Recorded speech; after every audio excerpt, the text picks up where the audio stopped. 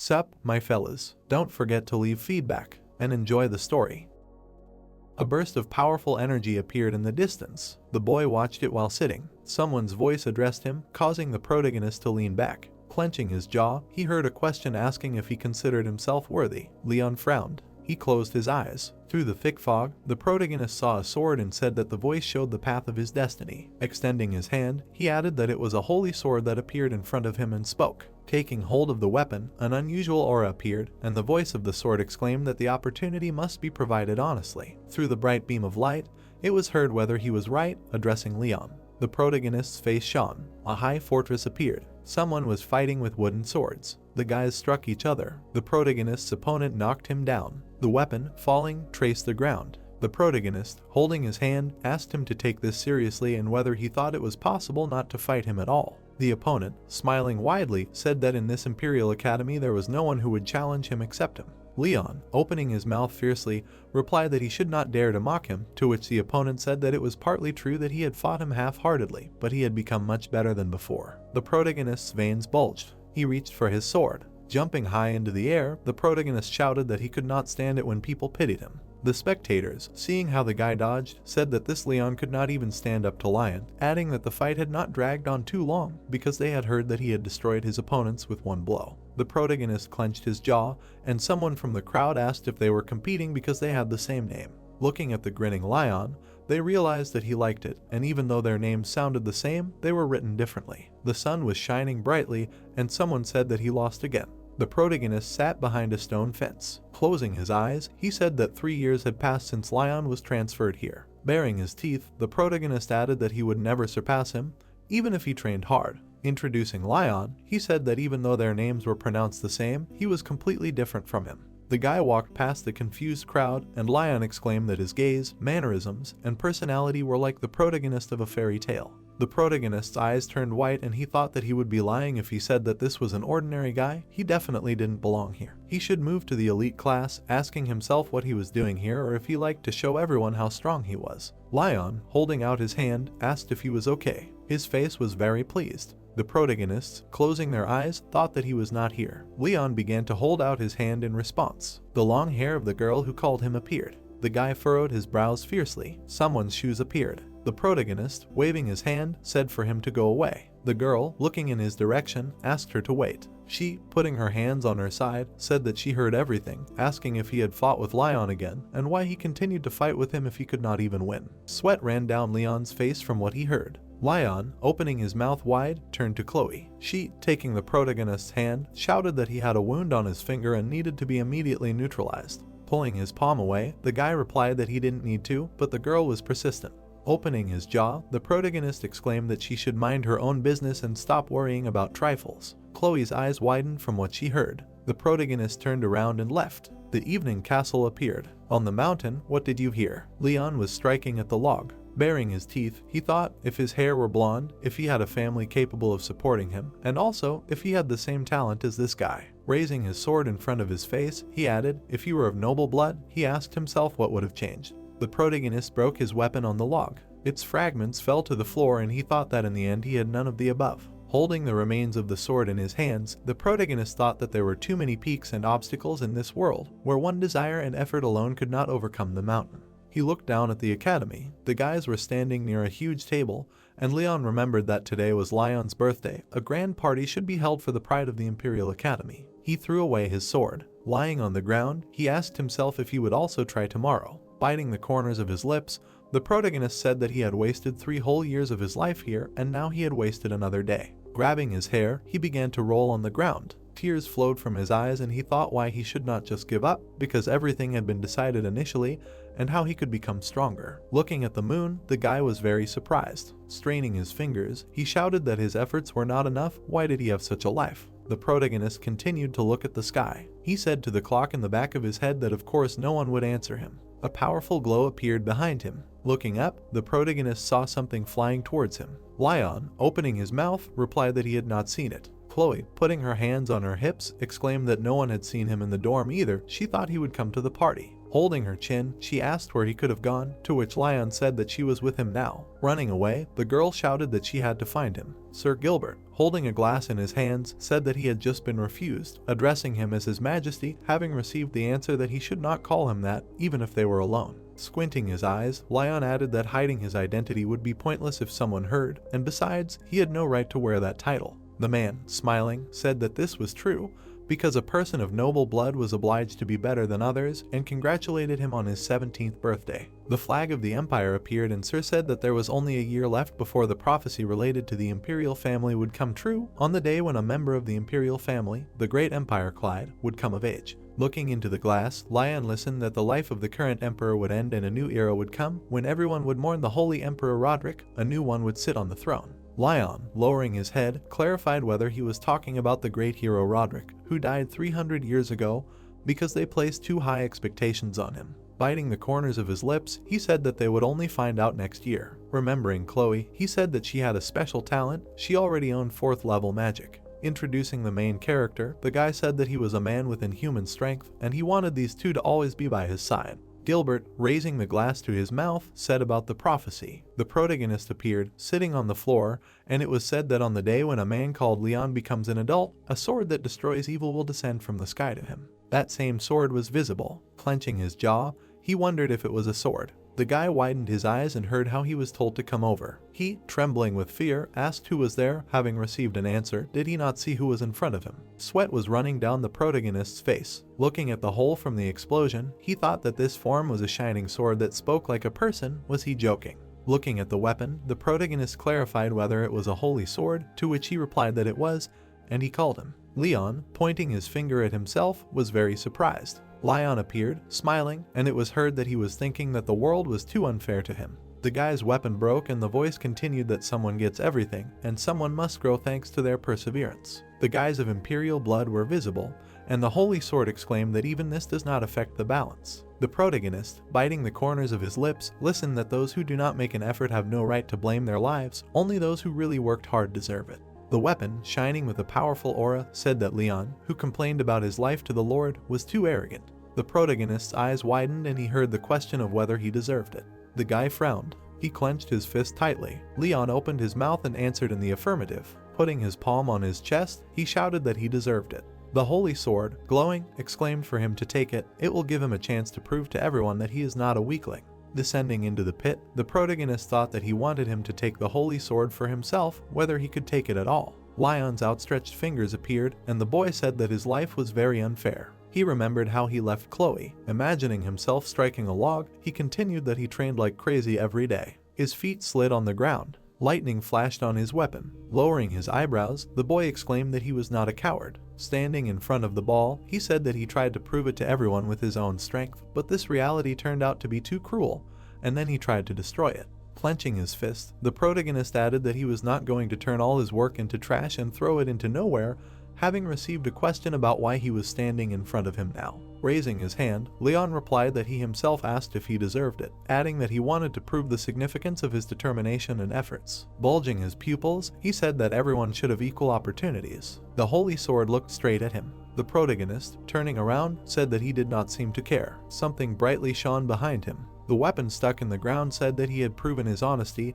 and let him pick it up. The guy covered the bright glow with his hand. Opening his mouth wide, the protagonist exclaimed that he said a warrior about him, clarifying why he trusted him so easily, to which he replied that it was his will, not trust. The holy sword, glowing with a magical aura, said that a heart that was not broken by fate, born from no distinguished lineage, a desire to prove one's beliefs, which does not crave fame or riches. Leon put his elbows out, listening that he was the one who was worthy of being a hero. The weapon burst with powerful energy and told him to pick it up. This is his reward that he deserved, and he has one chance to prove his strength and will to everyone. The protagonist opened his jaw. He firmly grasped the hilt. Taking out the weapon, the guy heard that his name was Elcid. He is the sword of the Holy Emperor Rodrigo, who directs the light to a new era. The protagonist's eyes glowed blue. In the darkness, an unusual lightning was visible and Eldis exclaimed that Leon would defeat evil with him. A moment later, a man appeared who clarified whether he called him, adding that the holy ball and the simple warrior are quite a funny combination. Rodrigo, with his palms outstretched, exclaimed that he was asking why he had broken the prophecy, adding that Lion, this guy's name also meant lion, was only because it was a prophecy passed down by the Clyde imperial family. It was not said at the outset that it was about a member of their family. Rubbing his hands, he continued that this lion did not meet their requirements at all, despite the fact that he had both talent and destiny.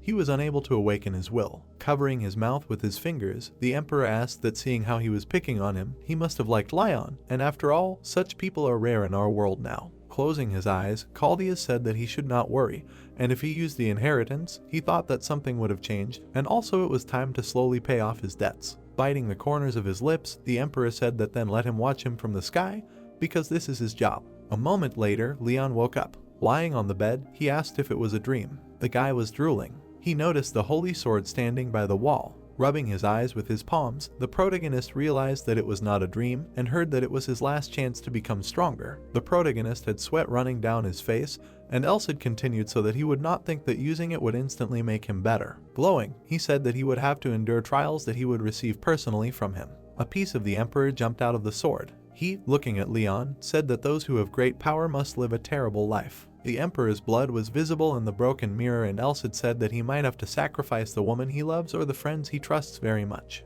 He added that he chose this thorny path himself in order to become special among all these people, to which the guy, opening his mouth, said that this is not a thorny path. The protagonist, raising his eyebrows, asked if this is not his chance. The eye of the piece of the emperor widened. He, closing it, said that he was right. The protagonist smiled, hearing that his path would begin right now. Elcid, opening his mouth, asked to show him how he wields a sword. In order to teach him correctly, he first needs to know his level, and this is his first test. Leon bit the corners of his lips. The morning sky appeared and the emperor's particle said that it was already getting light. He opened his mouth, surprised that the sun had risen so quickly. The holy sword, clenching his jaw, asked why he was shaking, receiving the answer that it was just morning now and he was not at the academy yet. Looking at the weapon, the guy said that he had this sword, and if people saw it, they would recognize it. Folding his hands, Elcid exclaimed that he was right, but that was not what he needed to worry about now. Extending his finger, he added that there was one way. The weapon shocked the protagonist. His hand began to shine brightly. A trace of the holy sword's emblem remained on it.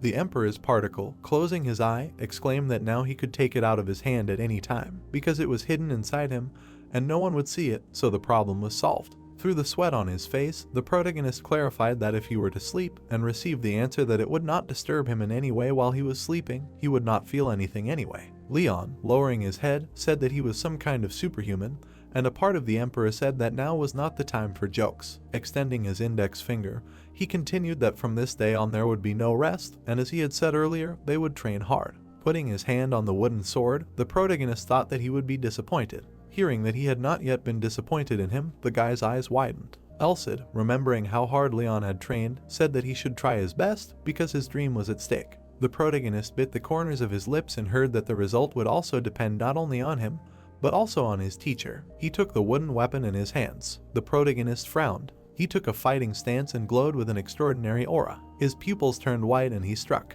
Leon continued to swing his weapon devastatingly. He swung his sword down and his pupils glowed. Opening his mouth, the protagonist thought that he seemed to have become stronger from his words, and just a few words could give him so much strength. His hands were tense and he added that only by winning someone's trust, the power boils in his hands. Elcid, opening his jaw, told him to stop. Sweat was pouring down the guy's body. Baring his teeth, he asked why, because he hadn't started yet, receiving the answer that the sword might not withstand such an onslaught. The wooden weapon crumbled into small pieces. Leon, having let him go, was perplexed. The emperor's part asked if he had noticed while he was holding it in his hands, and added that basic training was good, but he could not even imagine that his level of ball control was already equal to the bearer of the aura. The remains of the sword appeared and the protagonist asked what it meant. Elcid, closing his eye, said that it did not matter now. If he continued to fight like this, he would not learn anything. The protagonist, bending down to the ground, listened to him say that he was still not mature at all, and he had to learn and learn with him. Folding his hands, the emperor's part exclaimed that he was doing well in the basics of ball control. It remained to train his body to perfection, to which the guy asked if he was swinging a sword. The holy sword, bulging its veins, asked if he could control the ball without hands. Introducing a muscular man, he continued that the body is the basis of martial arts, and if you constantly train it, you can achieve a perfect result, so first he must run. The protagonist, waving his arms, asked how long he should do this and received the answer that until he tells him to stop, he will not achieve the result he needs. Leon increased his pace, and Elsid said that later they will train the muscles with exercises, stands on one arm and leg. The protagonist's face was very wet, and he said to himself that when it comes to running, he is second to no one. Jumping while running, he added that he has never stood on one hand or leg and does not even know what it is. Drops of sweat fell from his body, and he thought that if he does this, he will become stronger. A ray of sun fell on the protagonist and left a shadow behind him. Rodrigo, covering his mouth with his fingers, said that so far everything is going exactly according to plan, but it has a rather specific taste. A dish with the protagonist's face appeared, and he continued that in the East there is an old saying that Leon himself is an empty cup, and it is enough to simply fill it. Closing his eyes, the emperor added that he should also pass on to him all the basics of fencing and ball fighting techniques. Then he will become something like a ball master. Imagining how he crushes monsters, the man exclaimed that he cannot yet allow his successor, born 300 years later, to become only a master, and he will see, but he must bring the Demon King to his knees. The Demon King himself was visible, and the emperor did not know how strong this king was, but about half of his strength. Baring his teeth, Rodrigo said that they had already made a decision. All that remains is to wait, because the gates of hell will definitely open before the protagonist. Leon was sitting at his desk and sleeping.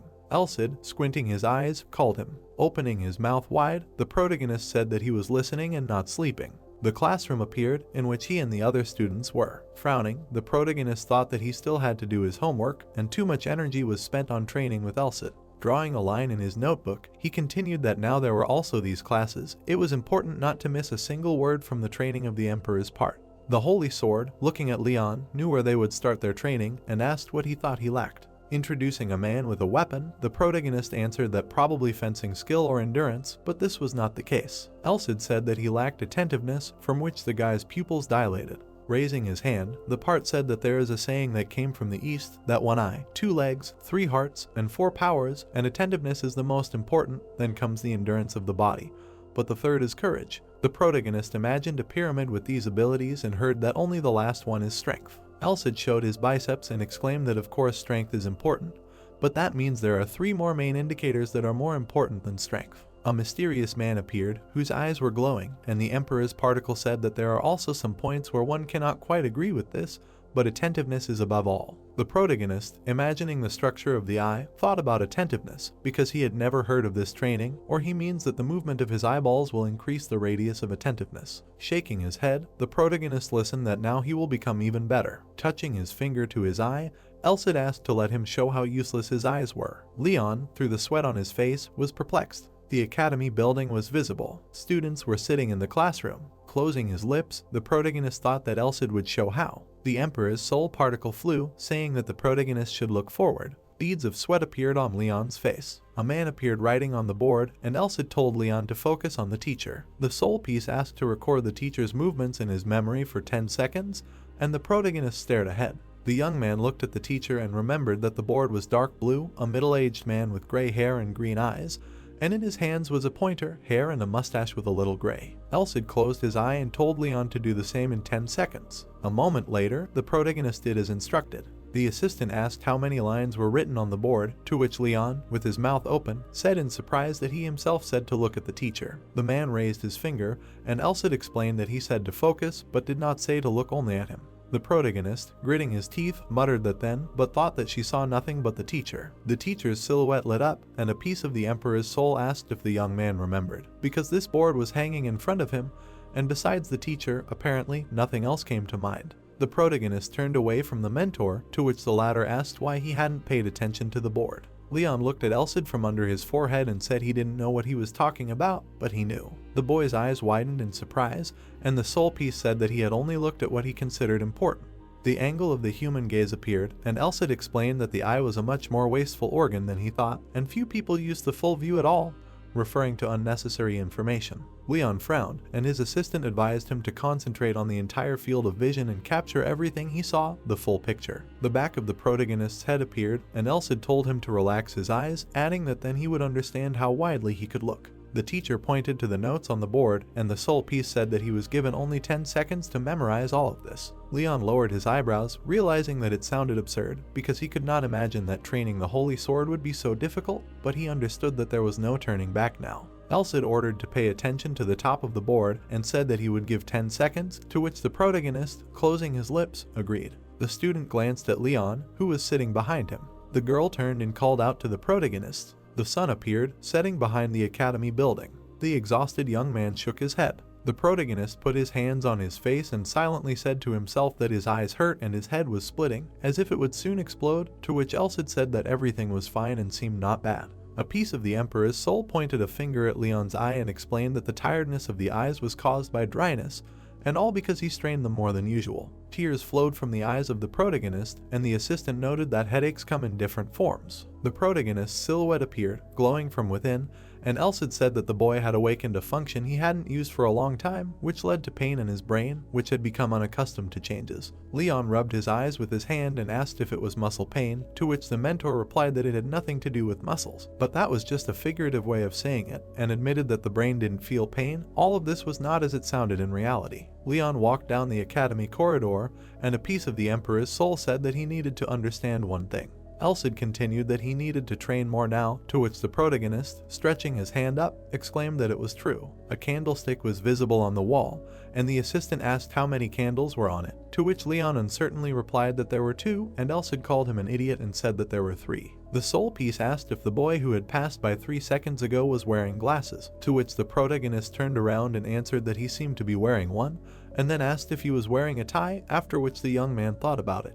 Leon walked past a tall building, and the mentor asked if the light in the 12th window was on, to which the protagonist began to speak. Elsid asked if he remembered, to which the young man, gritting his teeth, muttered that it was on. The lights were on in the windows of the small house. The door to the protagonist's room appeared, and a scream was heard that the lights were off. Leon collapsed on the bed and screamed that he wanted to sleep. The soul piece flew up to his face and said that it was not bad for the first time, and if he constantly trained like this, he would develop a habit. Spreading his fingers, the protagonist asked if the mentor would give him a break if he asked, to which he replied that he would not. Leon threw his hand over his head and wondered how long he would have to suffer like this, since he hadn't felt so helpless for a long time. Elsid folded his arms and said that getting used to it meant adapting to something new, but there was a limit to all training. The mentor explained that repeating training also had its advantages, but the biggest problem was that his body could show false results, to which the protagonist, raising his eyebrows, asked if his body could lie to him. The Emperor's soul piece spread his arms and replied that then it would mean that he had gotten used to this kind of training, so he had to train in several ways alternately. Leon could be seen doing somersaults and saying that jumping on one leg or standing was the same reason why the assistant told him to train his body, to which Elsid replied that it was true.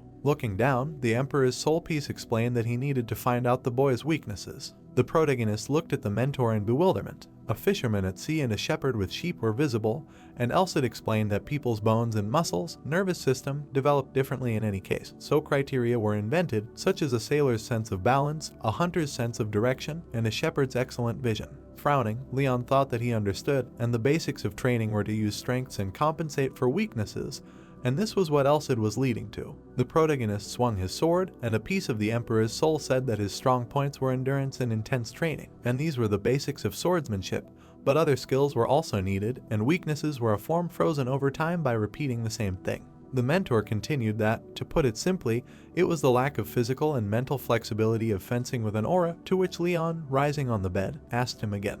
Elsid folded his hands and sighed. A man with a sword appeared, and the soul piece said that in the end, fencing is a way of handling a sword, and if he can calmly use basic skills depending on the situation, then it is fencing. The assistant smirked and said that the sword itself is also incredibly strong. Elsid pressed his forehead to the protagonist and asked if this theory could teach him all the basics of fighting. The youth looked away and said that he did not think so. The mentor looked up at the protagonist. It seemed like Leon pointed a weapon at Leon, and the soul piece wondered if the guy used an aura skill to defeat him. The protagonist's silhouette was seen surrounded by an aura, and Elsid explained that this skill cannot be used correctly without special training, and Leon is not an ordinary guy since he was able to use it. The mentor said that he would teach the protagonist aura skills after he graduated from the academy, and for now he needed to focus on other training, while Leon extended his hand forward, and Elsid asked if Leon wanted to defeat him quickly. Grinning maliciously, the protagonist exclaimed that of course he was eager to do it. The soul piece exhaled and explained that this was still not enough, to which the protagonist asked him again.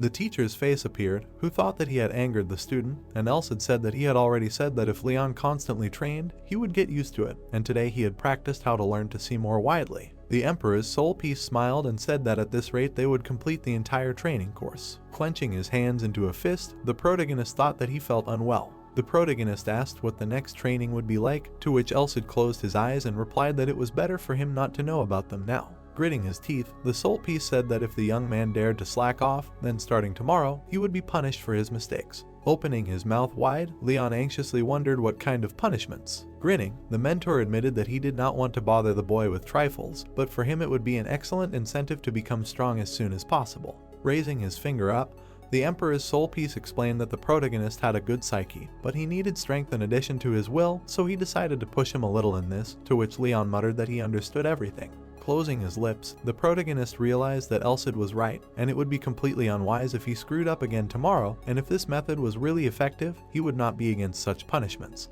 The young man, surrounded by flames, decided that he could also increase his power level. The soul piece suggested trying, to which the protagonist raised his finger and said that he was in. A magical space formed under Leon's feet, and he screamed loudly. The protagonist fell face down on the bed, and Elsid was surprised that it lasted 5 seconds, after which he explained that it was his first time, so he could not control his power. Raising his finger up, the mentor promised that next time he would be weaker. Smiling widely, the Emperor's soul piece noted that with each mistake his power would increase, so the guy should try hard. The assistant suggested starting their new training from tomorrow, to which Leon, clutching the blanket in his hand, thought that this was just torture. It seemed like the sun was rising behind the buildings. The protagonist ran, his mouth wide open. The protagonist remembered the face of yesterday's teacher. The guy was standing upside down on one hand. There were birds on the roof, and Elsid asked how many pigeons were there, to which Leon replied that there were 10, after which the mentor asked which of them had arrived first, and the young man said that it was the 6th. The Emperor's soul piece continued to ask how many pigeons were on the window, to which Leon, putting his hand to his forehead, said that there was only a crow, there were no pigeons. Elsid, pointing his finger at the protagonist, said that this was not bad, since he had only recently begun to focus, after which he added that this moment had finally arrived. Leon, widening his eyes in admiration, asked if this was true. The mentor allowed him to take a short break today, to which the protagonist, smiling broadly, thought that this break was after a month. Leon called out to the protagonist. Beads of sweat appeared on his face. The prince looked at his rival, who had lowered his head. The protagonist turned around and said that they had not seen each other for a long time. Leon explained that they had not seen each other since he started training with Elsid, and recalled how he had closed his eyes and refused to talk to Chloe. Leon turned away from his opponent and said that they needed to meet in the hall right after lunch, and he was asked to call the protagonist. Putting his hands in his pockets, the boy from the Imperial family said that he immediately thought that the protagonist would probably be here, to which he asked him again. The prince sat down by a tree and said that a month had passed and Leon had not wanted to fight him even once, and added that he wondered if he had given up by chance. The protagonist looked at the boy, the corners of his lips turning down. Leon turned his gaze to the protagonist and said that looking at his facial expression now, it seemed that something had changed in him. Clenching his hand into a fist, Leon asked if the interlocutor was serious now. The boy from the Imperial family smiled and answered in the affirmative. People appeared behind the protagonist, and the prince explained that the faces of those who think they can't defeat him are different. Leon continued that these faces are very different from his face, to which the protagonist smirked. Leaning against a tree, Leon said that the opponent was good, after which he clarified if this was the only reason he came here, and if that was all, then he could leave. Closing his eyes, Leon muttered that the protagonist was as cold as always, and admitted that he hadn't said such a thing for a long time, but asked the opponent to talk some more. Gritting his teeth, Leon asked who the interlocutor even thought he was, to which the opponent asked for only 10 minutes. The protagonist tiredly scratched the back of his head. Leon decided to sit next to the opponent. The heroes looked at the cloudy sky. Looking down, Leon asked if the interlocutor had heard about the rumors that he was not a commoner. Tapping his finger on his cheek, the protagonist began to talk about these rumors. Raising his hand, the protagonist asked whether he should lie to him, since it didn't seem like the prince was hiding it, or if he expected a different attitude towards himself, to which the interlocutor replied that he didn't mean that. Turning his gaze to Leon, the young man said that he was no longer a newcomer to the academy and was quite serious in his words. Besides, he hid his identity. The protagonist's eyes widened in surprise. Closing his eyes, the protagonist said that the interlocutor could not worry, to which he asked if Leon understood that he accepted his challenge only because he studied at this academy. It seemed like the heroes were entering a battle, and the protagonist replied that he understood. The protagonist remembered how he pointed his finger at his opponent as he left, and explained that it would be logical if Leon did not pay attention to him, did not contact him, and did not attract unnecessary attention. This would be the right and favorable decision. Leon frowned, thinking about how the opponent was so loyal to him as the winner, and wondered what he wanted. His hair covered Leon's eyes, and he said that now this time was over. The protagonist, with his lips pressed together, looked at his interlocutor in confusion. With his mouth wide open, the boy shouted if it was over, to which the prince replied that he was not going to end it. Leon's clothes fluttered in the wind, and he offered to fight one last time, only with swords and nothing else, and no wooden sticks. Leon looked at his opponent with alarm. With his lips pressed together, the member of the imperial family said that if he won, Leon would become his vassal. The protagonist smirked and wondered if the young man had challenged him, and then said that it looked like gambling. The sun was visible behind the clouds, and the protagonist could be heard asking where the guarantee was that he would keep his promise, since it was not a magical contract, but simply a verbal agreement, to which the opponent replied that if it were anyone else, it would be like this. Closing his eyes, Leon said that the person in front of him had pride and honor, so he could not just leave like that, to which the protagonist clarified whether the interlocutor insulted him or made a compliment, and he replied that he believed in his words. Leon stood with his lips closed, and the opponent continued that no matter what happened, he would always be on his side. Closing his lips, the protagonist thought. A tree root appeared, and the protagonist repeated whether it was true that if he lost, he would become the opponent's vassal, to which he answered in the affirmative. Gritting his teeth, Leon clarified what would happen if he won. The young man stood in front of his opponent, pointing his finger at himself. Leon grinned. Glancing at his opponent, he promised to do whatever he asked without endangering his family and honor, and the transfer of secret skills, techniques, methods of teaching fencing, everything except these things. Grinning evilly, the protagonist agreed and said that the date of the battle would be determined by him. Waving his hand, Leon said that the enemy should inform him when he was ready, after which he asked to warn him 3 days before the battle and he would find a place. Closing his eyes, the prince left the protagonist. The emperor appeared, and he said that this moment had finally come, and added that Leon, the hero chosen by the whim of the Holy Sword, and Prince Leon, claiming the throne. Opening his eyes, Rodrigo said that they would fight again. The protagonist was covered in beads of sweat and thought about the fact that he was afraid.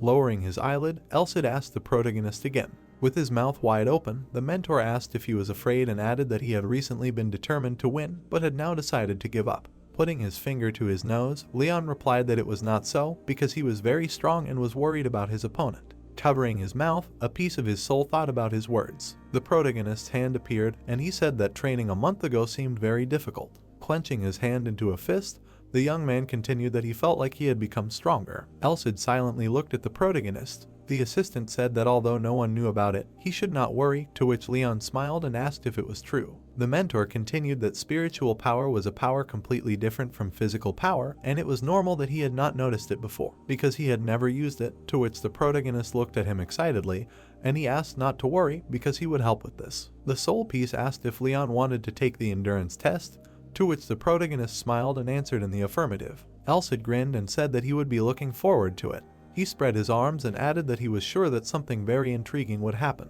Grinning, the mentor asked if the protagonist was going to panic. Leon, his eyes wide, looked questioningly at his assistant.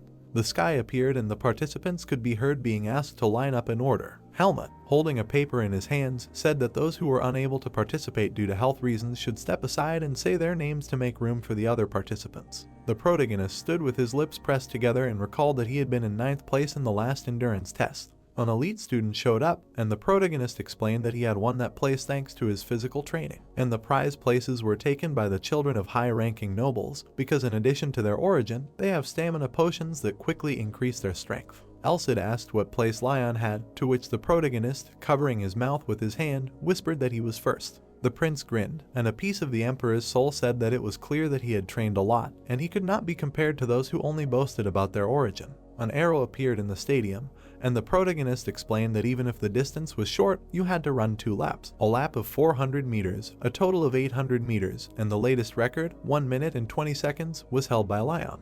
Elcid asked what his protege's result was, to which he, closing his eyes, replied that it was 1 minute and 40 seconds, and the piece of soul thought about the difference of 20 seconds. Gritting his teeth, the mentor said that until he tried it, he wouldn't know, so there was no need to worry, then added that in any case, that was in the past, and now he has an assistant, and he is no longer the same as before. The protagonist frowned and said that the Holy Sword should trust him. The participants prepared for the race. The instructor waved the flag and shouted that they could begin. The academy students rushed forward. The protagonist's feet were high off the ground. Leon looked at him, his eyes wide. Leon was rapidly overtaking the other participants. A moment later, he was a long way ahead of them. The protagonist raced past the student at high speed. Holding a stopwatch in her hands, she happily said his name. The protagonist completed the task in 1 minute and 29 seconds, which surprised all the students. Helmut asked if Leon had learned to use the aura, to which he, leaning on his knees, answered negatively. The instructor asked incredulously if he could check it, and the protagonist put out his hand and said that of course he could. Helmut touched the protagonist, and their hands were surrounded by a magical aura. The young man pursed his lips and thought about how they checked the use of aura, and realized that if they recognized and felt it, they would immediately disqualify him. The instructor let the protagonist go and said that he really did not use aura, and that he had changed so much in just a month, after which he asked what kind of training he had undergone. Scratching his head, the protagonist replied that he had only trained the basics, and added that the man should have already noticed that his indicators had increased dramatically. Helmut, looking at the documents, said that if you think about it, the training had been intense. Leon walked with his hand on his head, and someone could be heard asking how this guy had suddenly become so strong, although now it was no longer so important. Frowning, Leon watched the protagonist go. Putting his hands on his knees, the protagonist asked Elsid what was going on. Smiling, the mentor asked if he had told him something, in response to which the protagonist asked not to laugh and explained to him. Raising a finger, the Emperor's soul particle said that the first thing he should know is where physical strength comes from. Looking at the instructor's body, Leon assumed that these were muscles, to which Elsid replied that this was not so. Helmut's powerful arms appeared, and the soul particle said that most physical training methods in this world are increasing one's own muscles and their density, but this is only half the way to achieving the maximum result. A silhouette of a man appeared, whose nervous system was visible, and the mentor clarified whether the protagonist was familiar with it, and added that muscles also have nerves, because in accordance with the development of the nerve, the limit of muscle strength is determined. Showing his muscles, Elsid said that the reason why physical strength does not depend on the visible effect is the difference in muscle nerves, to which Leon thought that he had never heard of such a thing. Even at the academy they did not talk about it. Images of pumped-up people were visible, and the mentor explained that muscle density is determined from birth, and there is a clear limit to their development and size, and the protagonist himself almost trained them to the limit. A piece of the soul said that this is why he is now training his muscle nerves, to which he, smiling, replied that he seemed to understand a little. Looking at his hand, Leon wondered how developed his neuromuscular system was, and thought that he had never trained his nerves before. Elsid said that there are his punishments for this, after which the protagonist screamed loudly. The people surrounding the young man looked at him in bewilderment. The protagonist's body began to glow from within, and the mentor noted that everything he had been striving for 10 years had been achieved in a couple of months, and the pain that tore through his nerve endings had finally borne fruit, to which Leon thought that all the pain he had gone through had not been in vain, and that it had been the reason for his training. Frowning, the young man asked the mentor why he had not told him about it earlier, to which he replied that it would have bothered him even more later. Beads of sweat appeared on the protagonist's face. Remembering the image of the teacher, Elsid explained that training with attention was the key to such training. At that moment, the protagonist was very angry, and the soul piece continued that if he had found out about it, his attentiveness would have decreased, and asked if he would have been able to concentrate on anything else. The mentor said that he doubted it, to which Leon, covered in beads of sweat, remained silent. The soul piece folded his hands and asked to simply say thank you. Elsid smiled broadly and said that he was only doing what the holy sword was supposed to do, and added that he hadn't trained anyone like this for a long time, so he was very happy with his results. A sword appeared, glowing with a red aura, and the protagonist understood that this guy was not really the holy sword. A statue of the Emperor was visible, and the protagonist thought that he was a part of the soul of the hero Rodrigo, and was the great Emperor really a villain and not a hero? Students ran past Leon. Prince Leon was ahead of everyone, and the crowd happily exclaimed that he was amazing as always and managed to beat his record from last year. A member of the imperial family grinned evilly. The protagonist looked at him, frowning. Leon stood near the notice board and, seeing that he took second place, said that in the end he could not defeat Leon. Elsid asked if he thought he was rushing, since only a month had passed, so it was not time yet. He needed to train hard, to which the young man, clenching his hand into a fist, replied that he understood it perfectly well. The protagonist looked at his opponent through the crowd of students and said that they were in 1st and 9th place and became 1st and 2nd.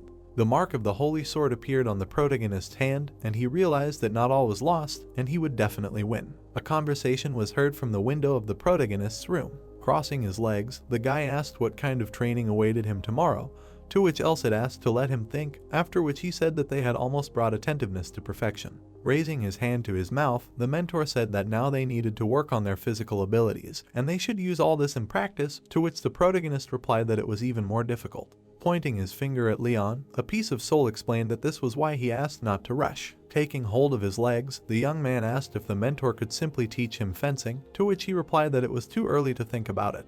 The protagonist's silhouette appeared with a sword in his hands, and the mentor noted that he first needed to learn how to use aura, and as he had said earlier, it was enough to use basic skills to reach a certain level. The protagonist lowered the corners of his lips, and Elsid explained that martial arts without using aura were just movements, then added that at first glance it seemed difficult, but in fact it was too simple. Recalling the battle between Leon and his opponent, the mentor said that he was too predictable, and his movements and intentions were easy to read, and then asked if he was ready to defeat the strongest swordsman Leon now. Frowning, the protagonist asked the assistant again, and he explained that he needed to learn how to use his strengths. A memory of the prince overtaking everyone in the test appeared, and Elsid said that a sword forged with long efforts is very strong. Following this, a moment appeared when Leon was racing near people. With the corners of his lips lowered, the protagonist listened to a piece of his soul say that while his physical skills were rising in level, even the strongest Leon would not be able to defeat him. Closing his eye, the mentor noted that the guy would also need some practical experience, and clarified whether he thought that besides Leon, he would not have stronger enemies. An image of thieves wanting to take money appeared, and Leon said that such bandits live in the slums, and there should not be such in the academy,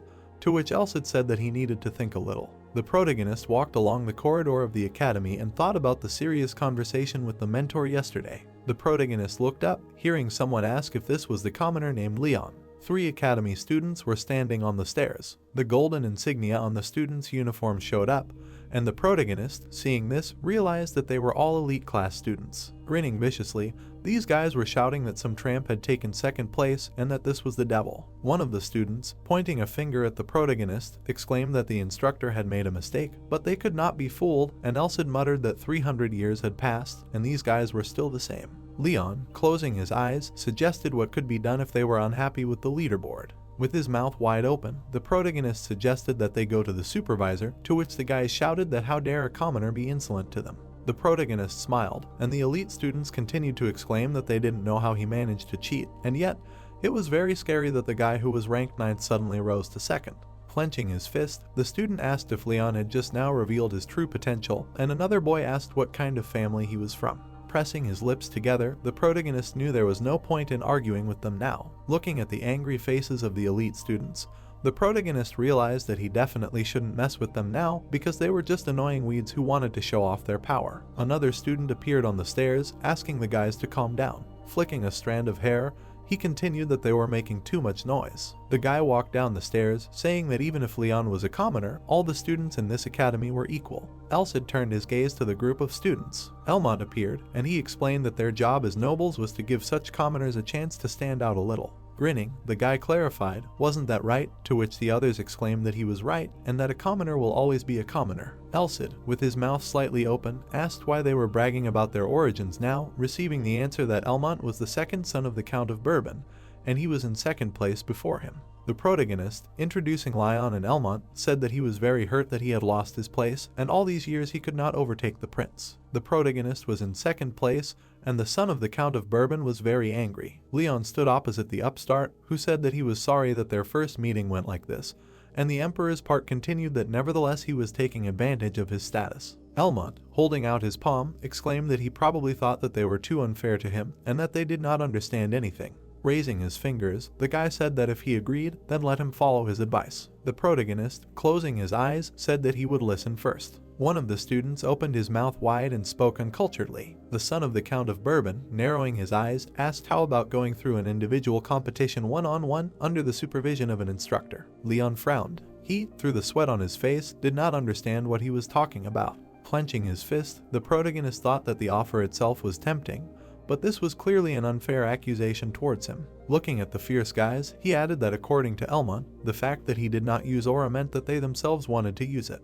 Lowering his eyebrows, the protagonist thought that if he ignored this now, everyone would consider him a deceiver who decided to run away with his tail between his legs. Standing near the company, Leon added that if he accepted his offer, he must want to harm him somehow. He turned his gaze. The protagonist noticed Leon. Turning his head, he realized that it was him because he could help him and get him out of this mess. The guy's jaw clenched tightly. Leon, baring his teeth, thought that this was not funny. Help from a rival was no different from a strong insult and shame. Slightly opening his mouth, he answered affirmatively. Elmont, raising his eyebrows, asked if he accepted his offer and received a positive answer. It seemed what Instructor Helmut looked like, and the rival added that he would be present and everything would end in one day. The protagonist, biting the corners of his lips, exclaimed that if he won, he swears that he will never doubt his abilities again.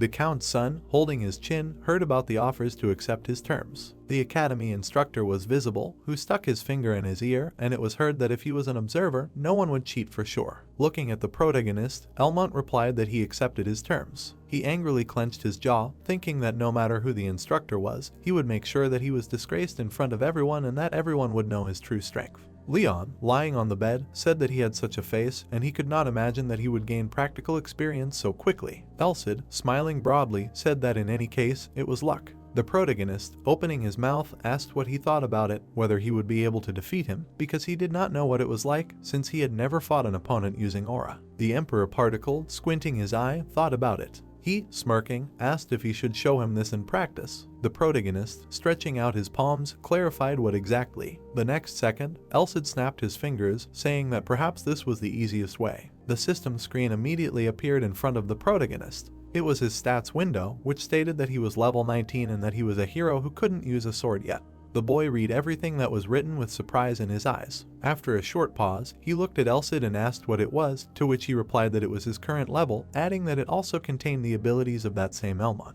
As soon as she said this, the text on the system window changed, writing everything about Elmont Bourbon, whose level was 15. After reading everything that was written, Leon opened his mouth in surprise, and then asked why Elmont was so weak. Introducing his rival, he said that if he was the Count's second son, they often used potions, so he must have been developing his strength with persistent training since childhood. Elsid, hearing this, put his hands on his hips and said that even if the protagonist took a lot of potion, but could not digest it, for him it would just be a nutrient, and even intense training was nothing compared to Leon's training. Then the Holy Sword explained that the physical ability that could be increased without using aura was rank E, and 99 was the limit, but with it.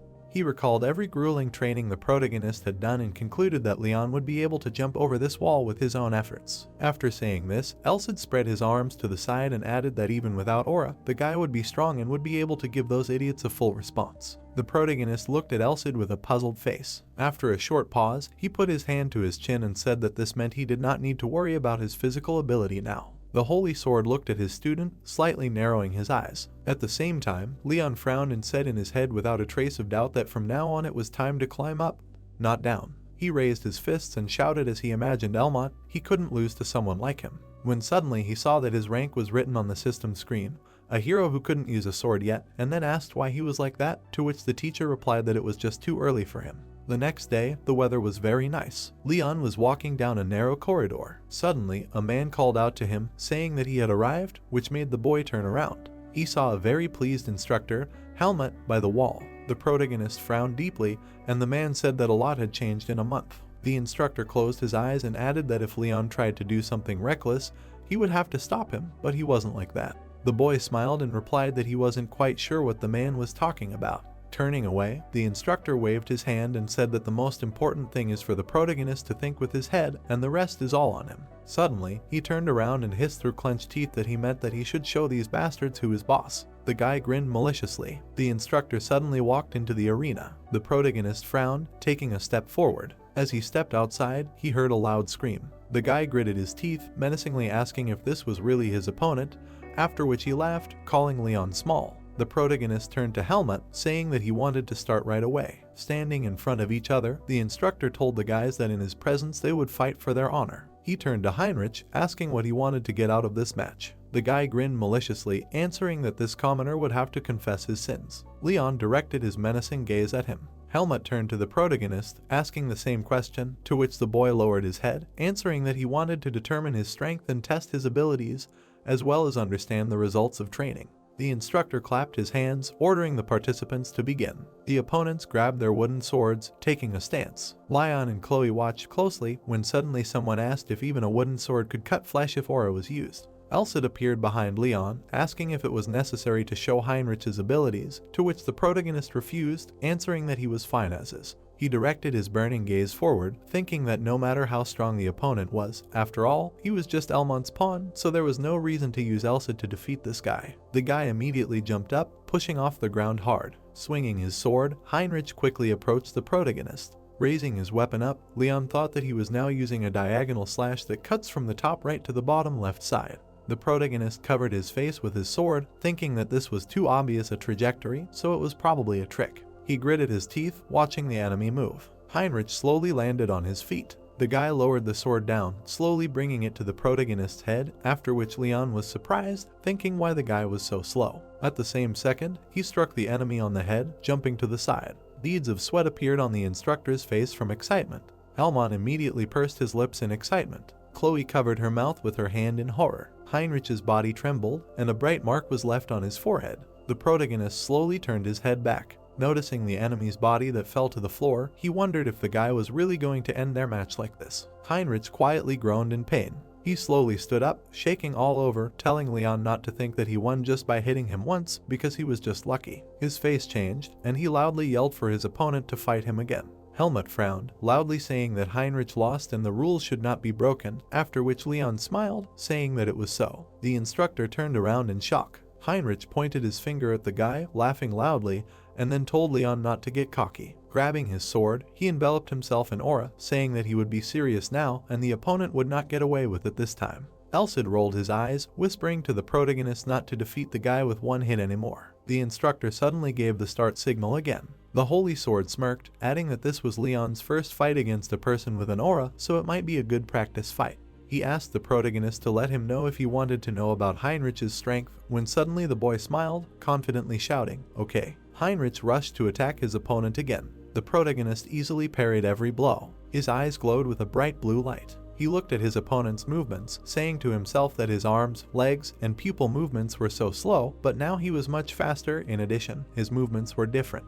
Elsid was watching the fight closely all this time. While Leon perfectly parried the attacks, the Holy Sword said that since he saw his changes now, he should know what will happen next. Suddenly, Heinrich made a powerful one, which his opponent blocked with difficulty, but such a blow was able to cut off part of his hair. Jumping back, the protagonist looked at his opponent and said to himself that he used aura, but nevertheless, he began to predict his movements. Suddenly, Jernish leaned over and shouted furiously, ordering them to stop avoiding his attacks. The protagonist continued to reflect his opponent's attacks while Elsid said that he shouldn't try to attack him in any way now, because he still lacked the experience to change the course of the battle, so his endurance was important at the moment. Suddenly, Heinrich launched a powerful blow and a jump, but Leon reflected it, saying to himself that even if he had enhanced his physical abilities with aura, he also had his limitations. Suddenly, his gaze fell on his opponent's shaking legs, and then the guy realized that he was open.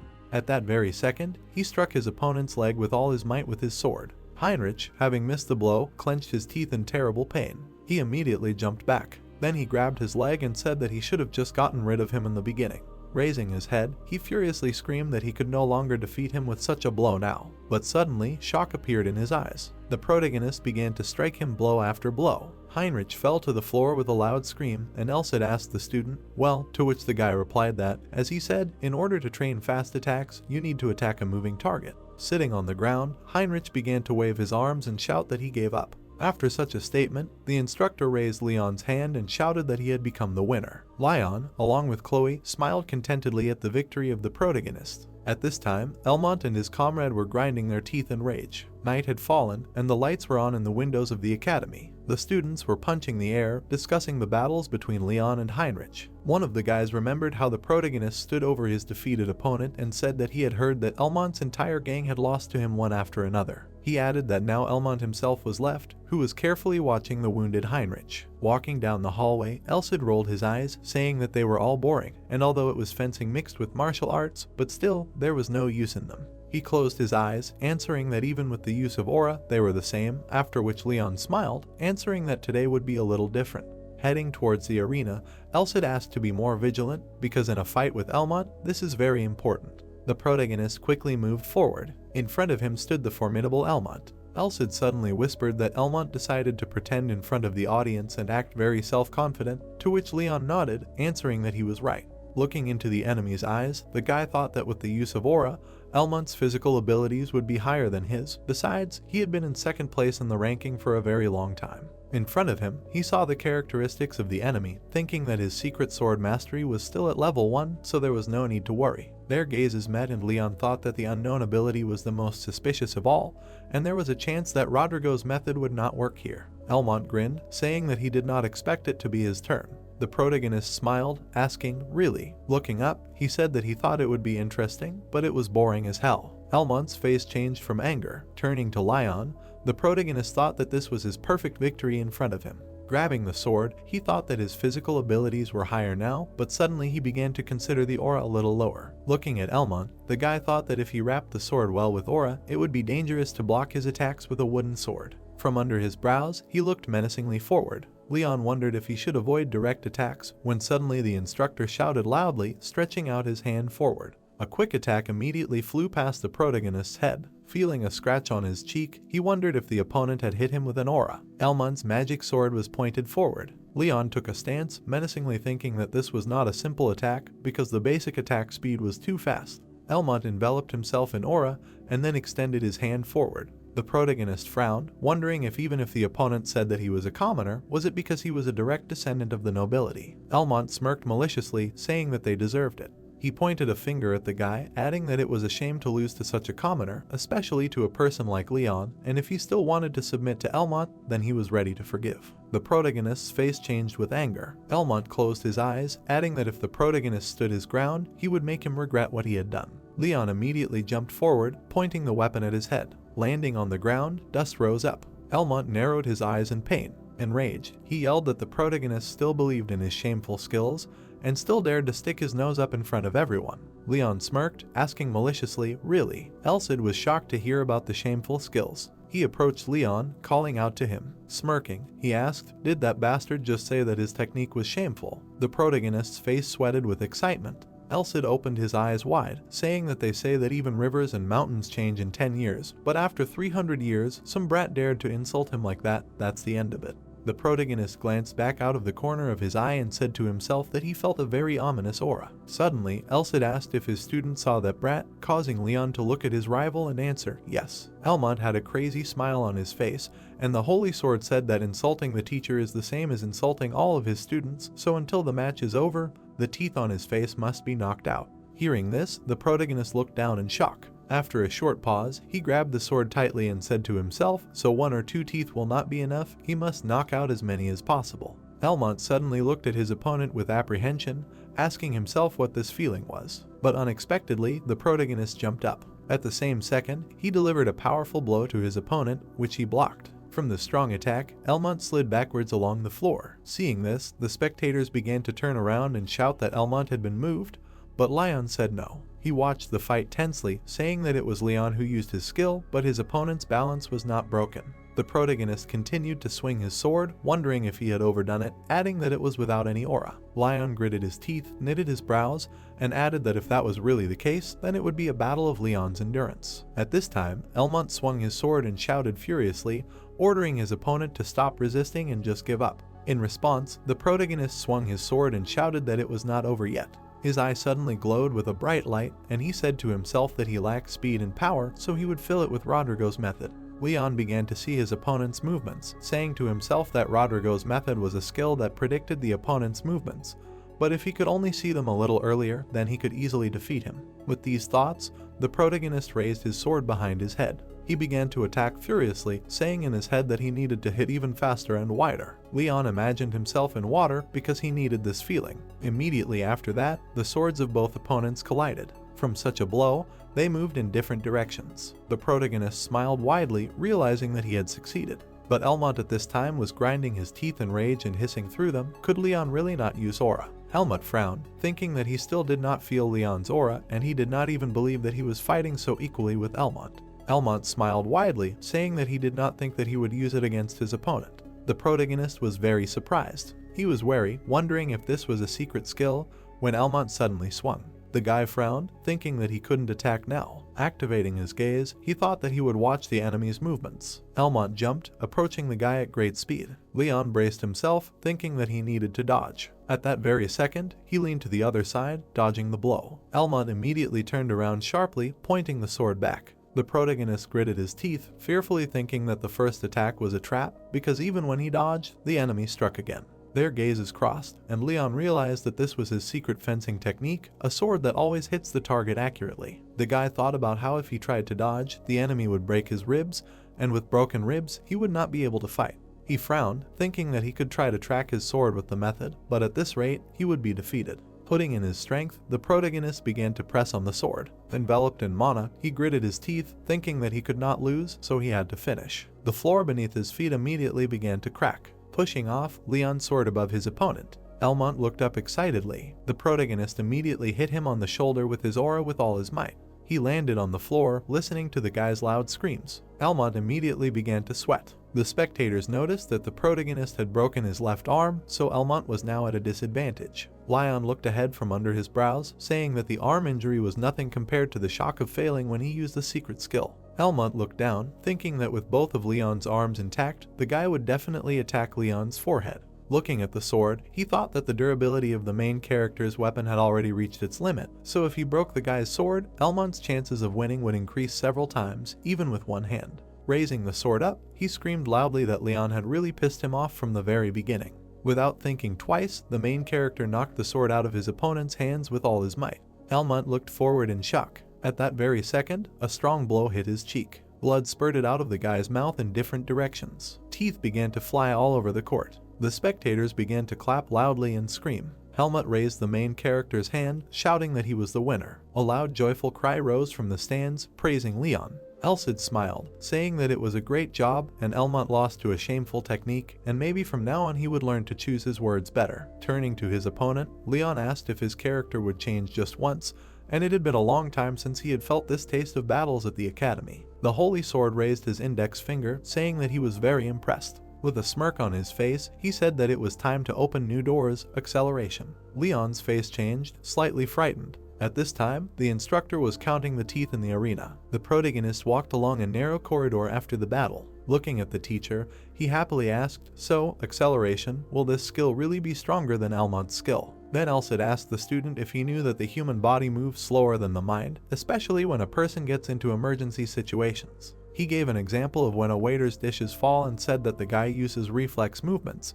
and this has nothing to do with real speed. Elsid smiled sarcastically and asked how the protagonist thinks professional fencers can move so fast. When Leon heard this, he immediately understood everything and answered because they use aura, to which the Holy Sword replied that he was partly right. He gave an example of an experienced swordsman and said that if he did not convince to use aura, then his body would not be able to withstand strong and powerful blows. Thus, having studied aura, he would be able to use acceleration. Elsid flew forward a little and said, "By the way." He remembered the protagonist's fight with Elmont and said that he was able to use acceleration without studying aura. At that time, his legs broke the floor, after which the guy jumped over his opponent without any restrictions, being able to use this skill, all this because Leon was able to overcome the instinctive limit of his will. Hearing this, the protagonist smiled and asked what. Then he spread his hands and, looking at his body, said, "Unless he uses aura, then the body will not withstand? Then why is he intact, or is it because he did not use it completely?" Elsid smiled widely and answered correctly, adding that if the boy used it on his entire body instead of just his thighs,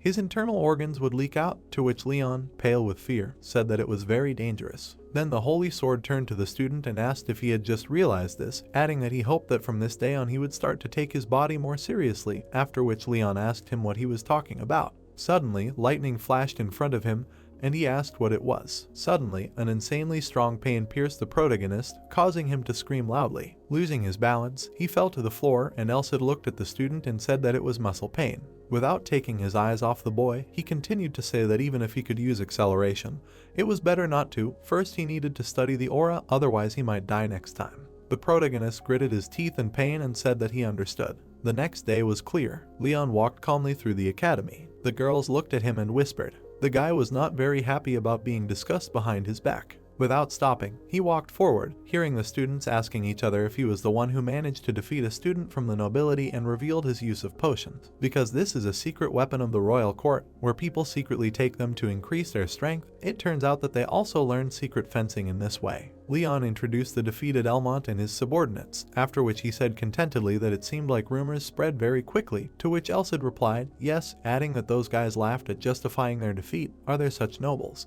The guy continued walking along the narrow corridor, saying that he thought that their pride played an important role. The saint folded his arms and replied that he completely agreed, when suddenly his student froze. Chloe stood shyly by the wall, smiling sweetly. She immediately greeted Leon. The protagonist was very surprised by their meeting. The guys were sitting on a bench. Smiling, the guy said that her class should be an alchemy class now, after which he asked if she was skipping. Chloe called him names, asking how she could skip class at all, because their alchemy teacher was sick, so the class was cancelled, and couldn't she see the protagonist? The girl suddenly smiled. She closed her eyes, saying that Leon had changed a lot, because lately he had started avoiding her too often, when she suddenly asked if something had happened. Chloe frowned, adding that he also fought with the noble students, because then she and Leon were worried about him. Hearing this, the protagonist was very surprised. The guy lowered his head down in disappointment. Raising his palms up, he thought about it, because right now he was talking to the girl so easily and naturally. Smiling sheepishly, he thought he seemed to understand. He knew that it was all about her attitude. He remembered how Chloe used to be very caring towards him, because she thought he was weak. Leon confidently thought that now he got rid of that feeling of inferiority and became stronger. He remembered how he held the sword in frustration, because in the past he was very angry at his life because he hurt himself every day. The holy sword glowed brightly, asking if the guy called him. The protagonist walked up to him, while the sword ordered him to prove the guy's words. Chloe raised her hand, saying that the whole school was talking only about Leon, and there were rumors that he found the holy sword and that's why he became so strong. The girl carefully turned her gaze to the side. Tears were flowing from the eyes of the protagonist like a river. Chloe's face was covered in beads of sweat from embarrassment. She began to wave her hands nervously, asking what was going on, after which she said that it was just a rumor and that a lot of time had passed since the sword had last appeared. Having calmed down, Leon replied that none of this mattered now. The girl was surprised by his words. The protagonist thought that he was very rude and had a terrible character, but the holy sword else had saved him, pulled him out of the abyss of the pit that the guy had chosen for himself. Rodrigo was eating cookies. He suddenly got angry, shouting that everything was fine, and why did the atmosphere suddenly become like this? The protagonist's level suddenly increased when Elsid suddenly asked why the guy had suddenly become stronger. The guy began to wipe the tears from his face with his hand. He looked down, thinking that if he was the hero who would save the world, then the hero who saved him was Elsid. Leon frowned, looking forward. He clenched his hand into a fist, thinking that he, as the owner of the holy sword, should not have any shortcomings, so he would become a hero who would exceed Elsid's expectations. Chloe looked at the guy in surprise. Rodrigo put his hand to his mouth, saying that he didn't understand the main character at all, because the guy had just talked to the girl and he was already able to raise his determination so high. Smiling, he thought, isn't he perfect? Elsid closed his eye, answering that it was better not to think about it now. Smiling widely, he added that now the real training would begin. The main character immediately began to shake, which surprised Chloe. 12. The last offer is already there. Night had fallen, the lights were on in the academy building. The protagonist was lying on the bed. He was looking at the ceiling and saying to himself that he really seemed to have changed. He remembered his meeting with Chloe when she told him at the end that his gaze had become completely different. Turning around, she said that now Leon didn't worry about anything and could now calmly look forward. In this he was somewhat similar to Leon. After which she asked him if he thought there was a difference between a person looking up and a person looking down. The guy looked at his interlocutor in surprise. The girl turned to him. Slightly tilting her head, she said that she thought that it would be better for him to talk to Leon, because he didn't communicate normally with anyone except him.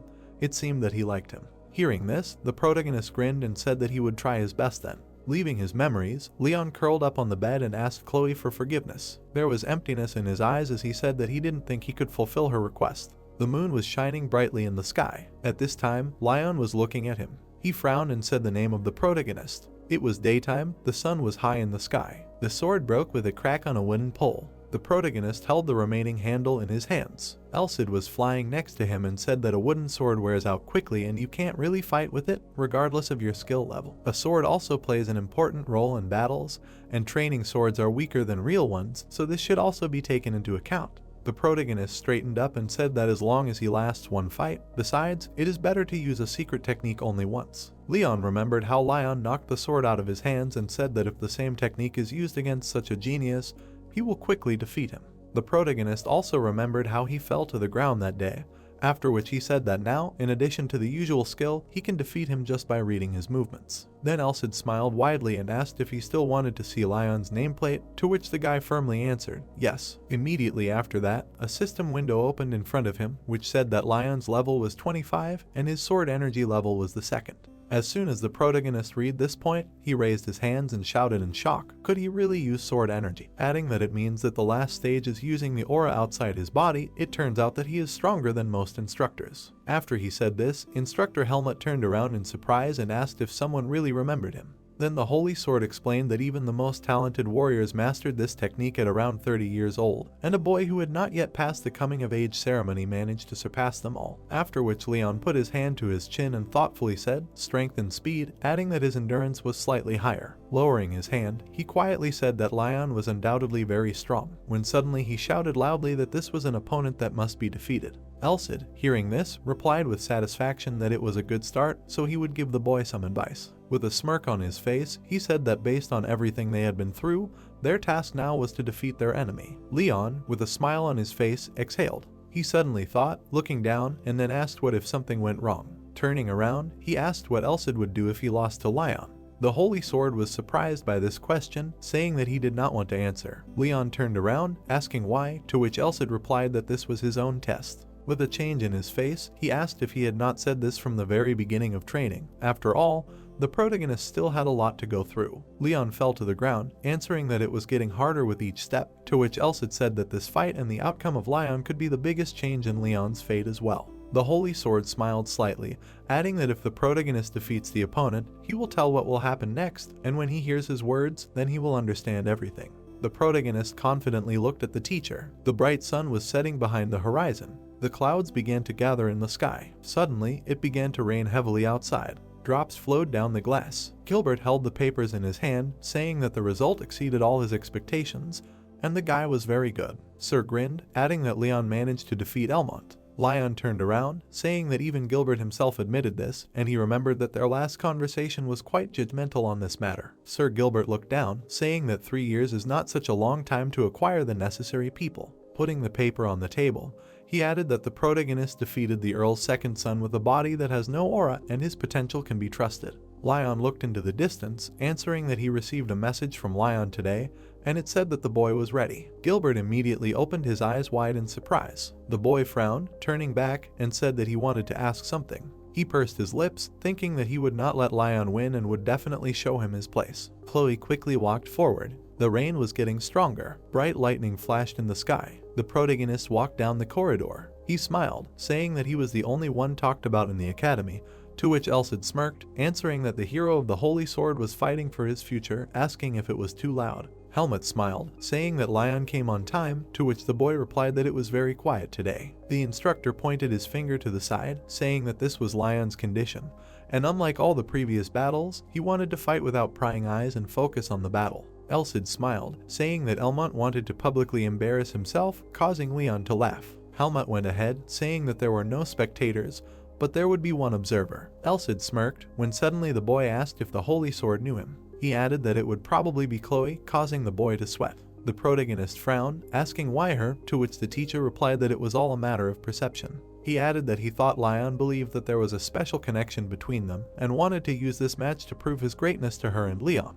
Elsid said that often conflicts between a king and a servant occur because of one woman. Leon frowned, confidently saying that if he wins this match, Leon should become his vassal. Veins appeared on the protagonist's face from anger. The protagonist remembered how he used to sit by the tree with Leon. He remembered his arrogant smile, when he always smiled sincerely, and said that if he lost, he would become Leon's vassal. Then Leon imagined his opponent holding his hand on Chloe's shoulder and said that the reason why Chloe became an observer was understandable, because this was a well thought out plan, the result of which was known in advance, and which Leon would strictly adhere to. At this time, the girl was waiting for the fight without any emotions. The protagonist frowned and said to himself that his opponent did not spare anyone, neither Chloe nor him. After these thoughts, a slight smile appeared on his face. Remembering how Leon looked at him with contempt in his eyes, Leon thought that he had known about it from the very beginning, but he really was a man of blue blood. Imagining a person playing with a doll, the protagonist said that his opponent was used to subjugating people and playing with them as he pleased. That's their entire hierarchy on the face. Leaving his consciousness, Leon gritted his teeth in anger and asked himself if this was really how he was inside, adding that he didn't like it at all. Elsid suddenly saw his student clenching his fist in anger, so he asked if it was lasting. The boy calmed down a little and answered yes. Continuing to move again, he said to himself that now he was completely confident in his actions, so today Leon would learn a good lesson.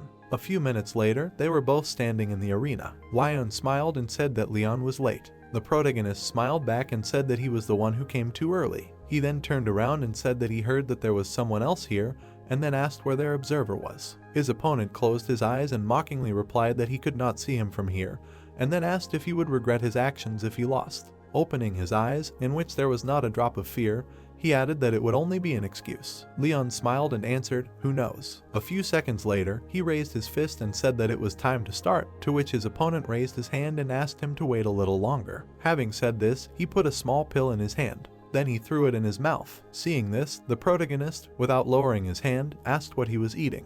Then Leon put his hand to his chest and answered that it was a pill that suppressed the aura, because he said that he would not use it, but it could manifest itself at any moment, and if this happened, Leon would definitely lose to him. When the protagonist heard this, he frowned deeply. Leon handed the guy a sword and said that it was time to start. Both opponents stood in stances. Meeting his opponent's gaze, Leon thought that, unlike the others, he did not feel any hostility from him, adding that he still needed to be more vigilant. The protagonist raised his sword up. The instructor abruptly lowered his hand, giving the command to start. The guys' swords immediately clashed. Leon threw Leon's weapon aside with all his might. The protagonist's hand trembled. Leon quickly rushed forward. The loud sound of sword strikes resounded throughout the arena. Leon gritted his teeth, thinking that the enemy's strikes were very strong, and if this continued, he would not last even 30 seconds. Leon exhaled heavily, trying to catch his breath. He immediately swung his weapon with all his might. Leon raised his sword up, blocking the blow. He opened his eyes wide, wondering if the sword was really that strong.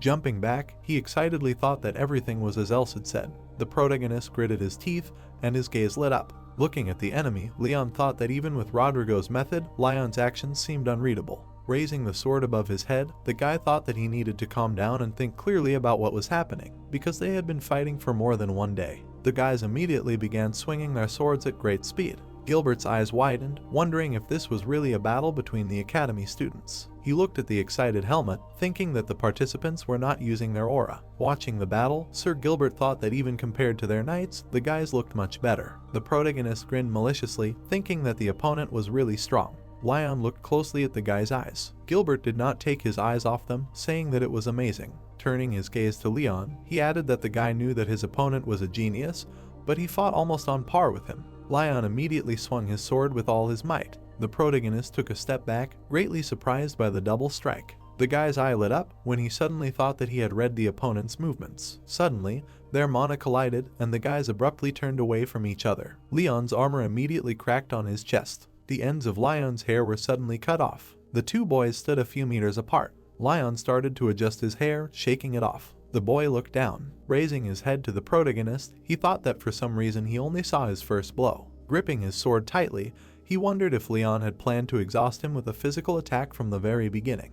The protagonist tried to catch his breath tiredly. After a few seconds, he smiled, thinking, not bad. Leon, standing in a stance, was breathing heavily. Leon's situation was exactly the same. Gritting his teeth, he said in his head that by persistently defending himself, he managed to reduce his stamina, gradually reducing the enemy's advantages. This is a tactic that does not allow for mistakes. This is a strategy that cannot even be changed or bypassed. With these thoughts, the guy narrowed his eyes and thought that his feeling of victory was growing and growing each time. An aura of will to win emanated from him, while he said to himself that he needed to somehow break his will, otherwise Leon would never give in to him. When suddenly Leon's eyes lit up and he stood in a fighting stance. Seeing this, shock appeared in Hilbert's eyes because he realized that this was the pure law technique, after which he asked himself if he really decided to use it here. The protagonist was shocked by the powerful pressure from his opponent, and in his head he said that all his attention was focused on the muscles and blood flow. Leon's aura became more and more powerful while Leon was finishing, increasing the power beyond the body. The guy seemed to see his opponent's naked body,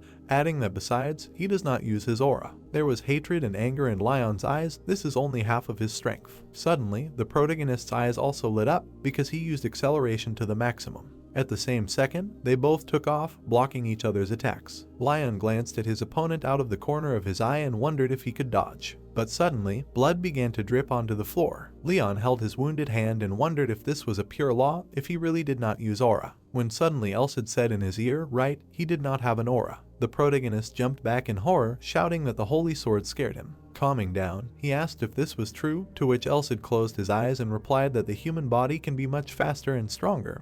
Honestly thinks there are different types of training that affect the speed and strength of the body. There are also training that affect the durability of the body. Leon looked at his teacher and listened silently while he said that this is why his horizons of knowledge are very narrow. While the protagonist was talking to the teacher, his rival appeared in front of him. After delivering a powerful blow, he shouted with all his might for his opponent to keep his eyes on him. Leon blocked the blow with difficulty and asked Lion if he was just going to break him with his swordsmanship.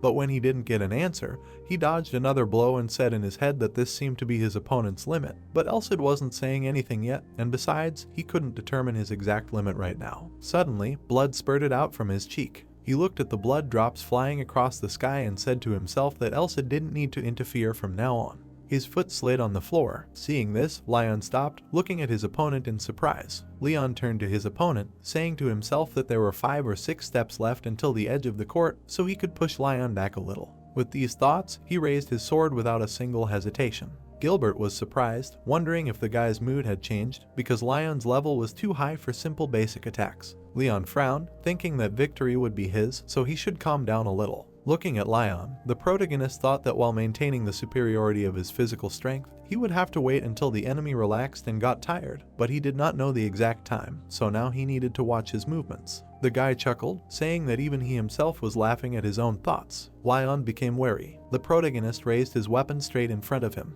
Looking ahead from under his brows, he thought that all he had to believe in now was his strength. Leon looked up, excitedly thinking that Leon looked so big for the first time. He bared his teeth, answering that he accepted the challenge. He jumped, activating the pure law, and then thought that no matter what happened, he did not want to be anyone's servant. Gilbert smiled, thinking that the guy was using pure law without an aura, and he must have long since exceeded his limits. Elsid began to hum a song with a smile on his face. Leon looked ahead confidently, thinking that if he really was a hero, he would not lose. Leon narrowed his eyes, saying that Leon did not know anything.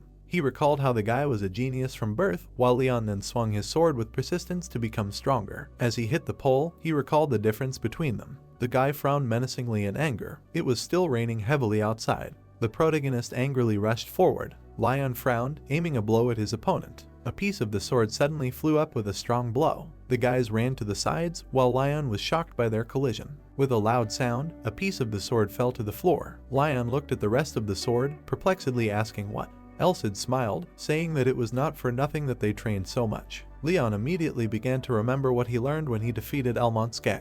Remembering the opponent's strikes, he learned an unusual sword technique that attacked the upper body, adding a little power to it. The moment he collided with Leon, the guy struck his sword with all his might. He looked up, saying that he, more than anyone else, had broken so many swords during all this time. Memories of all the swords floated before his eyes. Turning to Leon, he added that it was all thanks to him, because even if you counted them, their number was beyond his imagination. The protagonist immediately called out to his opponent, saying that if it was a real sword, the result would be completely different. Leon quickly lowered the weapon down, bringing it to the enemy's face. The guy smiled widely, happily adding that he won. Gilbert began to clap his hands, saying that it was an exciting fight. Elsid rolled his eyes, saying as he said, Leon said that the protagonist would become his vassal if he lost. He smirked and asked what Leon asked for if he won, which shocked the boy. The protagonist remembered Leon, who with a sarcastic smile on his face said that he would give him everything he wanted, except for what could harm his family and honor, and the transfer of secret fencing and aura techniques, even some forbidden potions. All of this was possible. Leaving the memories, Leon raised his hand behind his head and said to himself that remembering all this, he thinks that he will not need it. Suddenly, Leon in front of him with his head down said that he lost, adding that he was too self-confident in accepting his challenge, so now he can only accept the result. Raising his head to his opponent, he said that a promise is a promise, and then asked what he wants. The protagonist looked at his opponent with an absurd smile. Suddenly, he put his hands on his hips and said that he would put it off until later. He stuck out his finger and added that he wasn't thinking about it right now, and then asked if he wanted to fight again later if that was okay. When Leon heard that, sweat broke out on his face in surprise. Suddenly, a warm smile appeared on his face and he said, "Of course." A few minutes later, Painful sighs were heard in the hallway. The protagonist held his injured arm and said that he didn't use acceleration in the end, but it seemed that Lion had overdone it a bit with swinging his sword. Suddenly, someone extended their hand and used healing light. Chloe used a healing technique on the protagonist. A few seconds later, Lion raised his hand and happily asked if the wound had really healed so quickly thanks to the 4th level healing magic. The girl had a deep sadness on her face. Suddenly, tears flowed from her eyes and she screamed that she did not understand either him or Lion, and then asked how she could fight each other. Hearing this, the protagonist tilted his head back in shock. Wiping away her tears, Chloe added that he had become so strong. Lowering her hand, she suddenly asked if he was really going to leave the academy. Lion smiled warmly and asked how she knew. The girl raised her hand and replied that she knew him, and besides, she was not that stupid.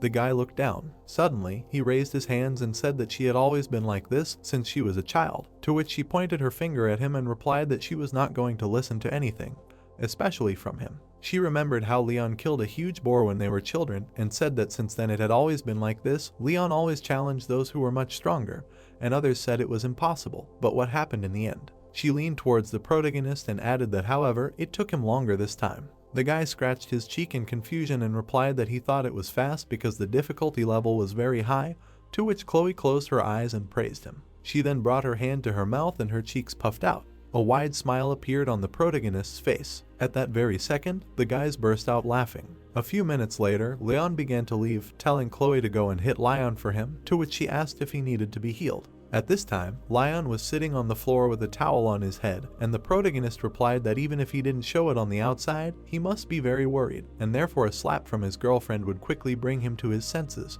Chloe looked at her friend with excitement in her eyes. Leon smiled warmly and added that he thought that this defeat would not stop him and that he would become even stronger, after which he asked her to take care of him. In the girl's eyes was the protagonist, who after these words began to leave. Suddenly, Chloe raised her hand to her chest and shouted at him, asking what he was going to do after leaving the academy. As he left, the protagonist waved goodbye, answering that it was a secret. Chloe did not take her eyes off him. She suddenly folded her hands together. The girl lowered her head and closed her eyes. Elsid turned around, saying that it was the first time he saw a wizard who, without believing in God, prayed to others, to which Leon added that she really was an amazing person.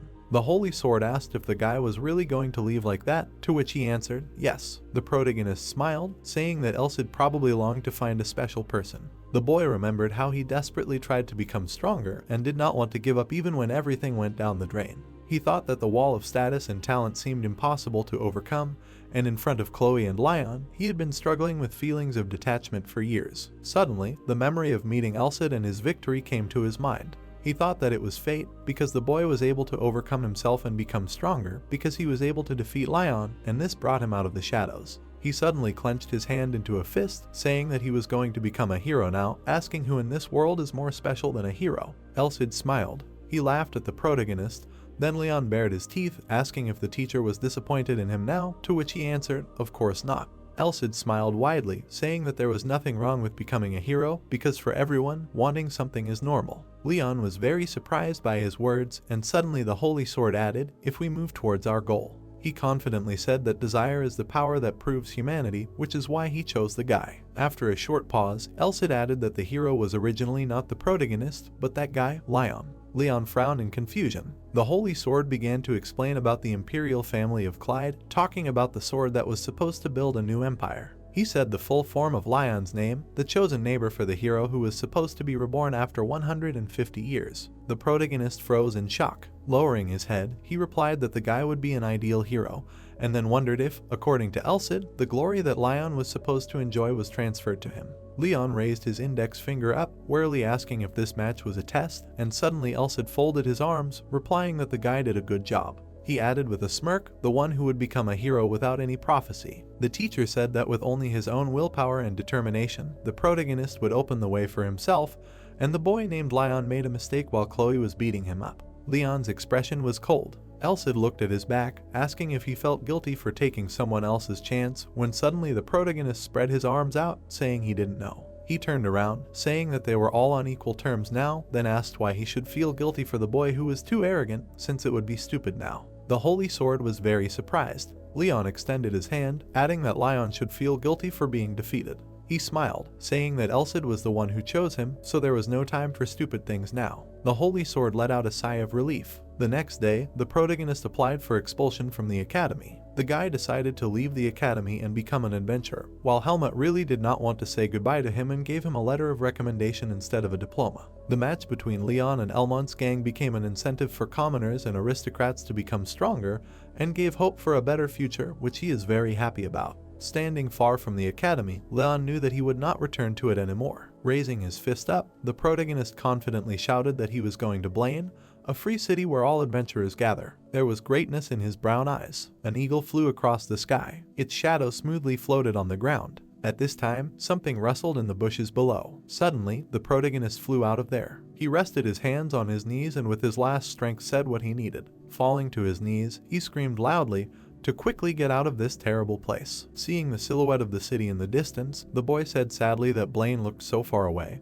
adding that it had been half a month since he left the academy, so he already wanted to go to bed as soon as possible. Elsid next to him sighed heavily and said that the forest was not scary, adding that he should thank him for training him well in endurance. Frowning, Leon looked at the teacher and thanked him, adding that he would not have survived without his help. After that, he descended into memories, saying that half a month ago they entered this forest to shorten the road to Blaine. At first it was scary, they roasted meat over a fire. Sometimes they were attacked by goblins, but if it were not for Elsid and his training at the academy, he would not be here now. Together with the teacher, the protagonist trained, and he even managed to use the holy sword. The protagonist took it out of his hand. He used it to cut the goblin into 2 parts. All the days in this forest, he seemed to be training again and was being taught by Elsid. Currently, Elsid flew forward and said that it took longer than he expected, but the goblins got it good. The protagonist remembered how he killed many goblins, and his teacher said that he became so strong that he destroyed them in 10 seconds. Leon even ran at a very high speed, pushing off from the trees, and Elsid said that it was all about training, that's why he passed this forest so quickly. Leaving the memories, the protagonist clenched his hand into a fist and said to himself that he was definitely stronger than he was before entering this forest. Then he closed his eyes and said that there was only one thought in his head now, that of fighting monsters again. These thoughts made him very happy, and Elsid, seeing this, said that he seemed very motivated. Closing his eye, he smiled and added, "We must be patient a little longer," to which his student was surprised. Elsid presented a large glass on a mountain of goblin corpses and explained that the boy was still inexperienced. He needed to gain experience to fill his glass to the brim. Putting out his finger, the holy sword added that he should not pour, his power would grow, but if the glass refused to be empty, then there would be no effect. Hearing this, the protagonist smiled and said, "Okay," adding that he would keep this in mind. The sun was shining brightly in the sky. An eagle flew across the sky above the large city. The protagonist approached the gates of Blaine. The street was busy. The protagonist smiled, saying that he was glad that they safely passed through the gates, and his academic card came in handy in time. Elsid looked back, wanting to say something about the city. He turned to the guy, surprising the guy with the fact that the city was terrible. The Holy Sword said that 300 years ago there were dozens of such cities, and it was not small, but not big either. Looking around, he added that the city itself was dirty, full of rabble, which he didn't like very much. Leon grinned, answering that that wasn't the main thing. Elsid asked with a smile where the guy was going to go, to the hotel, to which the protagonist grabbed the straps of his backpack, answering that he first needed to get to the guild. Walking forward, he added that there was no need to rush, because he thought it would be better to register now than later, when Elsid suddenly remembered Leon saying that he wanted to become an adventurer. The protagonist thought about it, answering that mercenaries were good, but compared to adventurers, their range of actions was too narrow. He thought that he wasn't going to take on high-paying quests, because first of all, he needed training, so he would take quests where he needed to destroy monsters. Elsid nodded, answering that there was still plenty of time before his seal was released. Leon looked ahead carefully, thinking that in the forest, besides fighting, he learned a lot from Elsid. He immediately remembered how the Holy Sword fell a year earlier than planned. Looking at the sword, the guy thought that most of its power was sealed. After pulling out the sword, Leon's original purpose was to prepare the owner's body for immortality, giving him great power in return, making the owner an invincible hero, while the aura was a bonus to strengthen his skills and body. The protagonist tightly clenched his hand into a fist, thinking that now he needs to learn how to freely use the sword, and for this he needs aura, since he needs to further improve his skills. After a while, Leon approached a tall building. The protagonist put a seal when suddenly he was thanked for coming to register as an adventurer. The girl smiled, adding that they confirmed the boy's training at the academy and accept the recommendation letter from Sir Helma, and if the protagonist registers as an adventurer, he can start at rank D. Leon picked up the paper, saying that he can start, but this is rank D, when suddenly the girl replied that this is the rank where you can start taking quests, and if he follows the rules, he will quickly reach rank C. The girl closed her eyes, adding that rank B is where the protagonist will have to prove his skills in using aura, and it will take some time to reach rank or S, which are very valuable in their guild, when suddenly Leon smiled sheepishly, thinking that using aura is the minimum condition for promotion. The protagonist thought that in addition to simple use, here the control of aura should be like this. He knew that for a sword covered in aura to be able to cut stones and break steel, it is already a great talent. With a smile on his face, he thought that even with such abilities, he would be a B rank, and then wondered if an S rank were really that strong. Elsid looked around, saying that it was quite an interesting organization, and then asked him to look away because there were many different races there. Leon noticed silhouettes not far from him. Fearsome beasts were looking at the guy from under their brows. The elves also did not take their eyes off the protagonist with a sly grin. The Holy Sword grinned, saying that those who were at odds with each other 300 years ago decided to unite. He added that the person who created this organization was quite good, which surprised Leon. The girl smiled, asking what was the matter, when suddenly the protagonist put his palms forward, confusedly answering, "Nothing."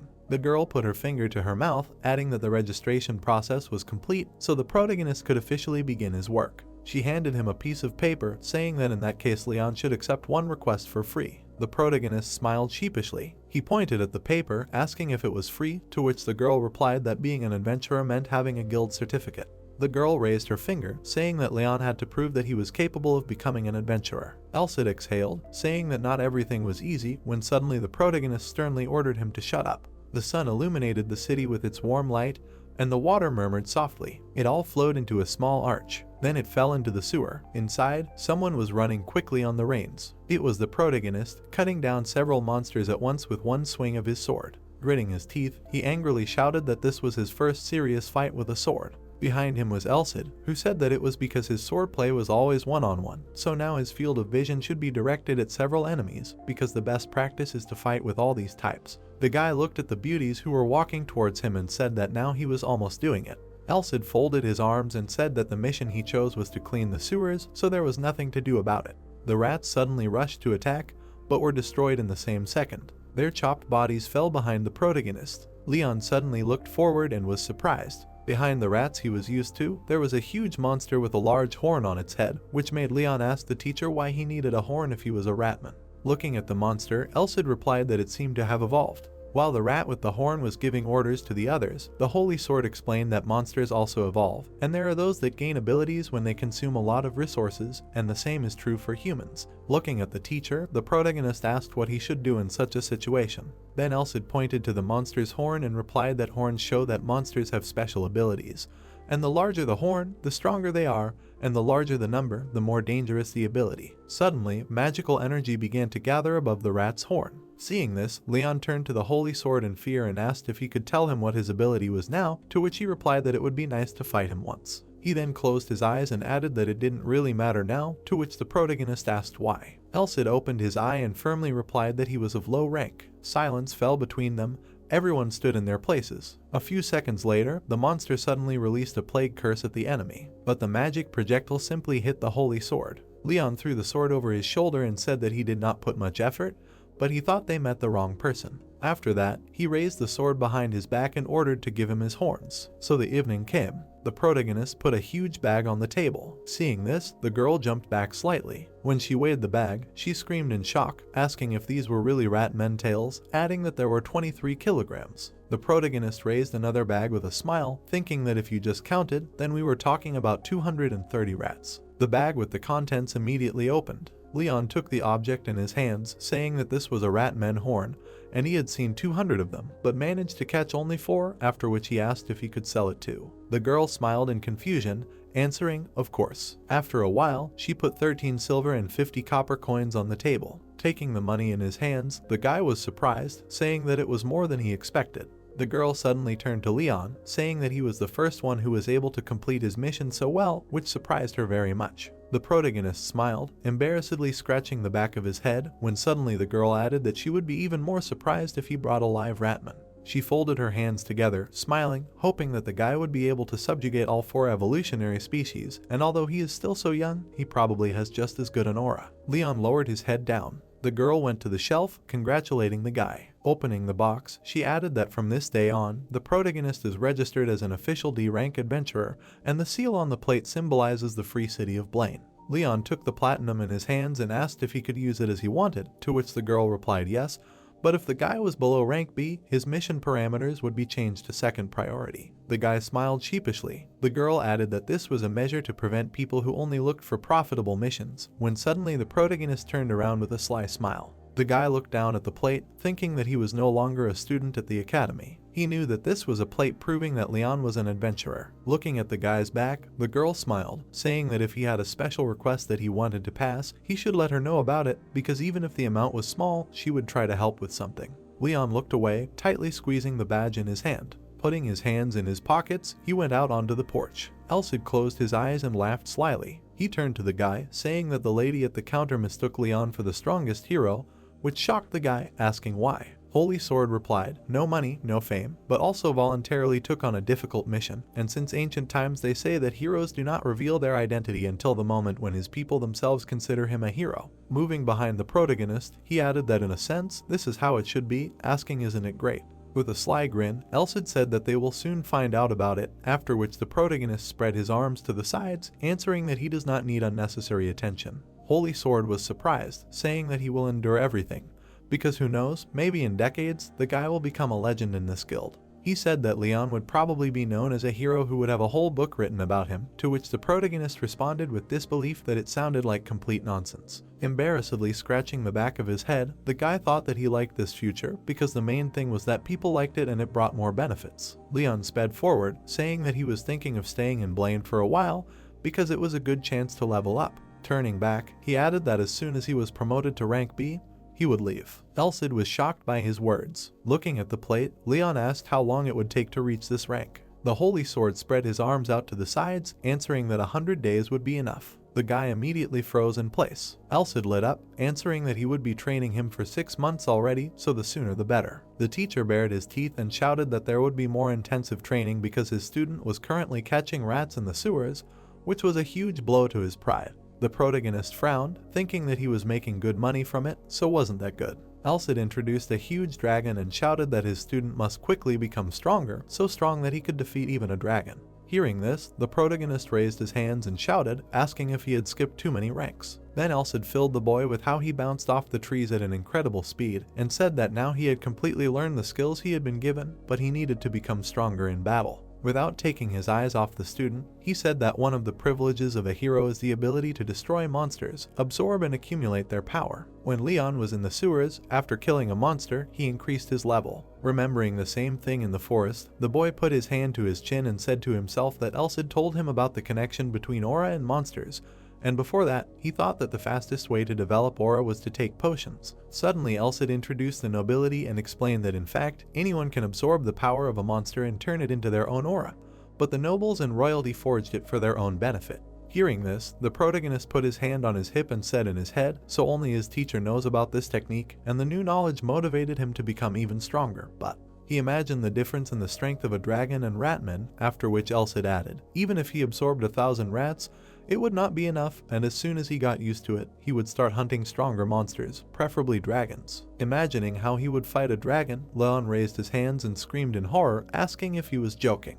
Elsid immediately increased in size and screamed furiously, of course not, because the Holy Sword is not some kind of scavenger, after which he asked if there was any point in him constantly cleaning these sewers. Leon remembered how after leaving the sewers he asked Elsid to use the ability to purify, which he immediately did, but it seemed that a lot had changed during this time. Leon looked at the teacher with a smile on his face and asked him why he was doing this, so that he would start hunting dragons. The Holy Sword turned to the student and answered, because their next goal is the Titan Mountains. Hearing this, the protagonist broke out in cold sweat and screamed in horror that this is a place where even dragons cannot go, because this is the land where the Titan rules. Stretching out his hand, he asked why they need a place that Elsid failed to conquer, to which he replied that it would be good for him. Suddenly, he scratched himself in confusion and added that his body remained there, and he forgot, after which he suggested doing this goal in 6 months. Leon brought his hand to his chin and said that this is a rather dangerous place, To which his teacher replied, "Nothing of the sort." When the boy looked at him with disbelief, he firmly said that he was not joking and that he could definitely handle him.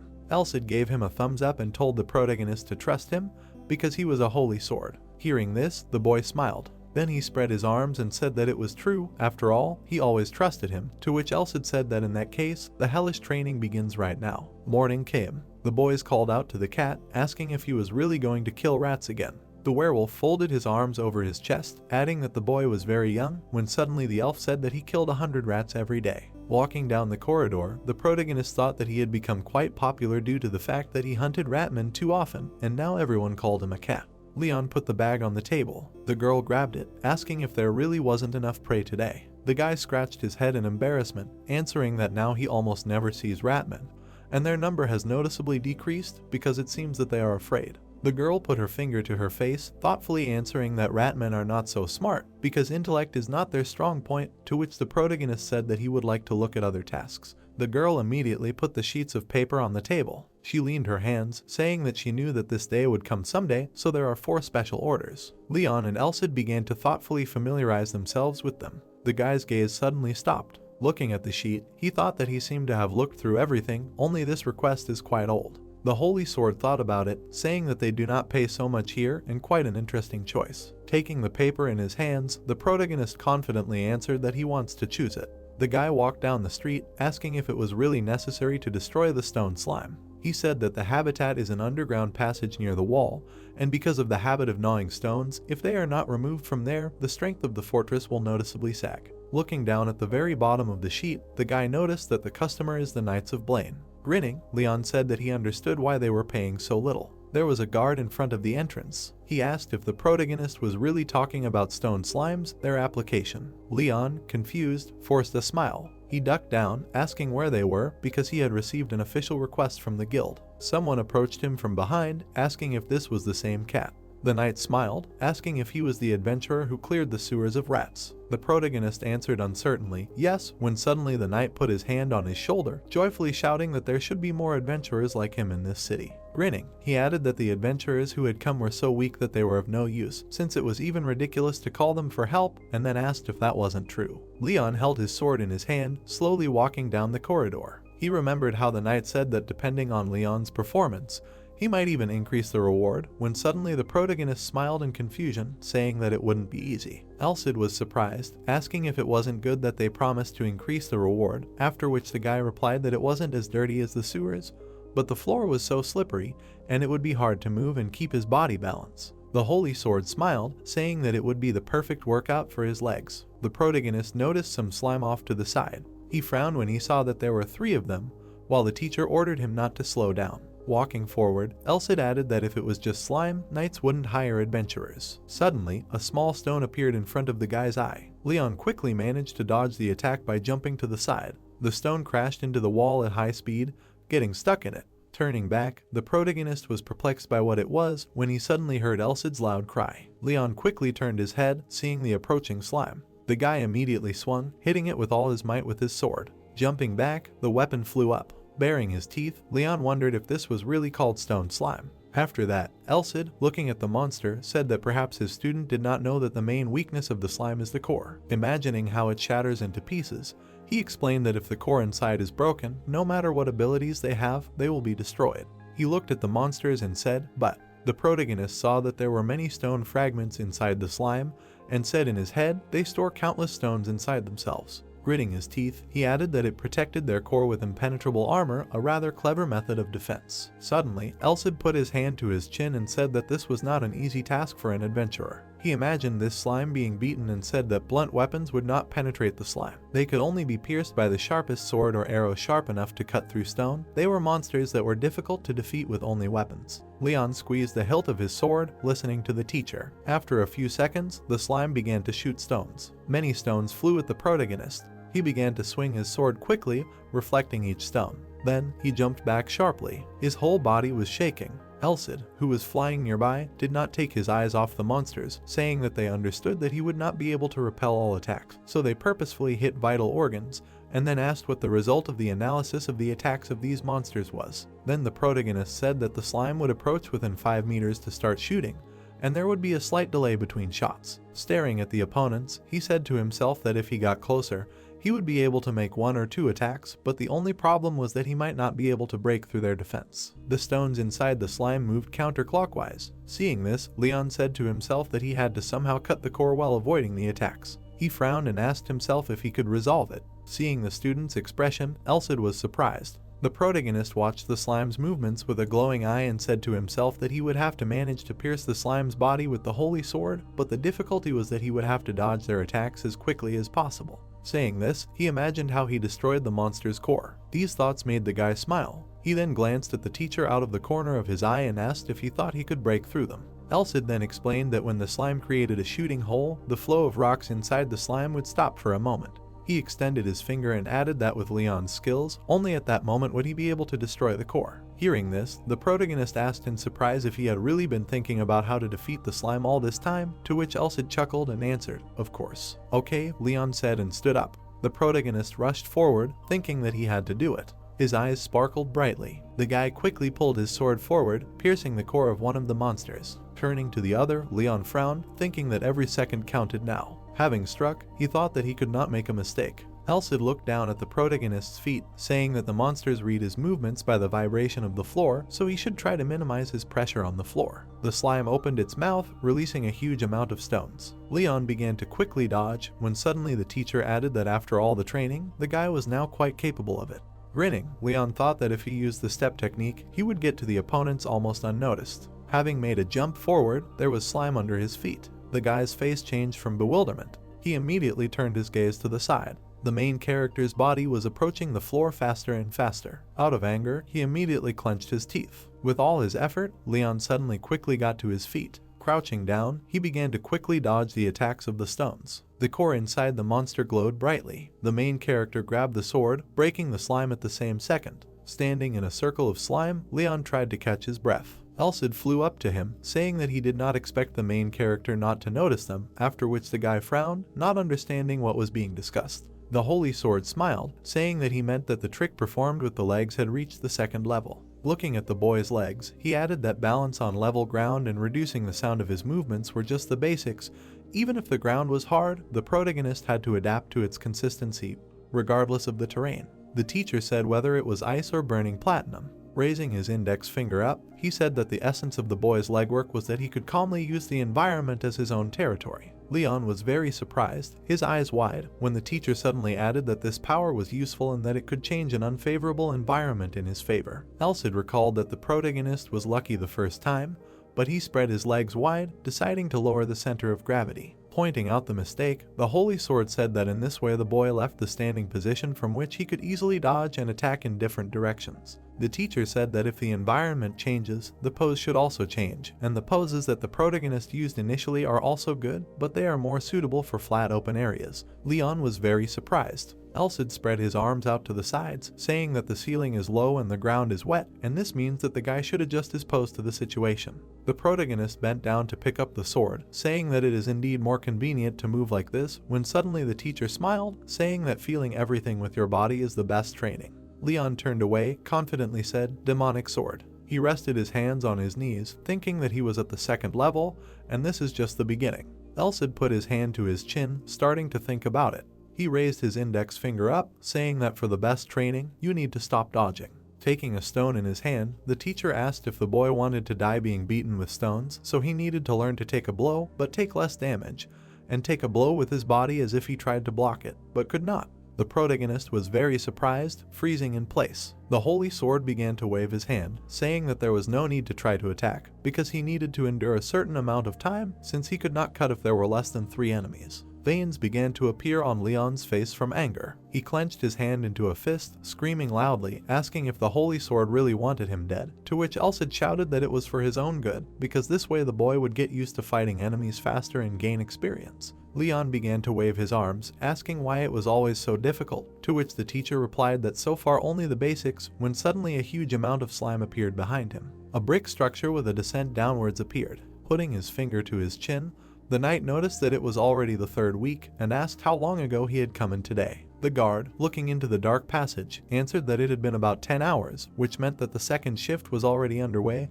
To which the interlocutor said that here it was, the young blood. The protagonist appeared with a huge bag, and the knight thought that at first it seemed to him that this was another failure, but each time he began to come out with a full bag of slime, because it is not so easy to defeat stone slimes. The guards, frowning in surprise, exclaimed that he was coming out. The protagonist's legs were illuminated by the sun. Leon came out holding 2 bags of slime in his hands. The knights looked at the young man with admiration. The protagonist noted that today was the last day, to which the man in the helmet, smiling, clarified whether this was true. Leon closed his eyes and said that no more slimes would bother them, adding that they grew very slowly, unlike the ratmen, so they would live in purity for a while. 2 large bags were visible on the floor, and the protagonist said that this was the last batch of slimes, and asked them to contact the Adventurers Guild to confirm the completion of the quest. The knight with a mustache opened the bag and looked at his colleague. The protagonist's legs appeared, and he asked if it was true that he was now ready, to which the mentor replied that it was true. Closing his lips, the Emperor's soul fragment said that all the power Leon had gained while clearing the slimes would be used to activate the aura. A small residential building was visible. The protagonist sat on the bed, and Elsid realized that this had happened much earlier than he had planned.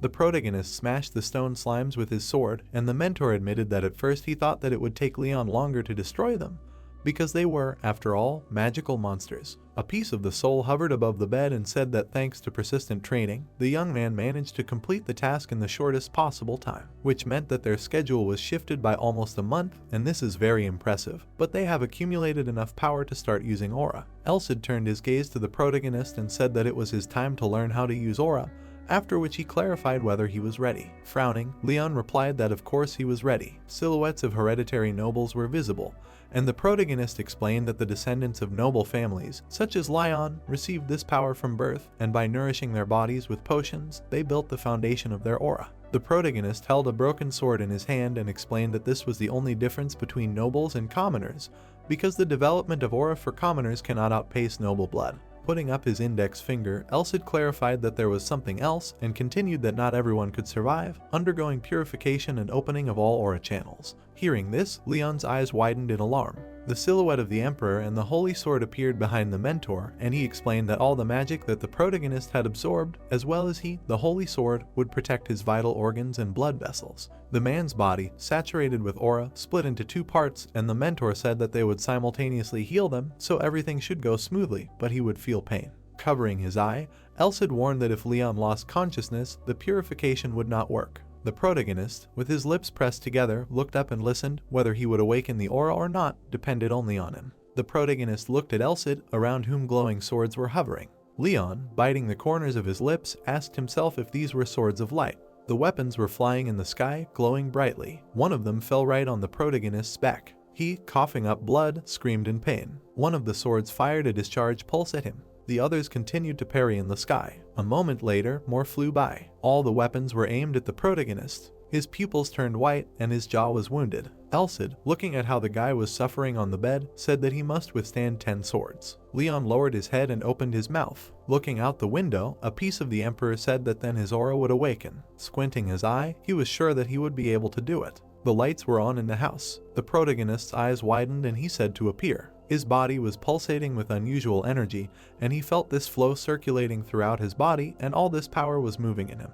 The protagonist, joyfully clenching his fists, thought that it felt like he had become stronger than everyone else and was ready to move mountains right now. Elsid, opening his mouth, exclaimed that it was just an illusion. He and Leon looked at each other. Rodrigo appeared, stretching out his palms, and said that he was a funny guy, considering that he managed to awaken his aura so early. Taking his chin, he clarified what kind of dissatisfied face. Pointing a finger at himself, the Emperor asked if he wanted to say that he was wrong, adding that in the end everything went well, and from his point of view, the stronger the hero, the better. Baring his teeth, he continued that everything he did was not brought to the final result. He did not even use force to show the Holy Sword, adding that he, the holy hero. The Emperor extended his finger forward and exclaimed that Leon was his successor, so maybe he would stop interfering already and let him sleep peacefully and watch over them. Elsid, sighing, repeated the movement after him. Biting the corners of his lips, he expected that he would only be able to withstand 5 swords. Folding his hands, the Emperor's part said that all they had managed to do was open the channels of the aura,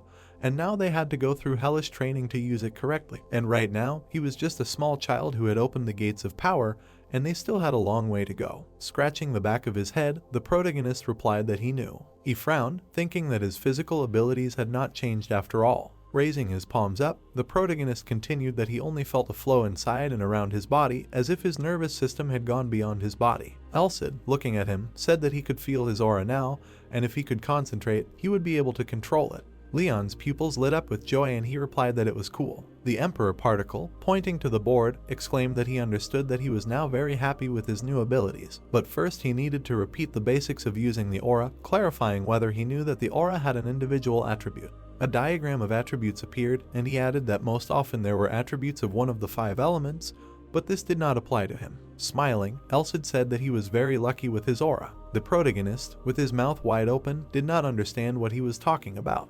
The Emperor Particle, imagining a burning star, replied that his aura had the attribute of the sun, light, fire. He said that this highest attribute represented justice, from which the protagonist's pupils narrowed. Joyfully throwing up his hands, the protagonist shouted that this was just great, and thought about the fact that he had the same attribute as the legendary great hero. Elsid frowned and suggested that they first summarize before proceeding with the main part of the training. Saint Sword snapped his fingers. The bright light of the status window blinded Leon. He realized that his stats were very different from last time and that his aura had already advanced to the 3rd level, although no one had been working on it. Raising his index finger, the ghost explained that its owner had used acceleration even before awakening his auras and could use aura sense. In the past, lightning flashed around the boy. His feet broke through the stone floor. Remembering how his owner dodged the blow, the spirit stated that this was beyond the first 2 levels. Elsid scratched his chin and said that when he managed to awaken his aura, his fighting body had reached the 2nd stage. Saint Sword began to swing his hand and concluded that now he could safely be taught to use a sword. The youth clenched his fists and was glad that he had the opportunity to learn Rodrigo's own fencing technique. The swordsman's eyes flashed and he asked when they would start. The ghost reminded him that his master had not yet fully recovered. The lights were on in the tavern's windows. The spirit explained that he understood that his master was eager to become stronger, but they had one more thing to discuss before training. Elsid pointed to the window and said that their enemies had appeared in the city. The adventurer's mouth dropped open in surprise and he asked what that meant. A fog fell over the city. The Holy Sword said that he didn't know where they were, but he could feel their aura. The protagonist frowned when the ghost explained that a future hero must be able to deal with his enemies. The spirit gritted his teeth and explained that heroes had defended the world from time to time from monsters and bandits. Leon asked who they were. Grinning viciously, Elsid said that it didn't matter now, and added that if he had to call them something, he could call them evil or the devil's minions. The guy clenched his fist and thought about it. The Holy Sword closed its eye and concluded that its owner was too exhausted to fight again. The young man pouted. Putting his fist in front of him, he confidently asked if it was worth the risk and declared that he was determined to become a hero. The ghost looked at him in surprise. Crossing its arms over its chest, the spirit said that it did not sense any enemies now because they were hiding somewhere for a while and assumed that they would begin to act in 2 months. Elsid clenched his fist and suggested that he continue training and killing monsters, and only then fight back against his enemies. The Holy Sword pointed at its owner and declared that from now on it would know its true purpose and pass through a sea of blood and hatred.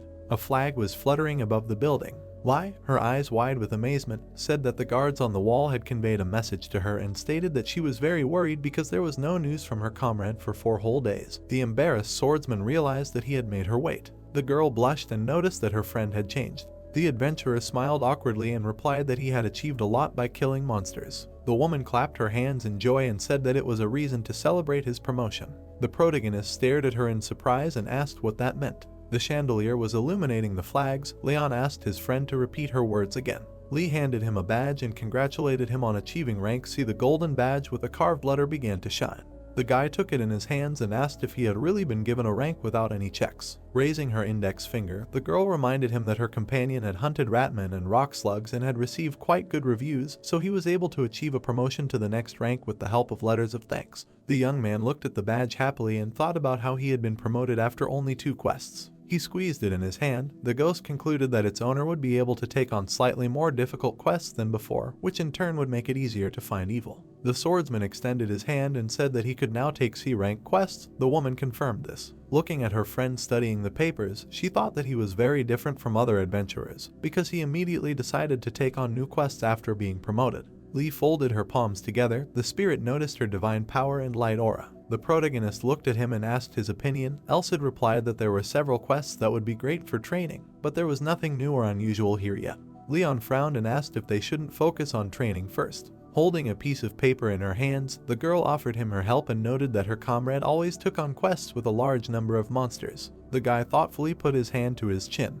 The young man extended his hand and asked if there were any quests that involved the slums, since not everyone took them on. The woman's eyes widened in fear and asked if he was all right in the head. The poor were sitting on the ground. The Blaine slums were a little different from the usual understanding of slums. The criminals grinned. This was the territory of thieves, fugitives, smugglers, and murderers. The swordsman grinned and thought that he would definitely be able to find what he needed there. Lee looked down and said that at the moment they did not have a single quest directly related to the slums. The girl smiled nervously and explained that mostly mercenaries worked there, not travelers. The adventurer's eyes widened tensely. People were watching street fights. Unlike mercenaries, travelers never entered into conflicts with other people. Having imagined an armed army in his head, the protagonist realized that he could not become a mercenary due to some restrictions, and decided that simply wandering around the slums without a goal could be dangerous. The woman put a piece of paper on the table and offered him another task. Leon picked it up and read that he needed to destroy living armor in an abandoned house. The armor guarded the entrance to the mansion. Decorative armor turned into monsters. Lee put her finger to her chin and explained that this task has been lying around for a long time, because there are only a couple of people in this city who are capable of destroying living armor. The guy lowered his head and thought that this would not be a big problem for him, because he had Elsid. The girl smiled and added that the mansion was near the slums and that it would help him move around that area. The young man shuddered in surprise. He looked at the task sheet and realized that he could get there thanks to her. There was a crest on the wall. The swordsman thought that the slums would not conflict with the guild, even if their power was strong.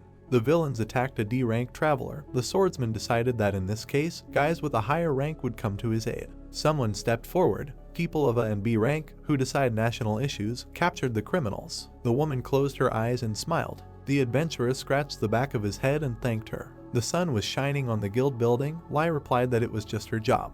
Holding a bag in her hands, the girl said that it was a reward for clearing the fortress of stone slugs, and explained that the amount here was not small since the platoon commander decided to increase the fee a little. The protagonist took the bag full of coins. A smirk appeared on his face. Leon raised his index finger and decided to ask another question. The guy menacingly knitted his eyebrows and asked where the Blaine church was. The woman's eyes widened in fear. She asked what exactly they were talking about. The young man turned away and explained that he needed to check something. Lee excitedly pursed her trembling lips. Squinting, the swordsman thought that everything happened as expected and realized that if the girl took him for a new hero, then he needed the help of the Holy Order. The knight was standing in the temple. There were exceptions when it was possible to use an ordinary church. In front of the mighty warriors stood the cultists. No one could dare to desecrate this abode, and regardless of a person's origin, the rules were the same for everyone.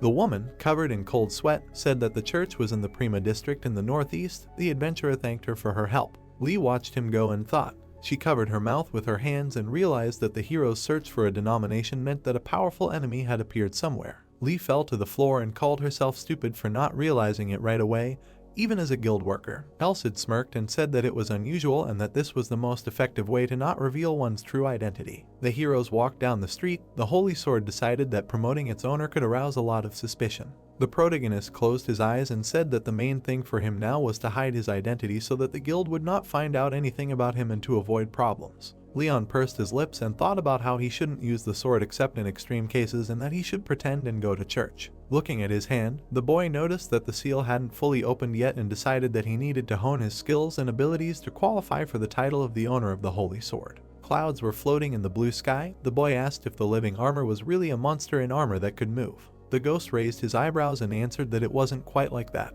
The magician put his hand on the armor. It turned out that living armor was a rare phenomenon and that someone had instilled in it the ability to move and live with the help of magic or witchcraft. The armor stood one after another. They were devoid of reason and simply obeyed someone's orders. The magician attacked the monster. The swordsman asked if the creator couldn't just remove his spell. There were piles of stones on the ground. The tower of rubble shattered into pieces. The spirit explained that there would be no point in doing so, as removing the spell would be the same as destroying your creation. Scratching his chin, the adventurer decided that wizards were useless and said that it didn't matter who exactly was behind all of this. The paper showed a suit of armor with a silver coating.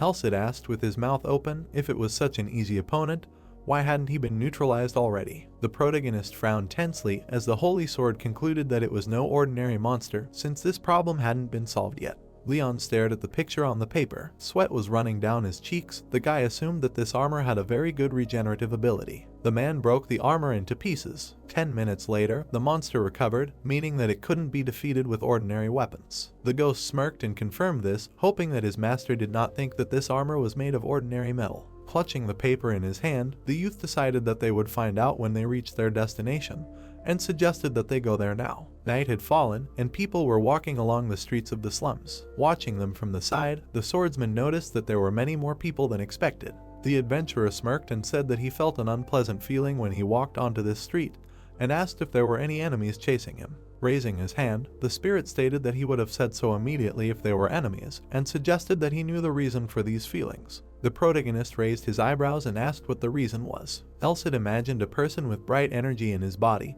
and explained that the solar aura was sensitive to the dark aura, and that people were looking at his owner, who looked too young for such a place. The villains watched the stranger from the shadows, their evil aura enveloping Leon, which is why he had such feelings. The boy grabbed his shoulders and said that now it was even worse. His body trembled. The young man compared these looks to needles. He looked around. The holy sword asked him to be careful, because this evil aura will not harm him, but some of these people can be dangerous. Someone was hiding around the corner. The ghost said that the locals are wary of strangers, and asked the owner to just focus on the task and not let his guard down. The spirit flew forward. The full moon shone in the sky. The swordsman approached the gate and realized that this was the very place. In front of him was an abandoned mansion. Its windows were broken, else it concluded that the living armor lived here. In the corridor, white canvases covered in cobwebs hung. Under the fabric, armor was hidden. Suddenly, red eyes flashed under their visor. The adventurer entered the building. It was very dark inside, and only the light from the street illuminated a small area of the room. The protagonist picked up the holy sword. Its bright light illuminated the corridor. The protagonist smiled happily and said that it was quite convenient. The ghost asked him to take a lantern next time, because he was very lucky that there were no people here. Leon closed his eyes and promised to take it next time. The heroes looked ahead and felt the enemy approaching. The living armor held a weapon in its hands. Its furious eyes lit up. The axe hit the floor and cut through the green carpet. Its blade sparkled in the monster's hands. The guy grinned and thought that this was the first time he encountered an opponent who used such a weapon. The blade of the halberd reflected light. With its help one could both cut and pierce through, or simply chop from the shoulder. The opponents stood opposite each other. The young man decided that in order to cover the distance of 2 meters and reach the enemy, he would need to take several steps, while the living armor could fill it with only one length of the weapon. The swordsman took a step forward. The monster swung his weapon. The adventurer held the sword in front of him and thought that such an advantage could only work if there was an owner. The protagonist swung his sword and threw the enemy back. His halberd broke. With hollow armor weighing 20 or 30 kilograms, the enemy would not be able to deliver a crushing blow, despite the power of his weapon. Leon frowned and said that this was the price for the enemy closing the distance with his own legs. With one swing of the sword, he managed to cut off the enemy's arm. With a smirk on his face, the guy said that this was not all. He delivered a series of powerful attacks and cut the armor into pieces. Iron fragments flew in different directions. The pieces of the breastplate and helmet fell to the floor. The youth lowered the sword. Else had noticed that its owner used acceleration and stated that it was quite good if you do not take into account the chaotic movements of the sword. Placing the weapon on his shoulder, the swordsman said that he was able to deal with the enemy in just a few seconds, and concluded that due to the fact that he had mastered the aura, he was able to wield the sword more freely than before. The adventurer looked at the fragments of the armor and remembered that the report said that the monster would revive even if it was broken. The protagonist stared at the armor for a while in silence, but nothing happened. The helmet lay on the floor. Leon explained that such monsters have a high recovery ability and asked if this is not true. The holy sword assumed that this information was wrong. The boy raised 2 fingers and stated that false reports are considered a second-degree crime by the guild. There were wanted posters on the bulletin board. The youth added that if there were any fatalities because of this, the guild would be the first to put out a reward for the informant's capture. Frowning, the swordsman thought about something that was bothering him, and wondered if there was anyone who would take such a risk just to avoid disciplinary action. Looking at the armor, the adventurer realized that the situation seemed strange from the start, as any well-assembled team would be able to withstand any number of opponents, even if they were living armor. Scratching his chin, the ghost said that nothing came to mind, and suggested that there were some special differences between the specimens. The protagonist agreed with him. He looked at the sword and asked if he should catch a few more to test it. The spirit replied that they wouldn't even have to go anywhere, because the enemies were advancing from that side. In the depths of the dark corridor, glowing eyes were visible. A group of monsters came forward. Leon squinted and tried to make out at least something. Putting his hand to his forehead, the guy said that he couldn't see anything here and asked his companion to add some more light. The spirit was indignant that he was considered some kind of torch. A huge amount of light burst out of the sword's hilt.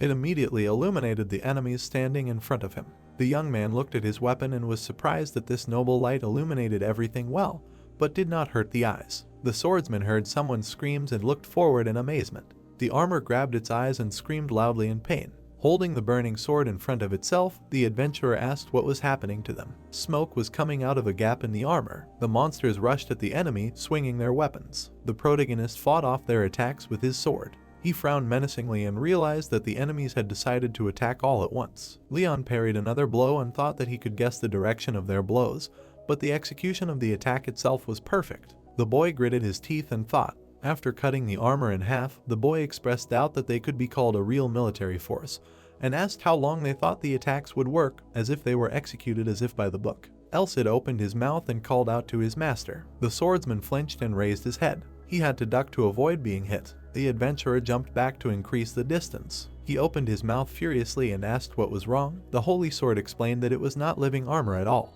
Red eyes glowed under the visors. The protagonist asked what they were otherwise. Frowning, the ghost asked his master to use the essence contemplation technique to look at the world through his eyes, and explained that everything would become clear to him then. Leon's eyes lit up with a blue fire. There were dark essences hidden inside the armor. The monster grabbed the man by the head. The spirit told him that this black smoke was a kind of deadly breath that absorbed the enemy's life force just by touching it.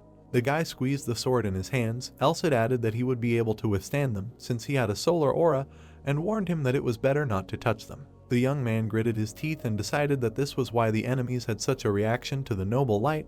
The holy sword replied that his guess was only half correct. The dark essence left the armor. If it was an ordinary deadly breath, the light would have cleansed it without leaving a trace, but living armor is something that has no ego, no emotions, not even vocal cords, so the act of screaming is impossible. A few minutes ago, the monsters covered their eyes with their hands. The ghost explained that they had no reason to scream when in contact with the noble light. The spirit narrowed his eyes and said that only demonic creatures could feel such disgust for the light of purification. The dark creature took off his helmet. It turned out to be phantom armor, inside which spirits that had lost their peace lived. Elcid said that their number made his situation a little difficult. The swordsman frowned and thought that the emptiness of the enemies had turned into malice towards the living. Dark energy appeared from the cracks in the armor. The adventurer decided that this was why the previous enemy, who was cut into pieces, did not revive, and concluded that the armor controlled by the evil spirit was indestructible only until the malice ran out. People fought monsters in different ways. Even if their shell was destroyed by force, they would continue to return to life again and again, and the only way to completely pacify them was to expel the spirits with powerful magic. The protagonist looked at his sword and remembered that it was the main sacred weapon. There was a crowd of armors in front of him. There were too many of them. Leon realized that if this was really phantom armor, it would be more advantageous to retreat and fight during the day. The ghost narrowed his eyes and concluded that they could not have appeared by chance, since their number seemed quite unusual. The boy asked what this could mean. Frowning, Elcid explained that they were dealing with phantom armor, where defective items would continue to appear even if they used the correct magic formula. Dark entities circled above the building. The holy sword realized that the fact that so many monsters appeared here that successfully completed their reincarnation meant that hundreds or even thousands of spirits had flocked to this mansion. The youth opened his mouth in shock and asked if so many people had really lost their lives in this city. Evil spirits were hiding in the armor. The ghost said that their activity level was very low and that they could not cover long distances, live for a long time, and move from one area to another. The swordsman looked at him and decided that it meant that they only lived in the slums. Next to the bag of coins was a bloody knife. The slums were the only area that was separated from the authorities and the law, where you could get anything with money or violence. Gritting his teeth in anger, the adventurer realized that he could not leave it like this, but quickly remembered that he could not cope with such a task with his current experience. The protagonist gripped the hilt of the sword and thought that even a weapon that could make the church itself move would be useless if he could not find out the purpose of the secret organization. Swinging his sword, Leon decided to think about it in the morning after returning,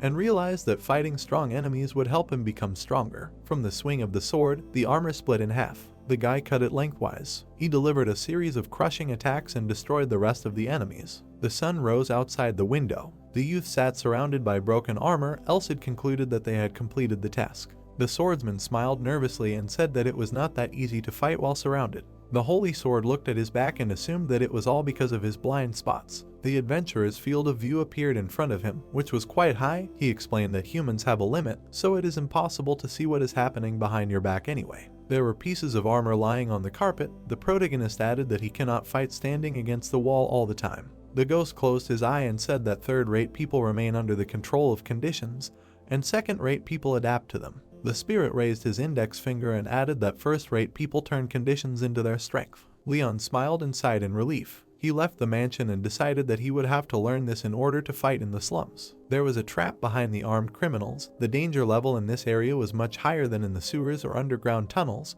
The boy realized that the villains would aim specifically at his blind spots. The young man covered his eye with his hand and thought that he could fall into a trap from which there would be no escape if he continued to rely only on his vision. Cumulus clouds floated across the sky. People in robes walked along the streets. A small boy closed his eyes and began to cry loudly. Someone approached him. The child's eyes widened in shock. He immediately covered his mouth with his hands. A man in a luxurious fur coat passed by him. The locals looked at him in fear. People with mohawks were walking behind the stranger. It turned out that he was the head of the strongest gang in Blaine. Green trees grew around the mansion. Someone said that they searched 2 areas, but did not see even one of the slaves return.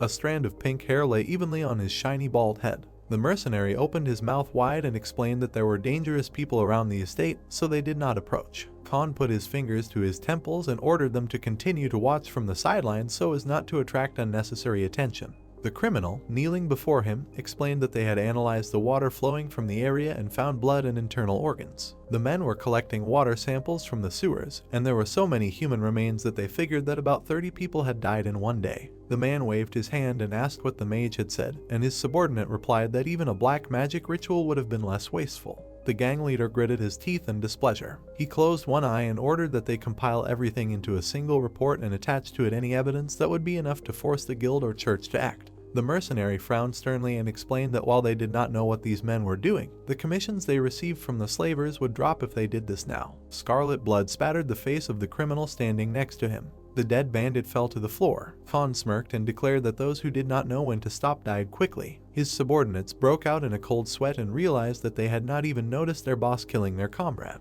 The man introduced a crowd of people in white masks and stated that they were fundamentally different from these people and would not even be able to use them for their own purposes, so forming relationships with them would only harm them. The gang leader pointed at his subordinate and added that they had no reason to get involved with these cult fanatics. Introducing the army of Knights of the Holy Order, he explained that the gang would end if the church took direct action, and that they could be driven into a corner of the continent if they shared even a single coin with the villains. The mercenaries smiled confidently. Khan closed his eyes and suggested retreating and asked if they had any more news. The criminal smiled widely and said that an adventurer had come to an abandoned estate at the entrance to the area on request. The man frowned menacingly. It turned out that more than a week had passed since that day. The protagonist placed a bag of loot on the table. The gang member said that this man had already earned a name for himself by destroying all sorts of monsters like ratmen and stone slugs. Leon was carrying 2 bags of slime. The clouds in the sky turned orange. The mercenary added that this man was called a cleaner because he takes orders that others have abandoned.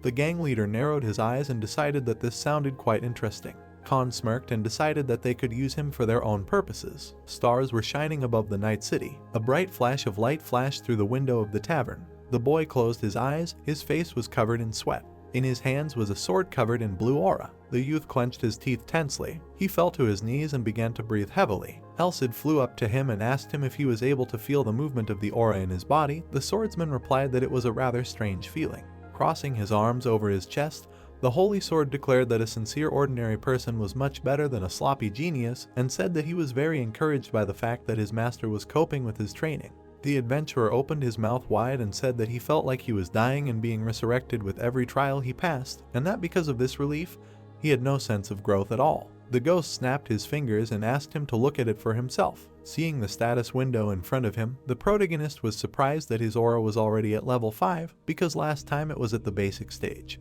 The spirit smirked and said that its owner was growing so quickly thanks to his training, and that he was able to learn things that other people spend hundreds of hours on. Leon pointed to the status window and noticed that the 7-star sword was not added. Grinning furiously, Elsid said that his master could not call himself a sword master if he could not learn even one technique, and asked if he really had no conscience. A constellation appeared above Rodrigo's head.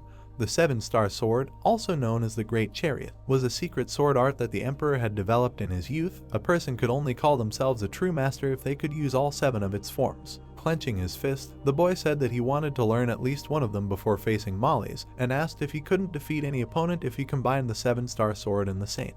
The ghost looked away and replied that anyone except a rank master would die from it. The boy stated that it was enough. With a confident frown, the swordsman decided that he needed a trump card that he could use as a last resort since he hadn't managed to become stronger than the enemies in the slums in these 2 months, and realized that even knowing how to manifest the weapon's aura was useless if he didn't know how to use it properly. The spirit looked out the window. The adventurer grabbed his bicep and suggested continuing the training. Elsid was glad that his owner was so enthusiastic and said that they should call it a day. The protagonist turned around and asked why, upset. The Holy Sword saw a gang under the window and explained that they had guests. Leon went to the window. The ghost assumed that they clearly did not live here. The guy looked at him and asked if these people really came for him. The mercenaries were standing by the tavern and watching. The spirit said that he did not sense any monsters or anyone stronger than these hooligans here. The young man frowned and asked if these were the inhabitants of the slums. Elsid noted that they did not look friendly and that it did not look like they came to fight. The swordsman offered to meet them because perhaps they had guesses on the location of Molly's. The door of the tavern opened. The adventurer went outside. The criminal pointed at him and asked if this was the janitor. The answer was affirmative. The man smiled broadly and apologized for coming without warning. His comrade hoped for understanding because they came on orders from above. The protagonist raised his eyebrows and asked what it meant. The bandits put their hands to their foreheads and introduced themselves as members of the gang. Looking at them, Leon felt embarrassed and remembered what he heard about them when he was collecting information. An image of a frowning Khan, who was known for dividing the slums into 3, appeared in his head. Pointing his finger at the janitor, the mercenary said that their boss was looking for him and hoped that he would obediently go with them. The guy closed his eyes and asked them to show him the way. The criminals widened their eyes in shock. The young man thought that the leader of the gang would not call him that way if he planned to do something bad to him. The swordsman grinned and thought that this was his chance to get into the heart of the slums, since the mere mention of the gang leader's name would make most of the villains immediately leave his path. Elsid narrowed his eyes and said that these people were clearly up to something. The clouds parted and the moon appeared in the sky. Walking surrounded by the gang members, the adventurer decided that their leader wanted to entrust him with some work that he could not ask from the guild. The protagonist smiled and thought that he could use him since he was going to use him. The mercenary pointed around the corner. Suddenly, a man running past accidentally pushed him. The man fell to the ground and dropped a bag of apples. The local resident frowned in fear and apologized. The criminal gave him a menacing look. The bandit began to beat him and asked why the passerby was not looking where he was going. Leon clenched his teeth in anger. The Holy Sword asked him to be patient. The boy opened his mouth wide and asked why. Lightning flashed around him. The ghost asked him to be careful with his emotions, because if he showed bloodlust in front of Khan, nothing good would happen. The young man closed his eyes. He opened his mouth and said that everything was fine. Light was on in the windows of the estate. The swordsman went inside and realized that this was the gang's base. The spirit asked if they didn't know what cleaning was. The walls were stained with blood. The adventurer smiled nervously and noted that everything looked like they didn't clean here on purpose. Elsid said that this was a classic form of intimidation. Khan smiled widely and asked if this was the same cleaner. The protagonist immediately pulled his weapon out of its sheath. The man parried his blow with his hand. The sharp blade cut into the wristband, but did not leave a scratch. The leader of the gang squinted slyly and said that the nickname Cleaner did not suit him. Leon turned around in fear. The criminal swung his hand. The boy's eyes widened in horror and he thought he was about to die. The bandit struck a powerful blow. A huge cloud of dust rose up around him. The fist did not touch the boy's face, but blood spurted out of his nose. It dripped onto the red carpet. Looking at the fist, the swordsman realized that he could not even dodge it, and thought about how much terrifying power was generated by just the usual wind pressure. Khan frowned and called him quite bold, which is not to be expected from C-rank masters. The man hit the guest in the chest and said that he had decided something about him. The adventurer wiped the blood and asked what it meant. Turning away, the bandit leader replied that it was related to his mission, and asked if the cleaner had not realized this on his way here. He promised to give him anything. The protagonist frowned and asked what they were talking about. Grinning maliciously, the criminal apologized and said that he had already learned about his past. An image of the Royal Academy appeared in Leon's head, where he had held second place among commoners for the past 2 years. Spreading his arms, the robber called him a man who dealt with the nobles with his own hands, decided to quit his studies and join the guild to gain experience and become one of the strongest. The guy frowned and realized that he had complete information about him. Khan closed his eyes and added that he understood perfectly well why his guest had quit the academy. The man pointed at him and said that he, too, never wanted to become a knight and obey the vile nobles. The young man and Elsid widened their eyes in shock. Imagining the swordsman fighting his classmate, the gang leader concluded that he wanted to go for broke to become even stronger and more influential, unlike those who chase money. The adventurer hit his opponent in the lower jaw. The instructor raised his hand and declared him the winner. The protagonist fought the ratman. The criminal said that this is why he managed to raise his rank to C, having completed only 2 tasks. Leon destroyed the slime with his sword. Lee handed him a gold badge. The bandit asked if this was true. The guy smiled sheepishly. The holy sword replied that it was not true at all. Raising his index finger, Khan noticed that his guest was not so stingy with money and asked if he had only one goal from the beginning. The man clenched his fist and said that the cleaner wanted to prove those vile aristocrats that they were wrong and show them that honor is above status and rank. The gang leader spread his arms and decided that he had come to this criminal slum because he had followed his call. The criminal smirked and promised to grant his deepest wish if the guest accepted his terms. The young man frowned menacingly and thought about it. The swordsman pursed his lips nervously and wondered why the man was so persistent. Scratching his chin, the ghost said that it sounded crazy, but there was some sense in it and explained that judging by the tasks they had completed, they really weren't chasing glory. The adventurer remembered Lee's admiring look and thought that even she had mistaken him for a hero. The protagonist smirked and decided that he had no reason to explain now. Leon looked at the bandit and realized that he didn't even suspect that he was his enemy and thought that he was in no danger. Deciding to use this to his advantage, the boy extended his hand and said that it sounded very interesting. Khan looked down suspiciously. A full moon was hidden behind the clouds. The man took a sip from the bottle and said that the people in the slums were very wary of strangers, so there was no point in the guest refusing his help.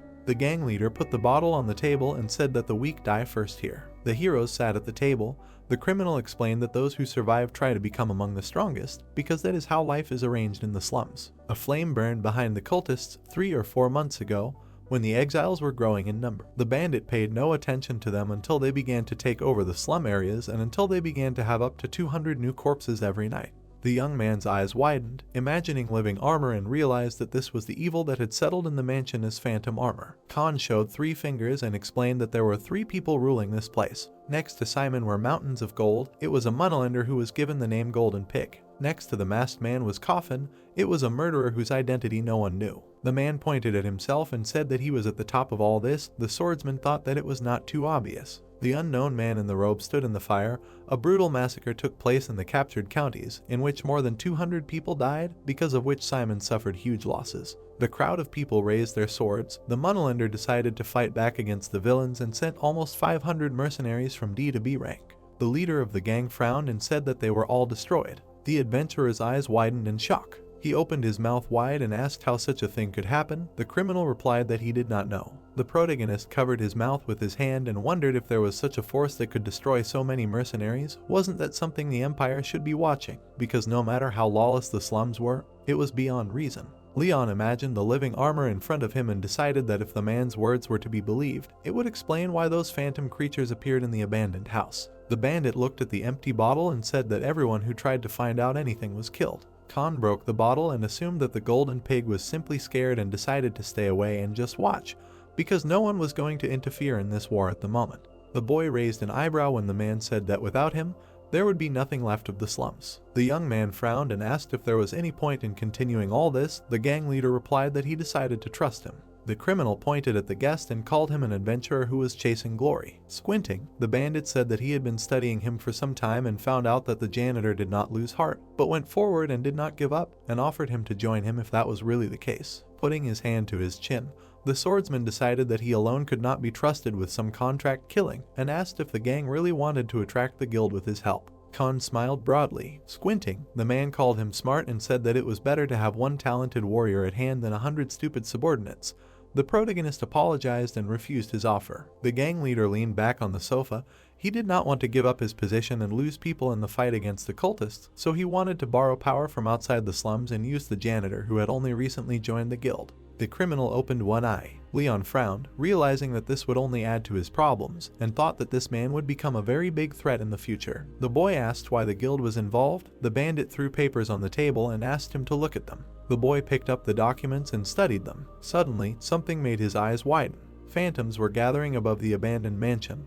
The documents contained evidence that the people in the slums had fallen victim to an evil spirit that had wiped them all out. Elsid raised an eyebrow and said that at worst, there were 1,000 of them. The swordsman covered his mouth with his hand, thinking that he was about to throw up, and realized that these people were in the blind spot of the law, so if they disappeared, the country would not suffer much of a loss. The adventurer clenched his fist, because he could not believe that such terrible things were happening in Blaine. The protagonist lowered his head and asked if it was okay to leave things as they were. Khan replied that the district leaders knew their strength and positions and that enemies were not that easy to defeat. The man frowned and asked his guest not to trust those he doubted. Leon smirked and said that he understood why he needed him so much. Raising his hand, the guild leader said that his guest had proven his true identity and explained that it would be enough for them if the higher-ups believed the atrocities that were happening here, so the janitor should survive and help them. Closing his eyes, the boy called this quite rude and explained that he needed to survive anyway, because if he died, he would not be able to bring any evidence. The criminal opened his mouth wide and laughed.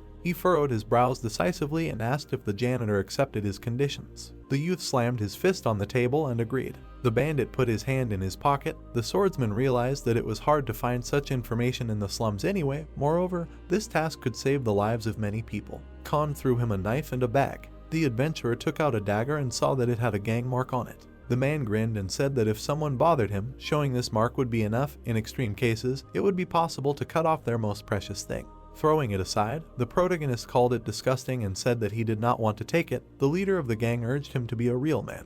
Leon opened the bag and saw magic scrolls in it. The criminal raised his hand and explained that this could be considered the first advance. The guy lowered his head and said that he had one more question. A memory of the bandit swinging his fist appeared in his head. At that moment, the fist stopped right in front of the young man's face. Blood flowed from his nose. The swordsman frowned sternly and asked if he really wanted to stop from the very beginning. Khan looked at him from under his brows. The man smiled maliciously and answered negatively. Lights were burning in the houses of the night city. A lamp was lit in the room on the second floor of the tavern. The adventurer sat on his bed and thought. The image of the grinning gang leader remained in his head. Pursing his lips, the protagonist thought that this man was incredibly strong and decided that he needed to train more to become stronger. Leon looked at his companion and asked if he had any guesses about these documents. Introducing the man in the white mask, Elsid said that he would like to clarify everything in more detail and explained that dark magic was a little out of place here and that everything was much more serious than they might think. Equipment was lying on the table.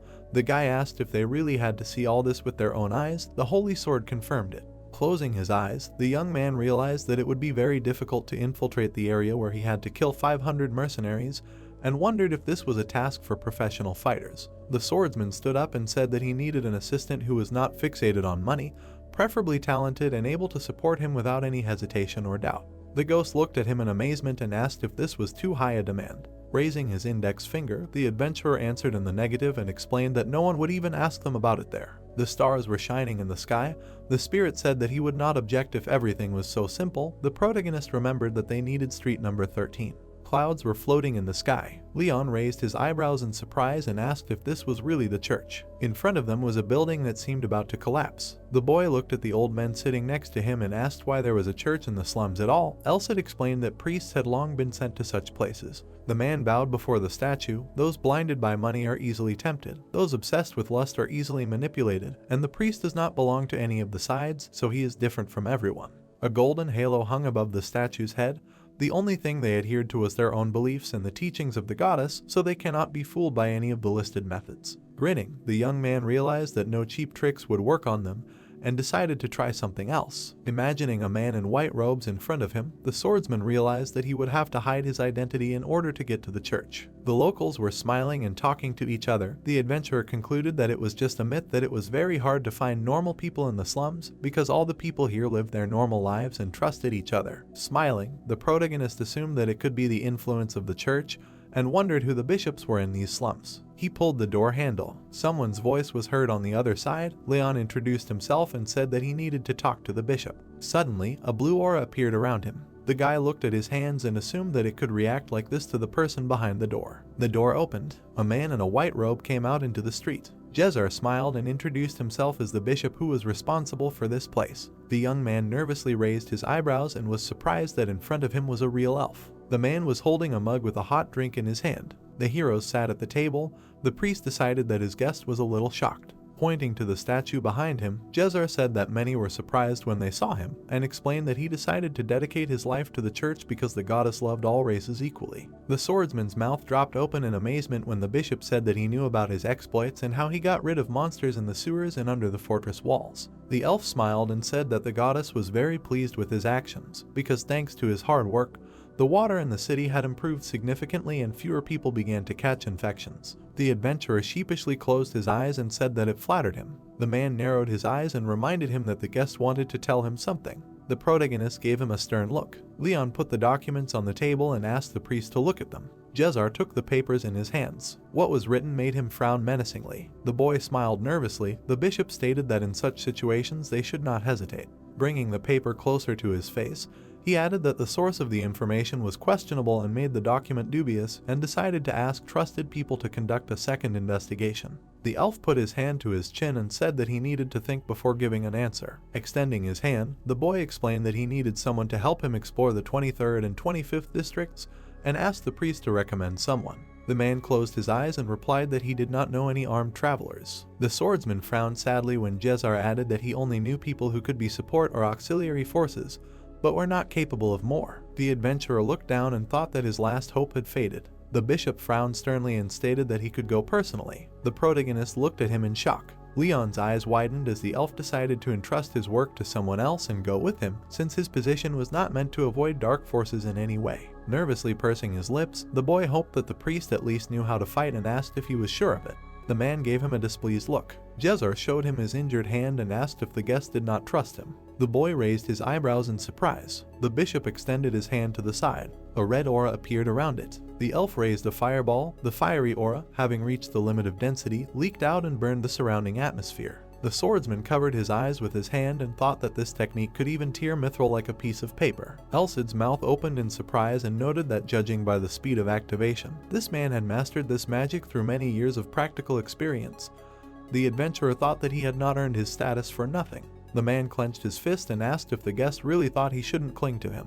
The protagonist scratched his head and replied that he was afraid that he himself would have to ask him for help. The priest asked him not to praise him so much. Imagining an army of thousands in armor, Jezar told about how he was a member of the Knightly Order of the Holy Iron Castle. Leon's eyes widened and realized that this man was part of the most powerful order on the entire continent. The guy shook his hand and said that he sincerely counted on his help. The bishop expressed his solidarity. He approached the door and asked the guest to wait for him in the yard because he needed to get his weapon. Clenching his fist, the young man thought about acting together with a talented warrior who once served in the order and felt like he had acquired 1,000 warriors being next to him. The swordsman imagined a bow in the priest's hands and assumed that he would have exactly the same weapon as the wonderful forest elves. Closing his eye, the holy sword called him naive and asked if his owner hadn't noticed the callus on his hand. The spiked steel ball fell to the ground. Holding the chain attached to it, the man smiled. The heroes' mouths opened in amazement. A large boulder lay nearby. Jezar swung the steel ball. Morgenstern rushed forward. He immediately destroyed the huge stone. Taking the ball in his hands, the bishop said that he hadn't held his precious weapon in his hands for a long time and explained that his blood still boiled at the thought of how pleasant it was to smash the heads of heretics with this mace. The adventurer watched him in shock. The elf approached him and declared that the goddess would extend her protection to their temple. The protagonist closed his eyes and replied that it would be so. Twilight fell, clouds floated across the dark sky. Leon walked along a busy street. Looking at his companion, he asked if the man had been following them all this time and explained that he had asked him to change into normal clothes as it was forbidden to enter a den of criminals in the clothes of a priest. Jezar walked forward, pulling his hood over his head. A blue aura shone between the heroes. The boy realized that he felt his presence only thanks to it and that he was impossible to detect with any other senses. Elcid frowned and explained that it was a kind of skill that concealed the presence of the owner of the aura. Suddenly, the drunk accidentally bumped into the bishop. The local looked back and asked him to be careful. At the same time, he noticed that there was no one in front of him. The holy sword noticed that their ally had quite a lot of experience in disguise. The young man frowned and asked how he was able to sense his presence. The ghost replied that it was all because of the properties of his aura. A star was shining above the swordsman's head. The spirit explained that depending on the characteristics inherent in one or another aura, situations beyond the limitation may arise. The moon was shining above the elf's head. Elcid assumed that the reason why his master sensed his presence was hidden precisely because of the difference in their attributes. The man followed the adventurer. The holy sword decided that in his eyes, the enemy's stealth skill was his own weakness. The sun and moon shone in the night sky. The protagonist wondered if this was a coincidence or an inevitable fate. The heroes approached the place where the 23rd district begins. Leon took out a dagger. The ghost was convinced that this weapon was useful to him. The locals turned around. The boy showed them the dagger. At that moment, the criminals parted and showed him the right way. Smiling, the priest was surprised that they had passed through the slums with such ease, and was convinced that his companion was not considered an outstanding person for nothing. Squinting slyly, Jezar assumed that this was all thanks to the patronage of the goddess, and asked if they could speed up the trial of the impudent heretics who were committing blasphemy. The young man smiled nervously. Opening an underground hatch, the swordsman explained that the kingdom of evil began from here and said that they would be better off using the tunnel and the sewers because being on the surface was too dangerous. The heroes went down the spiral staircase. They came out into a corridor next to which sewage was flowing. Suddenly, the bishop turned off the light. There was a grate above their heads. Someone asked if that was all for today. Another voice said that one victim had rebelled, so they could not fulfill their quota and had to deal with 12 more. The adventurer frowned tensely when the stranger said that 70 people for one day was a bit too many. There was a corpse on the table. The stranger said that even if they managed to deal with everyone before midnight, the ceremony could continue further until dawn. The protagonist gritted his teeth and wondered how many months the villains had been killing so many people every day. The elf took out a flail and said that he would go ahead. The man destroyed the ceiling and climbed to the upper floor from where the voices were coming. At that moment, a morning star appeared in front of the cultist's face. With one swing of the chain, the priest threw the villains in different directions. Leon climbed up through a hole in the floor. Jezza remembered that they were going to get here secretly. White smoke appeared from the holes in the mask on the heretic's face. The bishop immediately knocked him out with a steel ball with spikes. The elf frowned menacingly and asked what it was. The spikes crashed into the protective barrier. The stranger took out his weapon and said that blows did not work against this armored sword. Standing behind the protective barrier, the stranger asked if the enemies really wanted death and was glad that everything turned out this way because they were just missing a few victims. At that very second, his head flew off his shoulders. The guy chopped it off with his knife. He had a stern look. The cultist asked if they knew who they had disturbed. The man grabbed his head with his hands. The priest broke the villain's neck with one movement. The dead heretics fell to the floor. Jezar smiled happily and asked if they had really dealt with everyone already. The young man asked if such a question was really what a minister of the church should ask. The swordsman looked at the broad knife and said that these people were well armed. The bishop realized that his friend was able to ignore these sorcery tricks because he took their weapons. The adventurer smiled widely and asked his companion if it was good. Elcid brought his hands to the sword and said that he cast a special spell on his appearance, so other people see an ordinary blade used by cultists. The protagonist smiled and thought that the holy sword was too luxurious. Rodrigo held a holy weapon in his hands. Anyone familiar with the Holy Order or the Holy Emperor would be able to recognize it just by looking at its shape. Remembering how the unknown person was enveloped in a protective barrier, Leon decided that although it could not be called a successful infiltration, they were able to reap a large harvest, revealing the true nature of the enemy, and stated that there was no clearer proof than the use of sorcery prohibited by the church. The elf touched the robe and said that he did not think that the secret entry had failed, although there was some truth in his words. The man smiled broadly and asked how the entry could not be considered secret if they destroyed all the witnesses. The boy closed his eyes and smiled nervously in response. There was an iron door ahead. The heroes decided to go inside. Behind it was a dark room, shrouded in fog. Human skulls lay on the floor. Bloody surgical instruments were laid out nearby. Severed limbs lay in a bucket. Covering his mouth with his hand, the young man decided that this sight resembled images from nightmares, and wondered how many lives were sacrificed here and how much pain was experienced here. The ghost opened his mouth and asked him to hold on, because this horror cannot be accustomed to. The swordsman looked at his hand. The spirit urged him not to turn away from the tragedy, because a hero must always remember if others have forgotten. The adventurer imagined the corpses of people burning. Elcid explained that this tragedy was an enemy that he would have to fight for the rest of his life. The protagonist lowered his head and asked if his enemy was the Demon King. The Holy Sword wondered if his master really thought that the Demon King could be his only enemy. The ghost narrowed his eyes and said that this world could not be saved by killing just one villain. Leon's eyes widened in shock. A horned monster appeared in front of the sick people. The spirit explained that poverty for the poor and illness for the sick were all the Demon King, and asked if there was a reasonable solution to this misfortune. The sword's hilt sparked. Elcid asked if it could cut through poverty or illness, and said that compared to that, the Demon King, who could be killed with a sword, was nothing. Frowning, the Holy Sword added that a hero is someone who tries to make tomorrow better than today, and that this is the goal and duty of a true warrior, for which they must fight endlessly. The boy clenched his teeth in anger. The ghost asked him not to look away, no matter how terrible the sight was, because only then would he be able to cut off the root of all evil. The young man lowered the corners of his lips and sighed heavily. He frowned menacingly. Jezar looked at him with his peripheral vision and was amazed at his willpower, because his companion was able to make a decision in a matter of seconds, even seeing such a terrible sight in front of him.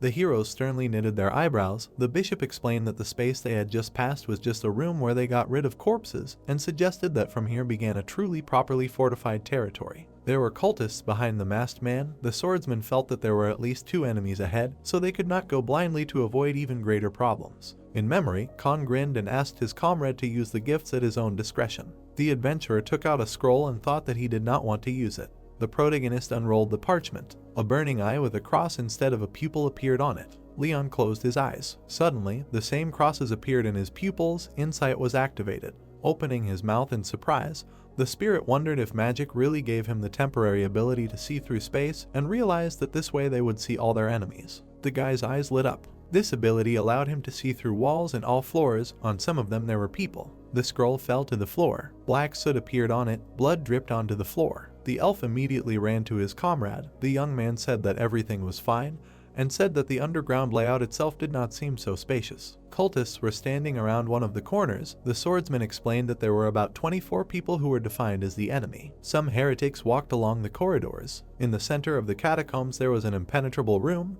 the entrance to which was in the east. The adventurer wiped the blood and asked his friend if he thought there was a core there. The man frowned and agreed, suggesting that it might be a trap based on this guess, since the basis of strategy is to outwit the enemy. The fish saw a worm in front of him. There is nothing more common than the logarithm of the inverse action. What was considered a weakness was actually a strength. The angler ate the fish at the same time. Jezar suggested that it could also be an empty shell used to dispose of corpses, and that the entire 25th district could be like that. The protagonist's face broke out in cold sweat. Leon, clenching his fist, agreed with his words and suggested checking this place out anyway. The guy furrowed his brows decisively and said that the next time they came, the borders would not be as loose as they were now, so today they had every chance to explore this place. The bishop nodded and said that now that the main goal was clear, they should do everything as quietly and quickly as possible. 2 heretics were standing next to the iron door. Suddenly, a chain appeared in front of their faces. The strangers immediately collapsed to the floor. Screams rang out through the deserted corridors. Foam flowed from the cultist's mouth from suffocation. His body fell to the ground. The elf said that there were 12 of them in total. Taking the spiked ball in his hands, the man said that he had warmed up his body a little and explained that he was no longer as fast as he used to be due to his age. The priest concluded that this was the impenetrable wall. The young man put his hand to it and asked how it opened. Trying to press on it with his whole body, the swordsman noticed that there was not even a door handle and said that the wall remained motionless even if you pushed it. It had inscriptions in an unknown language of a dark red color, like blood. Jezar began to spin the flail and asked his comrade to step aside for a second. Morgenstern rushed forward. However, his blow did not leave a single scratch on the wall. The adventurer's eyes widened in shock and he noticed that the ball simply bounced off the wall. The bishop frowned suspiciously. A memory of how he swung the chain surfaced in his head. Then the Morgenstern broke the stone block. A little later, he managed to destroy the ceiling of the catacombs into small pieces. The elf remembered how he killed one of the heretics and wondered how it was possible that the door did not break after such a strong blow. Elcid scratched his chin and told him that this door was made of a material from the other dimension, a substance based on laws that do not exist in this world. An image of precious metals appeared. The protagonist asked what kind of matter it was. The stone froze despite the fact that there was fire around it. And another stone, on the contrary, caught fire when there was ice around it. The holy sword suggested that this door rejected any physical intervention. Standing in front of the door, Leon remembered that he could not see what was inside when he used the scroll and wondered if even magic did not work on this wall, because that would mean that they had only one option left. The man raised his hand and began to pray. Holy energy appeared in his hand. The priest asked the goddess to grant him her purifying light. Watching from the side, the boy decided that it was some kind of holy move. The holy sword confirmed this and explained that holy power cannot be trained in the same way as or, since its formation occurs through the accumulation of devout devotion and good deeds. A seal appeared on the wall. The ghost declared that heretical tricks are not able to withstand holiness. A crack appeared on the wall. The young man smiled widely and shouted that the door was broken. The bright energy went out and smoke came from Jezar's hand. He tensed up and summoned the seal again. The swordsman brought his hand to his mouth and whispered whether the door should not have completely collapsed. The spirit replied that in theory everything should be exactly like that. Imagining a crack in the wall, Elsid assumed that this material was incredibly reliable, since it was able to withstand even the effect of a holy move, and decided that it was not used as some kind of trap. The adventurer took the weapon in his hands. The holy sword said that the final blow was his, and promised to give him all the support he needed. A blue aura appeared around the protagonist.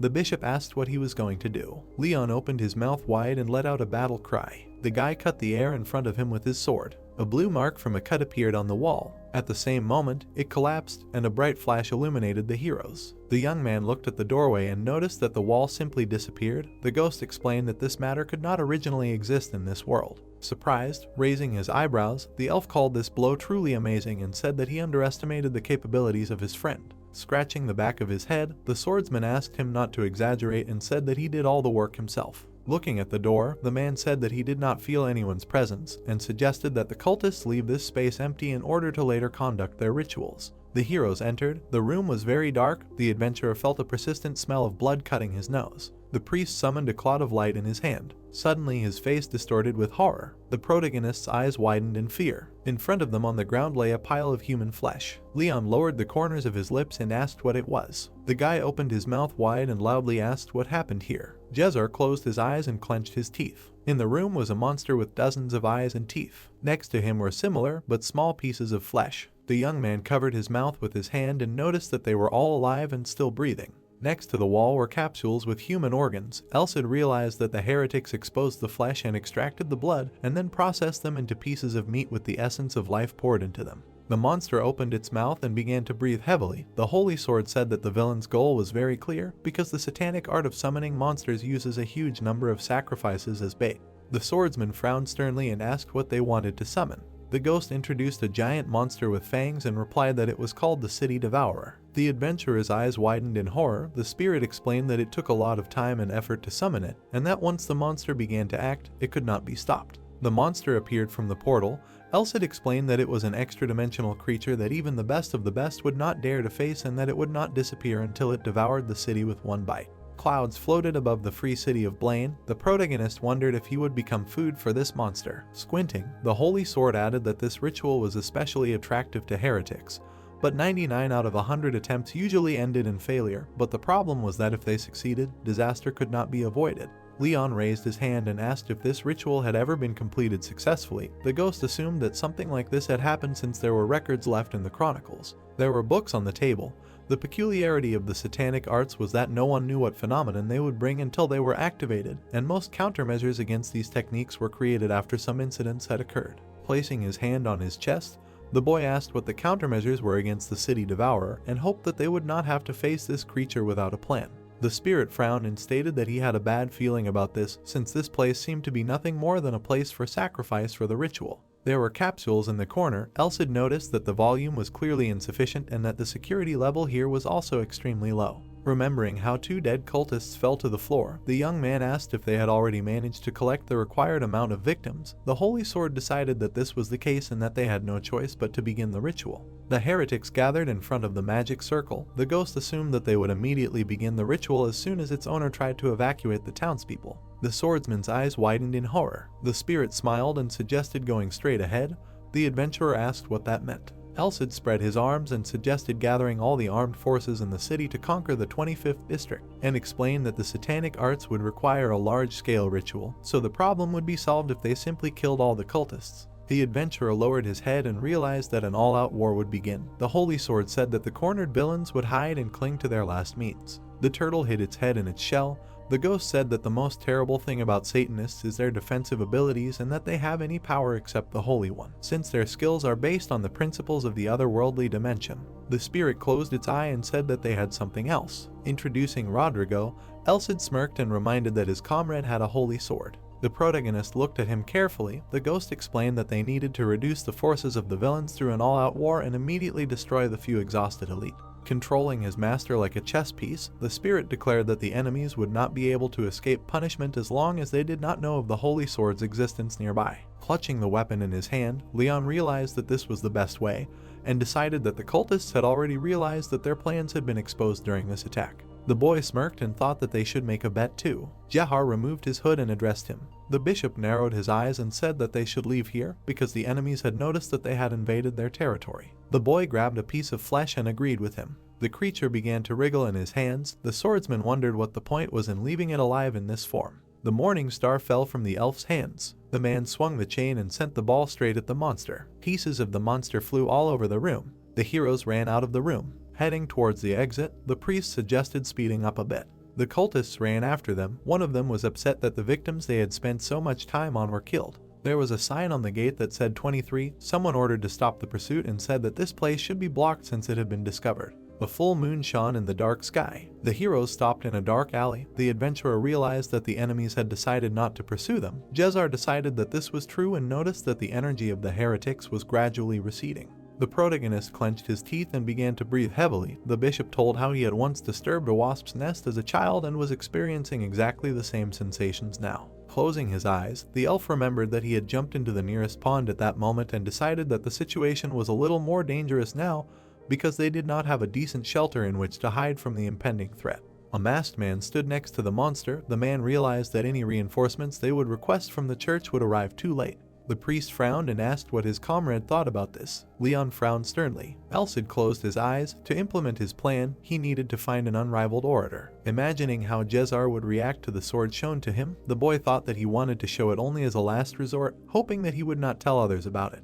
Remembering how they fought heretics together, the young man decided that he might have some ideas, and was surprised that his comrade sincerely wanted to hear his opinion on this matter. The swordsman raised his hand and declared that he had a wonderful plan. The light was on in the church. The heroes were sitting at a table on which lay a piece of living flesh. The bishop thoughtfully scratched his chin and said that they had many nuances that he did not understand. The adventurer looked up in disappointment. The elf decided that they should take the risk since they had no other choice anyway. The creature lay motionless on the table. The man agreed with his comrade's plan. Smiling, the protagonist thought that this was too complicated an explanation for anyone to believe, and guessed that a real strategist would laugh if he heard something like that. The city devourer loomed over the burning buildings. Since information about it was classified even in the church, Leon decided to pretend that he made this conclusion based on deduction to avoid unnecessary suspicion. The holy sword loomed over the sun. The boy realized that he would have no other excuse for having managed to neutralize the barrier except to say that the solar aura was much more effective against satanic art. The priest raised his hand and explained that even in the holy church, the solar aura was recognized as number one when it came to attack. Jezar smirked and explained that he had only seen it on his guest in his entire life because it was extremely rare. Clenching his fist, the youth announced that a decision had been made and proposed that they mobilize the guilds and the army to corner the cultists and then infiltrate and defeat them with a small number of elites. The bishop raised 2 fingers and stated that there were 2 mandatory conditions. The elf frowned and said that they needed to mobilize the troops and form a team to infiltrate the enemy base. The swordsman thought that the first condition would be very easy to fulfill since his eminence could speak out against the cult. The adventurer imagined a heretic covered in a protective barrier and realized that the only problem was that they needed people who could stand up to the elite warriors of the satanic arts and that the team must be composed of people who were at least a rank. The protagonist placed his hand on his chin thoughtfully. A smile suddenly appeared on his face. Leon jumped up from the table and asked how about recruiting strong men from the slums. The man asked what that meant. Raising his index finger, the boy explained that there were at least 2 people in the slums who were no less than a rank warriors, and suggested that Khan and Undertaker would be great additions to their team. The priest narrowed his eyes and asked if his comrade was sure that they would join the war. The boy stated that his word alone would be enough to leave them with no other choice. Suddenly, Jezar looked down. His eyes sparkled. The bishop asked if this was a call for military service. The swordsman smiled widely and explained that this was an opportunity to do good deeds for the church, so they would follow him without a doubt. Elcid rolled his eyes and decided that if the people in question heard their conversation, someone would end up pierced by a sword. In the past, Khan almost punched the adventurer. Remembering how his nose started bleeding, the protagonist whispered that he was not going to take revenge on him for that. A flag was flying above the guild building. People trembled in fear. The mercenary's eyes widened in horror. Lee pressed her hands to her chest and greeted the visitor. A man in a cloak stood next to Leon. The Knight of the Holy Order cast a menacing glance at the girl. The locals watched him from the side and wondered what could have brought this man here. The guy turned his head and said that he did not come here to make a request, but to ask for cooperation. Taking off his helmet, the elf introduced himself to the guild employee and requested her full support in the name of Holy Iron and Chain. The building shook from a shocked cry. Light came through the bars on the window. The guildmaster from the Blaine branch frowned and said that he was counting on his allies, even if the reason for their acquaintance was not the best thing. The heroes sat at the table. The young man thought that this man was even bigger than Khan, and remembered that he was once in a rank, but was forced to retire due to a leg injury. Bernard closed his eyes and said that he fully understood the gravity of the situation, and explained that the importance of this problem was so great that it could easily have caused the retired knight to request a meeting with him.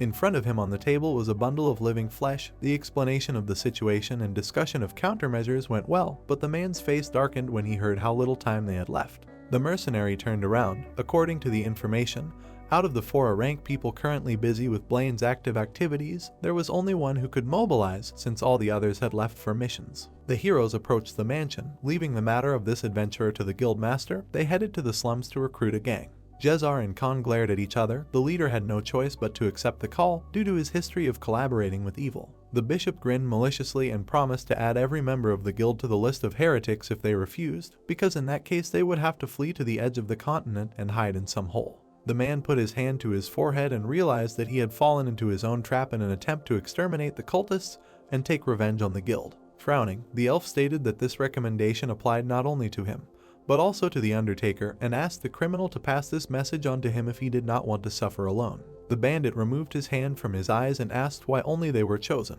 Looking down, the priest explained that 2 would be enough to form the main group, otherwise they would just have to evacuate the city's inhabitants before starting the battle to conquer the 25th district. Khan smirked and asked if they were going to cut off the snake's head with a small number of elite warriors. Jezar furrowed his brows and remarked that he was quite smart for a thug. Watching them from the sidelines, the protagonist realized that they all needed to unite against the Devourer of Cities, and decided that no matter what happened, it was much better than if they all died. The wind blew through his hair. Leon never expected that even in an emergency situation, they would be able to gather so many warriors in just 2 days. There was an entire army of mercenaries in front of them. A squad of archers had gathered nearby. The boy stood on a cliff in front of the entrance to the 25th district. Lai smiled broadly and reported that an urgent request had been delivered to all guild members of rank C and above, and most of those gathered were adventurers. Bernard raised his hand and added that there were about 1,500 people here and that they would witness a real battle. In the past, there was a piece of living flesh on the table. Thanks to this evidence, the guildmaster managed to convince His Excellency. In the model, the troops surrounded the 25th district. Imagining the archers opening fire, the man reported that the close combat would be left to the mercenaries, and the troops with insufficient individual abilities would be responsible for rear support. Elcid scratched his chin and called this decision wise, because if the attacker was too inexperienced, he would only fall victim to Satan's techniques, so it would be much better to constantly irritate the enemy, even if in a slightly passive form.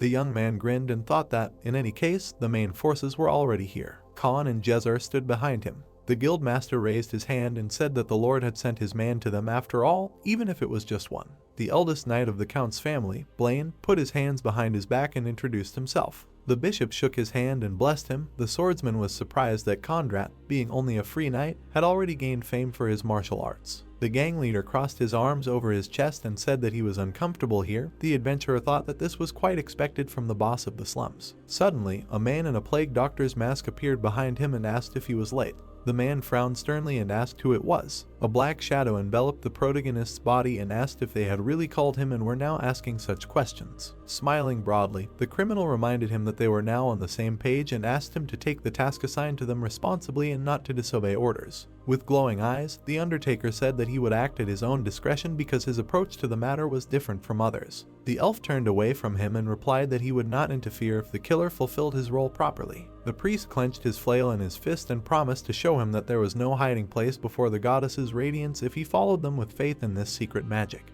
The stranger frowned and said that these words sounded a little scary. The shadow laughed and dissolved into thin air. Leon looked at the black particles with fear and thought that even with the ability to sense aura and using the technique of foresight, it was impossible to detect his presence. Pink clouds floated across the sky. Jezar noticed that they had to wait for the last member of the party from the guild side. Someone raised their hand and greeted the heroes. Karen waved her hand and introduced herself and explained that she was late because she had to make a lot of preparations since she knew almost nothing about this operation. The guys frowned tensely and wondered how the members of the same team could be so different. The gangster looked ahead confidently. The adventurers smiled at each other. The retired knight of the Holy Iron Castle and the senior knight of the Count's house frowned sternly. The eyes of the assassin exuded blue smoke. The boy scratched his head and thought that it would be foolish to hope for a spirit of unity with such a lineup, but there was nothing to be done about it because they had all united into one team only based on their individual skills. The young man stood at the head of the new squad and announced the beginning of the operation. A powerful explosion was heard in the center of the city. Fire arrows soared into the air. Ash swirled over the 25th district. The cultist covered his face with his hand and shouted that there had been a surprise attack. The heretic looked at the sky. Hundreds of fire arrows were approaching him. They pierced the masks of the villains, bringing instant death with them. One of the villains turned around and ordered the others to remove the seal from the abomination as quickly as possible. The stone fragments lying on the ground shook. A giant monster made of pieces of flesh burst out from under them. The archers opened fire on it. The monster swung its hand. It managed to destroy the squad of archers with one blow. Lying on the ground, the wounded warrior asked why their arrows were not working against him. Rushing forward, the man declared that it was now the turn of the mercenary squad and ordered his comrades to destroy everything in their path. The main squad watched the battle from the sidelines. The bishop noticed that the front line was frozen at a dead stop. The swordsman looked at his companion. Elsid explained that the countermeasure was executed brilliantly, but the abomination was not such a simple opponent because it would be able to withstand their attacks for an hour. The holy sword imagined how the turtle hid in its shell and said that according to the strategy, those who understand that total war is unprofitable will try to hide. Kondrat looked up with a tense gaze. A giant tornado rose above the city. The heroes frowned. The ghost noted that this did not look like a natural phenomenon. The adventurer asked if this was the work of the cultists. The squad rushed forward and declared that their turn had come. The protagonist ran after them and wondered if they were too fast or if he was too slow. The heroes found themselves in front of a tornado. Leon lowered his head and began to breathe heavily. The knight asked him for forgiveness. The man pursed his lips and decided to go first. He had a fiery sword in his hands. The warrior wanted to test how strong the barrier created by their satanic techniques was. A fiery aura burst out of his sword and spread across the ground. The flames engulfed the air whirlwind. The guy grabbed his heart and thought that nothing else should be expected from this man. The fire magic dissipated due to the barrier. Khan put his hand on Kondrat's shoulder and said that weaklings should move aside. The gang leader swung his fist. The shockwaves from his fist swings reached the tornado. The squad continued to watch the whirlwind, which did not care about their attempts to harm it. The criminal gritted his teeth in displeasure when the knight ironically called his blow magnificent. Jezar frowned and explained that he could have destroyed the barrier with a sacred move, but he needed to conserve his holy power since they did not know what was waiting for them inside. The youth stretched his shoulder and declared that he was tired of watching unsuccessful attempts. The party members looked at him in amazement. Karen raised her eyebrows in surprise. The swordsman took his weapon out of its sheath and asked the spirit if he had managed to accumulate enough power. Elsid replied that he was overflowing with energy. In the adventurer's hands was a holy sword disguised as a regular one. Grinning, the ghost said that killing one heretic brings much more benefit than 1,000 demons, and asked his master not to worry about saving strength and just hit as hard as possible. The protagonist exhaled steam and asked him to be careful not to break the disguise due to his excited state. Blue lightning flashed around his body. The bishop opened his mouth in shock. Leon cut the air in front of him with his sword. At that moment, the mysterious tornado dissipated. The satanic barrier was destroyed. A deep hole appeared on the ground. The squad, without thinking, jumped down. Moisture accumulated in the dark corridor. The heroes walked forward while the elf lit their way. The priest squinted and asked if the undertaker was here. At that very second, the unknown person appeared from the shadow of the guy. The warriors looked sternly ahead. All 6 members of the squad safely entered inside. The young man noticed that, despite the fact that some of them were dressed in armor, no rattling was heard when walking. The spirit closed his eye and explained that this meant that their basic movements were on a completely different level.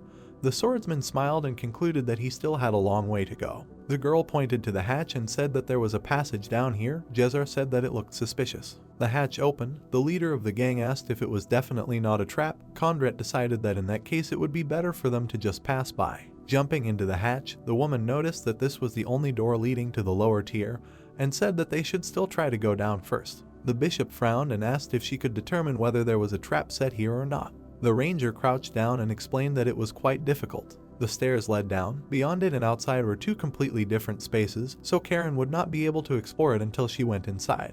Looking down, the elf suggested going down and assumed that otherwise the situation could only get worse. The knight frowned sternly and urged his comrades to hurry. The squad went down the stairs. The adventurer clenched his fist and realized that he still could not sense the undertaker's presence and had no idea whether he was following them or not. The protagonist stepped on a step. Red energy appeared under his foot. Suddenly, the floor beneath him collapsed. Leon closed his eyes and screamed. Suddenly, the boy opened his eyes. He found himself in an empty corridor and wondered what kind of place this was. The young man looked around and realized that his sense of aura did not sense anyone's presence and that all of his party members had disappeared.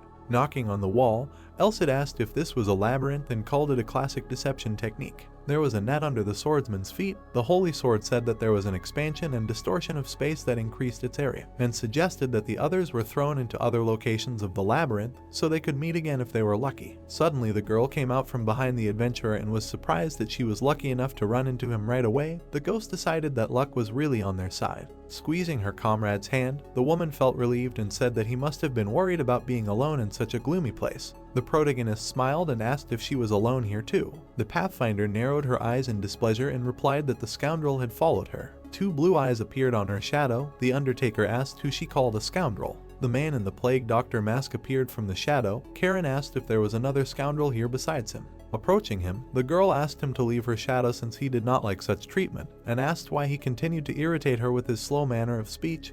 The killer stated that he himself decides where to be. Watching them argue, Leon was glad that they managed to reunite immediately after entering the labyrinth, and thought that he definitely did not have to worry about the rest of the squad. The dim light illuminated the corridor. The boy suggested moving on little by little. The woman said that she liked his confident tone. The tracker sheepishly looked away and asked if the younger comrade deserved her trust. The young man smiled and promised not to disappoint her. The heroes went deeper into the catacombs. After some time, a fork with 5 corridors appeared in front of them. Karen immediately went to one of them and said that they needed to go there. Following her, the swordsman thought about how impossible it was to move so quickly, even if you tried to trust your instincts, and wondered if it was normal for him to blindly follow her. Raising his eyebrows, Elsid noticed that she had never made a mistake, so they could safely follow her because her tracking skills surpassed even the abilities of the forest elves. The girl smiled. The adventurer imagined her elven version next to her. The protagonist raised his hand to his mouth and asked if she really had such a great talent. The holy sword suggested that due to the properties of the aura, the dark place was an advantage for her. Suddenly, the woman raised her hand up and stopped her friend.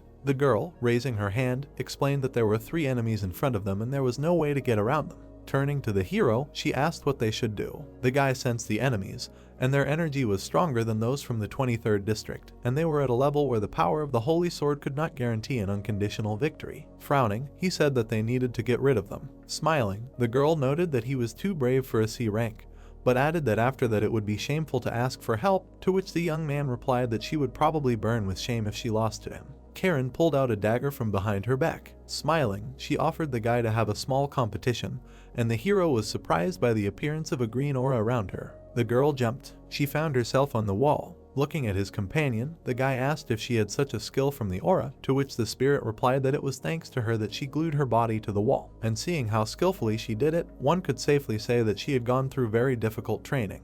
The hero ran after her, while Elsid said that if the young man wanted to keep up with her speed, then he needed to focus even more on his legs, but he exclaimed that he already knew everything. Suddenly, a small stone fell near the sectarians. One of them looked up. He saw a girl sitting on the ceiling. All the cultists turned around when the one who saw it exclaimed about the enemy. Suddenly, 3 kunai pierced their masks. The guy, looking at this, was surprised at how she threw daggers with her hand at such speed. One of the enemies, scratching the floor with his claws, said that the invaders were too brazen. Monsters were hidden behind the masks. One of them asked if they knew where they were. Smiling, the girl noted that their question was incredibly stupid. She jumped off the ceiling, saying that they were in the slums without a master. The octopus repelled the attack of the daggers, shouting that they could not be defeated with such trinkets. A rope wrapped around his leg. He fell because someone pulled it. Pulling the monster towards her, Karen explained that the daggers were just a distraction. The shadow cut off the head of one of the monsters. The hero, looking at this, was scared, although the fear was suppressed by the fact that these 2 were his allies, not understanding where his enemy was. Suddenly, something flew past his head.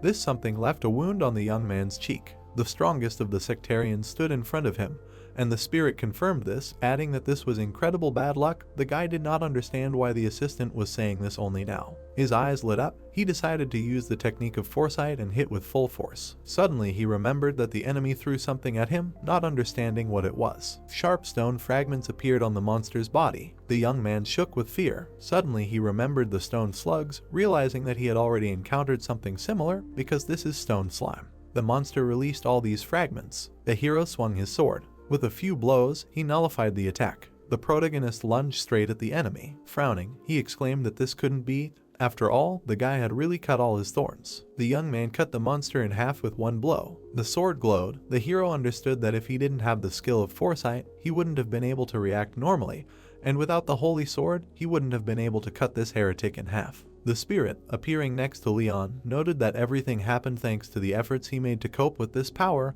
adding that it was still far from perfect. Smiling, the girl asked that the hero had really finished already. Holding a tentacle on the dagger, she added that although he had killed the enemy a few seconds later than him, he was still a good guy, because despite his C rank, he had dealt with the heretic alone, asking if he was one of those who lacked achievements compared to their skills. Smiling, the protagonist replied that she should think as she pleased. Suddenly, the guy widened his eyes. Looking at the dead octopus, he realized that these were sword marks left by two people who had nothing in common. Looking at the corpse of another monster, the protagonist realized that they looked too similar, and if you looked closely, the cross-section and depth of the wounds were very similar. He lowered his head. Frowning, Elsid asked if the young man had finally noticed, adding that he was right. The girl put the dagger behind her back. Winking at Leon, she thanked him for making it much easier to deal with this gang. Looking at the shadow, Karen added that she was not sure about this bastard, because she thought that the hero would not be able to keep up with her. Looking at the guy, she added that she was probably wrong. Bowing his head, the young man asked her to show it. A window of characteristics began to appear in front of the girl. All her abilities and ranks were visible. The young man looked at the profession. With his eyes wide open, he screamed. His companion, looking at him, asked if they were continuing on their way. Raising his hand, Leon answered affirmatively. His lips were trembling. Presenting Karen's map, he understood that in the sun she was a rank adventurer, and in the shadows she was an elite assassin nicknamed Undertaker. Looking at her, the guy could not believe that he was now exploring the labyrinth with one of the three great evils of the slums, because it could be risky. Remembering her kind face, the young man understood that she was just a beautiful adventurer creating a cheerful atmosphere around herself. But imagining the Undertaker, he also realized that she was also one of the leaders of the slums. Pressing his lips together, the boy realized that this was a fact that no one knew about. Remembering Khan and the guild master, he knew that they didn't know either because there was not a word from them about this. Remembering the bishop, Leon realized that if he discovered this deception, it was unlikely that Karen would be able to cope with the consequences. Looking at her, the hero realized that he was currently the only one who knew the secret of her essence, doubting that anyone else could even know it, because in the current situation, she would never leave him alone. Imagining Karen with her shadow, the protagonist knew that for the killer, his identity was the most secret, because any means were used to silence anyone who found out this secret forever. Squinting, the young man decided to be extremely careful, because he had to watch every, even the most insignificant, change in his facial expression, because now the killer was watching him closely. Raising her hand, the girl said that they needed to go left here because there were enemies ahead again.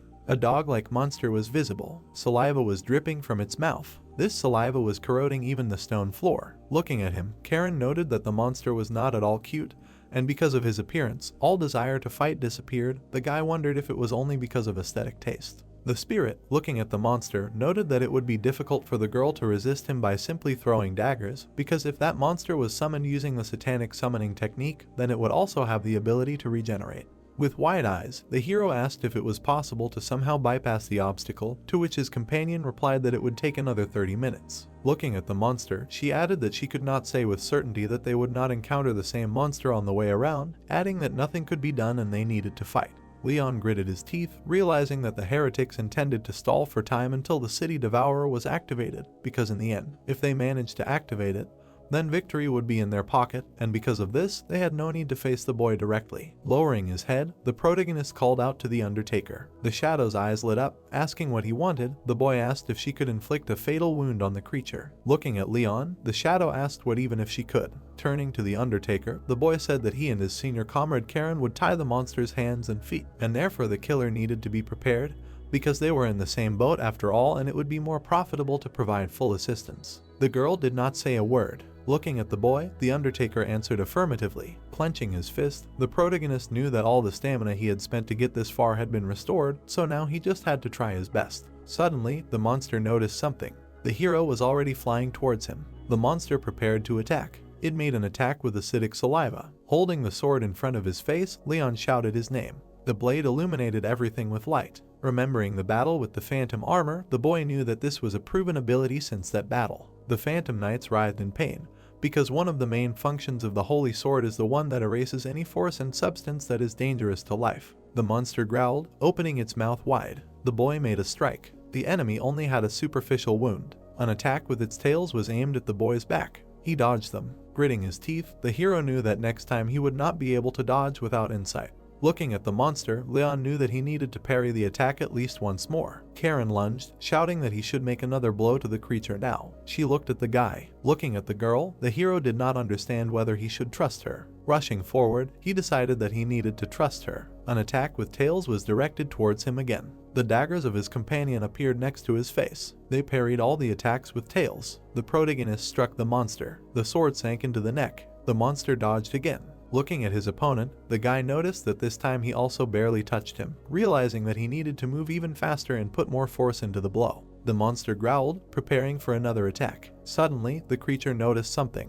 It turned around. The hero, his eyes wide open, could not understand what caused such movements of the monster. A blade appeared in its shadow. Many swords appeared in the entire shadow of the monster. An undertaker appeared behind him. Looking at the monster, the shadow told it to die. The monster was hit by many shadow blades. It, wide-eyed, let out a shrill scream. The enemy fell to the ground. The protagonist, wide-eyed, looked at what was happening, surprised by the abilities of an Orank, and the spirit added that the wound did not regenerate. Looking at the dead opponent, Elsid also noted that this was due to the attack that was made. Exceeding his regenerative ability, the young man thought that this was the deadly attack to defeat a single opponent once and for all. Shadow swords gathered around the Undertaker. The protagonist understood that such an action really corresponded to the image of a killer. The girl put her hand on the guy's shoulder, saying that for a hastily assembled group, they had good teamwork. Smiling, the young man agreed with her because throwing daggers at the tail was unimaginably cool. He remembered that he had repelled the monster's attack. Raising her hand, Karen replied that compared to the attack of the vile bastard, it was nothing, because she had no idea that the killer could use such a grandiose martial art. Looking at the dead opponent, she added that this could be called the highlight of the killer. Closing her eyes, the girl also said that it was not for nothing that the Undertaker aimed at the place of the king of the slums. Pointing her finger, she said that it was time to go because they did not have a second to rest. Looking at his companion, the guy replied that they needed to move immediately, understanding that the basis of the cleansing operation was a battle with time, because regardless of victory or loss, they must arrive at their destination before the ritual was completed. Karen peeked out from around the corner. She looked at the heretics, counting them, and finally adding that there were only 8 of them. Standing around the corner, she also asked if they had gotten here so quickly, also saying that they would have to sweat this time. The young man frowned, realizing that when it came to being able to assess the power of enemies, there was no one better than her in their team. Looking at the Satanist, he knew that each of them was so strong that it made his body involuntarily shudder with fear, because even in the battle with the previous freaks, it was extremely difficult for a group of 2 or 3 people to win. Closing one eye, the hero added that in the current situation, they had no choice but to wait for her mission mates to join them, or they should go looking for them themselves, and the girl replied that both options were problematic. Holding her head, she imagined a situation in which they could arrive too late or miss each other on the way. Sitting down near the wall, Karen also added that they had come all this way and should roll the dice for luck again. The protagonist understood that she looked like a very ordinary adventurer, but he felt a little awkward because he knew her true nature. Suddenly, Leon felt something. Everything was shaking. Stones began to fall from the ceiling. Looking up, the hero realized that this was happening very close, and the spirit added that such a shock wave was caused by a collision of enormous forces. The guy looked at his companion, realizing that one of their allies was fighting. The girl was also looking at him. The heretics were standing in place. Suddenly, several of them went somewhere. Looking at what was happening, the young man understood that 4 were sent to where the sound was coming from, which meant that in this situation they had more options. Looking at the rest, he tried to decide whether they should go to the rescue of their comrade, who would go right now, or attack the enemies, who were now several times fewer in number, and eventually break through. The hero bowed his head. Standing up, he said that it would still be better to unite with the others, because if the separated group of enemies gained the upper hand and return, they would have to fight on 2 fronts, and if someone from their team was defeated, a huge hole would appear in their forces. Clenching his fist, he asked that shouldn't they try to gather all their forces as much as possible. Exhaling, Karen replied that the arguments were indeed fair, because the remaining 4 did not look like an easy target. Suddenly, her companion lay down on the ground, saying that they needed to do something before moving out. She put her hand on the floor. A green line stretched from her head. Jumping up, she pointed the way. Watching her go, the young man realized that her level of extrasensory perception was beyond human capabilities, because this ability, which combines insight and the technique of capturing sound, something was coming from the depths of the corridors. Someone was pierced. The hero and his companion opened their eyes wide. They saw how a man was pierced by blades. It was Sir Conrad. Blood was flowing from his mouth. The protagonist rushed towards him, shouting his name, realizing that there were two enemies. Black tentacles began to envelop him. The heretic, standing in front of him, asked to leave this boy with him. Leon looked to the side, noting that only one attacked him. He looked at Karen, who was targeted by two enemies. He also paid attention to the already dead Satanists, who were most likely killed by Sir Conrad. A spirit appeared, who explained that he should not worry about the girl. Looking at the young man's opponent, Elsid also noted that he was very strong, and he needed to cast aside all extraneous thoughts and fully concentrate on the one standing in front of him. Making a certain sign with his hands, the heretic began to shout some words. A blue glow began to appear around him. Looking around, the young man did not understand what this blue fog was. Looking at the hero, the opponent shouted at him to take this as an honor because he would turn to dust simply by touching the darkness, because the Satanist granted him a luxurious death due to the fact that he used a wandering ghost on such a small fry. The spirit, looking away, explained that this opponent was a summoner, but the protagonist did not understand him. Recalling the previous monster, he explained that heretics are divided into two categories, namely mutants who use satanic techniques on their bodies. Looking at the current enemy, he added that there are also summoners who summon creatures or matter from other dimensions, although neither of them have an ounce of common sense. The boy readied his sword, asking about a luxurious death. With wide eyes, he shouted that he stole his line. The youth made a strike aimed at the fog. Looking at him, the Satanist shouted that he was a fool, because how could a sword, which is a physical body, affect spiritual powers? Suddenly, one of the sources of fog was cut. The same happened with the second. The fog around the opponent dissipated. Smiling, Leon noted that there were exceptions, realizing that as long as he had the holy sword in his hands, he would be able to cut through anything. The opponent was shaking with fear, saying that this was all nonsense, because no matter what aura power was put into the weapon, it was impossible to destroy his technique. He made the gesture with his hands again. A huge monster appeared above him. The hero cut it with a blow. The opponent, raising his hands, could not say a word. The protagonist pierced him with a blow of the blade. The Satanist took hold of the blade. Holding onto it, he screamed that the young man really thought that his attack would have any effect. With his eyes wide open, the opponent exclaimed that the wound was not healing, because was this really a blow that could turn satanic art into nothing? The heretic looked at the boy. With his mouth wide open, the opponent screamed. Putting the sword in its sheath, Leon walked away. Suddenly the boy turned around, hearing the girl's words about whether she had really lost. Crossing her arms over her chest, she added that it was a real shame on her head. Raising his hands, the protagonist understood that her fight was 1 against 2. He replied that he had just gotten a weak opponent. They looked into the distance of the corridor and the young man exclaimed about Sir Conrad. Bleeding, the knight asked for forgiveness because he appeared before them in such a deplorable state, because in such a state he would not be able to go further with the other members of the team, and asked them not to waste time on him. The protagonist leaned over him while he said that he would join as soon as his body recovered. The girl, bowing her head, asked how much time he had left. Closing his eyes, the knight asked if she really already knew everything. The girl, looking at him, answered that it meant that the strength was so weak that Conrad, being the owner of an aura of such a level, was not able to stop the bleeding.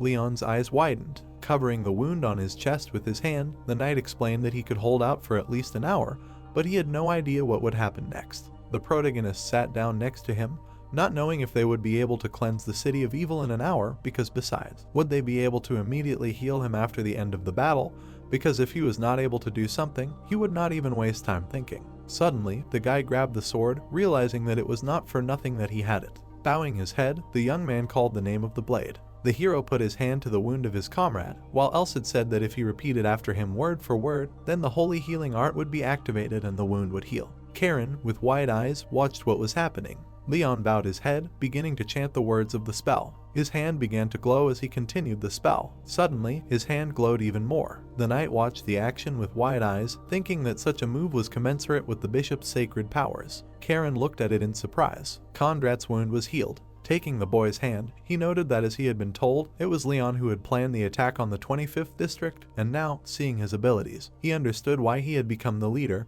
and now it was crystal clear to him why Sir Jezar trusted the boy so much, asking if he was a candidate for the Cardinal of the Holy Order. Closing his eye, the spirit was surprised that he was now a cardinal, and before he was a candidate for paladin. Raising his fist to his face, Conrad noted that he was too tactless for a man who was obliged to be a hero for life, adding that he was unable to fight, but now he had enough strength to heal himself. Looking at the knight, the boy wanted to object, but Conrad replied that he did not think that revealing his identity was what he wanted.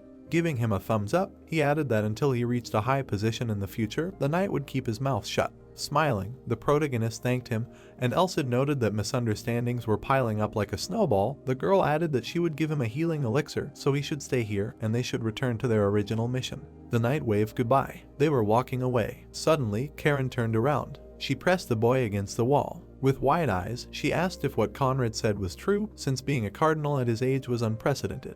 Looking into the guy's face, she added that indeed, not only was the sun an attribute of his aura, but he had also mastered a sacred technique that was in no way inferior in skill to a bishop. Looking at the blade, she also said that he was good at using aura weapons, asking who taught him this. Closing his eyes, Leon replied that he was not a contender for the cardinal's post. Folding her fingers, she asked the young man if he was a student of the Holy Iron Castle, asking him to teach her the same skills, because she was already burning with curiosity. Moving away from Karen, the guy replied that if they became friends in the future, he would share a couple of secrets with her, realizing that he might have succumbed to her persuasion without knowing her true nature. The protagonist turned around when she said that he turned out to be an impregnable wall, asking if all the guys from the order were like that. Adjusting her hair, she added that if she had to ask, then almost all men fulfilled her request. Lowering his head, Leon asked her to put off the jokes for later because they needed to think about what to do next, realizing that no one would remain indifferent to her seduction in such an open form. Looking at his companion, the hero added that they needed to look for other team members, asking whether it was worth it for them to break inside together. Adjusting her hair, she answered that most likely they would not have to worry anymore. Wide-eyed, the protagonist asked why. Raising a finger, Karen explained that he would understand everything when they were there. They walked on. Someone's body fell in front of them. In front of them were the bishop and Khan. Squinting, the young man realized that to some extent he even felt sorry for the heretics, and the bishop greeted them, adding that he was glad to see them because they were safe and sound. The shadow of the Undertaker appeared behind him and asked him if he wasn't happy for him. Turning away, Jezar replied that he had no idea that the killer was here too. A long corridor was visible. Leon, standing next to the bishop, said that Kondrat was seriously injured, which is why he is now limited in movement and it will take him about 2 hours to fully recover, but they do not have time to wait for him. Rubbing his chin, Jezar replied that in that case there was nothing to be done, and they would have to go in 5. Khan, frowning, noted that since Karen was an adventurer, maybe she had some useful artifact, and if she did not want to lose face due to excessive greed, she should quickly take everything out of her pockets. Closing her eyes, Karen asked him about who he was to talk to her like that, because he was just a bloodsucker sucking the blood of ordinary people. Khan gritted his teeth and asked about what she had just said, while the bishop asked them both to calm down, because their plan of action would now be announced. Frowning, Jezar explained that he had the highest resistance to Satan's attacks, so he would be in the vanguard, while Khan and Karen would be in the middle. Pointing at the protagonist, the bishop added that he would be in the back of the line to protect the team's rear and that they should keep him as their trump card. Pointing at Leon, Khan asked if the bishop was really going to use a newbie adventurer as a trump card. Pointing at the shadow, he also asked about the Undertaker. The youth extended his hand and asked for permission for the day to join him, since the shadow had helped them a lot while they were coming here. Pointing at the Undertaker, Karen also said that he had indeed contributed to their successful reunion, while the hero knew that she was in a desperate situation. Turning away, Khan replied that the bastard didn't listen to anyone anyway, so it would be better to leave him to the youth. A long corridor was visible. The group looked into the distance. The adventurer frowned and noted that the air was filled with vile energy. A blue glow appeared in front of them. The bishop noted that no matter how you looked at it, it looked like a space created using satanic techniques. He began to use some kind of magic. Entering the portal, Jezar ordered everyone to follow him. The whole group rushed into the portal. Frowning, the protagonist did not understand what kind of unpleasant darkness it was, and besides, if you do not take into account the feeling of the aura, he does not see or hear anything. Continuing to walk, he thought about the feeling that he was stuck in a swamp, which was slowly sucking him into its quagmire. The young man extended his hand. He got out of the portal. The bishop turned around and called out to them. There were many heretics in front of them. Looking at them, the protagonist realized that they were most likely surrounded, because most likely the enemies knew that they would come here. One of the Satanists, smiling, exclaimed that he did not think that he would have to wait for them for so long. Bowing his head, he added that they visited their humble abode, which is a great honor for them, but the enemy did not expect to be so slow. Extending his hand to them, he also said that he expressed his deep gratitude to them. Frowning, Jezar could not understand what was happening. The Satanist smiled broadly. Gritting his teeth, the bishop asked if he was a preacher. Smiling maliciously, the heretic asked how he recognized him so easily at first sight. Looking at Elsid, the guy asked him if this preacher was the one who led the ranks of heretics, to which the spirit replied that evil also has its hierarchy. Recalling one of the Satanists, the spirit noted that there was a disciple who used a satanic technique given to him by someone else, a believer who had become absorbed by the power of satanic techniques through his own research. Recalling the 3 Satanists, he also added that there was one who spread their teachings far and wide, one who had earned the title of leader, who was called a preacher. Looking at the leader, Elsid added that compared to the Holy Church, he was a high-ranking bishop. The preacher raised his hand, saying that today was truly a wonderful day, for the ritual had been successful and the worthless lives sacrificed had finally borne fruit. Jezar bowed his head, listening to his opponent say that he had never thought that he would appear before a narrow-minded servant of the goddess. Throwing up his hands, the heretic exclaimed that he would have the opportunity to demonstrate the teachings of the true God. Everyone looked at him, realizing how crazy he was. Frowning, Khan noticed that nothing had happened, although he was saying that the ritual was successful. Lowering his head, the preacher replied that they were all just a bunch of idiots who could not fix anything, because the process had been launched and there were only a few seconds left until the end, and soon they would see that all their efforts were pointless. Looking at the spirit, the young man asked if since his ritual was successful, then their whole plan had gone to hell, but Elsid replied that there was still time. Presenting a hook, he explained that the principle of summoning a city devourer was similar to fishing, and using the essence of life force as bait, monsters were lured out from beyond the otherworldly dimension. Looking at the spirit, the young man frowned. The spirit, presenting a monster, explained that until the fish was found and bit, they had time. Still looking at the assistant, the hero asked about the fact that they had absolutely no idea when the monster would find their bait and take the bait, and Elsid replied that this was exactly how it was. Looking at the preacher, the protagonist understood that they should still have an hour to spare, or just a few seconds, and in the end it all came down to a race against time. Looking at the bishop, Leon called out to him. Raising his hand, Jezar addressed the goddess, asking her to send them her soft light so that they would not get lost in the darkness. A small sun appeared above his hand. It rose into the air, glowing. The Satanists were illuminated by a bright light. One of them opened his eyes wide, looking at the light. They, screaming, tried to cover their eyes with their hands. Elsid, looking at what was happening, noticed that this technique was a composite, combining an aura and a sacred technique, but it certainly did not reach the sun. But it would be quite enough to restrain the satanic summoning technique, although using its light would be much more effective. The preacher clenched his teeth, but the bishop said that this would still stop the satanic summoning technique for a while. The girl threw daggers at him. The preacher covered himself with one of the heretics. The rest of the team began to chop down one Satanist after another. The young man, looking at the leader of the opponents, knew that he had not even entered the battle yet, which meant that the place he was protecting was the core of the ritual. Frowning, the protagonist understood that it was necessary to destroy the circle. Smiling widely, the preacher exclaimed that they were all fools, because they really thought that they could seal the spell in this way. Portals appeared behind Leon. Monsters began to appear from them. There were many monsters in front of the hero. He couldn't understand why they all looked like dogs, with his eyes wide open. Elsid replied, squinting, that since the satanic summoning technique was broken, and the preacher had most likely created the chimera with an inferior satanic technique and summoned it, but since the summoning was imperfect, the creature would soon destroy itself. Looking at the leader, the young man realized that even such an imperfect creature was enough to buy some time, and could this mean that the activation of the ritual was inevitable? Khan, frowning, shouted that they were all scum, and now he would show them. The adventurer struck one of the monsters. His hand pierced the monster. Khan gritted his teeth, seeing the monster's blood. The blood got on his hand, starting to corrode it. The dagger hit the head of one of the opponents. Karen, looking at him, did not understand why the dagger did not pass through the poisonous armor, thinking that they were deprived of reflexes from the very beginning. The bishop, looking at the young man, said that at this rate they would face an endless battle until their strength was exhausted, and therefore, the longer this continued, the greater the danger would loom over them. Taking a firmer grip on the blade, the hero understood that in the current situation it was necessary to break through to the core of the ritual as soon as possible, but this could be difficult due to the fact that it could not use the power of the holy sword to its full potential. The spirit, squinting, replied that if all those creatures noticed the existence of the protagonist, the situation would become many times more difficult, and putting their lives on the line. They would try to constrain his actions, and for Leon to keep in mind that the situation could be changed in their favor only by catching the enemies by surprise. Bowing his head, the hero replied that he already knew everything, because at the moment his role was to deliver the final blow. Something started to happen behind the preacher. The protagonist felt it. The same happened to the preacher. Khan felt it too. Karen also felt the approaching danger. The altar began to spew red lightning. Smiling, the antagonist exclaimed that the city devourer had finally appeared, answering their call.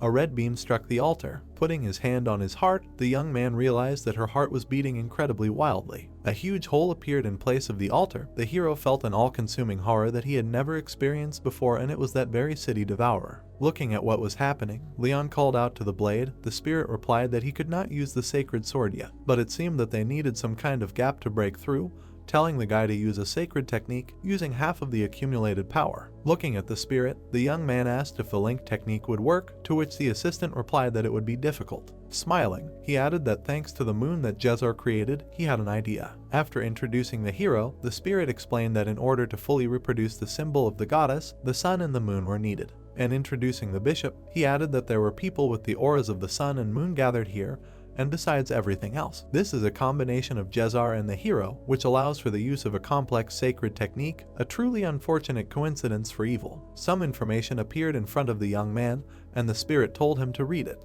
He opened his mouth slightly. Spreading his arms, the protagonist began to read the spell. The bishop looked at it, realizing that this was the writing of the first song of the gods, and Khan noted that another sphere had formed above. The sun also appeared near the moon. The girl, stretching out her hand, noticed that it had become warmer here. Lowering his eyes, the young man continued to read the spell. Raising his head, the hero finished the spell of the sanctuary. The monster was illuminated by light. Another monster was also covered in a bright glow. The spirit slammed his fists and said that the sanctuary was the perfect counter to satanic techniques, and that the resulting space rejected all alien beings and principles. Having smashed the head of one of the monsters, Jezar exclaimed that it would be soon. Khan and Karen also continued to kill the enemies. Gritting his teeth, the preacher said that they were only the wicked offspring of the human race and worthless lackeys of the goddess. Snapping his fingers, he shouted that he would destroy them all. Something began to happen to the monsters. Their blood was gathering in the hands of the Satanist leader. Blood flowed from his eyes while he screamed that all this was incredibly sad, because he had to sacrifice the precious lives of heretics to stop a bunch of brainless sheep. He held the heart of one of them in his hand. Having crushed it, the preacher exclaimed that they should see the true favor of God. The preacher began to transform into something. His muscles tensed. A blade appeared. The hero and the bishop frowned and watched what was happening. The preacher's changed face appeared and asked how they were doing, since now he would prove that their God, who had given this power to insignificant people, was true. The leader of the Satanists stood before them in a completely different appearance. The spirit that appeared next to the young man explained that the effect of the sanctuary, which was activated at his level, was not very positive, since if he was capable of something like this during the effect, then when the technique wore off, they would have no way to resist him. Khan and the bishop rushed to attack. Jezar struck with a flail. The adventurer struck with many blows with his fists. They all hit the enemy. The demon, looking at the team, asked if this was all they could do, since now it would be his turn. He struck with many blows with his limbs. Khan flew away. The bishop managed to jump back, protecting himself from the blow. The hero, falling to his knees, understood that they had an incredible difference in size and, moreover, he had stunning strength, and his regenerative and defensive abilities were generally beyond the bounds. Clutching the blade tighter, he thought that the only effective means against such an enemy should be to use the full power of the holy sword. Looking at the monster, the protagonist did not know if he could defeat him with one blow, because if it did not work, then they would lose the only remaining way to stop this freak. Raising his hand, the demon said that he was overflowing with strength. The young man looked around while the monster said that they were all like small bugs. The bishop lay in a pile of stones. Khan was also defeated. Gritting his teeth, the protagonist understood that he could tear everyone apart with one blow, not understanding if there was a way out of the current situation.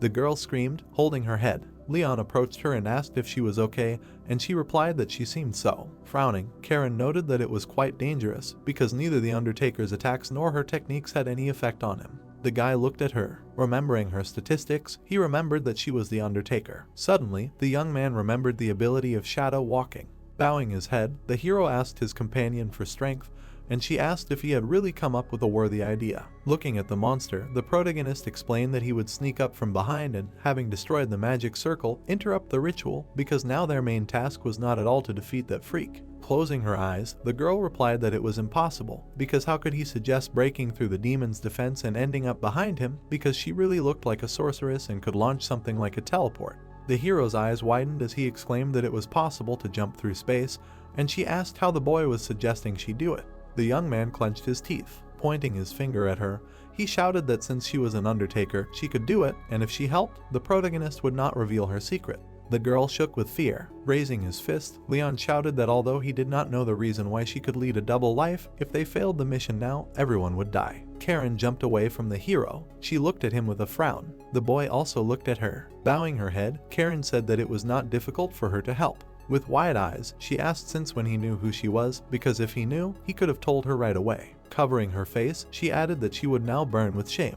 Leon looked at her and noticed that if he had said that, she would have stuck a dagger in his throat. Suddenly, she brought the knife to the boy's chin. Smiling, she replied that it was natural because women's secrets were too valuable. The bishop was still lying in a pile of stones. Khan, approaching him, asked how much longer he planned to lie there. Grinning, he added that he was a weakling. Jezar's eyes widened. The boy and Karen ran while the bishop shouted that Khan was apparently tired of living. Stopping, the girl said that she would leave him here and he would go on his own from here. Looking back, she explained that if she followed him, the monster would immediately see through their plan. Smiling, the boy told her not to die. She widened her eyes. Karen snapped her fingers and added that in her life she had listened to priests speak about her fate an incredible number of times. The youth ran in the shadows. The spirit explained that shadow walking was a technique that allowed one to cross space, but traveling long distances was difficult even for high-ranking wizards, which is why she most likely used this technique to make the small throws necessary for the kill. Looking at the monster, the boy understood that this would be enough to get behind the monster. The protagonist appeared behind him.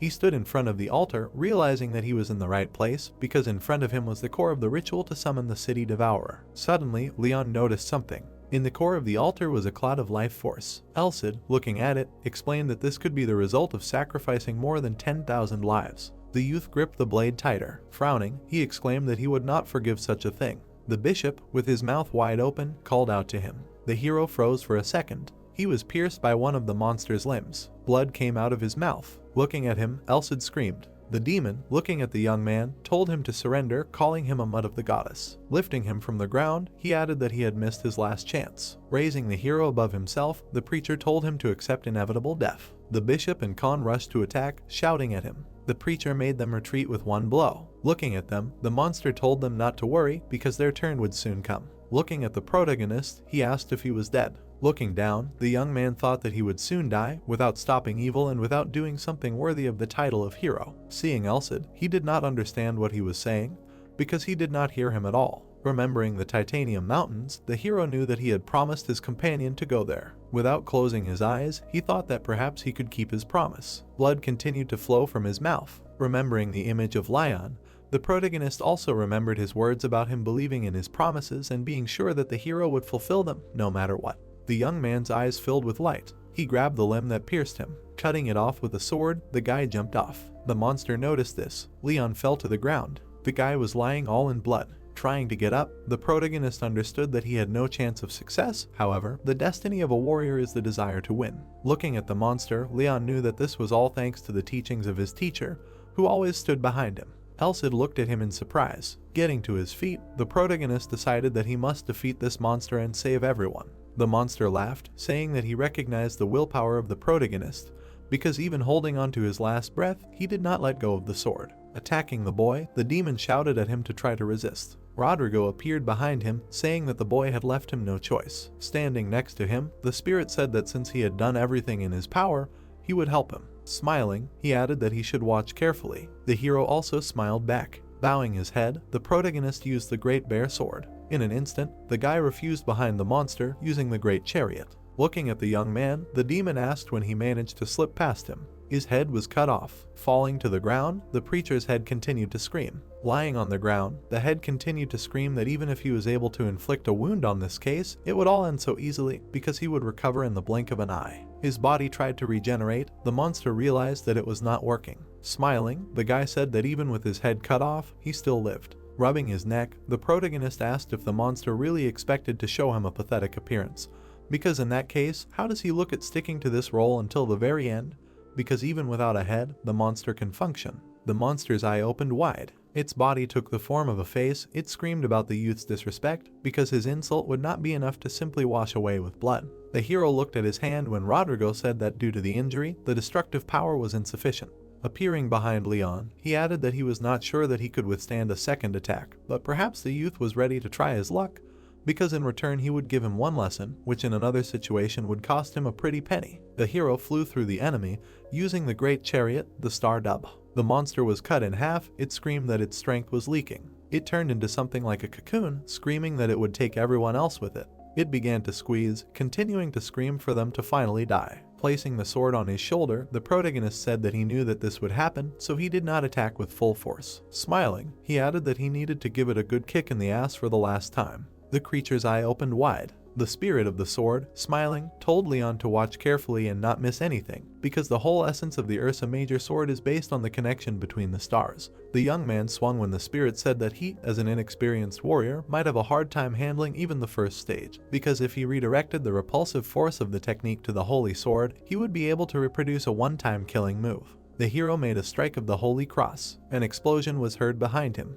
The sphere was glittering. Suddenly, it collapsed. The monster was being sucked into the altar while it was talking about how it couldn't self-destruct to take them all with it to the afterlife, but the core was destroyed, making that completely pointless. It was sucked into the portal. As it fell, the creature screamed that it couldn't end like that. It was falling right into the mouth of the city devourer. The monster slammed its mouth shut. It began to burrow underground. Suddenly, the worm completely disappeared. Elsid flew out of the guy, saying that they were on the brink, and the boy asked if it was the devourer, to which the assistant replied that it was. Although the clot of life force was destroyed, but it seemed that the bastard was a much more appetizing bait. The guy smiled when he told him that if they were even a split second late, they too would have become a snack for the city devourer. The bishop and Khan were sitting on the ground. Suddenly Leon began to fall while Elsid was saying that he had done a good job. Falling to his knees, the boy was breathing loudly. Jezar jumped up to him, telling the boy not to waste his energy on talking and that he would immediately begin treatment. The bishop brought his hand to the wound. Putting his hand on his chest, Jezar added that a big disaster almost happened. Closing his eyes, he also added that it was incredible luck that they managed to figure everything out in time. The boy asked him to get medical help first. Karen, winking, asked if the protagonist had won, also adding that when she came to, she saw a bright flash, and that freak disappeared without a trace, asking that Leon really put him down. Khan, wide-eyed, screamed, asking what happened to the ritual because he was waiting for some kind of explanation. Looking at the blocked hole, the young man replied that the activation of the city absorber was stopped, and the preacher was sucked into his own interdimensional portal, where he finally died. Looking at the bishop, Leon said that he would most likely switch off now, asking him to take care of him. The hero fell to the ground. The spirit, smiling, noted that he was a good boy. The young man lay unconscious. Suddenly, the ceiling above the team began to collapse. Everything began to collapse. Karen asked if everything was really going to collapse now, to which the bishop replied that this was a completely natural outcome, because the creator of this space had died. Khan shouted that it was time to wrap up the analysis of the situation and run away as soon as possible. The girl remembered Kondrat, adding that he should also be taken. The entrance to the 25th district was visible. Rodrigo, with his eyes closed, listened to the words of the saint about how, in the end, the hero did not even learn how to properly form an aura. But despite all this, he was forced to face a conspiracy, the purpose of which was to completely absorb the city, and if he was watching the young man, then he should help him, because he still had nothing to do. The emperor, frowning, asked what was wrong, to which the saint answered that how could she be of any use if the protagonist died, because shouldn't he be the main priority? With his arms crossed, the boy listened to the words about how, be that as it may, the crisis was overcome, because heroes often face such problems, so what happened will be a good lesson for Leon. Opening one eye, the emperor heard a question about the fine. Rodrigo brought his hand to his face, listening to the words about how nothing could be done about it, because after all, he had to use force without removing the seal. The emperor laughed as the saint spoke about how he would most likely figure it out on his own, because if he continued to train hard, he would quickly reach rank B, and then he would be able to advance in the Big Dipper sword technique. Rodrigo smiled nervously as the saint told him that he should be able to take care of himself before heading to the Titan Mountains. The guild building was visible. A hospital room was visible. A young man was lying on a bed.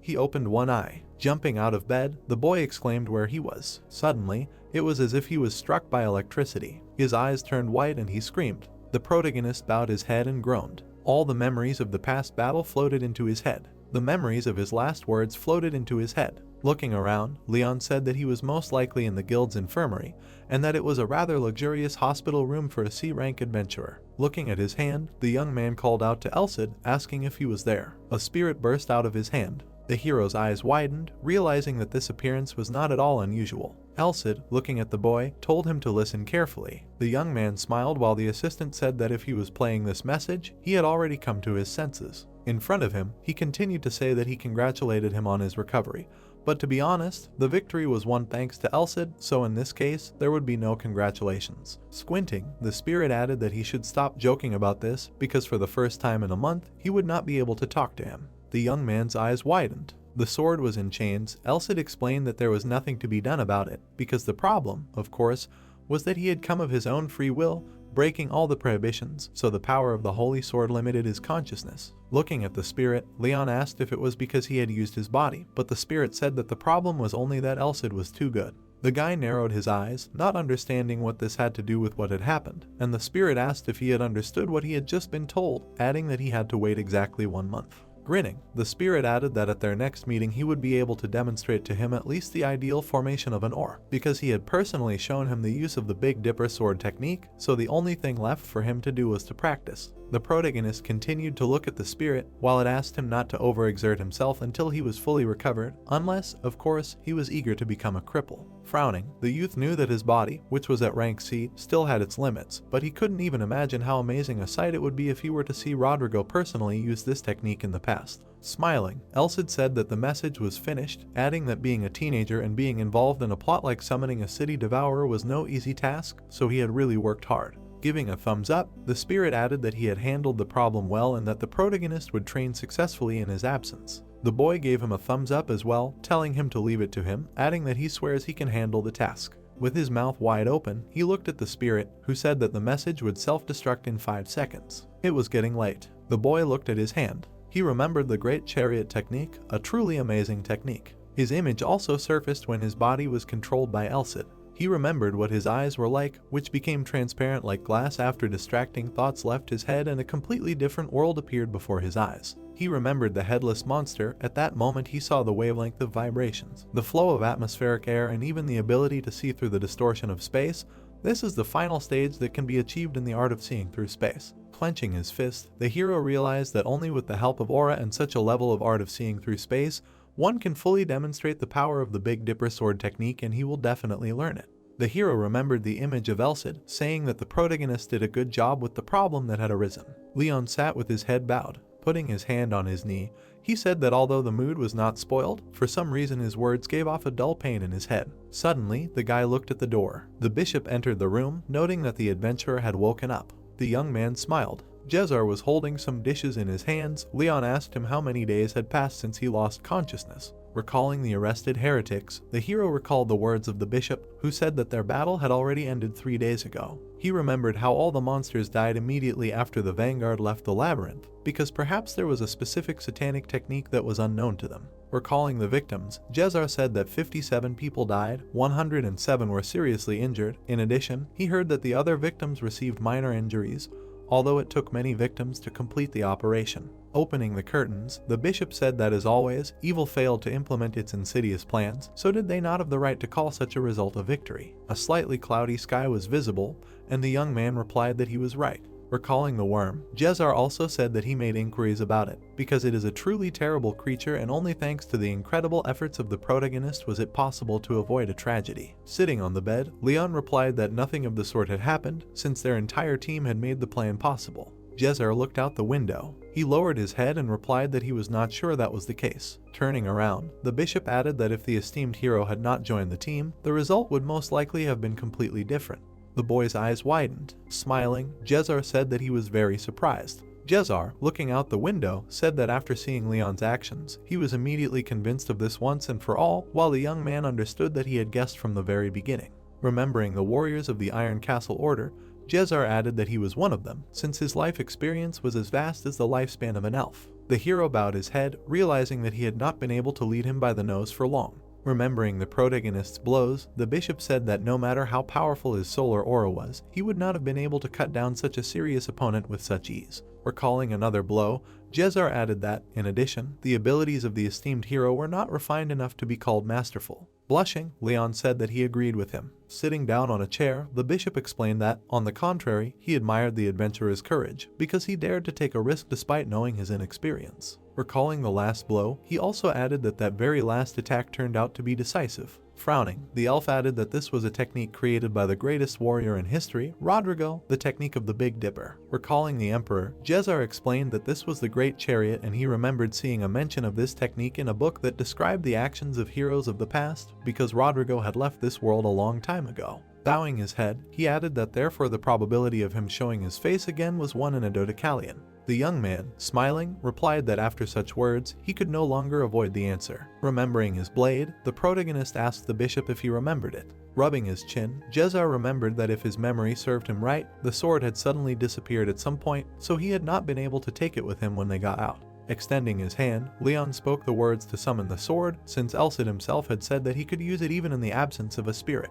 A blade began to appear from the young man's hand. The bishop's eyes widened in surprise. The boy picked up the sword. Jezar bowed his head. He fell to his knees, speaking of the goddess. The elf was kneeling in front of the bed. With his hands folded, Jezar spoke of being so embarrassed for the first time in his life, apologizing for being extremely disrespectful by not acknowledging the divine energy of the goddess, and the young man also apologized since he had been hiding this fact. The protagonist hid his sword when the bishop asked if the hero was going to hide his identity from now on. Looking at his hand, Leon answered affirmatively, adding that the sacred seal had not yet been removed, and his skills were not yet honed enough. Clenching his fist, he added that when he was no longer ashamed to call himself a hero, he would reveal his true face. Jezar stared at him. Smiling, he said that in his eyes, he looked like a worthy warrior, but at the same time very modest. Frowning, the elf asked the youth if the bishop could share this information with only one person. The protagonist looked at him with wide eyes, not understanding who he was talking about. The priest presented an image of the saint, saying that it was her. Looking at Leon, he added that although the empowerment ceremony was not yet complete, such news would help her spirit rise. Smiling, the boy said that he did not mind, so he relied on him in this matter, understanding that if it was the saint, then there should be no objections. Smiling widely, the bishop thanked him. Suddenly, someone knocked on the door. Jezar turned around and explained that the room was under a spell that prevented anyone from hearing anything from outside, so not a single bug would know what they were talking about. The door swung open after the elf said they could come in. Karen waved her hand and greeted the young man, saying that they were seeing each other for the first time in a long time. She looked at them, not understanding what kind of atmosphere this was. Closing her eyes, the girl said that she would drop by later because her arrival was extremely unexpected. Leon looked at her, remembering that they had been on the same mission, where he had found out that Karen's true face was a killer nicknamed the Undertaker. Imagining her with the shadow of the killer, the guy understood that he was one of the 3 main villains of the slums, whom even Khan could not recognize. Looking at her, the young man understood that during the battle he had told her that he would turn a blind eye to her double life, but this promise, no matter how you look at it, was an oral contract that could be broken at any moment. But of course, if he were in her place, he would want to hear a clearer answer, but Karen came here at the wrong time. The bishop was pouring himself coffee, and the young man did not understand why she was here with him. Closing her eyes, Karen explained that everything was fine because Jezar caught her red-handed. Leon looked at them. Raising his hands to his face, he cried out about how this could happen. The elf, bowing his head, answered that it was all about his aura. Jezar imagined the guy with the aura of the sun. He also imagined himself with the aura of the moon and said that his moon has the ability to resonate. They are sensitive to interference in this connection. Looking at Karen, he added that on top of everything else, what was the probability that 2 people with such a rare attribute as a shadow would end up in the same place, because didn't that fact seem strange? Remembering how the young man used the jump, he understood everything back then. Looking at the elf, the protagonist asked if he would scold him because he knew who this girl was, but ultimately hid it. While drinking coffee, the bishop asked if he had the right to judge, because was it worth revealing this secret to the world, and did he have the right to condemn the fact that the hero gave someone a chance to prove himself from the outside? The young man's eyes widened. Remembering the scenes of killing monsters, Jezar added that he was initially reluctant to cooperate with the killer, but Miss Karen remained on the battlefield until the end. Lowering his head, the elf also said that she continued to shed her blood, fighting side by side with them, although her selflessness would hardly be able to cleanse her of all sins, but at least she did something worthy as a teammate. Remembering the girl, the hero thought that if her essence was a cold-blooded killer, then the choice would simply be impossible. Karen, looking at them, realized that the atmosphere had softened, not understanding whether she could count on a favorable outcome. Smiling a little, she asked them why they were smiling so strangely, because maybe they had already secretly set a date for her execution. Without turning around, the elf called out to her. Turning around, he said that he first wanted to listen to the girl's story, because why she became a killer and for what reason you fulfill various requests using the identity of an adventurer. The girl opened her eyes wide from such a question. Sunlight was streaming into the room through the windows. Karen was standing next to the protagonist's bed. She lowered her head and asked who they thought was the most hated person in the world. They both looked at her. The girl raised her head and said that she was an orphan and of mixed race. Leon looked at her and thought that the past she had decided to reveal did not seem like an easy story. He imagined her and thought that she was not just an orphan who had no parents to protect her and no money to pay for food, clothes, and blood, but a few steps below a tramp with a body covered in all sorts of mutilations, a representative of the lowest class in the truest sense of the word. The girl sat against the wall, and Leon mentally said that she was the one who faced all sorts of dangers in the slums. The protagonist imagined a savior who extended a helping hand to her, but he mentally said that this extended helping hand, unfortunately, turned out to be filled with evil from the base to the tips of the fingers. Karen looked away and said that now she was talking about a fairly common phenomenon, because everywhere you can find those who catch orphans, whose deaths no one cares about, and raise cold-blooded killers from them. Besides, even if you manage to train just one professional killer out of 100 children, this will be enough to recoup the investment with interest.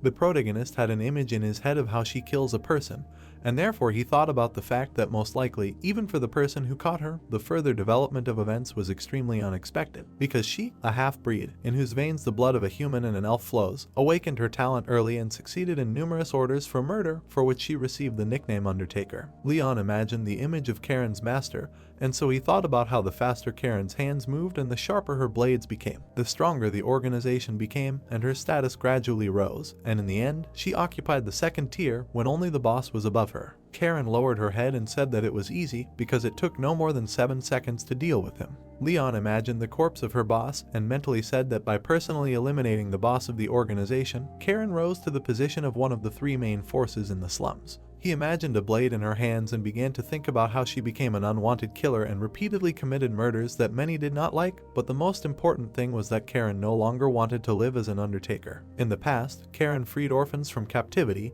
and Leon knew about this and reasoned that she freed the orphans for the same reason as she did back then. The image of her shadow appeared in her mind and she said that her work as an undertaker had become rare, and now that she had the opportunity to start living a normal life, she began working as an adventurer and slowly washed away the dirt that had accumulated over the years. The girl smiled and said that in the end, her deception was exposed in this way. The men frowned and lowered their heads. She clenched her fist and said that now that her identity was revealed, she did not think she could escape from the Holy Church. Suddenly, she widened her eyes and asked that, in consideration of her help on the last mission, she be given some kind of community service as a punishment, because she hated prison bars. The men looked at her with narrowed eyes. Jezar lowered his head and addressed the protagonist, calling him brother. Leon looked at him in surprise. The bishop smiled, looking at him. The protagonist opened his mouth in shock and wondered if the bishop was really going to leave this matter to him. The bishop closed his eyes and smiled, and the protagonist thought that such behavior was quite logical. The protagonist clenched his fist and thought that he was entrusted with passing judgment not because his name was Leon, but because he was a hero.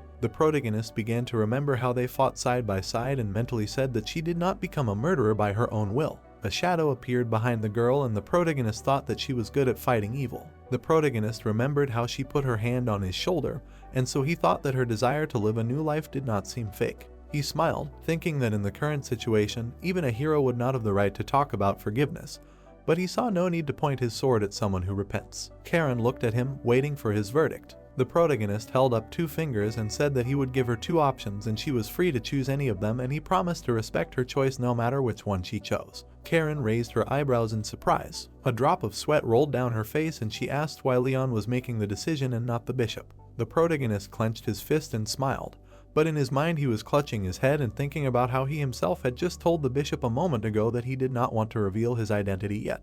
The images of 2 people who knew that he was a hero popped into his head, namely Bishop Jezar and the girl who would eventually become a saint. The protagonist looked away and wondered if it was okay to tell Karen that he was a so-called hero. The bishop smiled and asked if the protagonist thought that idea was pretty good. The protagonist and the girl looked at him in surprise as he talked about how Karen would be very useful to the protagonist in the future. The protagonist clenched his fist and turned to the girl, asking her to make her choice after he showed her something. a yellow aura appeared around the girl. Elsid's sword was reflected in her eyes. The action moves to the guild building, and the protagonist, meanwhile, mentally says that he fully recovered and left the guild only a week after the battle with evil. The conversation between the protagonist and Bernard could be heard in the corridors. Bernard put his hand to his chin and asked if the protagonist was really happy with this arrangement. Leon stood still and said that he was really happy with it. Bernard smiled and remained silent. The man put his hand on the protagonist's shoulder and said that, nevertheless, it was nice to see such a handsome young man as Leon, and, according to Bernard, if the young man changes his mind, he can come to him at any time, because, as he sees, Bernard has very extensive connections, so he even knows many street singers. The sky was dotted with clouds, and Bernard said that he could arrange everything so that in 2 months Leon's name would be sung on the other side of the continent.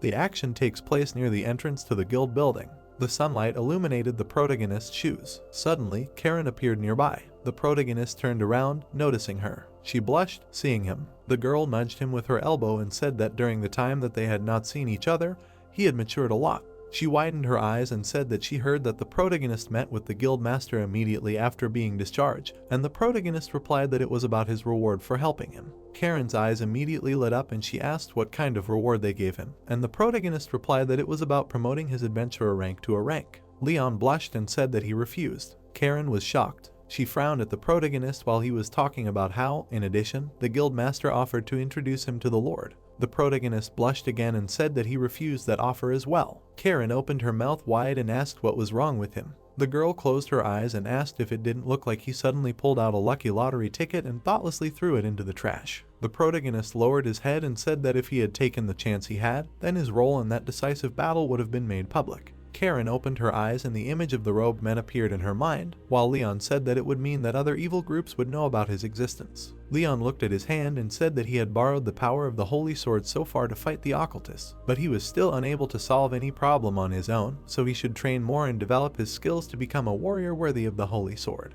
The girl lowered her head silently. She smiled and asked if that was why he had proposed to her that day. She remembered the protagonist lying on the bed, holding a sword in his hands, saying that he was the hero of the current generation, chosen by the Holy Sword, and so he was asking her to become his ally, walking under the banner of the Holy Sword Elsid. The sky was painted yellow because the sun was almost below the horizon. Leon and Karen were going upstairs, and the protagonist asked if she had an answer yet.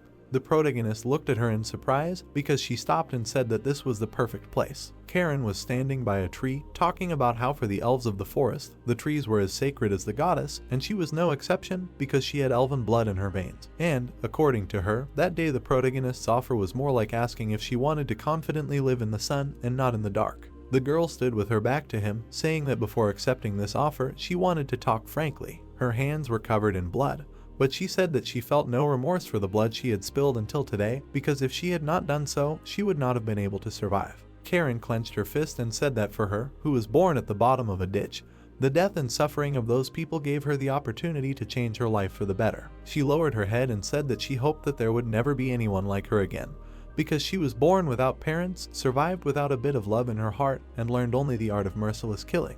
The tree was illuminated by the dim rays of the setting sun, and the girl said that she wished there would be no more people living such a life. The protagonist raised his eyebrows in surprise, while Karen said that she agreed if he was able to fulfill her wish. The girl squatted down. She lowered her head and said that she was ready to dedicate herself to serving Leon all her life. She closed her eyes, lowering her head. Leon's eyes widened in surprise. Elsid raised his thumb and said that this is the goal and duty of the hero, to make today better than yesterday and tomorrow better than today. The protagonist extended his hand to the girl, thinking that he would do this for the sake of the future, in which there would be at least one less person suffering like her. They held hands. That day the Undertaker died and only Karen survived. They sat under a tree and suddenly the young man asked about what happened to Khan. The image of this man popped into his head and the protagonist said that he had not heard any news about him, and therefore it seems to him that he simply returned to the slums. The girl pointed her finger to the side and, calling him a younger comrade, said that Khan had escaped. She remembered his appearance and shared rumors that right the next day after the decisive battle, Khan gathered his belongings and left the city walls,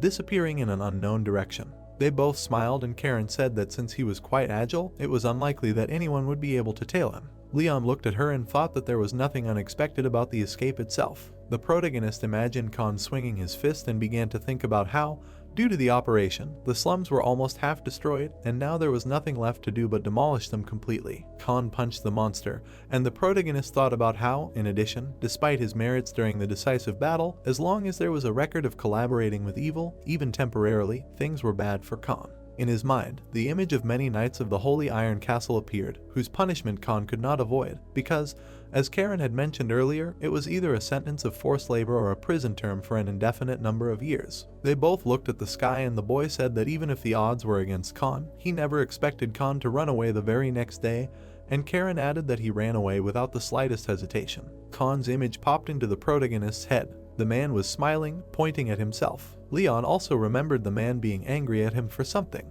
The protagonist smiled and thought that he probably imagined that they would cross paths again. Karen stood up, and the protagonist immediately noticed this. The girl raised her head and said that she still didn't know anything about his plans, and therefore she wanted to know if he was going to move forward without a plan. The girl turned around and called him a hero. The protagonist's eyes widened in surprise. The boy imagined the Titan Mountains in his head and thought that he had originally planned to go on a journey to them after being promoted to B rank. However, Else had said that 100 days would be enough to polish Leon's aura, and that period of time would be enough to reach at least B rank. The protagonist frowned and thought that if the time frame was limited to 100 days, then he had plenty of time to spare. The only problem was that Elsid was currently asleep. Karen looked at him in surprise. The protagonist's eyes lit up and he turned to her, happily calling her his senior comrade. The girl frowned and said that she didn't like his tone, and the protagonist was mentally saying that Karen was an A-rank adventurer tracker and part-time professional killer. The girl put her ear to the ground, and the protagonist was thinking that all 5 of her senses were heightened. She raised her finger and headed somewhere. The protagonist raised his head in surprise because the girl suddenly became covered in a green aura and stood on the ceiling. She began to run forward along the ceiling. And now, in reality, Leon smiled and said that he would count on her for some time. Karen looked at him, stunned. The protagonist suddenly began to run away, offering to go to the bishop first because they would need a spacious place. But the girl ran after him, asking what exactly he was going to rely on her for because she could not shake off the anxious feeling. The sword was chained. It would take about 3 more weeks before Elsid woke up, and therefore, until that time, the protagonist would need to hone his skills in using aura to save face. The young man's sword was covered in a yellow aura, and he was thinking that, in addition, he should try to challenge the Big Dipper technique and master at least the basic lunges. The protagonist smiled and ran forward, and Karen ran after him, holding out her hand. The sun illuminated a small stone building in the 13th district of the city of Prima. Loaves of bread were laid out on the counter. A line formed in front of the counter. A mustachioed man held out a loaf of bread and told the woman to take another loaf, because she had 2 little children and had a hard time during the evacuation from the 23rd district. The woman, holding a baby in her arms, thanked the man. The seller crouched in front of the boy and handed him a loaf of bread. Then he pointed his finger and said that if she was grateful, she should go to the temple and show her gratitude to the goddess with a prayer, because without the church, they could not hope for even such a favor. The woman's eyes widened upon hearing this. Someone's coat of arms hung on the church. The small, dilapidated building was illuminated by the rays of the sun. The woman stood there and thought that the atmosphere here was different from the 23rd district because she felt very calm here. Suddenly, there was an explosion and a roar. All the villagers opened their mouths wide in fear. The protagonist swung his sword. Karen pulled out her kunai. She deflected his sword with her kunai. Then she changed her stance. Suddenly, the girl made an incredibly fast dash. She ended up behind the protagonist. Her kunai was right next to the protagonist's eye. The protagonist pressed his foot into the ground so hard that the ground cracked. He immediately jumped to the side. The girl stood on her toes and said that he could move his legs better than she thought. She stood half-turned to him and said that he would be more suited to the image of an assassin than a knight. Leon smiled evilly. Karen had a bright aura about her as she spoke about how the protagonist's movements were currently the same as those of a talented recruit, and the techniques themselves were not bad, but there were obvious gaps. Then she immediately disappeared from the spot. 2 girls were running towards the protagonist, and so he realized that she had created an illusory double in just 2 steps. The protagonist's eye glowed blue, and he mentally said that if he was going to catch up with her speed, he would need to use the precognition technique. And then 2 Karens swung at him. He swung his sword, deciding that the fake was on the left. Karen's eyes widened in shock, because she realized that Leon had figured out the original. The protagonist swung his sword and almost hit her on the head, and the girl indignantly asked if he really wanted to say that he could tell the difference between the real thing and the fake. There was a lot of sweat on the protagonist's face. Karen moved away from him and said that she almost didn't use aura, and moved like in a real fight. She raised one leg and offered to test how perceptive he was. The protagonist frowned in surprise. 6 Karen doubles appeared in front of him because she used her technique. Earlier, when she created only one double, the protagonist clearly saw an illusory double, and now in front of him, something else, not a basic cloning technique. The girl smiled and said that she was starting the attack, and the young man thought that the speed itself was lower than before, but the problem was the multifaceted nature, which made his eyes dazzle. The clones surrounded the protagonist from both sides, and he experienced complete disorientation in space. Leon's eyes turned red because they were so tense that it seemed to him that they would fall out of their sockets. Suddenly, Karen was behind him. She put a kunai to his neck and said that he would already be dead. She smiled and said that, thus, out of 102 fights, she won all of them. The boy raised his hands and asked if she was really having so much fun bullying a younger comrade who hadn't even reached B rank, and the girl replied that of course she was. After all, it was great fun. She spread her arms out to the sides and explained that the effect of the aura was similar to strengthening the body, especially since there were no throws, and also, according to her, Leon should have taken into account that they were fighting in an open area. The protagonist sat down on the floor and lowered his head while Karen was talking about how all the conditions were extremely favorable for him, but despite all this, he was unable to achieve a single victory. The protagonist remembered how he fought against that huge monster. He remembered how he cut it into pieces. He had also defeated another strong opponent, and so he thought that he had achieved significant growth, but the gap in strength with Karen was colossal. He looked at the girl and thought that he should also take into account that she was not fighting him at full strength. The protagonist smiled and asked her what she thought of the last attack. The girl looked away and said that it was quite passable. As the sun began to set, Karen exclaimed that she was joking and that the protagonist did a great job. She raised her finger and said that if he was able to see her illusionary double, then she could safely say that even a first-class assassin would have a hard time fighting him. And she also said that Leon's abilities had already surpassed B rank. The protagonist raised his eyebrows in surprise and asked if this was despite the fact that he was unable to materialize his aura. Karen materialized an aura around her hand and said that aura was indeed a powerful weapon, but if he dodged the blow, it was in the bag. And the protagonist's vision and body movements, according to her, had reached the level at which such a maneuver was possible. She imagined a chopped axe and said that the tangible aura could cut through iron. Karen imagined some kind of battle and said that the aura itself was not able to pursue and defeat enemies who dodged attacks, and most assassins were often one step behind adventurers of similar rank. The assassin was walking behind the adventurer, and the girl said that the only way to win was to outsmart the opponent by any means necessary, but that was also called winning. Karen was surrounded by aura and standing on corpses, so she said that the Undertaker also simply hit targets from a distance. She lowered her head and began to talk about the pros and cons of the protagonist. The girl remembered how she summoned 2 clones, after which, her eyes widened in surprise. The protagonist struck his sword and almost hit her, so she began to tell him that since Leon had a sharp eye, he was not easy to fool, but he just did not let himself be fooled. The girl looked at him seriously, and he raised his eyebrows in surprise because she began to tell him that he had no skills to deceive the enemy at all. So after repelling an attack, it was difficult for him to take the initiative into his own hands. Leon put his hand to his chin and thought about deceiving the enemy. She immediately grabbed him by the neck and told him not to rack his brains too much, because, in the end, cheating is just filling a gap in skills, which is the basis for creating a basis for maneuver. She raised her hand and said that she did not know what his mentor was, but she could tell that the protagonist's mentor must be either an incredible genius or an unprecedented monster. An image of Elsa appeared in the protagonist's head, smiling evilly. Clouds floated across the sky, and Karen was talking about Leon's lack of creativity in his attacks or movements. The corners of her lips turned down and she said that he certainly didn't have to copy her, but she thought it would be nice to have a few different cards up his sleeve. The protagonist frowned and began to think that Karen was right. Maybe he really shouldn't neglect tricks that could ensure an unconditional victory. He clenched his fist tightly and thought that maybe he really would become stronger if he added some variety to his arsenal of moves. Suddenly, a monster's hand appeared on his shoulder. The shadow of an Undertaker appeared above him, asking him if he was okay with moving on to the next lesson. Karen smiled and said that now they would try to make Leon's aura tangible to create an aura weapon.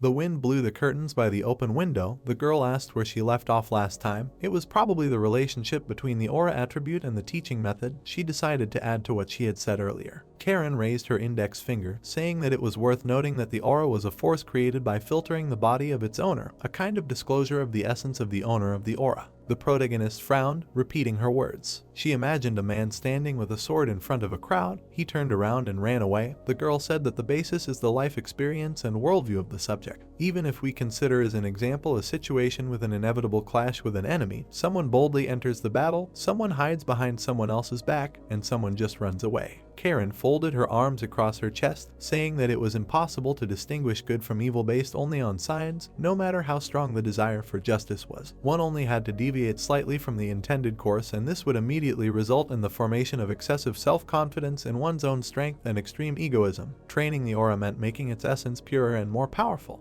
She imagined a man in a dark robe around a fire, citing the fire attribute as an example, constantly destroying something, fighting with someone, or exhausting oneself to the limit. Most of these actions lead to the formation of the purest consistency of the fiery aura. In the hero's hand were bright streams of red flame. The guy noted that it was somehow scary. The girl leaned on the windowsill, saying that depending on the attribute, the difficulty of training also differs. In the case of her shadow attribute, the training consisted of completing missions assigned to her. Karen turned her head and smiled, saying that the attribute of the sun symbolizes the goddess and has been manifested in the hero of a particular era for generations. Leon's eyes widened in surprise, looking at her. The girl took off her glasses, asking what comes to mind when he hears the word sun. Above the mountains was a blue sky with bright sunbeams. It was an endless light that brightly illuminated the entire world or completely dispelled the darkness around itself. The guy frowned, thinking about these words. He looked at his palm. Karen noticed that he drew a certain parallel. There were stone fragments in the seething lava flows. The hero assumed that this was because he was extremely excited by the previous training, but he felt a boiling aura spreading through his veins, like magma flowing under the surface of the earth. Streams of bright light appeared around his hand. He thought that with the help of the power of the spirit, it was necessary to pull the flow a little and collect it with a feeling of concentration on the tips of his fingers. Streams of energy surrounded his palm. It was like an incredible heat, as if something was burning. He thought that everything went smoothly before the concentration process, but how could he release the aura out? Leon looked forward furiously, thinking that since it was the sun, then without a doubt it was all about the light. The protagonist gritted his teeth, concentrating a bright sphere in his palm. Karen opened her eyes in surprise. A bright light appeared around the ball, although the volume was not large enough to use as a weapon, but nevertheless, he managed to release a cloud of aura. The guy closed his eyes when the sphere released a shockwave of energy. The girl put her hand on his shoulder, asking if he was okay. The hero gritted his teeth, imagining a bright stream of energy around his body. He thought that he did not know how high the boundaries of aura materialization were when he borrowed Elsid's power. Karen smiled, saying that it was amazing. The basis of creating a material aura is the control of the aura flowing out of the body, similar to how it is done inside the corporeal shell. Leon was breathing heavily, while the girl was saying that even if it was just light or something like that. The main thing is that he was able to hold the cloud of aura in his hands for a few seconds, because there is no big difference between what he just did and using an aura weapon. Bright streams of light appeared above the hero's hand, reminiscent of claws. She noted that if he can use his aura more stably and increase the range of coverage, then his training will be completely complete. The protagonist raised his eyebrows, repeating her words in surprise. Karen looked away, trying to explain it to him correctly. She imagined bright streams of energy flowing through the human body, saying that it was like recognizing the flow of aura like a blood vessel and gradually pulling it out of the body. Aura weapons consume a lot of energy, so stable circulation is important. The hero opened the door behind her, adding that materializing aura based on a single mental image is too much like gambling. With a strong release of the flow of aura, continuous use becomes impossible, similar to aura weapons such as a fire attribute explosion or eruption. The protagonist looked at the bishop, assuming that he would finish his inspection. Jezar smiled nervously, saying that he had received a preliminary assessment of the damage they had done to the temple some time ago. The heroes froze in place, smiling awkwardly back at him. The currents of wind lifted the curtains by the window. The man remarked that they would talk about the repair bills a little later, but for now he wanted to get to the main thing. Jezar smiled and held up an envelope in his hand, saying that he brought a letter from the saint. Leon's eyes widened, mentally repeating his words. The man noticed that the succession ceremony was in full swing. A cold wind raged over the snow-capped mountain slopes. In the distance, tall black towers could be seen. Two bright streams of light appeared on their tops. The flash illuminated the peaks of the Rocky Mountains. The girl opened her mouth. The heroes opened their eyes in surprise, saying that personally receiving the sacred power of more than 10 bishops is incredible, because even someone worthy of the boundaries of unrivaled skill would not be able to receive such power and would explode. Who would have thought that it would break through the power of the previous saint during the succession ceremony? The woman in a white cape smiled, greeting the 8th saint, Elahan. The girl with pink hair was dressed in a long white dress. Today the strongest saint supporting the hero was born. Elahan's eyes widened, looking ahead. A group of people in white robes walked towards the entrance. There was a spiked mace embedded in the stone floor. The heroes approached her, saying that 300 years ago, the first saint who accompanied the great hero, the most holy King Rodrigo, realized her helplessness during her travels. Not only to pray for the hero's well-being, calling on someone's power of her own free will, she herself must have the power to defeat evil. The girl stood behind the hero with a sword. In the boy's hand was a spiked mace. The Iron Castle was created by the order of the first saint. Now their church has become one of the strongest armed groups on the continent.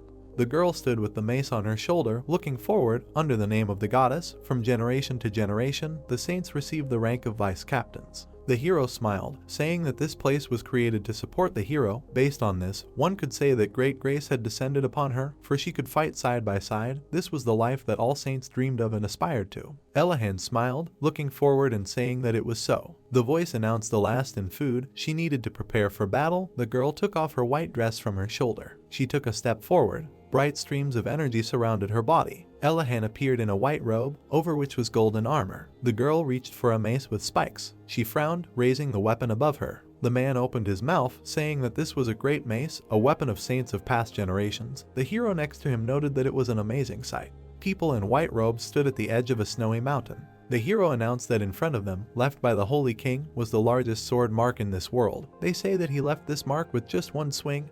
In front of them were half-destroyed stone cliffs. At the edge of the mountain were triangular cuts. He noticed that the marks carved into the rock were what the well-fed left during the succession ceremony. Now it was Elahan's turn.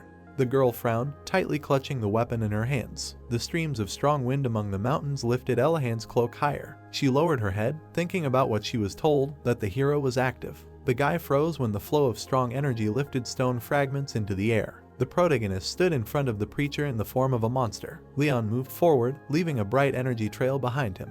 The guy stood with his back. The girl thought about the fact that there were still 6 months until the Oracle Day, and he had already managed to do so much for the benefit of society. Elahan closed her eyes, thinking that she, finally officially a saint, wouldn't make him blush. The protagonist smiled, thinking that she couldn't even imagine how brave and courageous the hero was, which is why she needed to become a saint who would be completely comparable to him.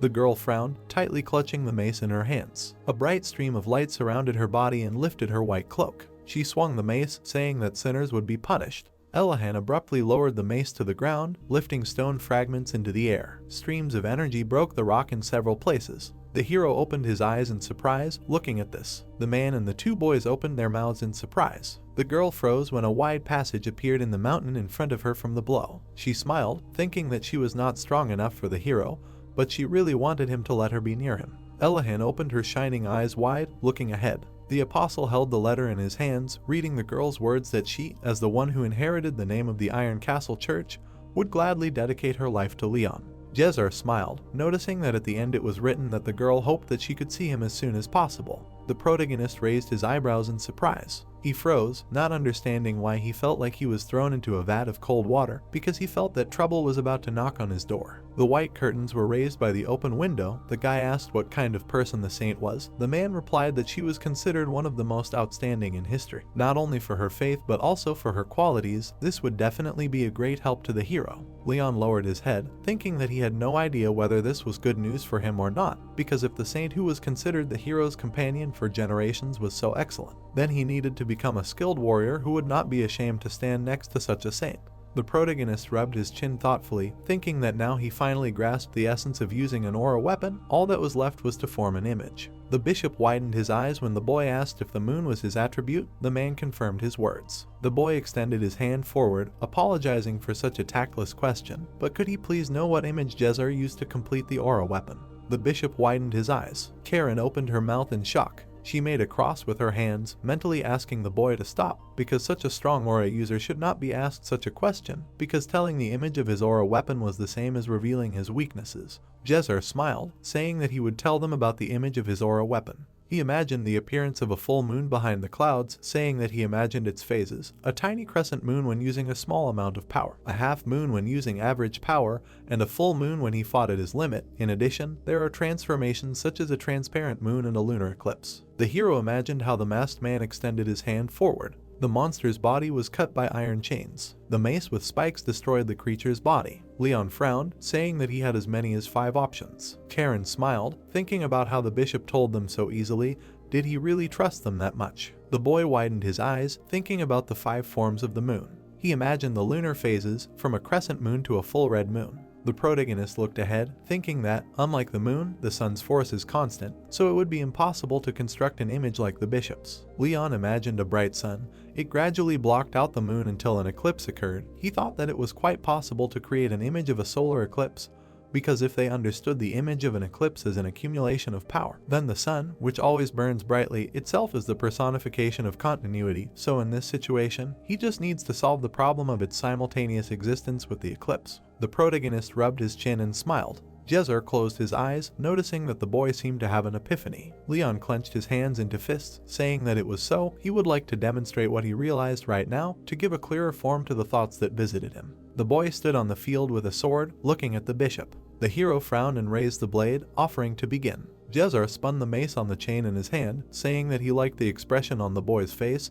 He asked to show him what kind of insight had come to him. Bright streams of energy surrounded the tip of the sword. The hero thought about trying to make the aura materialization properly. The bishop directed the mace on the chain forward, saying that he was attacking. Leon gritted his teeth, parrying the weapon with the sword extended in front of him. Rock fragments and streams of dust rose into the air behind the boy. He tightly gripped the hilt of the sword with both hands. The hero opened his mouth, taking a deep breath. The boy frowned, thinking that this was not the right feeling, because active use was still difficult, although in this training he only needed to respond to the bishop's attack. But even though he was adjusting his power, the hero should not forget that he was dealing with an aura weapon. The slightest contact with the chain would tear his flesh apart. Jezer spun the mace on the chain in his hand. He pointed the weapon at the protagonist. The guy thought about the fact that he didn't have to constantly block and dodge. He needed to calculate the trajectory and aim for the gap in the defense. The mace was approaching Leon's face.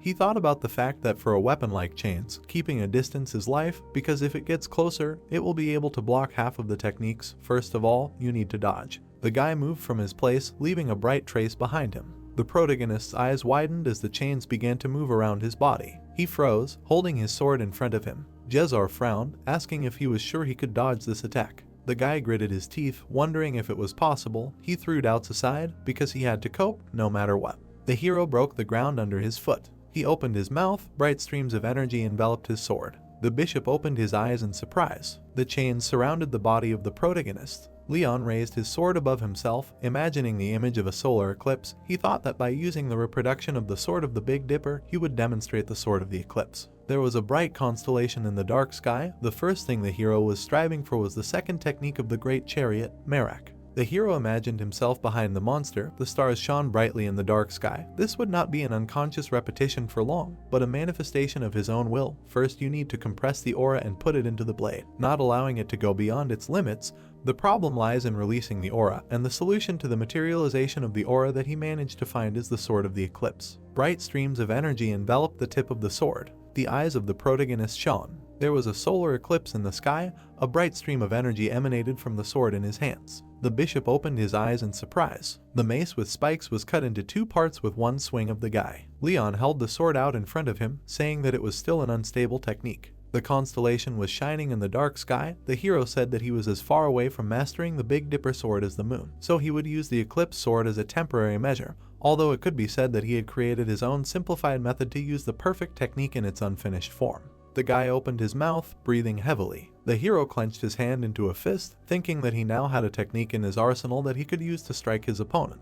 The bishop came closer, saying that Leon was great. The guy apologized for destroying his favorite weapon. Karen brought her hand to her mouth, asking them to open their doors here. A guest had come to the protagonist. Lee folded her hands in front of her and smiled, saying that they had not seen each other for a long time. The guy happily raised his eyebrows and smiled. The building had a dark roof. Lee sat at the table with the others, saying that it was their first time meeting outside the guild. She asked if everything was okay with his health. The guy looked at her, saying that he was fine. The girl said that she was worried about him, so she grabbed a high-quality tonic potion and some other things. The girl smiled, handing the hero a box with a reward that the Lord gave him. Inside was an iridescent bracelet with a spatial charm. It was not very big, but she was sure that it would be useful. Karen opened her mouth wide, screaming that such a thing would cost several hundred gold coins. If not for the simple design, then it would generally fetch more than 1,000 gold. Lee smiled, saying that she expected this from her because she knows a lot about such things. The girl pointed to her earring, saying that they are the same charm. Karen summoned a blade into her hand, saying that due to its small capacity, she could only store small items inside. The protagonist looked at her, thinking that he had always wondered where she got these daggers from. The guy put the bracelet on his hand. Leon held his hand out in front of the potion, ordering it to move into the bracelet. The flask with the red potion began to be absorbed. An image of a potion appeared in the icon above the bracelet. The protagonist thought that it was a rather convenient magical tool. Count Blaine, who gave him such a thing, was much more generous and magnanimous than he thought. Lee clasped her hand with her palm, saying that the second reason for her arrival was his transition to rank B. The girl raised a badge with an image of a rank in her hands, saying that he had all the necessary conditions for increasing the rank, so he just had to show the aura weapon and she would immediately give him a token. The guy opened his eyes wide. The one-eyed monster smiled. The hero realized that it was 100 days early. It was a pity that Elsid wouldn't be able to see it. The hero gripped the sword's hilt tightly. A bright stream of energy rushed upward. Lee opened her eyes wide, saying that the presence of an aura weapon was confirmed. The boy held a token in his hands. Leon raised it in front of him, thinking that when he was studying at the academy, he could not even dream of becoming a B-rank adventurer. Jezar and Karen clapped their hands, congratulating the boy. Lee held a paper in her hands, saying that the last purpose of her visit was that they had received the request he was looking for. The hero opened his eyes wide, saying that he did not understand what she was talking about. The girl opened her green eyes wide, asking if he was not going to be on duty as a guard for the guild. The protagonist opened his eyes wide, frozen in place. Karen looked at him. The map showed the route with a red arrow. The trade caravan was heading to the Titanium Mountains. Blaine was only a temporary stop. As soon as the provisions were replenished, it would move on again. Lee winked and raised her index finger up, asking if he had forgotten who she was. Since he asked her for a favor, she had barely carved out one place for him. Beads of sweat were running down the hero's face. Karen looked at him with displeasure, asking why only one place. The guy put his hand in front of himself, saying that he did not yet know that she would follow him. Lee looked at the heroes, seeing her off. To intimidate the problem that had arisen, the guy decided to seek help from the bishop, who had strong ties with the guild. The girl also happily agreed to contact him if there were any changes, and until an answer was received from the guild, they continued to train hard. Karen hovered above Leon in the air, preparing to strike. She was clutching the blade in her hand. The protagonist frowned, thinking that this speed was incredible. Perhaps the only thing that could be more dangerous than the art of throwing daggers was her speed. Karen's eyes widened, looking at him. Leon gritted his teeth, holding his sword out in front of him to repel the attack. The girl smiled, assuming that it was because his eyes were probably looking at the enemy. The guy opened his eyes wide, thinking that he couldn't rely on his vision. First of all, the purpose of this training was to compensate for the shortcomings of the foresight technique. The hero froze, imagining himself among the bright stripes. He thought that he needed to improve his ability to sense the aura, because then he would be able to use the eclipse sword. He needed to concentrate. He paid attention to the change in gusts of air and the slight tremors of the earth.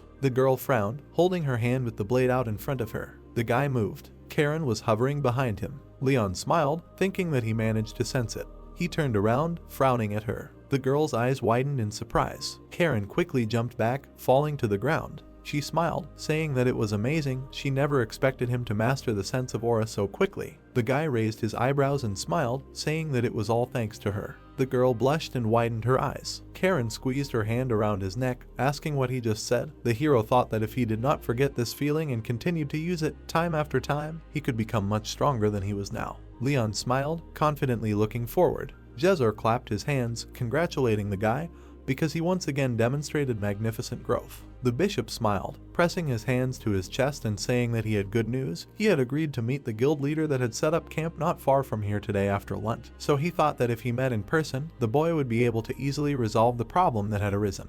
The heroes clasped their hands, imagining Jezar with wings on his back. There were white clouds in the blue sky. The hero noticed that they had arrived just in time. The boy stopped, looking at the tents ahead. Leon smiled, suggesting to the girl standing next to him that they head to the camp. There were white clouds in the sky. There was a man standing at the entrance to the tent. The hero asked if it was a man from the guild. The boy showed a badge, saying that he was a B rank. The man folded his hands in front of himself, saying that his name was Arnold. He was from the Stom Guild. He extended his hand to the hero, saying that they were a small guild, so he hoped for their mutual cooperation. The young man shook his hand, noticing that he wanted to do the same. Arnold frowned. The boy opened his mouth, thinking that the man's hands were not like a swordsman's. Now in front of him was a deformed hand, which is typical for a scribe. He thought that this was a man who had lived honestly and sincerely much longer than he himself had been holding a sword in his hands. The protagonist's hands were calloused. In the man's hand was a writing quill. Arnold smiled, noticing that the hero's handshake exuded courage. Leon grinned. They shook their hands joyfully, in one voice declaring that they were counting on each other. There was a red flag on the tent. The man sat at the table in front of them, saying that they needed another place. However, they were limited in budget. He was not sure if they had the opportunity to hire another escort. The boy asked if the destination was the Titanium Mountains. Arnold confirmed his words. The protagonist imagined a dark mountain with a bright red light, saying that it was a dangerous climb. If their caravan was accompanied by an rank adventurer on the dangerous path, then a very reliable insurance would be in their hands. Leon opened his glowing eyes wide, raising his index finger up. Arnold's mouth opened in surprise, repeating his words about the rank. The man cleared his throat, saying that it was indeed a reliable insurance, but hiring one costs a lot of money, and it was also worth adding the daily rations. He clenched his hand into a fist, saying that he doubted that an rank adventurer would guard such a small guild. The girl took out a token and raised it in her hand. Karen leaned her head on her hand, apologizing for introducing herself so late. Loud conversations could be heard against the clear sky. The man happily welcomed such an honored guest into his tent. He remarked that someone who was called a merchant should have a keen eye. Apparently he was still not good enough in this regard. The girl smiled and pointed her thumb at the protagonist, saying that he did not have to worry about money because she was here to accompany the guy, so the reward could be set at B rank level. The man secured the document with his seal. Arnold smiled and clasped his hands in front of him, saying that they were extremely limited in funds, so he asked to forgive him for daring to take advantage of their concession. Next time he would definitely pay for her services at a rank level. Karen took the sheet in her hands and smiled, saying that she should apologize for unexpectedly appearing on his doorstep. The man remarked that he would allocate the most comfortable leash for her and provide her with all the essentials. The protagonist looked at her, asking if it was okay for him to fawn over them like that. The girl closed her eyes, saying that it was supposed to be like that since she was in a rank. There were white clouds in the blue sky. Leon asked if everything was okay. Karen smiled, saying that the man had managed to hire a rank adventurer for cheap so they could enjoy the amenities provided with peace of mind. The protagonist's eyes widened, looking at the mercenaries off to the side. Two guys with guns were standing next to the tent. Karen nudged him, asking if this was the first time he saw mercenaries. The hero rubbed the back of his head, saying that he had seen them from afar, but never up close. Even during the operation, had he crossed paths with other armed forces. The guy imagined the fighting warriors. The hero with blonde hair had a red cape flowing. The mercenary smirked as he looked ahead. The hero thought that they all looked very strong, but the looks they were throwing at him were not friendly at all. Karen raised her hand, noting that the mercenaries had some prejudices against adventurers, but it would be fine if both sides did not provoke each other. Leon looked away, thinking that he would soon say goodbye to this city too. The boy looked down from the mountain at the city below, wondering if he would ever return here. He remembered looking at the tall castle, thinking that after he left the birdcage called the Academy, many things had happened to him in this city. The boy remembered himself by the fire. A bird was flying over the city surrounded by white walls. The hero remembered the smiling Lai, the self-made Khan, and Jezar with a mace in his hands. The protagonist smiled, thinking that even if other places were erased from memory, he thought it would be difficult for him to forget this city if possible. He would like to leave after Else had awakened, but if he missed this request, it was unknown when he would have such a chance again, because trade caravans rarely headed towards the Titanium Mountains. He imagined a sword in iron shackles. Leon frowned, thinking that the most important thing was that he could not rely on Elsid alone. Even if at the end of their operation he had no choice but to accept his help, it was more suitable for the hero not to sit idly by, even if Elsid was temporarily absent. The bright sun was rising above the stone houses. The heroes stood at Jezar near the building. The man asked the goddess to bless their path. During the day in the form of the sun, at night in the form of the moon, she would watch over them. The protagonist bowed, thanking him for everything he had done for him. The man smiled, saying that he should have said these words himself, because if it weren't for that fateful meeting, they would never have been able to defeat that city devourer. He imagined a monster with many teeth in its mouth, saying that it could be called the water of the goddess that led them to this goal. Leon's eyes shone brightly. A blinding explosion thundered behind him. The bishop handed the object to the young man, saying that he would like to pass on something to him. In his palm was a pendant with an image of wings.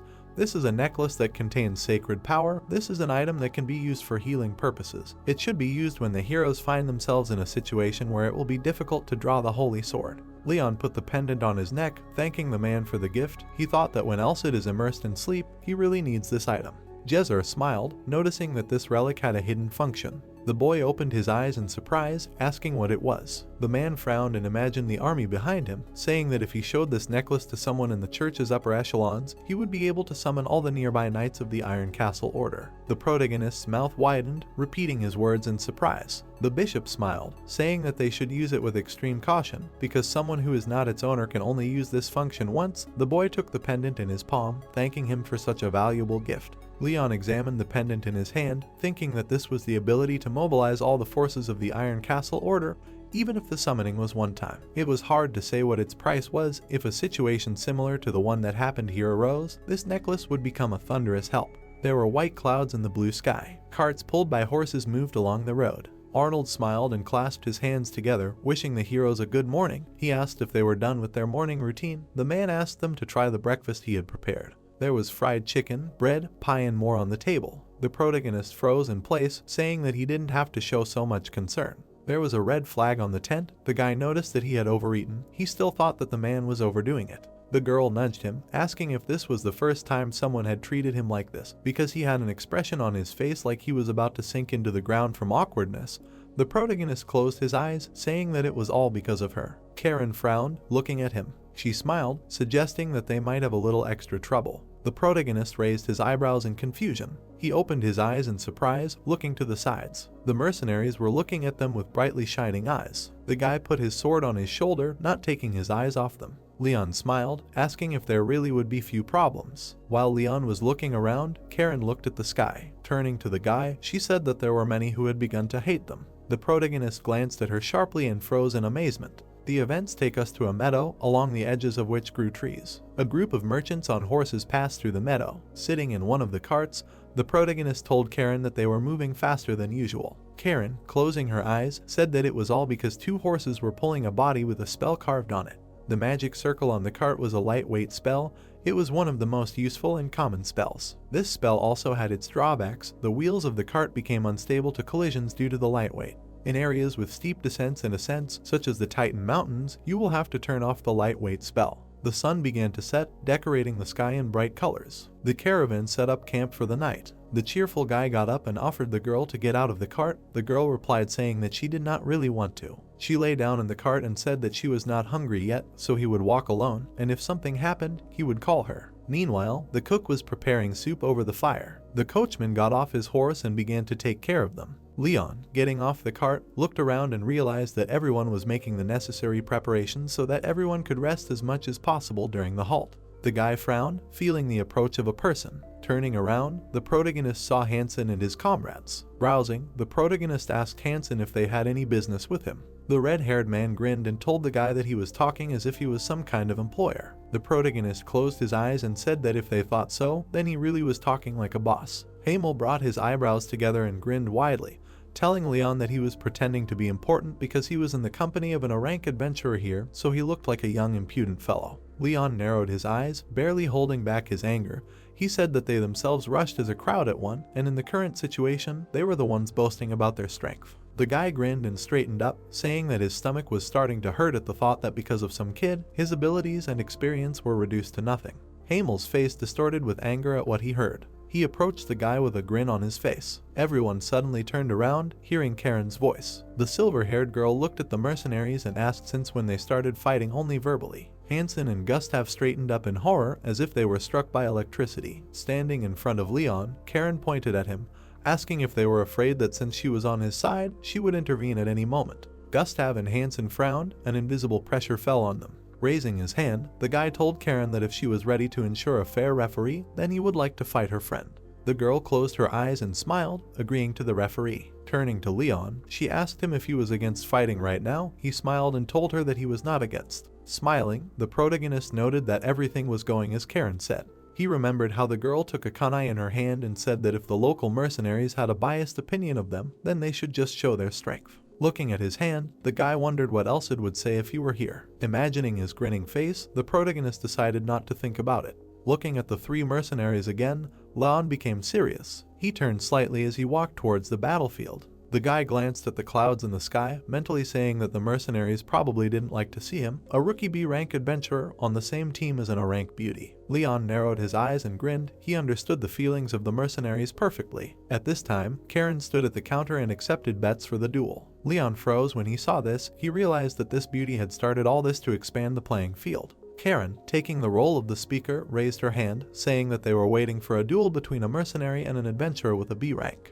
Arnold shuddered when Karen pointed at him and asked if he wanted to make a bet. Approaching her, the man whispered in her ear who he was betting on. A moment later, both turned to the protagonist, giving them a thumbs up. Even a fool would understand who the guild leader was betting on. While the crowd raised their hands and shouted, the protagonist became serious and stood on the platform. His opponent, Hansen, frowned while the crowd cheered for him. Approaching the guys, Karen said that direct hits from aura weapons are prohibited, and it is also forbidden to use weapons that were not mentioned in advance. Extending a finger, she said that they must first of all follow the instructions without question, and there is no time limit. Hansen immediately stepped back after the instructions were voiced. The protagonist pulled his leg back, saying that he understood everything. Leaves flew up when the start of the battle was announced. Leon raised his sword, getting into a stance. Hansen, who stood in front of him, held a spear and a shield. He was one of the rare fighters who used a shield. The protagonist knitted his eyebrows looking at his opponent. The silver scratches on the shield made it clear that it was not an ordinary protective gear. Squinting, the guy said that this shield was not as simple as it seemed.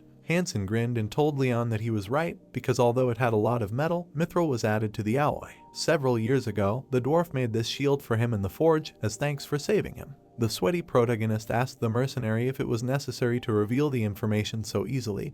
Hansen smiled and said that there was nothing to hide, because after a couple of blows, he would have understood anyway. Smiling, the man frowned, saying that he had not originally intended to cheat in a duel with a child. The protagonist's lips slightly rose. He realized that he was considered a trivial opponent. The guy grinned widely and decided to make Hansen regret it. Leon put his feet in a fighting stance, thinking that he should start with a lightning-fast lunge. He ran and the grass from the ground flew into the air. Swinging his sword, the boy ran towards his opponent, who was covering himself with a shield. The protagonist looked at him, preparing to strike. Hansen blocked the blow, which was so strong that the ground beneath them cracked. He bared his teeth, looking out from behind the shield, wondering what that was and where Leon got such strength from.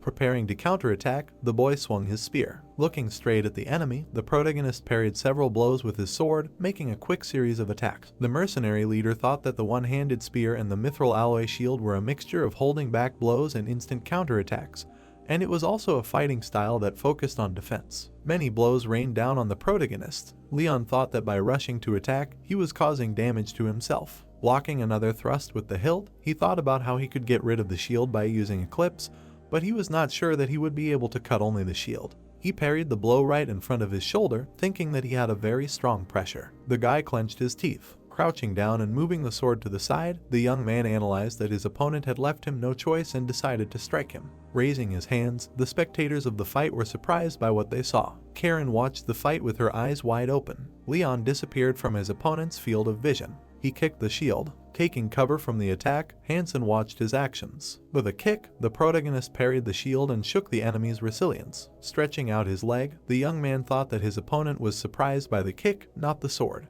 The mercenary leader frowned, wondering if this man was a true swordsman who adhered to the strict rules of combat. Looking ahead, the protagonist rushed straight towards him. The fighter extended his shield and spear in front of him. Swinging his sword, Leon prepared to attack the enemy from behind. Smiling, Karen said that these were the steps of an assassin. The blow knocked Hansen off his feet and threw his shield aside. With his mouth wide open, he flew straight to the ground. In front of the mercenary leader's face was a sharp sword. Looking at the protagonist, who extended his hand with a sword, Pa admitted that he had lost. And at this time, shouts were heard that the fight was over and the victory was awarded to the adventurer Leon. Holding the bags in his hands, Arnold smiled, while all the spectators were stunned by the result. Smiling, the protagonist thought that the technique he learned from Karen turned out to be very useful. Remembering Elsid, the boy thought that he would reproach him for imitating a murderer, but he realized that it would be better to have a greater variety of techniques if necessary, and that it was unlikely that he would find anyone other than Rodrigo who could defeat anyone with a single frontal attack. The two mercenaries looked on with furrowed brows, and the man with the beard said that he would be next. The man with the scar shouted that it was enough, and the two recognized him as Commander Gustav. Confused by his appearance, the mercenaries began to sweat, and the commander began to say that they could not realize how great a difference in skill there was between them and this guy. Leon thought that he was the commander of the mercenary squad. The man bowed to him and apologized. With his mouth wide open, Gustav shouted that the guy's skills deserved a B rank and that it was their fault for blaming his age and causing such a commotion. Smiling, the protagonist was taken aback by his words. The mercenaries began to cry, and the leader continued that it was sad to realize the fact that despite their mature years, they were on the same level as the guy. The commander recalled how the four of them were sitting in a cart, riding somewhere, and told about it.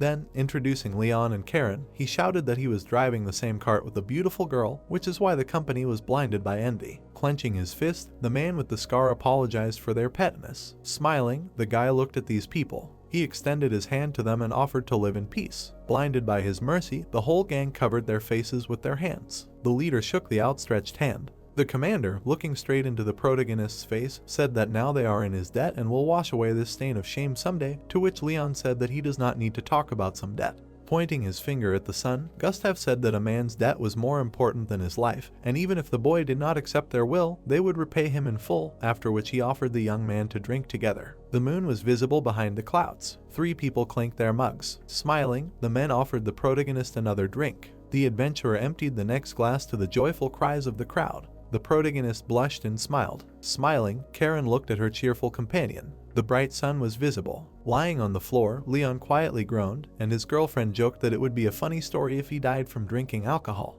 The guy was sweating and could not say anything. Remembering the plains he rode through, the young man thought that after his reconciliation with the mercenaries, the atmosphere inside the guild had improved greatly. Memories of sitting in the camp next to the defeated enemy came to his mind, and he thought that he had even received an unexpected benefit because the mercenary Hansen, who was from the Northern Army, taught him how to fight mountain orcs. Imagining a crowd of green monsters, Leon thought that the place they were heading to was teeming with these creatures, so such information was very valuable to him. Looking at how one of the brutes tore his clothes, the protagonist thanked him for the informative story and for answering his many questions. Frowning, the man asked permission to ask a question. Imagining a sleeping Karen, he asked about the relationship between the girl and her partner. The guy widened his eyes and asked again. Imagining her face, Leon thought that he was being asked about the relationship between him and the girl. He sweated and smiled. The young man said with his mouth wide open that he did not understand what the mercenaries were talking about, but they asked him about his secrets. Laughing and blushing, they said that the fact that a girl and a boy who had reached puberty were riding in the same carriage spoke for itself, to which the young man shouted that this was not the case at all. The man, leaning against a tree behind the protagonist, asked if in that case the gang should consider them as teacher and student. Frowning, he added that the movements of the two looked quite similar, but they communicated in such a way that it was unclear who was in charge. Lowering his head, Leon thought that this mercenary was called Hamel, and that he had good observation skills due to his previous career as a forester. Scratching the back of his head, the protagonist said that he and Karen had become close by fulfilling joint requests, but this was not the kind of relationship the men thought, to which they laughed. Standing in front of his 3 friends, the boy convinced them that they were mistaken. Lying in the carriage, Karen blushed and covered herself with a blanket. Walking through the camp, the boy thought that it looked strange that an A-rank adventurer was riding in a carriage with a B-rank adventurer, and also that anyone looking from the outside would think that she needed him for pleasure. Leon clenched his fist and thought that he was being mistaken for someone who thought the request was a trifle because he had a strong comrade, and also understood that he had not earned better treatment yet, so he could not relax. Looking at Gustav, the protagonist decided that he should use every moment usefully. He turned to the youth with a worried face. A strong blow shook the ground. Blood dripped onto the grass. The bloodied protagonist held his sword with another one. Holding his sword with both hands, the commander stood in front of him. The passers-by were surprised by this duel with their mouths open and noticed that the boy was barely breathing. Smiling, the mercenary said that he did not expect that he would withstand his direct attack. Looking at his opponent, the adventurer said that he barely stayed on his feet. Looking straight at the youth, the man said that he could not imagine that he would take his strongest blow instead of dodging. Placing his sword on his shoulder, the warrior smiled. Sitting down on the ground, Leon said that he was also a little disappointed. His opponent, laughing loudly, said that the more he looked at the boy, the more he liked him. Placing his sword on the ground, the protagonist thought that it was not necessary to respond to force with force, because if this were a real fight, he would already be dead. Wiping the blood from his mouth, the boy thanked Gustav for fulfilling his request since it was a good lesson for him. Turning towards the defeated man, the commander offered to contact him at any time and thought that this was an opponent who was difficult to defeat even once in 10 fights, and added that it would be useful for him to cross swords with such a talented fighter. Turning away from his interlocutor, the man said that they would not be able to fight each other for some time. Pointing to the trees, he said that tonight they would reach the edge of the forest, which meant it was better not to make noise so as not to run into trouble. Leon looked at his comrade seriously and asked how long it would take to cross the forest. Remembering the forest paths, Gustav said that it would take them at least 3 days, and in the worst case, the road would take 6 days. Looking resolutely at the man, the guy assumed that they would have to fight monsters. Bowing his head, he replied that it was inevitable. Looking at the carts, the leader of the mercenaries said that despite the size of the caravan, they could still try to attack him since the forest had an average level of danger. Opening his mouth, he added that if they met a middling monster on the way, it would definitely attack, to which the protagonist asked to explain who they were. Remembering the large monsters, the man with the scar said that there were swarms of trolls scurrying about in the forest. Leon looked warily at his friend and realized who he was talking about. The experienced warrior began to explain that adult trolls are 4 to 5 meters tall and, compared to other types of monsters, are so agile that they can climb trees. Imagining such a picture, the guy asked again if this was true, to which he heard the answer that those who have not seen it never take a word for it. With glowing eyes, the guy could not contain his delight. Sitting with his friend by the fire, the protagonist thought that the information received was completely new and incredible for him, and also remembered that trolls can use goblins or orcs as subordinates. Looking at the fire, the young man thought that such things are not taught at the academy, because such knowledge is obtained from personal experience, and was extremely glad to be here. Opening his mouth, Arnold announced that now the caravan will enter the forest that unfolded in front of them, and also asked the guards to properly perform their duties. A forest path with carts driving along it was visible. Sweating, the protagonist thought that he had finally found himself in a forest where monsters lived. Leaning on his sword, the boy thought that he needed to concentrate. Karen, looking at him, asked if it was time to work. Embarrassedly putting away his sword, he replied that you never know when an enemy might appear from the forest. Smiling, the girl said that most likely the monsters would appear only at dawn or during the day. Having comfortably sat down, she advised her partner to just rest, but that he agreed. Sitting down on the floor of the cart, Leon thought that since his companion said so, he could take a short nap because he still had not recovered from the fight with Gustav. Exhaling, the young man decided to tidy himself up before the fight with the monsters. The light of the carts was visible from behind the trees. It was clear that the horses were walking one after another. Opening his eyes, the protagonist heard Karen addressing him. It was clear that Hamel was sitting on the roof of one of the carts. Sniffing the air, he smelled a certain scent. The man peered into the darkness. He pulled back his bowstring, preparing to release an arrow from his bow. The arrow flew high into the sky. Looking up, the former forester saw it explode, leaving a bright light. Dozens of green monsters appeared in the thicket, while someone shouted that the caravan was under attack. Jumping out of the carriage, the adventurer called for her younger companion to go forward, to which he agreed. Hamel pulled back his bowstring and prepared to release 3 aura arrows at once. Shrouded in a green haze, they immediately rushed forward. The arrows passed through the goblins' bodies, leaving huge holes in them. Placing his sword on his shoulder, Gustav praised his friend for his excellent work and declared that now it was their turn to work hard. At that moment, as the monsters jumped on them, the man called for his comrades to attack. The mercenaries began to fight the monsters fiercely, killing them with ease. The protagonist smiled and thought that this was completely different from participating in a punitive detachment to eradicate evil. Looking at how the guys dealt with the goblins, Leon realized that at that time they broke through the enemies, relying on their individual skills, and now there was a situation in which they would have to make various attacks, fighting side by side with each other. The warrior frowned and called out to his younger comrade.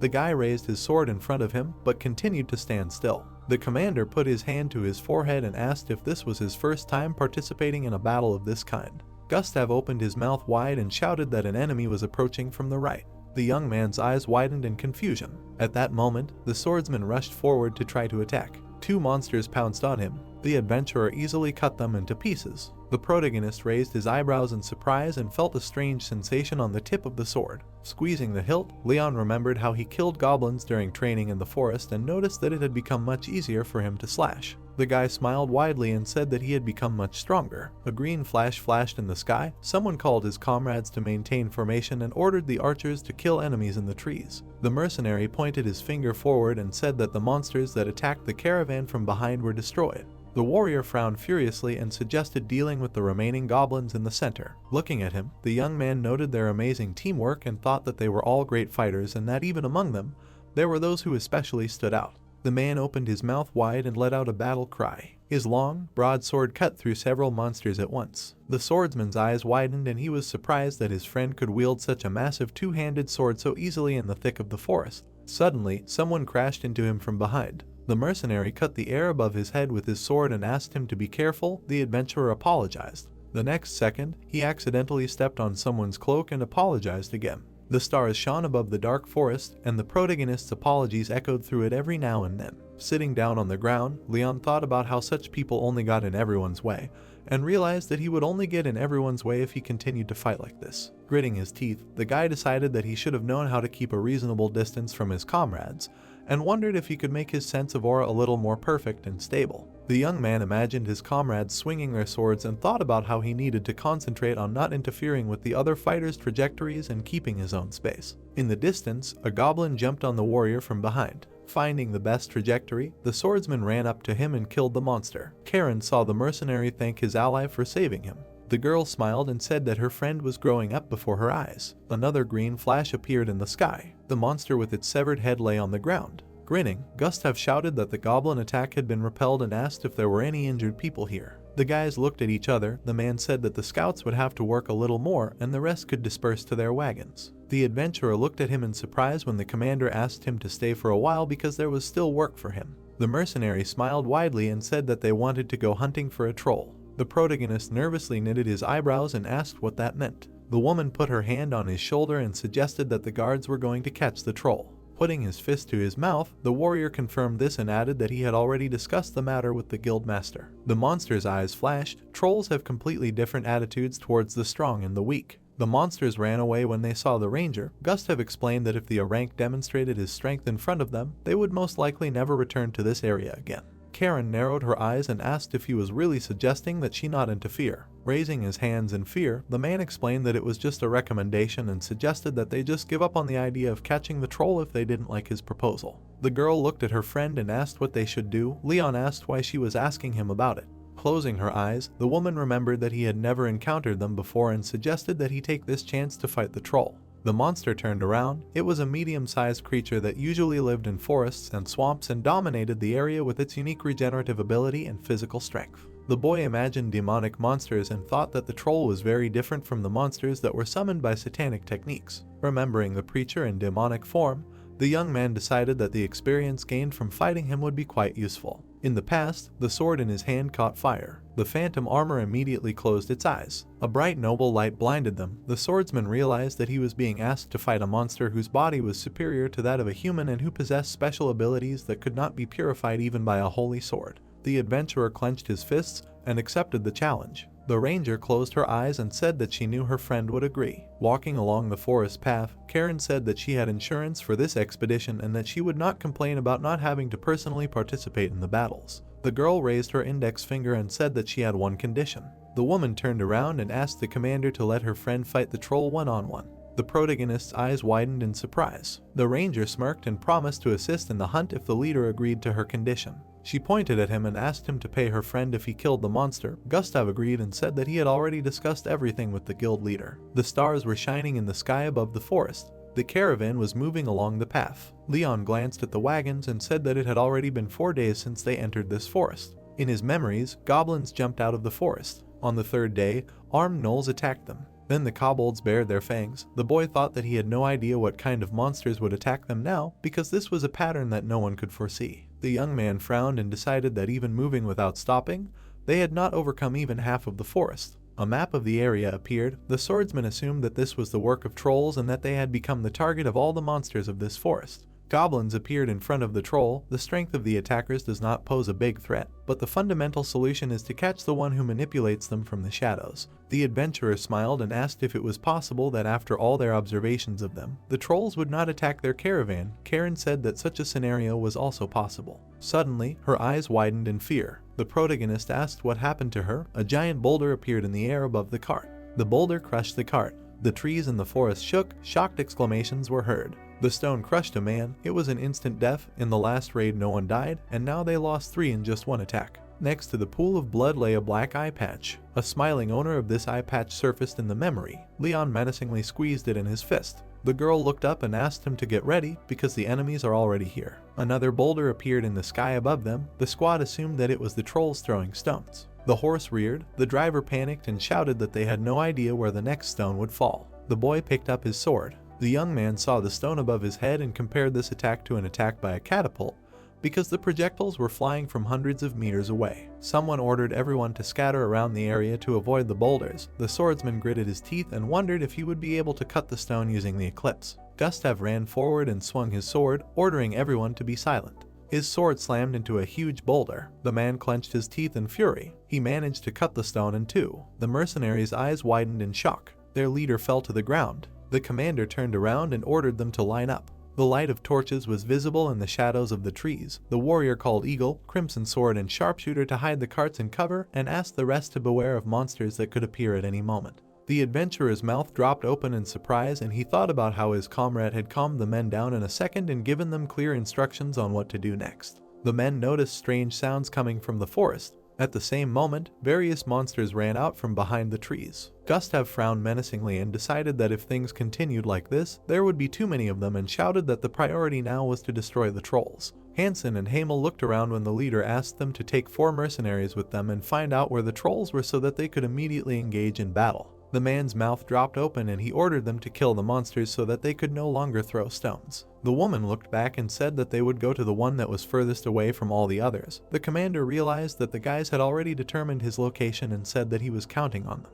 The heroes ran deeper into the forest. A group of goblins jumped out at them. The ranger smiled widely, realizing that they were trying to block her path, and asked if they really wanted to die that badly. Karen rushed forward and began tearing the enemies to pieces. Having dealt with them, the adventurers ran on. The girl narrowed her eyes and asked her friend to get ready as they were almost there. The protagonist tensely clenched his teeth. In front of them was a huge troll. The monster was holding a boulder in his hand, and behind his back was a club. Pouting, the woman said that she would block the retreat and asked her comrade to fight him to victory. The ranger smiled and hoped that he had not forgotten about the one-on-one fight with the troll. Leon imagined the battlefield as a grid and thought about how they approached the enemy faster than he could notice them, taking advantage of the distance from the other mercenaries. The monster turned around. The guy decided to take advantage of the fact that these creatures have night vision. His sword began to emit a bright, cleansing light. The monster covered its eyes with its hands and roared. The young man lunged forward and realized that he could kill it with one blow. Suddenly, rocks pierced his face. The troll dug his fingers deep into the ground. With a sharp movement of his hand, the monster threw pieces of soil and rocks forward. Covering his face with his hands, the swordsman realized that the enemy had begun to attack indiscriminately because he had lost his sight, and he decided that he had to break through at all costs. A sharp stone left a cut on his cheek. The monster opened its red eyes. The adventurer realized that the enemy had managed to restore his sight and thought that this was too incredible a healing power. The troll took a club from behind his back. The monster raised it above its head. The protagonist saw a log in its hands and decided that if the blow fell on him from such a height, then a fatal outcome would be inevitable. Leon remembered how he managed to repel Gustav's frontal attack. The man smiled. The boy thought that it was just a training. The young man bared his teeth and realized that he could not afford a single mistake. The opponents rushed towards each other. The swordsman dodged the blow with the club. Having made a dash forward, the adventurer realized that his enemy was too fast and decided to get a little closer to make a counterattack. The protagonist jumped up to avoid a cutting blow. The next moment, he had to jump to the side to avoid a chopping blow. Leon rushed forward and thought that he had very little time left. The monster again plunged its fingers into the ground. The boy covered his eyes with his hands so that the dust would not blind them. He managed to jump to the side and dodge a new attack. Frowning, the youth realized that the enemy's attacks were only club strikes and mud throws, preventing him from getting close enough, and decided that he needed to take 2 more steps to strike him with his sword. The swordsman pressed himself against a tree and thought that the enemy had left him no other choice. The blade of his sword began to glow. The adventurer opened his mouth and remembered that he did not want to use this technique as it needed some refinement. The monster flinched when it noticed him. The troll turned around. The monster raised its club above its head to deliver a crushing blow. The protagonist smirked and thought that the enemy intended to take advantage of the opportunity while he was focused on his aura, but that was exactly what was required of him. The sword emitted powerful energy due to the use of the Eclipse skill. Leon slashed the air in front of him with his sword. The severed leg flew into the air. The severed limbs of the monster fell to the ground. A star appeared above the boy's head, and he mentally asked the enemy if he liked the combat power and super high heat of the Eclipse. The troll fell on its back and screamed loudly in unbearable pain. The monster turned around and tried to escape. Gritting his teeth in rage, the boy shouted that he had come all this way to kill him, and asked if the enemy, who used weak creatures as pawns, really thought he could escape from him. The monster jumped onto a tree branch. The troll's eyes widened in madness and roared. The swordsman, covered in holy energy, asked if the enemy, who could only attack unilaterally, really thought he would be allowed to escape. In his memories, Gustav offered his younger comrade to drink beer with them. The boy with the patch on his eye scratched his head in embarrassment. After a while, he was crushed by a stone thrown into the caravan. The adventurer raised his fist and thought that they had not known each other for long, but despite this, none of them deserved such a needless death. The protagonist opened his mouth wide and called out to the fleeing enemy. Leon rushed forward, leaving behind a trail of bright energy. The constellation of the Great Chariot appeared in the sky above the forest. A strip of bright aura flashed between the trees. A blast wave rolled through the forest after it. With one swing of his sword, the boy cut the troll's body in half. The dead monster stuck out its tongue. Closing his eyes, the young man realized that he had managed to do it and that now he could breathe a sigh of relief, and thought about the fact that Merak consumed a huge amount of aura, unlike Eclipse. The swordsman turned around and realized that he was not able to use this technique twice with the amount of aura he currently had, even if his body was in perfect condition. Karen smiled and was surprised that her friend had actually defeated the monster and said that he shouldn't have expected anything else from him. The girl closed her eyes and said that she had blocked the enemy's escape route just in case. The adventurer asked if his efforts had been in vain. The woman denied it and praised him for his excellent work. The protagonist squeezed the hilt of his sword and realized that he had been able to correctly implement the basic principle, even though the technique had not been honed properly. Leon clenched his fist and thought about how he had dealt with the monster himself, without anyone's help and using only his own strength. Suddenly, his legs gave way and the guy began to fall. The ranger sat down on the ground so that he fell into her lap. Smiling, Karen assumed that he had a hard time because of the last technique he had used and promised to deal with the rest. The girl put her hand to her comrade's forehead and praised him again. Finding himself in the starry space, the young man wondered when he had fallen asleep. The swordsman opened his mouth and thought that he had not felt such calm for a long time. Suddenly, the adventurer opened his eyes and realized that he should not be so calm. The protagonist frowned and decided that an injustice could happen to someone at this time. Leon gritted his teeth and wanted to become stronger than his opponent.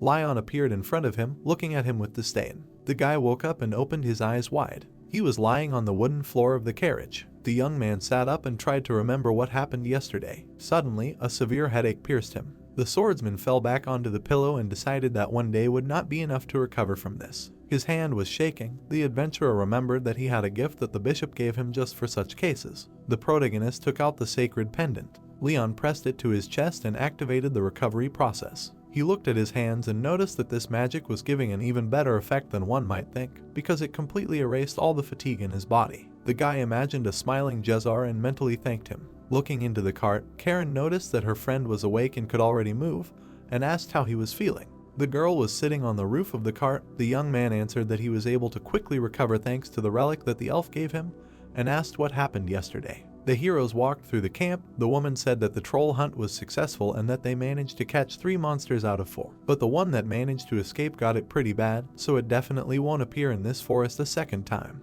In the memory, the monster opened its mouth in fear, trying to run away. The swordsman frowned angrily and called them cowards. The ranger smiled and said that their entire group was broken, so they would not even look towards the forest until they increased their number. The adventurer noticed a bloody corpse to the side. Dead monsters were lying at the edge of the forest. Presenting a handful of gold coins, Karen said that they could get about 90 coins for them, because their blood was an ingredient for advanced potions, which is why mages happily buy troll corpses. Throwing a menacing look at her companion, the girl said that because of him, they would only be able to get half the price for one of the corpses, because the monster's body was cut in half and there was almost no blood left in it. The protagonist turned pale in embarrassment and said that he was very sorry. Leon turned around as his friend walked ahead. The guy glanced at the corpses lying on the ground and guessed that the first one had been struck down by at least 4 types of weapons, and the second one he had killed himself. The boy saw the crushed head of the third monster and realized who could have done it. An image of Gustav striking the monster with his broadsword appeared in his mind. The boys looked around when someone called out to them. Arnold and his assistant were standing in front of them. Clouds were floating in the sky. The man praised the heroes for the excellent work they had done last night. The woman turned to him and explained that they were only doing the job they were given. The merchant called her words noble. The swordsman frowned and asked how many people were hurt yesterday. The heroes looked at him silently. Guild member Stom lowered his head and reported that 8 people were killed and another 21 were injured, and that several people would be forced to stay in a neighboring settlement. The adventurer clenched his fist. Arnold promised to help with the burial and treatment of the wounded. The ranger looked at her friend with concern. She raised her hand and asked about the price for the trolls. The man said he would definitely pay them. The merchant scratched his head and said that they were worth 30 gold pieces for each of them and that they were willing to pay the full price for one of the corpses that was cut in half. Karen raised her hand and said that 15 gold pieces would be enough for him because she did not want to haggle. Cumulus clouds floated across the blue sky. The protagonist looked at his friend and asked why she refused the money when they could get much more. The girl said that it was not an act of generosity and that one day they would have to repay in kind. The woman smiled and explained that now that they were together, she no longer needed to depend on anyone. Leon's mouth fell open in surprise. Gustav raised his hand. The man placed it on his comrade's shoulder and was glad that he did not get it so badly. The squad leader smiled and asked his comrade to call him by his name. Suddenly he squinted and asked what technique his friend used when he fought that troll. On the ground were two halves of the monster's body. The mercenary noticed that it was strikingly different from the usual sword strikes and said that he was impatiently waiting for his ally to wake up to ask this question. The guy frowned and replied that it was his secret fencing technique. The warrior immediately apologized for his curiosity. The young man lowered the corners of his lips and asked if everything was okay with the rest of the squad. Gustav shuddered tensely and replied that there were no problems with them. Hansen was lying on the floor. Hamel leaned against a tree. They got off with small scratches. Leonic showed his biceps. Everything was fine with him. The man stroked his comrade on the head and asked him not to bother his head with such thoughts. The commander closed his eyes and told him that they were doing dangerous work and were prepared to die, and many even carried a will on their chests. The mercenary hit his friend in the chest and said that his heart would always regret the deaths, but he should not let this feeling destroy him. The warrior waved his hand and left. The swordsman looked after him with a smile on his face. The ranger approached him and explained that regret and grief are natural feelings that only the living experience and that make their hearts beat. Karen smiled and added that this feeling in himself cannot be changed in any way, even if others consider him a hero. The girl stroked her friend on the head and asked if her words comforted him. The clouds hung in the sky. The adventurer remembered Else had once told him something similar, that a person who is driven only by a sense of duty will not last long, and that beliefs and personal values are not a source of endless fuel. The woman raised her index finger and asked if her companion knew the desert area. The protagonist raised his eyebrows and wondered what she was talking about. In the desert area, the entire surface was covered in sand, not earth. There was an animal skull lying on the sand. There was almost no rain, and the temperature at night was very different from the day, so it was impossible to live there. People in robes stood next to monsters. Nomads who wandered the wide sandy plains had to fight countless monsters every day. Leon looked at his friend in fear. She smiled and told him that near the border, the desert was not that big, so they could cross it in just a week on a cart. The boy frowned and said that from what she said, it seemed like it wasn't a desert at all. The caravan was traveling along the road. The boy asked when they would be able to reach the desert if they didn't stay in the small settlements for too long. The ranger replied that the journey would take about 5 days. The swordsman looked at his sword and thought that by then Elsid might have woken up. Imagining the grinning ghost, the adventurer realized that he hadn't heard from him for a month and had already missed his chatter. Karen looked out of the cart, her eyes shining. The caravan left the forest and began to move through the desert. The squad set up camp on the sand dunes. The protagonist reached into his backpack to get a map. The sword lying nearby began to glow. Its hilt emitted bright energy. Elsid flew out of it and announced his return. Leon opened his mouth in fear and exclaimed. The boy fell to the floor and looked at his companion. The holy sword looked down at him. The young man smiled. The ghost asked why his master had fallen. The swordsman pointed at him and said that he was scared by his sudden appearance. The spirit clenched his teeth. Elsid spread his arms and asked the owner to imagine how he had slept for a month and was finally able to wake up, and asked if he would not like to shake himself with all his might.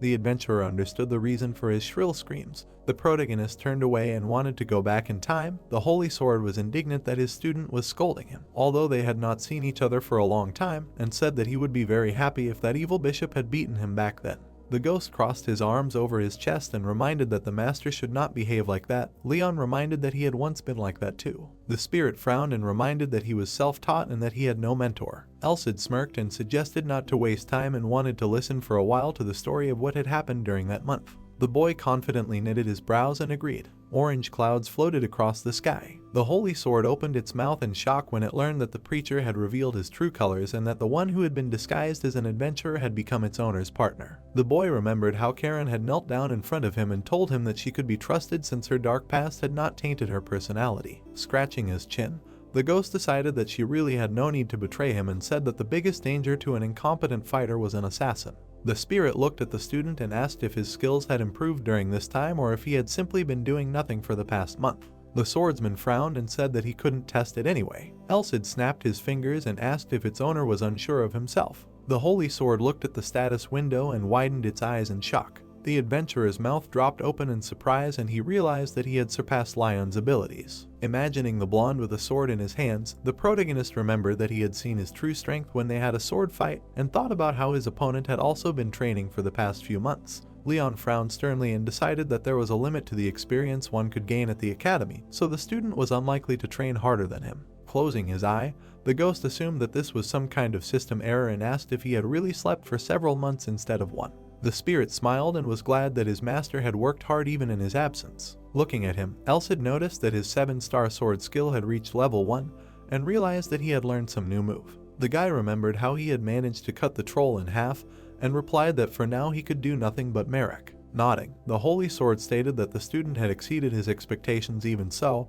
and suggested that he had a natural talent for teaching. Scratching his nose, the ghost added that it was only thanks to him that the talentless student had grown so much. The youth turned white with indignation. The spirit beamed with happiness and called himself a natural mentor, and the swordsman said that he was grateful to him with all his heart. Looking to the side, Elsid smelled sand and asked where they were. A cloud of sand rose above the carriage, and the holy sword noticed that they had gone somewhere far away. Raising his index finger, the adventurer reminded them that they were supposed to go to the Titan mountain range and replied that they were heading there, along with an escort mission. Looking at the sand dunes, the ghost called it a good idea and asked if they wouldn't make too big a circle if they went through the desert. Throwing a surprised look at him, the protagonist asked what he was talking about and explained that there was no shorter road than this. Leon opened the map and explained that he had no idea that there was a road that went through a mountain range or a canyon. Suddenly, the spirit's eyes widened in shock. Elsid opened his mouth wide and asked why there was a desert here, and the boy said that there had been a desert here 100 years ago. Pointing to the sand, the holy sword said that there had been a wide field here 300 years ago,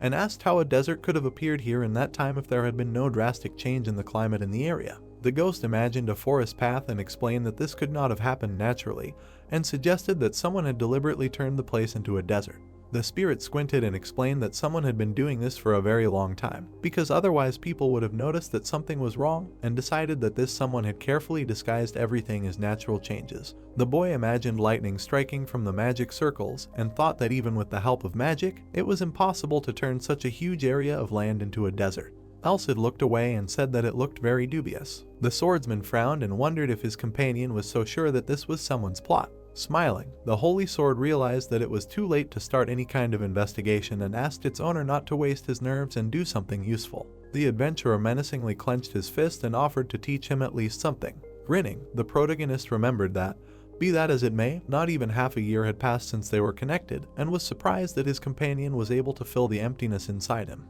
Leon happily closed his eyes and was glad that he had such a friend. Karen watched in confusion as her friend talked to himself. The sun was shining brightly in the sky above the desert. The girl sat down on the floor of the cart and was indignant that it was so hot here. She heard some sound and looked away. The guy was happily polishing his sword with a rag. Waving her hand at herself, the woman noticed that her companion was in a good mood and asked what had happened to him. The young man turned around and thought that it was because his comrade had returned. The ghost silently looked at the desert. The swordsman realized that he had taken his absence too hard. Pulling the reins of his horse, Gustav ordered everyone to stop to set up camp, make a fire and cook dinner. The adventurer looked away and said that it was time to stop. Putting her hand on his head, the ranger told him that the deserts had very cold and dark nights, and explained that if you take this sudden change in temperature lightly, you could have big problems. Karen jumped out of the cart. The protagonist told his companion that they also needed to go. The spirit did not pay attention to him and silently looked ahead. Imagining Rodrigo walking through the forest, Elsid realized that there was not even a small clearing from his memories left here, and was surprised that after 300 years everything turned out this way. Leon looked at him in surprise. Smiling sheepishly, the holy sword asked for forgiveness and noticed that its owner was already being called. A cauldron of soup hung over the fire. The mercenaries sitting around it invited their comrades to their place so that they could have dinner. The ghost opened his mouth in amazement. The guy was smiling, talking to his girlfriend. Gustav put his hand on his shoulder. Hamel and his companion closed their eyes happily. The spirit smiled and thought that he should cast aside all his anxious thoughts. Elsid looked up and decided that he didn't care whether it was a desert or a meadow. The stars were shining in the sky. The saint realized that the person living in this era was not him, but its owner. The young man smiled widely. The fire burned out, and only smoldering coals remained. The cart was closed. The swordsman was sleeping on the floor under a blanket. Something made him open his eyes. Throwing off the blanket, the adventurer felt a strange feeling of discomfort and asked what was happening here. Karen put her finger to her mouth and asked him to be quiet. Her eyes lit up. carts in the middle of the desert. Suddenly, something approached them, moving underground. Looking back, the girl said that there were many enemies and asked what they should do. Frowning, the woman explained that she had not noticed them until they came too close and assumed they were not going to fight, as they did not emit any deadly energy. The sentries were on duty, but they did not pay attention to the creatures. The ranger explained that inexperienced people who did not know how to feel vibrations would never notice the movement of unknown people underground. The enemies headed for the carts with the cargo. The protagonist assumed that they were going to commit theft and escape. Karen narrowed her eyes and asked him to make a decision on what to do in this situation. Leon frowned and thought that there was no point in raising the alarm, because they were at a disadvantage the moment they allowed the enemy to penetrate their camp. The mercenaries were fast asleep on the floor. The guy decided that they would not be able to bring themselves to proper fighting condition immediately after waking up. Elsid opened his mouth and explained that the strangers also knew that they would not win if they went up against the guild's guards. Grinning, the Holy Sword added that this was why they had come here, with the intention of stealing things without showing any intention of killing anyone, and stated that if they woke everyone up, the party would be able to win, but casualties would be inevitable. The young man smiled nervously and remarked that he was having a lot of fun. The ghost said that this was the first fight in a month and that he would finally get to see his master's skills. The swordsman frowned and asked how many enemies there were. The girl turned around and reported that there were 14 people in her detection zone who were moving towards the cargo, and another 20 who were on guard. Covering his mouth with his hand, the adventurer thought about how frightening their numbers and ability to use this desert environment to their advantage were, and realized that a clumsy first move could work against them.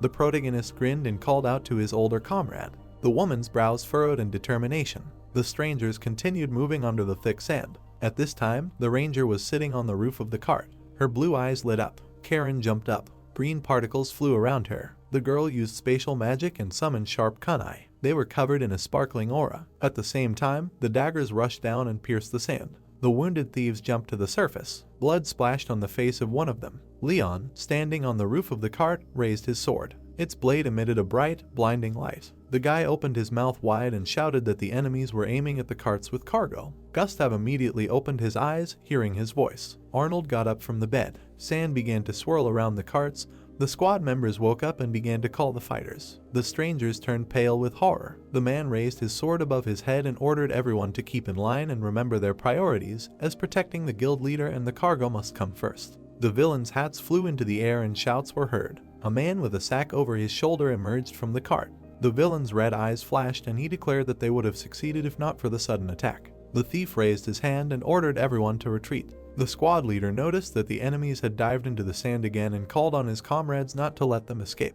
The woman threw a kunai forward and ordered the villain to put it back. The sharp dagger approached the villain. The thief grabbed it with his bare hand. The stranger turned around and narrowed his eyes angrily. The young man's eyes widened in shock when he saw that he had stopped his girlfriend's attack with one hand. The enemy disappeared into the sand and ran away. The ranger looked after him with displeasure. The warrior opened his mouth wide and shouted that the villains were trying to escape. The swordsman looked back. Several thieves were approaching him at once. Elsid narrowed his eyes and asked if it was time to take a look at his student's skills. The holy sword noticed the wilted owner and asked what was wrong with him. The weapon in his hand caught fire. The adventurer swung his sword. A constellation appeared in the sky. The protagonist raised the weapon above his head and thought that he could destroy a dozen more enemies if he used the secret technique of the Big Dipper sword. Blood splashed on his face. Leon realized that these thieves did not look like ordinary monsters. Besides, the squad was not on the verge of life and death. A sea of blood appeared under his feet. The guy decided that there was no point in committing a unilateral massacre because they were facing ordinary thieves. The ghost's eyes widened in surprise. The young man lowered his head. The spirit said that there was nothing wrong with his doubts and that hesitating was normal because there was no solution to this problem. Elsid looked ahead and added that he was a hero, not a bandit, and he had to find his own answer to the question of whether he should burn everything in his path or start punishing evil in times of justice. The swordsman lowered the corners of his lips. A scale appeared in the sky. There were universal standards of good and evil. The adventurer realized that he could not set his own standards and decide who to punish and who not. The protagonist put his hand to his chest and wondered whether he should not allow even the thought of leniency and stab the enemy to death, suppress his powers without taking his life, or try to re-educate him with words and deeds. Leon opened his mouth and thought about how every decision comes from a righteous heart, but each person has his own opinion on which path is more righteous. The boy put his sword back in its sheath. The young man smiled, realizing that his own values had not yet been formed, and said that he would find the answer himself. The tied-up thief fell to his knees. The merchants approached the captives. The light was on in the tent. Arnold frowned menacingly and said that due to the surprise of the attack, part of the cargo was stolen. The members of the squad gathered in the tent. Gustav asked how this could happen, because the enemies, who were caught by surprise, were not even in a state to fight back and cared only about escape. Karen twirled the kunai in her hands and said that among them there was one man with luggage, their boss. The girl introduced the man with red eyes and said that the enemy was acting extremely relaxed and that they acted covertly, trying not to give away their presence, which meant that the cargo was stolen even before the fight began. Looking away, the woman noticed that they did not have that kind of skill and assumed that it was because of an artifact or some other kind of power, so they were lucky that they had come in a crowd and were caught. Everyone present narrowed their eyes and wondered why the enemies had come in a crowd. The swordsman remembered how the scoundrel had caught the kunai with his hand and thought that even if they had hidden their presence with the artifact, they should not forget that the enemy had easily stopped the attack. The adventurer frowned and decided that his sharp gaze was further proof that this was no ordinary person. Covered in a cold sweat, the merchant asked why they had stolen the most valuable cargo and asked the mercenaries to track them down. The commander turned around and asked what his comrade thought about it.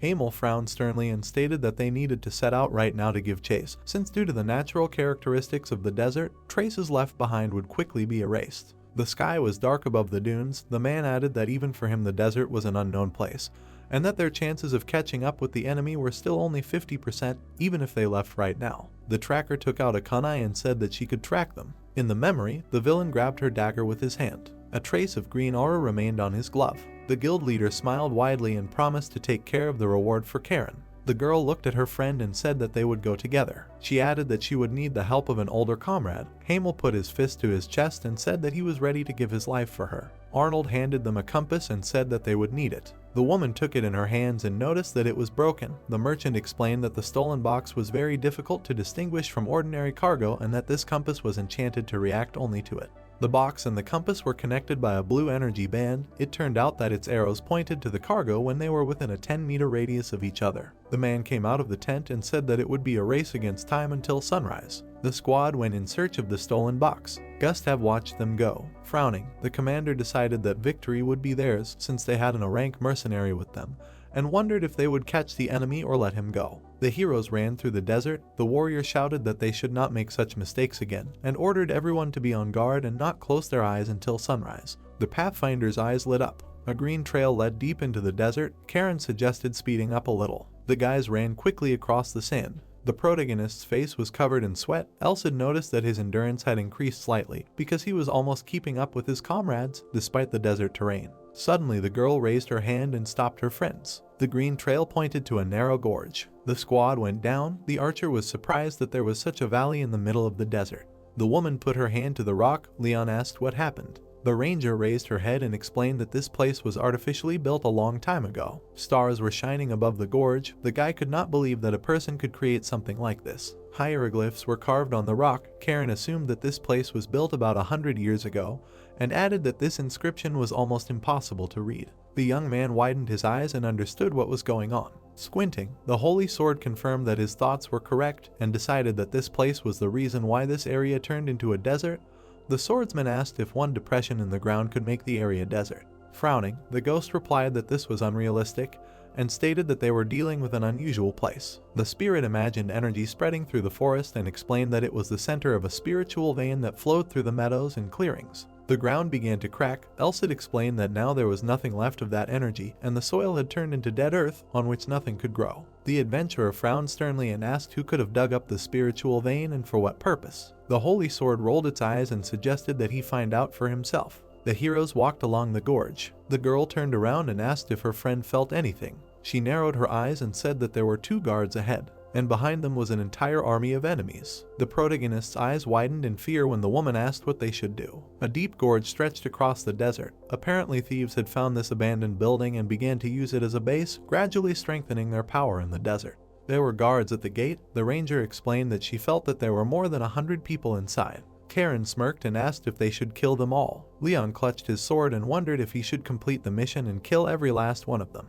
He imagined rivers of blood around him and wondered how his actions would be any different from a brutal massacre. Suddenly, his mouth dropped open in surprise when one of the scoundrels said that their raid today had been in vain. The criminal raised his hand and said that half of the squad had been caught, which caused the chieftain to kill 2 more in a fit of anger. His comrade decided that they should not have touched the guild caravan and that they should attack travelers in groups of 5 or 6. The merchant clasped his palms together in front of the killer. The bandit remembered how a few days ago they had come across a family and how the father of the family had begged them to spare at least the child. The little boy stood next to his dead parents. The guard turned to his colleague and told them that they had fulfilled his will. The thief said that it was quite funny because a child abandoned in the desert would wither under the scorching sun. The boy walked through the desert alone. Hearing the laughter, the swordsman lowered his head and thought about how he tried to find a reason not to kill these people, but now there was no need. His sword was enveloped in a bright aura. In the past, Elsid frowned and explained that hesitation was normal and that his student should choose his own path. Suddenly, one of the criminals flipped in the air. The adventurer dashed forward and used Eclipse to destroy them. The protagonist swung his sword and said that this was his answer. The ghost smiled contentedly. The party ran through the gate. Running forward along the corridor, Karen noticed that there were too many enemies and suggested that they focus on small groups. The girl looked back and said that she would take the initiative while her comrades simply followed her. At that moment, she rushed forward. Hamel's eyes widened in surprise and decided that his ally was seriously angry. The woman approached one of the bandits from behind. She managed to cut his throat and his comrades. The tracker jumped forward. Karen killed all the villains who got in her way. Hiding behind a rock, the thief wondered who she was and decided to report the invasion to the chief as soon as possible. Suddenly, Undertaker appeared next to him. Sand rose from the ground. A loud scream was heard. The girl brushed her long hair. Smiling happily, she said that it was very refreshing, and added that after a long ride in the cart, her body seemed to have turned to stone. The woman looked at her friends and said that you need to constantly warm up like this so that everything in life is good. The man asked if their ally had always been like this. Leon confirmed it. The boy approached his friend and noticed blood on her face. He wiped it with his finger. The ranger blushed with embarrassment. Karen immediately turned away. The girl ran forward and suggested that they speed up. The archer put his hand on his comrade's shoulder and called him a professional. The young man asked what he was talking about. The warrior pouted and said that his comrade would understand everything himself one day in the distant future. There were 2 guards at the gate. Peeking out from around the corner, the woman said that the compass pointed to this door and decided to sneak in as a shadow to check it out. The heroes hid behind a rock. The ranger asked her friends to deal with the guards and begin the invasion. Undertaker's shadow enveloped her. Seeing that she melted into thin air, Hamel was surprised that an Arank had such amazing skills that were beyond praise. The man pulled the bowstring and suggested that they begin the fight. The arrow had a firecracker with a lit fuse on the tip. The arrow flew straight towards the guards. The thieves tried to open the box, but they were unable to do so. Their leader, crossing his arms over his chest, called them useless and ordered them to quickly open the box. The criminals stood at the table and tried to pick the lock. Suddenly, the door behind them exploded. A powerful gust of wind hit the criminal, and he realized that someone was attacking them. The robber looked at the doorway, from which smoke was pouring. The warriors entered the room. The villain's eyes widened and he realized that they were people from the guild. The archer frowned and said that they had come to return the stolen goods. Lowering his head, the villain was surprised that they had reached this gate without a single scratch, and decided that he had better run away because it was better not to come face to face with them. Suddenly, the Undertaker appeared behind him and swung his knife. The stranger immediately kicked him. A deep cut appeared on his shin. The thief fell on his back. The shadow plunged the knife into the ground and said that his opponent had dodged it well, because according to the plan, his body should have cooled down by now. The plague doctor flashed his burning eyes and said that if they had met 4 years ago, the enemy would not have given him a chance to even hit his ankle. With his crazy eyes widened, the criminal wondered why this person knew about his past, and thought that it could not be, because everyone who knew about him was already dead. A cloud of dust rose in front of the shadow. Karen's face appeared from it. The robber realized that there was only one person who could know about his past. The girl frowned and said that they had not seen each other for a long time. Mole's eyes turned bloodshot. His henchmen pounced on the protagonist. The squad members quickly dealt with them. Hamel lowered his weapon and said that they seemed to have dealt with everyone. Leon turned around when the man asked about the leader. The woman stood in front of the thief sitting on the ground. Blood was running down his leg. Twisting a kunai in her hand, the ranger asked if he remembered her promise to kill him with her own hands if the enemy did not leave this sphere forever. Karen pointed daggers at him and wished him death. She cast a menacing look at the enemy. The criminal's pupils narrowed. The robber dug his fingers into the sand and said that he had changed a lot over the years. The villain jumped back. Imagining dying people under the enemy's feet, the villain thought that this was the appearance of the Undertaker, known as the horror of the Dark World during his reign, and realized that the difference in their powers was too great. The mole dove into the sand and decided that the winner of their fight was known from the start and that only death awaited him.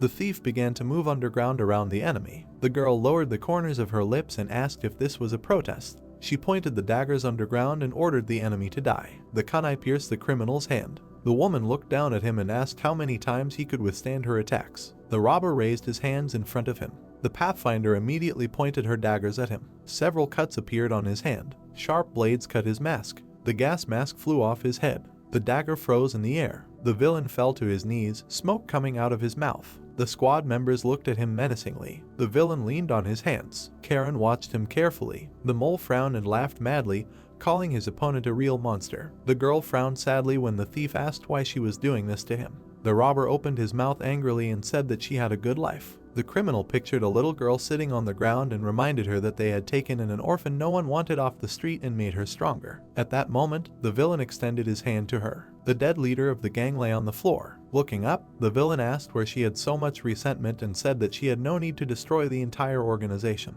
The woman frowned sternly and asked if she had ever asked to be made stronger. The mole smirked and said that if the organization had not given her shelter, she would have died in some gutter somewhere. Looking down, the tracker decided that was true and said that avoiding the worst-case scenario did not mean that everything else was the best. The thief narrowed his eyes and asked what that meant. Imagining a bloody kunai behind her, Karen explained that her life consisted of only things she never wanted, and that such power was not her cherished desire, so she decided to get her hands on what her heart craved. The criminal closed his eyes and asked what she wanted in that case. The girl clenched her fist and answered that she wanted to be free. The robber's eyes widened in shock. He smiled widely and asked what that meant. Frowning angrily, the villain shouted that no one held her by force and asked why she needed to share this damned freedom with everyone else. Next to the children lay a dagger. The villain declared that they did not want freedom and that she, too, had no other path or hope for survival. The woman dumbfoundedly pursed her lips. Mole covered his face with his hand and explained that he was just a ghostly darkness. The Pathfinder extended her hand.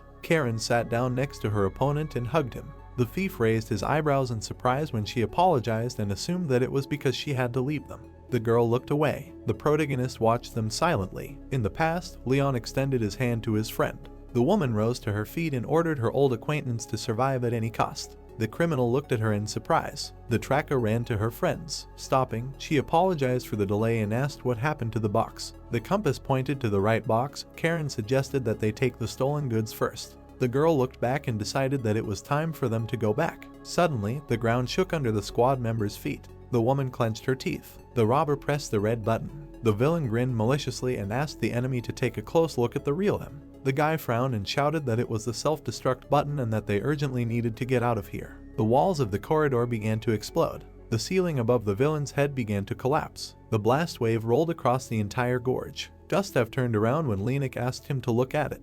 The man smiled and nodded. 3 silhouettes were visible behind the sand cloud. The heroes were returning back to the camp. The sun was shining over the desert. Now they could forget about exploring the canyon forever. Since everything was destroyed because of the self-destruct button, the guys decided that they were very lucky to get out of that trap. Frowning, Elsid asked the owner not to dwell on it, because this place had been hidden from everyone for over 100 years, and decided that whoever created this canyon did not leave a single clue. The Holy Sword closed his eye and suggested discussing it later. The ranger sitting on the roof of the cart called her friend. The guy asked what happened. Karen smiled and said that they were there. The caravan was moving towards the fortress town of Barkas. The young man's mouth fell open in surprise. The carts pulled up to the gates. The swordsman said that he had never seen anything like it before. Closing her eyes, the girl explained that it was nothing surprising and said that this was a border town that protected the border and was ruled by a marquis. Arnold shook the guard's hand. It turned out that the king had given this town the right to have its own independent troops. The caravan was moving along the street. The man raised his hand and said that they would stay here for 3 days to put the caravan in order and replenish their supplies. The merchant turned around and asked what his allies were going to do. The adventurer's eyes widened and they asked what he was talking about. The guild leader extended his hand and explained that they could stay where they were or do something else. Raising her index finger, the woman said that she wanted to find something and asked him to tell her the address of the place where they were staying. There was a small building nearby. Arnold said that 3 blocks away there was a tavern called Goat's Song where they rented rooms. In one of the rooms there was a double bed. The man said that the guys could do with it as they liked. The protagonist's pupils narrowed. The ranger's eyes widened tensely. Leon smiled awkwardly and asked if they would really have 1 room for 2. The merchant confirmed this and asked if they wouldn't be more comfortable that way. The guy blushed and thought about having to stay in the same room with his girlfriend. Karen put her hand on his shoulder and asked what had embarrassed him so much. The girl asked if he really had any expectations. The young man shouted that he hadn't thought about anything like that and hurried away. The guild leader frowned and decided that he had done something wrong again. The woman laughed and said that everything was fine. The ranger winked at him and said that she would not be able to sleep at night. She waved her hand and left. Suddenly, Karen stopped when Arnold offered to prepare another room for her. The girl lowered her hand. Her whole face turned red. The woman refused the offer. At that moment, she disappeared. The woman lowered her head and sighed with relief. The ranger was sitting on the roof of one of the houses. Imagining her comrade with a sword in his hands, the adventurer thought about how powerful allies would always be near the hero and decided that she was his first ally. But there was no guarantee that it would always be like this. Karen put her hand to her chest and wondered what would happen if someone with a more outstanding talent appeared and whether she would have the opportunity to be with her comrade. The girl frowned and decided to make him think about how she should always be near him and nothing else. The woman looked around the city. Her eyes lit up. The swordsman closed his eyes and said that he would bother his girlfriend again, and explained that even at the academy, boys of different genders lived separately. Alcid narrowed his eyes and called him stupid. Arnold raised his fist to his mouth and cleared his throat. The man apologized for putting his comrade in such an awkward position. The adventurer scratched the back of his head and replied that he had done nothing wrong. Raising his index finger, the protagonist asked what kind of box the guild was so desperate to return and suggested that it was something special. The merchant frowned and said that what the cargo was an important secret. Leon beamed with impatience. Approaching him, the guildmaster decided not to be too strict with the man who risked his life to return it, and asked his comrade to keep it a secret. Arnold leaned towards his ear and said that there was a black crystal inside the box. The box contained a precious stone. Since it was a first-class product without impurities, its cost was almost 1,000 gold coins. Introducing the man in royal clothes, the man said that this item was ordered by Lord Reuben himself, who governed the city through which the caravan would pass. Smiling nervously, the merchant explained that the lord was a high-ranking nobleman and that if someone like them fell into his disfavor, this person would take revenge, without distinguishing who was right and who was wrong. Leon frowned in confusion and understood why this cargo had to be returned. The guildmaster said that his life depended on it. Clouds floated across the sky. The boy looked into the carriage in search of his girlfriend. There was a note attached to the wooden floor. Taking it in his hands, the young man read that his partner would be back soon and thought that she had gone in search of something. People approached him from behind. The mercenary squad frowned menacingly. Gustav asked why their comrade was alone. The swordsman smiled and replied that Karen had gone somewhere. The squad members looked away and were upset that she was not there. The adventurer looked at them in confusion. It turned out that the guys were really looking forward to meeting their ally. The man hugged his younger comrade and invited him to go with him. The protagonist asked where they were going. The commander smiled broadly and replied that they wanted to visit the tavern. The warrior opened his mouth wide and shouted that his subordinates themselves wanted to go with him to the tavern. The blue sky was covered with clouds. Gustav offered everyone a drink and said that the first one to vomit would pay for the drink. Night had fallen. A full moon was shining in the sky. A bleeding man lay on the ground. Nearby lay his accomplices, beaten. Some time ago, Karen passed by a group of people. One of them put his hand on her shoulder. Now he was lying on the ground under her foot. The girl gave him a menacing look. Her glittering eyes were thirsty for blood. The villain opened his mouth in fear and realized that he was not going to live. The woman said that she only had one question. A local man knelt down and asked what she wanted. The tracker frowned and asked where the biggest gang in this city was, meaning those who controlled such areas as the black market and smuggling. The man smiled and thought that if he told, he would die, and if he did not, he would also die. The stars were shining in the sky above the city. The beaten scoundrel lay unconscious on the ground. The adventurer turned around and realized that this city was controlled by a gang called the Golden Owl. Its crest in the form of a bird appeared. People looked up. It was an organization of traders whose main occupation was smuggling. In addition, they held high government positions and earned huge amounts of money. The Marquis of the city of Barkas narrowed his eyes. There were rumors that he also gave them his support.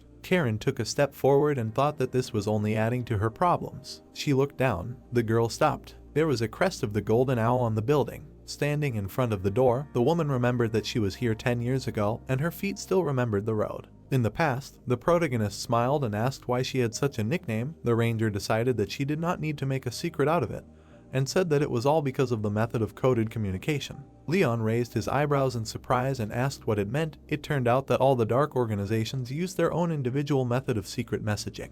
The man handed someone a card with a skull on it. In the case of the Spider organization, the main requirement was a visit to the local funeral home. The undertaker's eyes lit up. The members of the organization placed the contents of the request and the fee for the work into the coffin.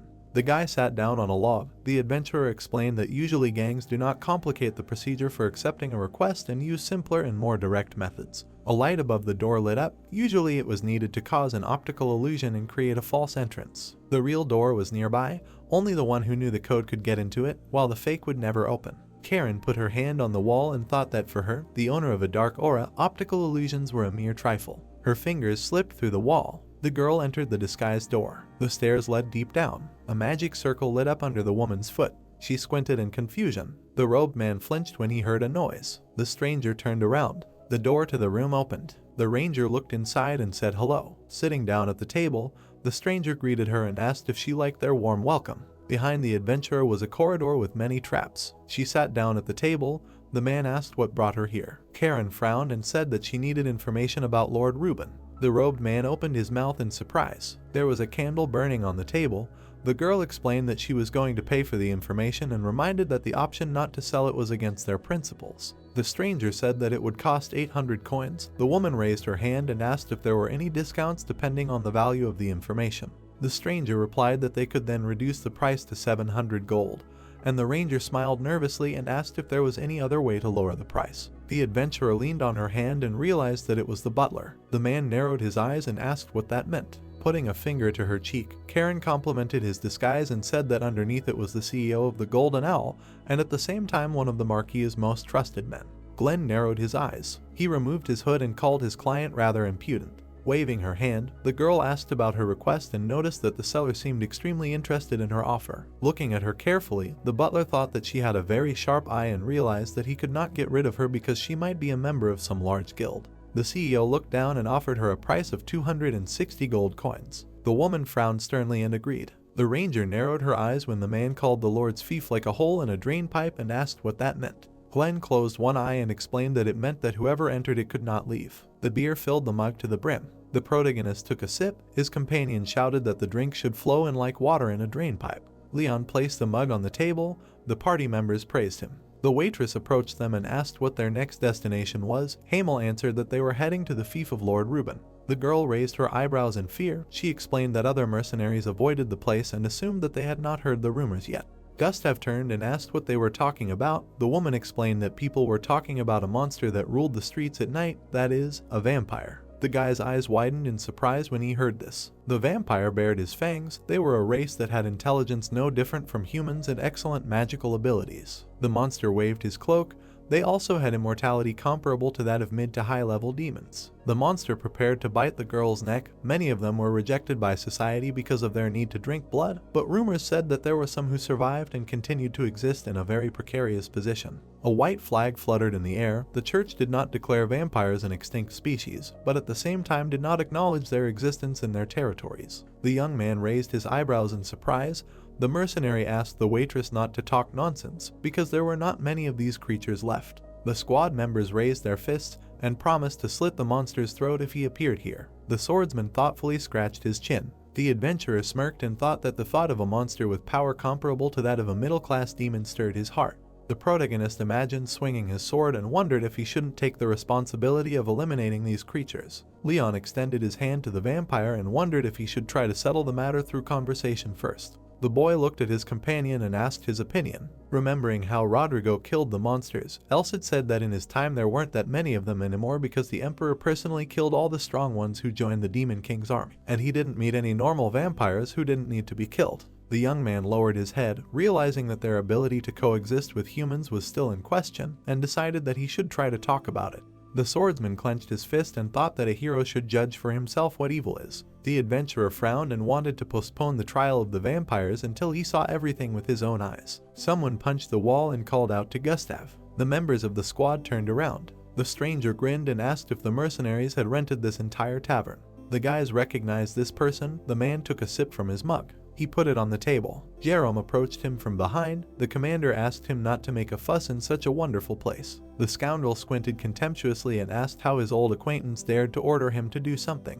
The warrior looked at him and decided to voice his request again if his tone seemed commanding to him. A local spat into his mug of beer. The squad members widened their eyes in shock. The blonde smiled broadly and asked what would happen if he didn't want to leave. Gustav stood up from the table and was indignant that such people always wanted to ruin the mood of everyone around them. The man grinned and suggested that they go outside to measure their strength. A full moon shone over the city. The squad went outside. The opponents stood opposite each other. The protagonist asked if duels between mercenaries always happened so unexpectedly. Smiling, Elsid confirmed this and explained that these people prove their worth through strength, always get into an argument and strike back. Jerome grinned maliciously. The commander gave him a stern look. Hamel narrowed his eyes and said that the scoundrel had come here from the very beginning to arrange this fight and asked if he was being too reckless and putting pressure on their leader. Leon asked if that was so strange. The archer looked at him and explained that they had fought countless times, but neither of them had ever challenged the other so openly because the winner of the fight was obvious. The blonde man furrowed his brows in determination.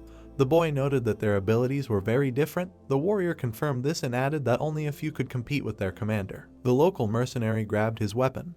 The squad member said that today his attitude was completely different from before, as if he had some kind of faith. Hamel frowned and said that he had a very bad feeling about this fight. The young man asked if their comrade could really lose. Gustav pointed at himself and promised to win. Jerome looked at him from under his brows and asked what the rules would be. The man replied that it would be like always, the loser would either die or surrender. The swordsman looked back when Elsid asked him to watch this fight carefully, because it was a high-level battle. The opponents drew their swords. The villain made a sharp dash towards the enemy. The squad leader raised his eyebrows in surprise. The blonde cut the air with his twin blades. Cuts appeared on the warrior's face and shoulder. He had to jump back to increase the distance. The local mercenary raised his blades in front of him and asked if he liked it. Squinting, the ghost noticed a falcata in his hands, a unique weapon with the center of gravity located in the front part of the blade. Gustav swung his sword and said that his opponent's skills had improved significantly. Jerome's eyes widened when he noticed that his enemy had finally revealed his aura with the steel attribute.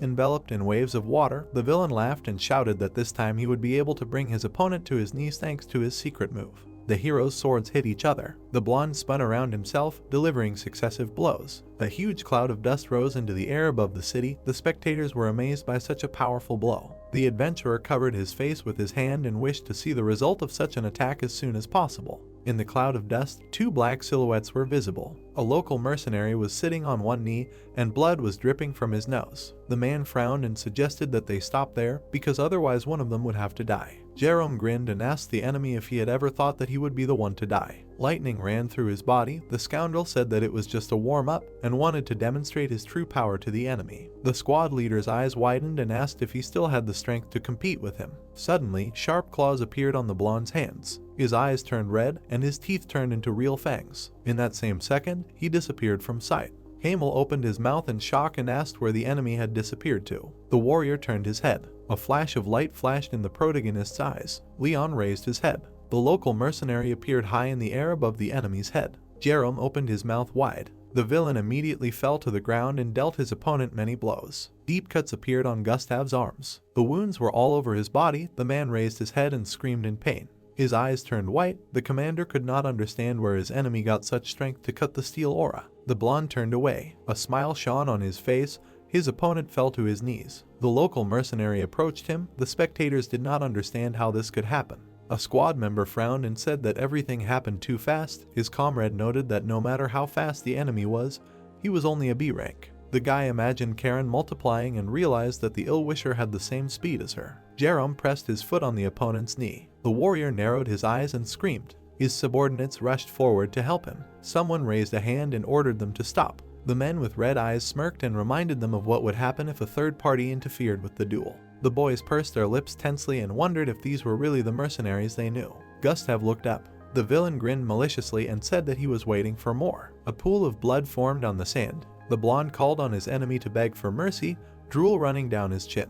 His red eyes were burning with impatience. Elsid frowned. The ghost opened his mouth wide and asked his master to draw his sword, raise it as high as possible, and disperse the light of the aura around the perimeter. The young man pulled the weapon from its sheath. A flash of bright light appeared above his head. It illuminated the face of the local mercenary. Jerome grabbed his eyes and screamed. His minions doubled over, feeling their bodies burning. They all fell to the ground immediately. The audience did not understand why they suddenly lost consciousness. Holding the holy sword in his hands, the adventurer realized who these people really were. Smoke was coming from the fighter's body. The spirit confirmed that they were all Dampiers. The protagonist's eyes widened in shock and asked what this meant. Leon smiled nervously and asked if they weren't vampires. Blood was dripping from a cut on the vampire's hand. Elsid explained that the concept of damper refers to those who drank this blood and turned into a creature standing on the border between vampires and humans. The monster bared its teeth. They were weak in the sun, but at night their strength doubled. They were not immortal, but had increased regeneration. The guy frowned and decided that these people were somehow connected to the vampire. The Holy Sword confirmed this. The commander approached him and asked what was going on here. There were many cuts on his face. The young man realized that he needed to be treated as soon as possible and decided to explain everything in a few words. The swordsman raised his eyebrows and explained that these people were actually vampires. The city was illuminated by a full moon. Jerome was lying on the ground. The skin on his face seemed to be covered with scales. His henchmen were tied up. The members of the squad approached the villain and asked if he had woken up. The blonde smiled nervously. The man said that they needed to discuss something. Lights were on in the windows of the houses. A local mercenary shouted that this was a violation of the rules. A scream was heard. A lamp lit up in a room on the top floor of the tavern. Sitting on the bed, the adventurer thought about how, according to the Dampier, Reuben was the source of all the problems. A crowd of people stood in front of the Lord. His army consisted of mercenaries and travelers from all over the world. Putting his hand to his chin, the protagonist realized that if the church found out about this, they would be seriously shocked and wondered what this man was planning. There was a black crystal in the box. Leon wondered why the Count wanted it so badly. Scratching the back of his head, the boy decided to go with the commander to the guild leader the next day to talk and wondered why Karen had not come yet. Elsid smiled and asked if they were really going to sleep together. The young man looked back and asked what he meant by together. The swordsman remembered Arnold's words and realized that he was sitting on a luxurious double bed. The adventurer smiled awkwardly and asked what the Holy Sword was talking about. The girl landed on the windowsill. The protagonist explained that he was simply worried about her and was waiting for her to arrive. The woman happily widened her eyes and said that she had been looking for her friend everywhere. She jumped into the room and asked who he was waiting for. Clouds covered the full moon. Leon shouted that he was not expecting anyone. The adventurer beamed with joy and said that she wanted to share the information she had obtained. Smiling, her companion asked what information she had. Smiling sheepishly, she asked him not to be surprised and then corrected herself, asking him not to be too surprised. Looking away, Karen thought about the information she had managed to obtain from the Golden Owl Guild, and this was her chance to show Leon that she was not lacking in strength, but also in intelligence. With her mouth wide open, the girl said that she had learned from Reuben's fief that a vampire had appeared. The girl stood there, waiting for her friend to praise her. The guy looked at her silently. They stood in the room together, looking at each other. Raising his eyebrows, the protagonist said that he was indeed surprised, but the warrior was angry at such a rotten reaction. Arnold's mouth wide open, he was surprised by the news of the vampire. The adventurer covered her face with her hand and thought that this was exactly the reaction she had expected to see. The city walls were visible, and words were heard from the house that a vampire had appeared in Reuben's fief. Sitting at the table, the man in the turban was talking about how, in addition to this, there was an active process of building up military power there. Frowning, he continued his speech with the idea that Count Reuben was behind this and asked if this information was reliable. Bowing his head, Gustav reasoned that, based on the facts discovered, this was exactly the case. In addition, dampers had appeared, and the appearance of such a monster must be connected with a real vampire, which meant that someone was clearly behind Jerome and there was a high probability that it was Reuben. Looking at Arnold, he said that they had managed to find out this fact before they arrived at the fief so they could take action.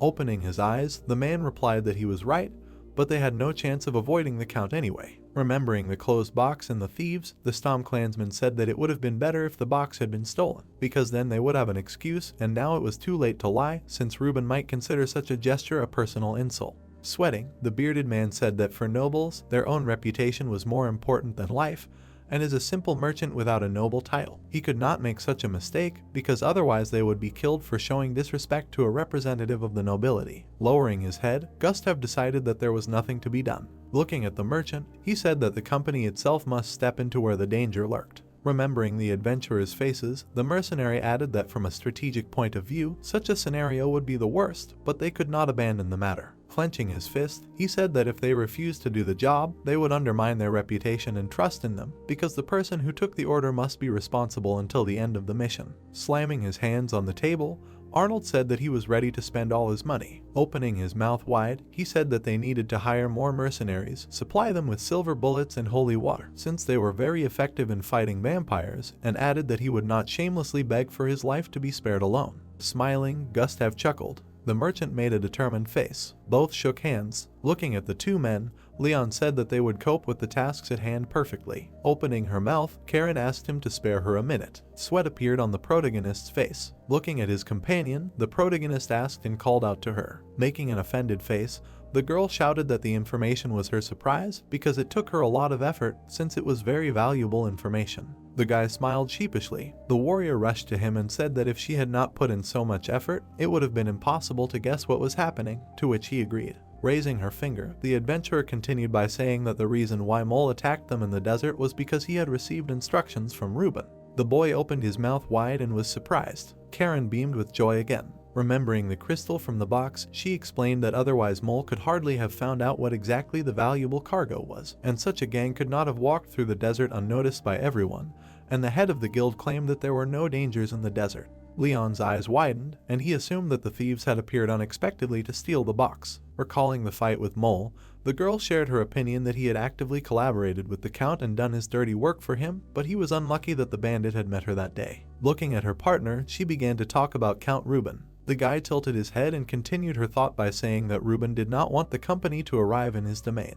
Recalling the team members, the heroine said that even despite the vast territory, placing an entire caravan was an extremely burdensome matter. Turning her head, the girl said that the Count would not have been able to take everything into his own hands and remain unnoticed, so relying on the bandits in this matter seemed to her the best way out of the situation. The protagonist frowned at her. Imagining Reuben's face, the boy thought that even if he was planning something, he was trying his best not to draw attention to his actions, which is why he tried to steal the cargo he ordered. Remembering the captured thieves, the protagonist thought that not only did the guild manage to protect the cargo, but they also defeated all the enemies. Putting his hand on his chin, the young man thought about how things were taking a dangerous turn.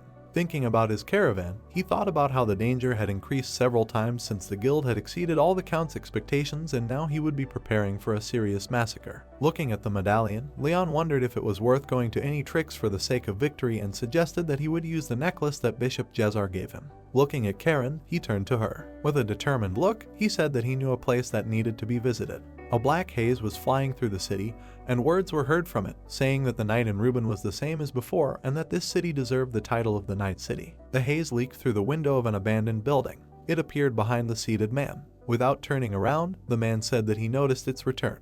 The haze turned into an old man, who was addressed by the name Roman, to which he addressed the seated man with royal honors. Smiling, the man with long hair said that since their clan was destroyed, such titles were no longer appropriate. Looking at his master, the old man said that for him, this guy will always be a prince, because he is a representative of the royal nobility and the one who inherited the blood of Wallachia among 3 generations of Nosferatu, and also addressed him by the name Teeps. Looking out the window, Roman informed the prince that there were no Count's men within a kilometer, so he can stay in this house for at least 5 more days. Slamming his fist on the table, Teeps expressed his displeasure that only 2 of the clan remained. Baring his fangs, he said that his sins were great, only because he tried to find a place to live, but did not expect to bring such a disaster to his clan. Bowing his head, the man with a mustache said that this sin belongs to the wicked, to which the boy replied that even if the fault lies with him, it does not relieve him of responsibility for what happened and added that he will definitely save his clan.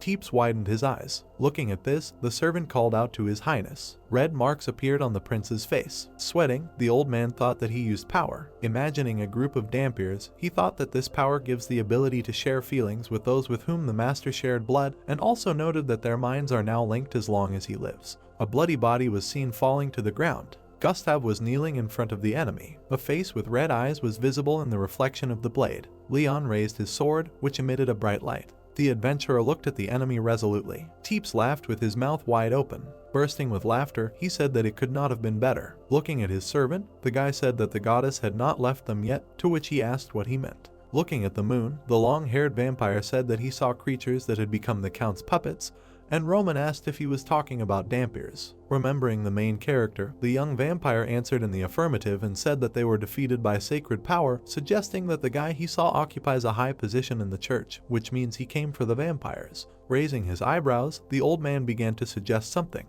His master smiled and said that this would be the key to the counterattack. The vampire lord looked at his hand and cursed Reuben. Baring his fangs, he said that he would tear him to pieces with his bloody claws. The sun was shining brightly, and Elsid could be heard saying that this was amazing, although he was slightly off topic. Frowning, the spirit continued to talk about how he had told about the fight with the vampires, and in order to destroy those who were connected to the Demon King's army, Elsid had invaded the vampire lord's castle alone. The hero's ears were bleeding as the assistant continued to talk about how 90% of the high-ranking vampires, including their master, had been destroyed there, and since then they had disappeared from the pages of history.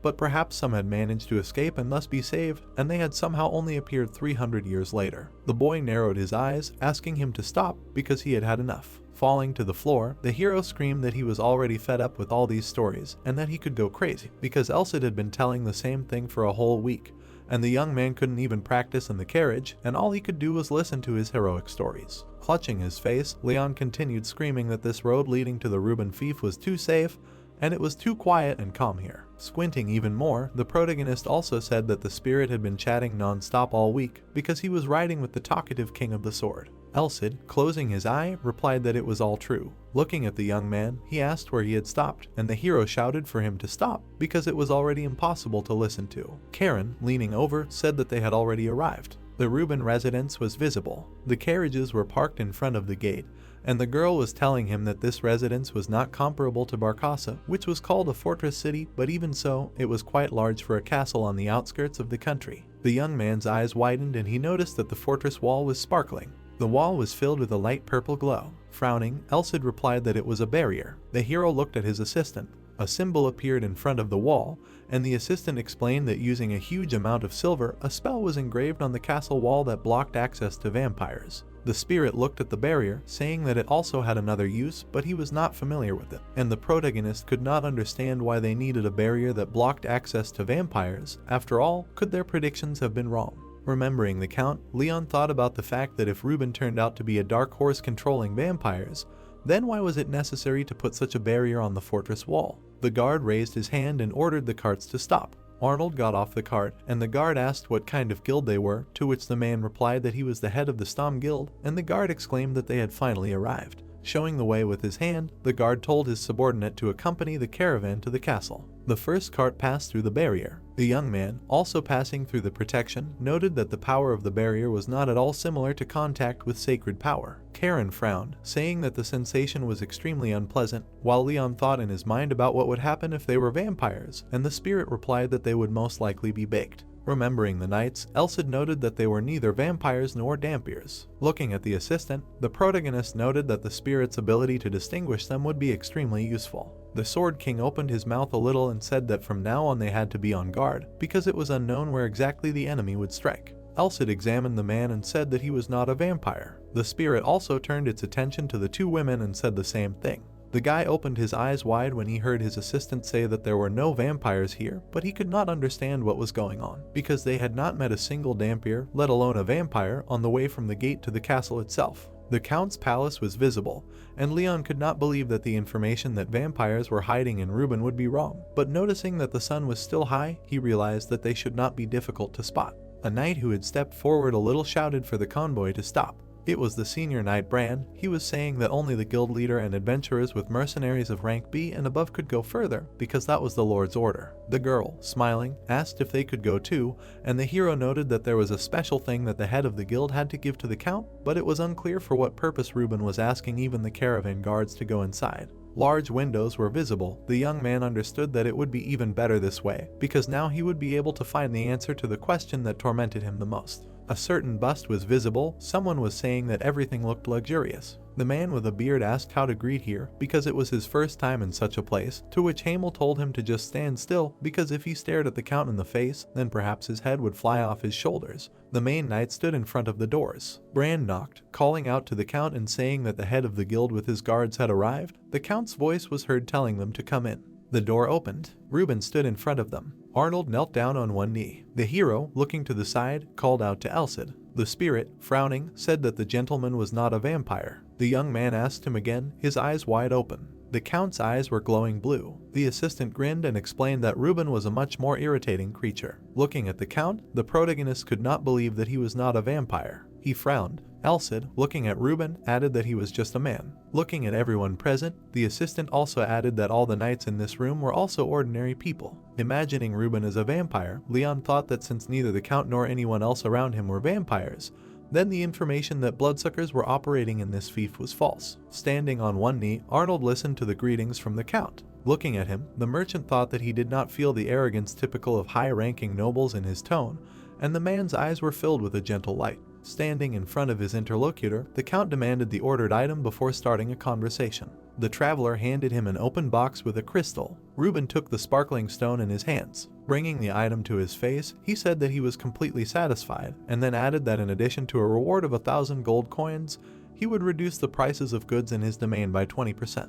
Bowing his head, the man with a mustache thanked the feudal lord. Looking at Arnold, the man said that there was no need for formalities. The merchant raised his eyes warily. Looking down at him, the Count suggested getting to the main point. Sweat appeared on the faces of the guild members. Bringing his brows together, Reuben said that vampires were hiding in the city. Elsid and his master looked at the man suspiciously. Karen fixed her gaze on him. Gustav twisted his mouth in surprise. Hamel opened his eyes wide. Arnold clutched his head and couldn't contain his surprise. He spread his arms out to the sides. He apologized for his tactlessness. Leon looked out from under his brows and thought that the guildmaster might well be surprised, since no one expected the Count to personally raise this issue. Recalling his guards, the owner of the fief said that despite searching around the clock, it was very difficult for them to find the vampires that lurked in the city. He glanced sideways at the travelers and added that he was also concerned that his knights had never fought monsters, so he suggested that the guild should take up vampire hunting. All of his comrades looked at him. Gustav's mercenaries, covered in sweat, looked at the man. Staring at Reuben, the protagonist thought that under the circumstances, there was only one answer they could give. A house could be seen from which Karen's words could be heard, saying that someone thought it strange that everyone without exception had been placed in a mansion for important people. The girl, sitting at the table, suggested that the Count intended to spy on them all, and Arnold added that they had no choice but to accept his offer. Scratching his chin, Gustav began to speculate on the likelihood that everything the man had said was true, since otherwise he would hardly have been the first to mention the existence of vampires. While his comrades looked askance at the mercenary, he continued his speech by saying that they had no evidence to support their assumption. Putting out his hands, the merchant began to ask that the company follow the Count's instructions, since otherwise those behind him might find out that they had doubted him. Opening his mouth, Elsid said that the guild did not have enough influence to put pressure on Reuben, and that he could easily behead its leader in front of everyone. Looking to the side, Leon began to tell his sword that it would be better for them if the Count was not their enemy. Looking forward, the hero began to talk about Reuben. Imagining his face, Elsid said that he was not a vampire, but a high-level mage. Sweating, the adventurer asked again who the old man was. Imagining a seal in front of the walls of the estate, the spirit said that this barrier appeared thanks to the power of this mage. The youth put a finger to his mouth. Imagining a petrifying vampire, the creature expressed concern that the Count could easily exterminate all the vampires in the city. Remembering their caravan, the ghost noted that he does not do this, which means he wants all the guild members to die during the hunt. Imagining the giant hand of the feudal lord over their carts, the boy thought that Elsid was right, and the man wanted to divide the guards from the rest of the guild members. Remembering the Dampiers, the protagonist was afraid that his friends would eventually turn into the same creatures. Clenching his fist, he thought that he would not allow this. Looking at Elsid, who repeated that the Count was their enemy, Leon thought that his main problem was to convey the information to the others without revealing the identity of his sword. First, it flew to Arnold. Then it went to Gustav. Covering his face with his hand, the hero thought that only Karen would take his word for it.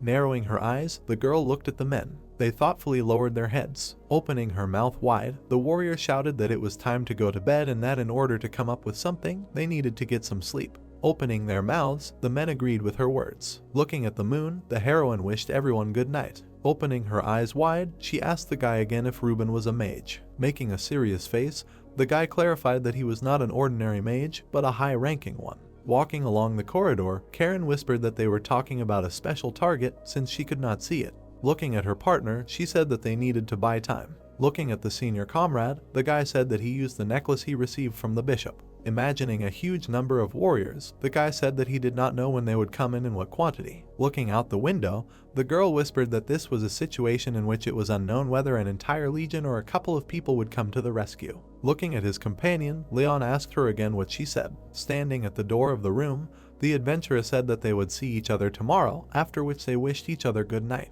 The protagonist stood behind the half-open door. He heard the door slam. The guy turned around. He saw Karen standing by the door and addressed her as an older comrade. The girl extended her arms to him. Their legs intertwined. The warrior was sitting astride her partner. Lying on the bed, the young man addressed her by name. Smiling, the girl told the boy to be quiet. Light was coming from the windows of the house. A man in a robe was standing near the window. He looked inside. First, he saw Karen's silhouette. The girl and the protagonist were kissing. They were both lying on the bed. The man blushed in surprise. Then he immediately jumped away. Leon opened his mouth in shock. The girl also opened her mouth in awkwardness. It turned out that it was just a shadow, and the heroes were sitting near the bed and looking in different directions, saying that the man seemed to have left. The girl smiled and asked if it looked quite realistic. The protagonist blushed and asked her how he should know. Elsid looked at them with displeasure. Karen stood up and said that it was time for them to go out on reconnaissance as well. The girl looked at the moon and said that the enemy had been spying on them, so they should do the same. She raised her finger and said that since they were doing something like that now, the enemy would never think that they would go out. The protagonist squinted and said that there were eyes everywhere in the castle, so he did not understand how they could go out unnoticed. Karen wrapped him in a shadow and asked if he had forgotten who she was. The girl put her hand to her forehead and asked him where to take him. The moon was shining in the sky. The Undertaker was flying through the air. Then they landed. They stood on the roof of the building, looking at the city at night. The girl said that they say that the city at night is better than the city during the day, because at night the streets are enchanting with their night scenery, but it is not even midnight yet, and the streets are already too quiet. Light was coming from the window, and the girl said that she clearly felt someone's presence inside the building. The protagonist looked at her and asked if it could be because of the rumors about vampires. Karen drew attention to the guards and said that the guards protect people, but the protagonist wondered why he saw more guards on the streets than city residents. Elsid noticed the silver weapons on the guards' belts, and therefore said that this indicates that they openly demonstrate their readiness to fight the vampire. Leon frowned and asked what the Count's relationship with vampires is in general, because for enemies, confrontation is too awkward, and if they are allies, then he does not understand why everything is twisted like this. Elsid glanced to the side and said that he thought the protagonist's question had already been answered, since the world was not always divided into enemies and allies. The protagonist asked in shock if the vampires could be neither enemies nor allies of the Count. He frowned and mentally said that he hadn't even thought of such a thing, since in retrospect they had concluded from the very beginning that the vampires were enemies for no good reason. The image of the vampire and then Count Ruben popped into his head, and he began to wonder if perhaps they were both enemies, or if they should join one of the sides. Leon turned around because the girl had called out to him. Karen pointed her finger at a dark alley and said that she had inspected the area in advance, and that was where the slums began, and that was why she wanted to know what he was going to do. The protagonist's eyes widened and he wondered if vampires would really hide in a place like that. The vampire drank blood from a glass, and Elsid said that they were arrogant and extravagant enough to be called the aristocracy of the night, and that this race was known for looking down on humans, even out of pride, so they would hardly hang out in such a wretched place. Elsid smiled and said that if it turned out that they were hiding there, they must have reached the extreme limit and were truly dangerous. And so they walked in that direction. There was no one around them, and they said that the air had become heavy for some reason. They looked around and said that it was strange, because they did not feel the presence of people. Karen turned around and said that despite the maximum spread of the sense of aura, they could not detect signs of life, but in her opinion, there simply could not be a single poor person here. Leon frowned and mentally said that this clearly seemed out of the ordinary, because if there were rich people, there were also poor people. He imagined two people and said that there were people who lived in mansions, and there were also people who could not afford even one room. The protagonist looked at the empty street again and mentally said that, however, there was not a single slum dweller in this city because only traces of their existence remained, but the inhabitants themselves could not be found. The image of Count Ruben appeared in his mind, and he wondered what Count Ruben had done to the poor people of the area for this part of the city to become so deserted. They both opened their mouths wide and said that they did not want to stay here. Suddenly, a dark aura appeared around them. Both of them opened their eyes wide in excitement. The heroes jumped back from the dark aura. Leon took up his sword in his hands, thinking that even Karen could not notice this attack. The girl also took up her weapon in her hands, preparing for battle. Two people appeared in front of them. Prince Teep stood in front, and behind him stood Roman. Leon frowned and wondered if they were moving, changing their bodies like a mist. Elsid looked at them calmly and said that they were vampires. The protagonist looked at him in horror. Teeps glared at him angrily, but nevertheless introduced himself. The protagonist glared back. He briefly imagined Teeps already behind him. He imagined the vampire inflicting a fatal wound on him, and also thought about how they could have easily attacked the heroes earlier, but did not. Teeps continued to look at them silently, and the protagonist wondered if they were enemies or allies. The boy's eyes widened as he thought about how the vampires could have attacked them earlier with such a terrifying array of moves. He imagined one of them killing him. Frowning, the hero realized that he still didn't know if they were enemies or allies. Remembering Teeps, the boy noted that he was glad that he didn't feel any hostility towards them, since they had clearly given up on the possibility of a surprise attack and had entered into a dialogue with them. Leon glanced at the girl, deciding to take his chance. Karen glanced at him as well. The protagonist raised his hand to his sword. The full moon was visible. The boy, frowning, asked why the vampires had appeared before them, since they seemed to have no intention of fighting them, and if they wanted to start a conversation, they should immediately reveal the essence of their business. Smiling, the prince noted that he had not been mistaken about the boy. The hero raised the glowing sword above his head, while the vampire was saying that he was going to ask only one question. Teeps frowned and asked if Leon was a man from the church, since the prince had seen through the damper that the protagonist was a possessor of sacred power. Sweat appeared on the young man's face. He did not understand what was happening. Looking at the vampires in front of him, the hero did not understand why the prince appeared before him like this, although he knew that he was somehow connected with the church. Elsid, raising his hand to his chin, noted that if the vampire hid some evil intent, then, simply by looking at the church's coat of arms, he would try to avoid meeting its followers. Leon smiled, realizing that he had already once pretended to be a follower of the church in Blaine, saying that he was. Teeps grabbed the young man's hand with both hands. Smiling broadly, the vampire exclaimed that they had been waiting for him for an incredibly long time. The protagonist, smiling nervously, looked at the prince. The hero stood, not understanding what was happening. A building was visible. Hamel opened his eyes wide. Gustav clenched his teeth hard. Sweat appeared on Arnold's face. Gustav slammed his hand on the table and exclaimed that this was an unexpected turn of events. He opened his mouth wide and shouted because he couldn't believe that the Count was using the poor as food to breed dozens of vampires. The girl crossed her arms and replied that she had heard it herself. The young man frowned, realizing that having Karen around helped, because the words spoken by an A-rank adventurer carried considerable weight. Leonix smiled nervously and said that Count Ruben was a high-ranking wizard that even an A-rank adventurer might not be able to defeat, adding that at some point a vampire appeared and told him about the Count's schemes. Hamel noted that the matter was so serious that it seemed unrealistic, but they couldn't trust the information they received from Karen. Rubbing his chin, Gustav said that if you break it down one more time, it turns out that Ruben is up to something, sacrificing the poor of the city, and their entire group is an eyesore to him. So he, using the pretext of hunting vampires, is trying to keep them here, thereby shutting their mouths, and regardless of whether they succeed or not, their mouths will be sewn shut and their feet tied to this territory. The girl, opening her mouth, added that they need to hurry, because he already knows that even if he keeps them, it will not be more than 10 days. Everyone present frowned, hearing Karen's words that something is clearly brewing here. Gritting his teeth, Gustav exclaimed that this could well be a lie, because how can you trust bastards who live by absorbing other people's blood? Suddenly Tepesh appeared, saying that they too. The prince appeared behind Gustav, continuing to talk about how they weren't too happy to live by sucking blood either. Jumping onto the table, the man shouted about the vampire being here and how he got it. Placing his hand on his chest, the vampire greeted them, adding that since his body was intangible, it could function in sunlight, and he wasn't here to fight, so humans shouldn't be so wary. Squinting, he said that it was probably hard to believe, but everything Leon and Karen had said was true. Frowning, Gustav said that he couldn't risk his own life and the lives of his comrades just because he took the vampire's word for it, and he needed proof. Holding out a piece of paper, Teeps noted that the man's words were quite fair, suggesting that he look at the document, since it was proof guaranteed directly by the church that the church's term of service to the Wallachian clan had ended. Hamel's eyes widened as he asked if vampires were in the service of the church. The prince bowed his head slightly and began by saying that it was 300 years ago. Recalling the Sword King, the vampires spoke of how part of their clan had joined the Demon King's army and they had abandoned the path of coexistence with humans and committed a monstrous betrayal of the goddess. And as a result, most of the vampires had been destroyed by the hero Rodrigo, and even those members of the Wallachian clan who had not joined the Demon King's army were on the verge of execution.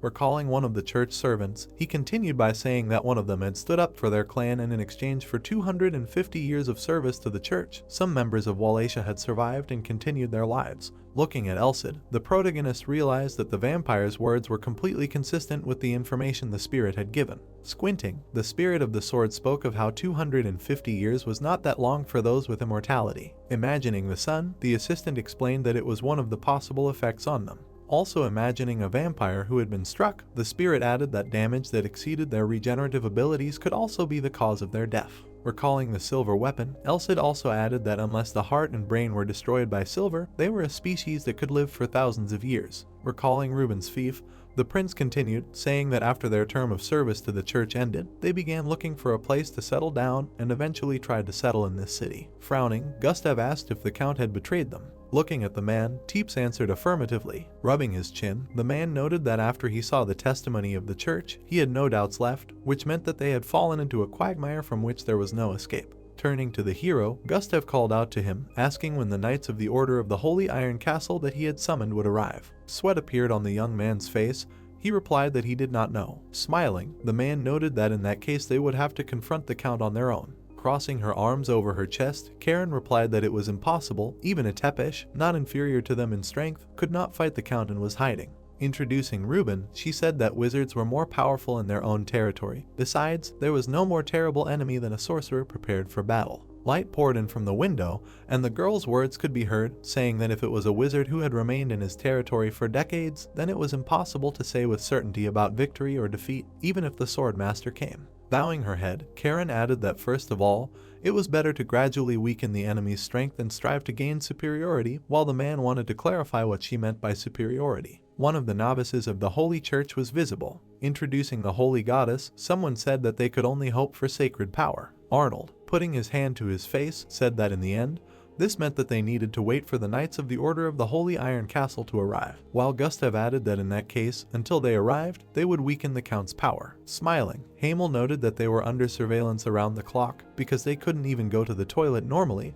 not understanding how they were going to carry out this plan. Everyone frowned. Arnold raised his hand and asked them all to listen, asking about pretending to fight. Teeps looked at him in confusion. Gustav and Lenik were also standing. The boy and Karen were also looking at him. An explosion was visible in the city. Someone was shouting about a sudden attack. The knight of the castle, sitting on the ground, asked what was going on. A cloak was visible and a question was heard about whether they were okay. Leon appeared in front of them. The guard, wide-eyed, asked who he was. Frowning, the boy introduced himself, adding that he was accompanying the caravan of the Stom Guild and was currently fulfilling Count Reuben's request to destroy vampires. Against the background of the full moon, the prince appeared, telling the people to leave. Looking at Teeps, the protagonist said that this creature was a vampire, but the knight could not believe it.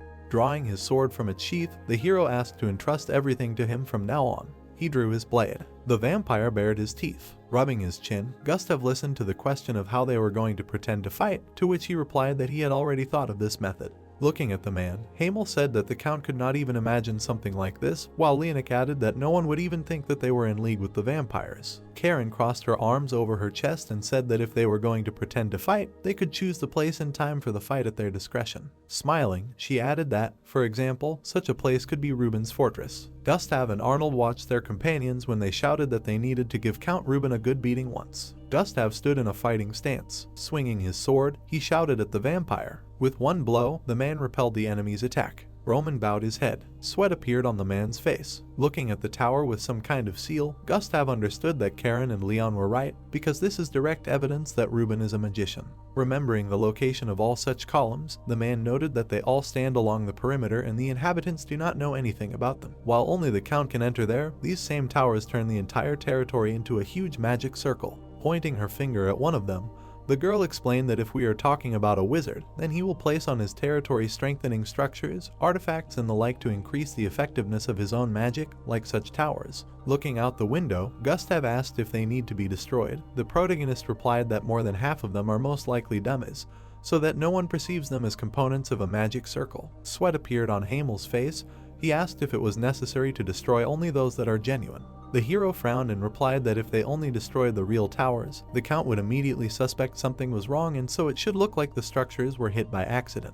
Another explosion occurred. Looking at what had happened, the young man noted that Gustav and Roman were doing great, while Elsid noted that their shortest time was 4 days, and their longest was about 10 days, and if they rushed too much and the Count figured out their plan, it would all be over. A vampire appeared in front of the protagonist, and the spirit added that they should pretend to fight and stealthily choose only the towers and destroy them. Preparing the attack, the opponent said that it was time to begin. Elsid glanced at the boy, reminding him that the aura could not be used. Leon, opening his mouth wide, shouted at his assistant, asking him to repeat it. One of the vampire's attacks was already aimed at the young man. It flew past the hero. The hero stood wide, his eyes wide. The boy's face was sweating. He asked if he couldn't use aura even with such a strong opponent, to which Elsid answered affirmatively. The protagonist widened his eyes and asked why, because even if it was pretend, they were still fighting because the enemy's destructive power was real. Opening his eyes wider, Elsid explained that his aura was the complete opposite of a vampire's, and even a slight touch would cause great damage to that boy.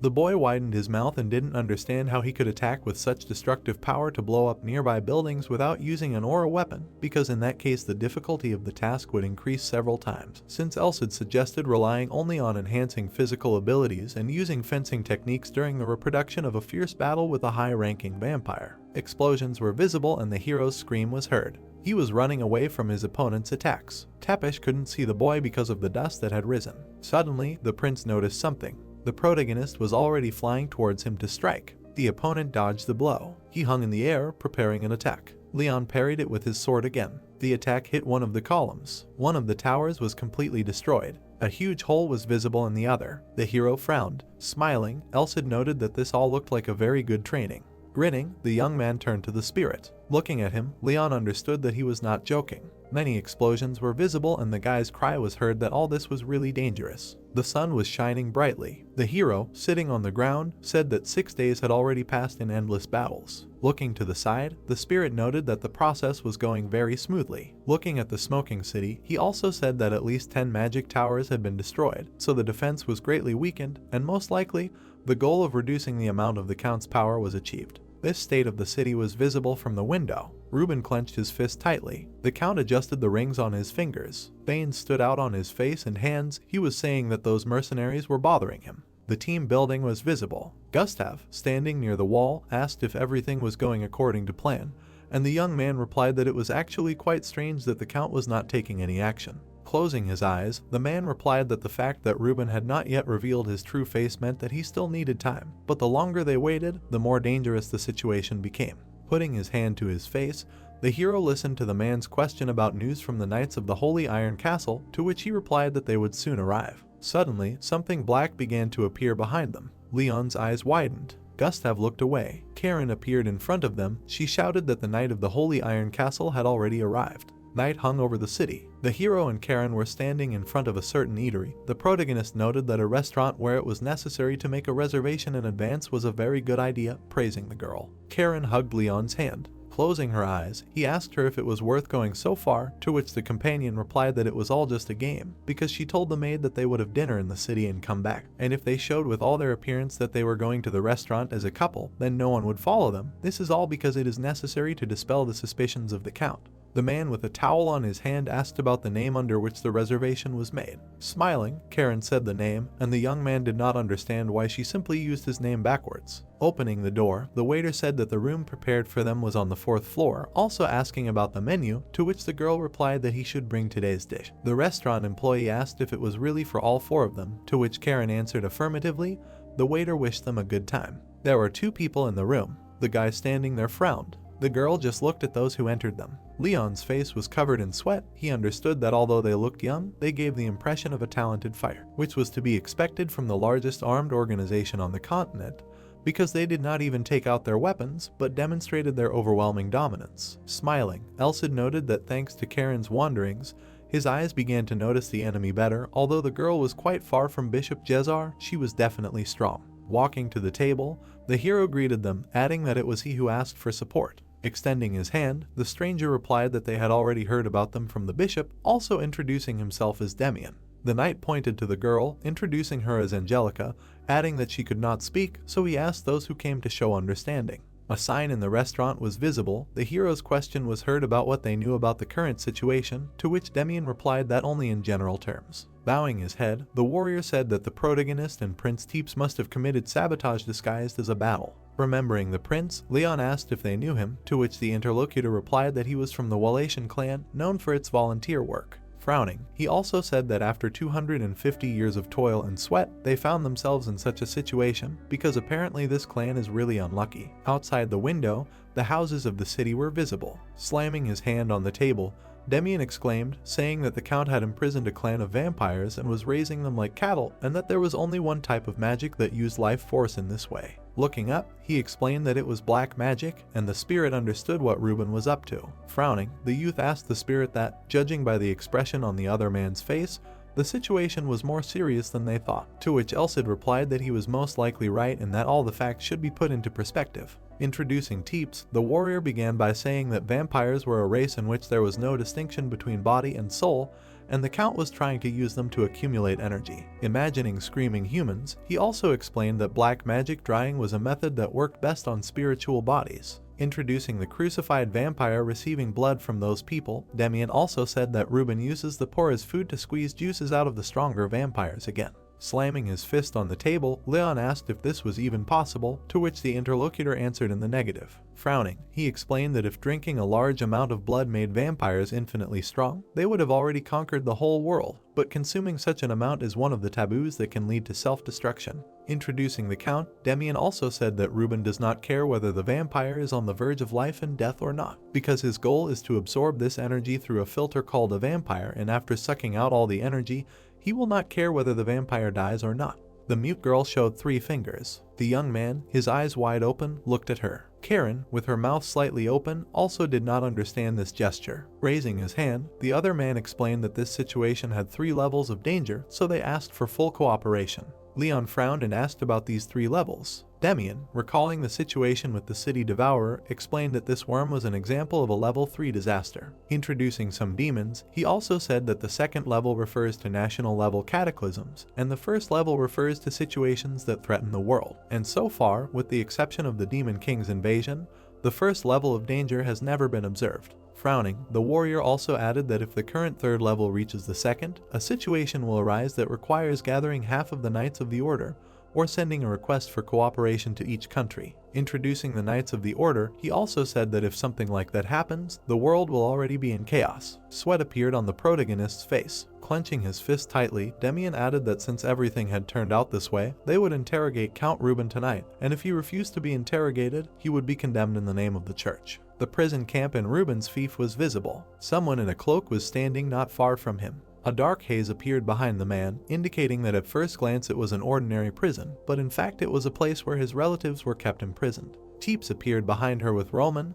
The prince greeted Angelica. The girl nodded in response. Roman, standing behind the prince, explained that they had already been told about them and their role was to help them escape the prisoners to join Leon's squad. Frowning, Teeps said that this prison was an object that they had been targeting for a long time. Roman closed his eyes and explained that the Count had surrounded the prison with a barrier that reproduced the light of the sun, so their attacks would be of little use. The girl grabbed her hood while the man spoke about how if only the foundation of this barrier of solid walls could be destroyed, although they could get close to the prison, it would really only mean one blow. Angelica jumped off the cliff. The prince called out to her with his eyes wide open. She was standing right in front of the wall. Her hand began to glow. Lightning began to emanate from it as she had used the holy fist. Angelica struck the wall. The wall shattered into many pieces. Teeps and Roman's eyes widened as they watched what had happened. The entire city shook from the impact. The young man looked around and asked if it was an earthquake. Lowering his head, Demian explained that it was Angelica because in terms of strength, she was more than twice as strong as him, and in general, many of the older knights were inferior to her in strength. Turning his head, he also said that one girl would be enough to settle the issue regarding the prison.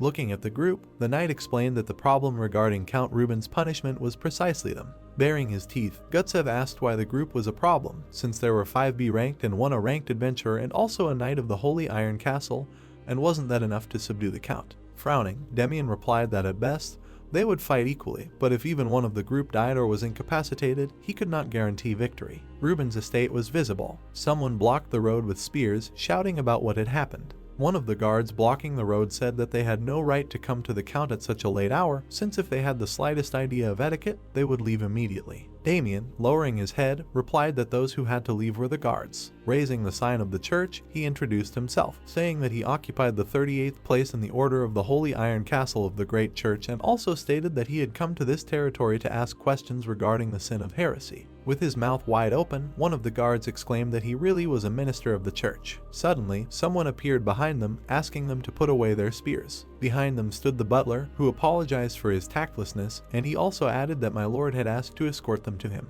Elsid, looking at the butler, was surprised that the Count ordered to bring a minister of the church to him, who suspected him of heresy, and apparently Ruben was very confident in himself. Large windows were visible. A certain bust was visible. Frowning, Hamel noted that the atmosphere here was radically different from that of the day, and Hansen agreed with him. The hero frowned. Someone asked if it was a trap. Someone else told him that the first one could leave. Gustav closed his eyes and noted that now that they were here, no one could leave. He turned to the protagonist and asked her if that was true. Leon smiled and answered affirmatively. The door opened and someone shouted for everyone to move forward. The Count, standing in the middle of the hall, asked them to move faster. Ruben, holding a glass in his hands, said that they had visited him so unexpectedly that he could not give him a proper reception, adding that the group had mentioned that they were going to ask questions regarding the sin of heresy, so he did not think that they wanted to drink tea with him at the same table, asking Damien if that was all true. Closing his eyes, the knight told the Count not to even try to evade the answer, because he had not come at such a late hour to joke. Frowning, the guy also said that the Count was accused of detaining the Wallachian clan, who had served their sentence in the Holy Church, as well as of abusing power by using the blood of innocent residents of the fief. The Count asked where these facts came from, to which the guy noted that he was not even trying to justify himself. Sipping from his glass, Ruben replied that if he started to justify himself, they would not believe him anyway, so he saw no reason to waste time on such a cheap comedy. The Count glanced at them. The protagonist peeked out from behind Demian. Smiling, the owner of the fief said that they had fooled him well because they were able to secretly unite with those vile bats and destroy the barrier, and for such insignificant bastards they were too fearless. Looking at them, the Count added that everyone present here would die in terrible agony. Smiling, Gustav said that this joke was not funny at all. Frowning, Ruben asked him again. Baring his teeth, the man explained that if he called vampires bats, then wasn't the Count himself a blood-sucking leech, and besides, the fact that he admitted to accusations of heresy in front of the Knight of the Holy Iron Castle indicated that he wanted to kick the bucket as soon as possible, to which the Count replied that he yapped very well for such a wretched thing. Smiling, the man noted that since he understood his yapping, it turned out that they were almost on the same level, and the hero thought that it was almost impossible to win a verbal altercation with a mercenary. Ruben, widening his eyes, asked if the man really wanted to die on the spot. Frowning, Gustav noted that he had said that everyone here would die in terrible agony, and now he intended to pity them, because apparently due to senile dementia, the Count continued to talk nonsense. Veins appeared on Ruben's face. Taking hold of the pendant, he said that because of his filthy language, the group missed their last chance for survival. The Count took the pendant in his hands. The opponent broke it, clenching his fist. His eyes turned red. Ruben screamed that everyone was going to die right now. Waves of his aura emanated from him. Everyone began to scatter when they heard the scream that they needed to disperse along the perimeter. The hero's face was covered in sweat. The Count, baring his teeth, hung in the air. A red seal hung over the mansion. The girl, frowning, said that his magical power was incredible, and in this situation, this damned old man occupies at least the 7th place, and she did not expect that he was hiding such power. Sweat appeared on Damien's face.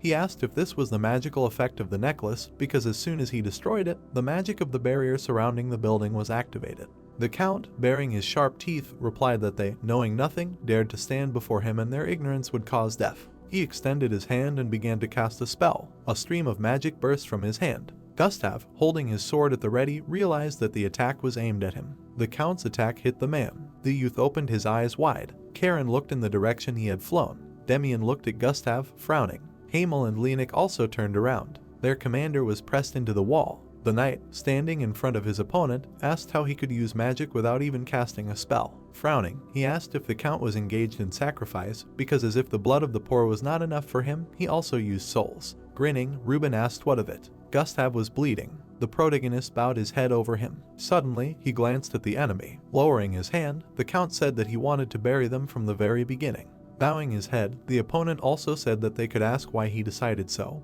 He added that why the hell they forbade the use of such effective black magic. Demian, frowning, listened to the enemy's words that it was time for them to see his power woven from the energy drained from the sacrifices. Looking at Gustav, the Count also asked how something so great could be called heresy. Looking at the protagonist, he also said that with the help of a few insignificant lives, it is possible to achieve success in the blink of an eye that would take decades. Simply by using useless rabble, one can gain eternal life, also asking why the goddess could forbid such a thing.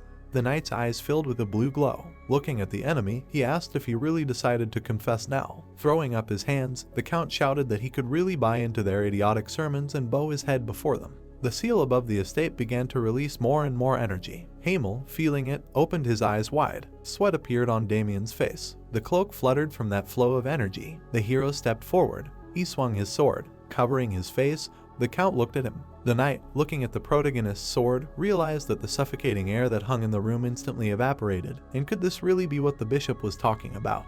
The young man, frowning, ordered the team to begin. A certain glow appeared on the knight's hand as he began to use the goddess's spell. The glow began to rise upward when he finished reading the incantation. The light rose above the roof of the palace. It was able to suppress the count's seal. Reuben raised his hand. Looking at her, he understood that the source of power was diminishing. Stretching out his hand, the opponent shouted for them to not stand in his way, because one way or another, the power that he had absorbed would be enough to get rid of them all. Looking at Leonik, Hansen called out to him, and he shouted that he knew. He stamped his foot. The man grabbed Hasen's shoulders. They hit the ground with their shield. They placed it as a defense against the attack. The count's attack was aimed straight at him. From the blow, it began to fly apart in different directions. Reuben continued to attack them at the shield. Their defense was smoking from such a frantic attack. Behind them, pits were dug from such power. The young man, looking at them, shouted their names. They exhaled clouds of steam. Grinning, Reuben asked that they really thought that hiding behind the shield like rats would help them survive. Suddenly, an arrow appeared right in front of one of his eyes. It was a direct hit that made the count stagger. The protagonist watched with wide eyes. Hamel smiled and noted that the old man had been talking non-stop lately. Holding the bow, he shouted that he had finally caught him. The young man, wide-eyed, asked if they were okay. Giving them a thumbs up, they replied that everything was fine. Suddenly, they turned to look at the count when he called them trash. One of the rings was missing from his finger. Raising his hand, he said that it was because of a lowly mercenary that he had to lose the ring in vain. Hamel closed one eye and wondered how he survived, since his shot had hit him right in the eye, and it was a pursuit-type mithril arrow, so it was impossible to dodge or block. Demian, frowning, explained that it was a first-class artifact that could negate any damage, but only once, and the count had lost such a precious thing to an arrow. Looking at him, the knight added that this made Reuben really angry. Seals began to appear above him.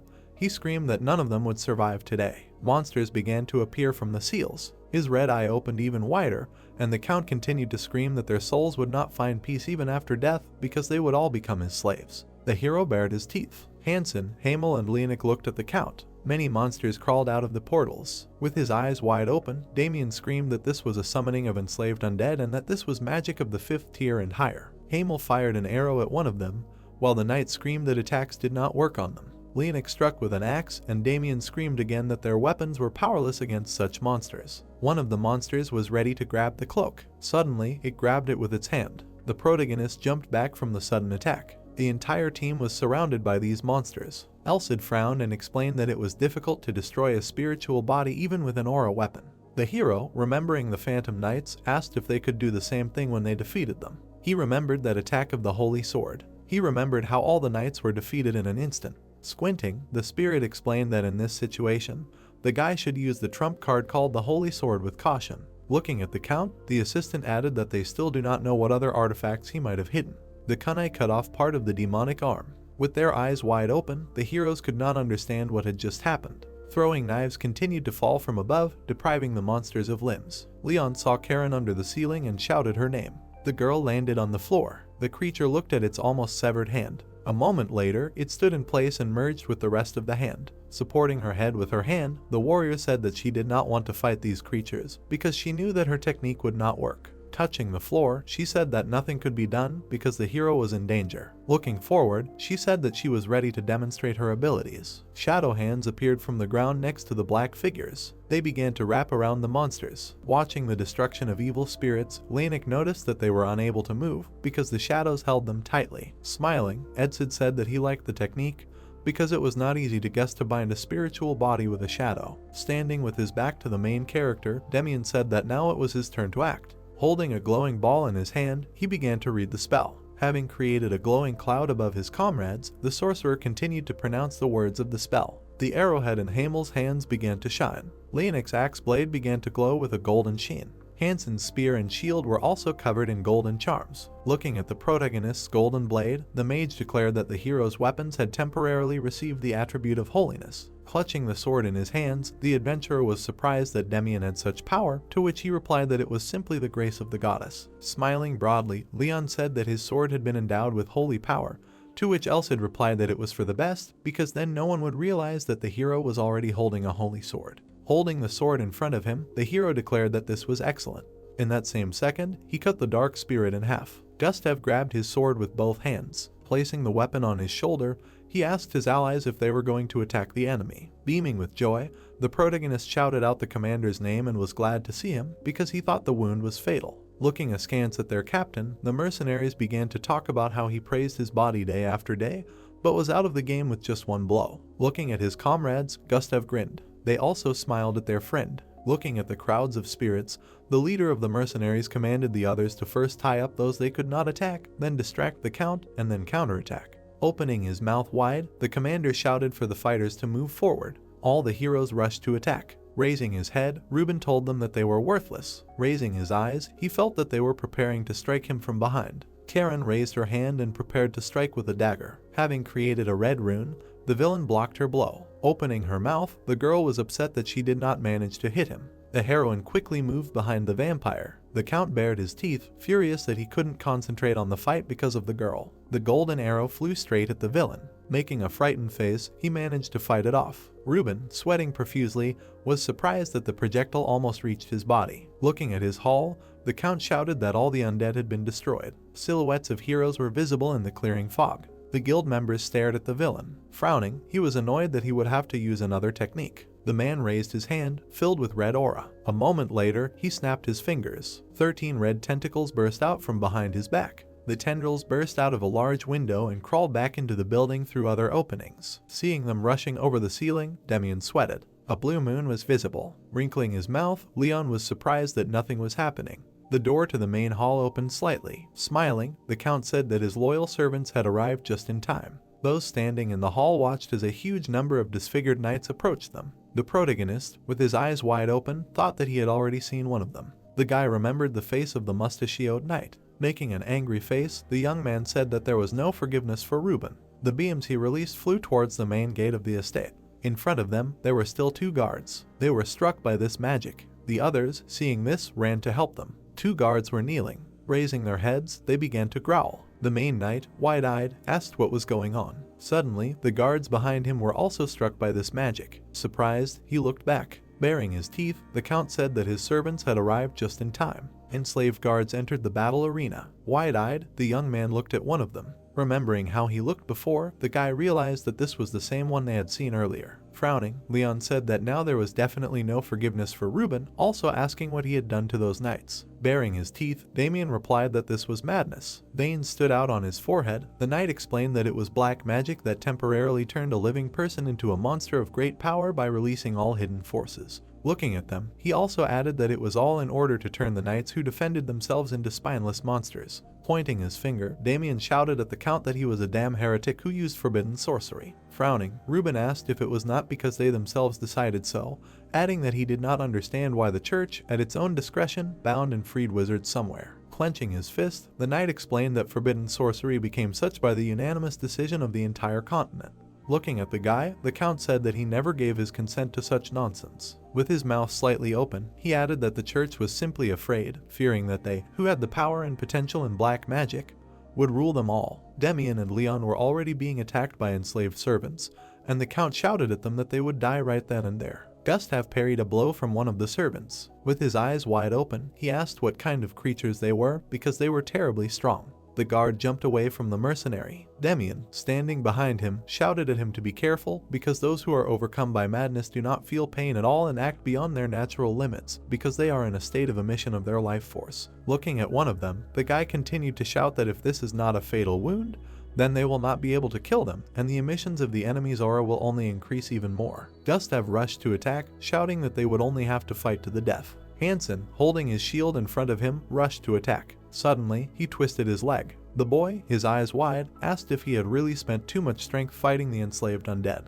The guard swung his arm to strike. The spear pierced Hansen's shoulder. Lenik, turning around, shouted the boy's name. Suddenly, he too received a direct blow from one of the servants. The man fell to the ground. Gripping his sword tighter, Leon said that he had enough. He looked at Damien, who had fought off the attacks of the undead. Looking at Karen, the hero thought that she had taken on the count, so she was fighting at the limit of her strength, and even if the boy tried to help her. Suddenly, one of the soldiers attacked him when he realized that he could not even move. The young man opened his eyes wide, hearing the words of the spirit that he needed to calm down. Looking at the protagonist, Elsid asked the young man to look closely at their movements. Looking at one of them, the assistant noted that even if they had lost their ability to think rationally, the swordsmanship engraved in their bodies by decades of experience would not go anywhere, so it would be more advantageous to deal with both enemies at the same time. Looking away, Leon asked what he was talking about, because how to fight both at the same time. The hero's head was filled with memories of the fight in the forest after Elcid's words about it.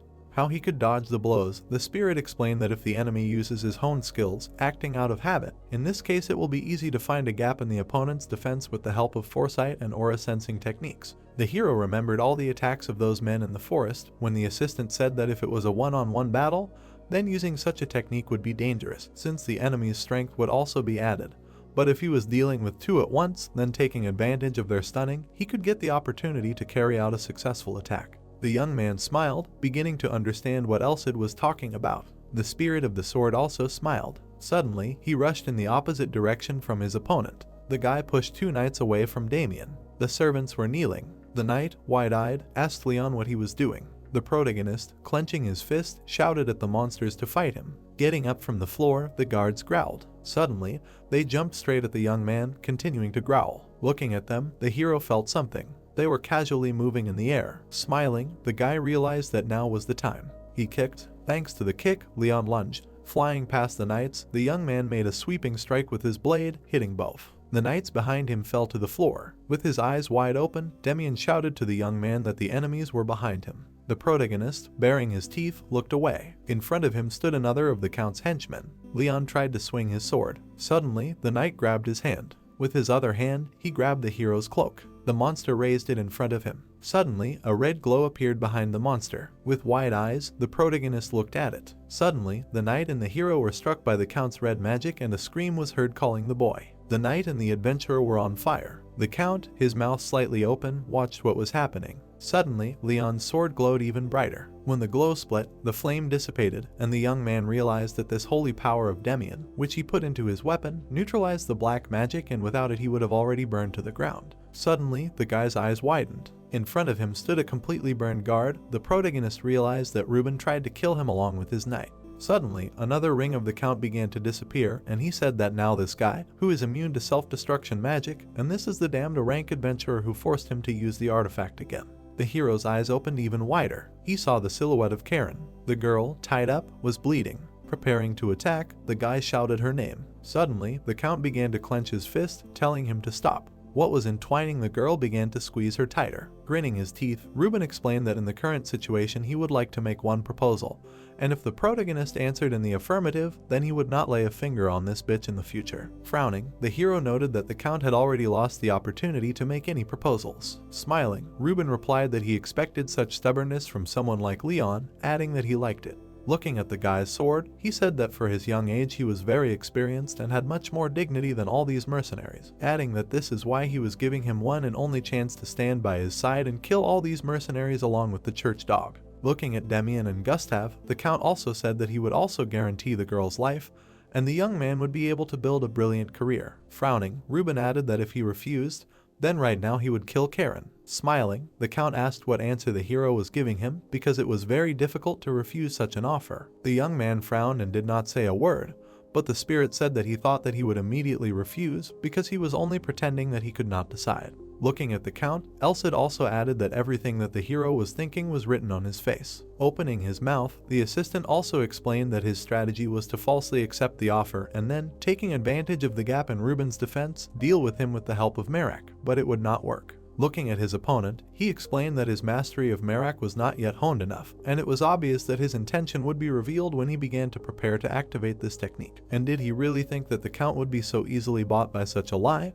Because we are talking about a high-ranking dark mage, which means that the young man's word will be backed by some kind of oath or prohibition, which makes the whole undertaking extremely risky. Clenching his fist, the protagonist screamed about what he should do in such a case, since Karen was in danger and they had no time, and this was the only option that came to mind. It looked like the hero was talking to nothing. Looking at this, the count did not understand what was happening. Frowning, Elcid asked Leon to calm down, to which the guy replied that he could not be calm in such a hopeless situation. Smiling, the spirit noted that he had forgotten something. The young man looked at his assistant and asked what he could have forgotten. Suddenly, Ruben looked up. The ceiling began to crumble. The roof of the estate was destroyed. Large pieces began to fall from the ceiling. Angelica landed next to the hero, and Elcid noted that she had arrived just in time. The guy turned around to look at her, smiling. A girl was standing in front of him. She looked at the protagonist. Damien smiled and said that she was a little late. She looked at her comrade. Suddenly one of the guards rushed towards them, and Demian shouted at the girl to be careful. Two enslaved warriors were flying at Angelica. Energy began to gather in her fist. She moved her fist further to strike.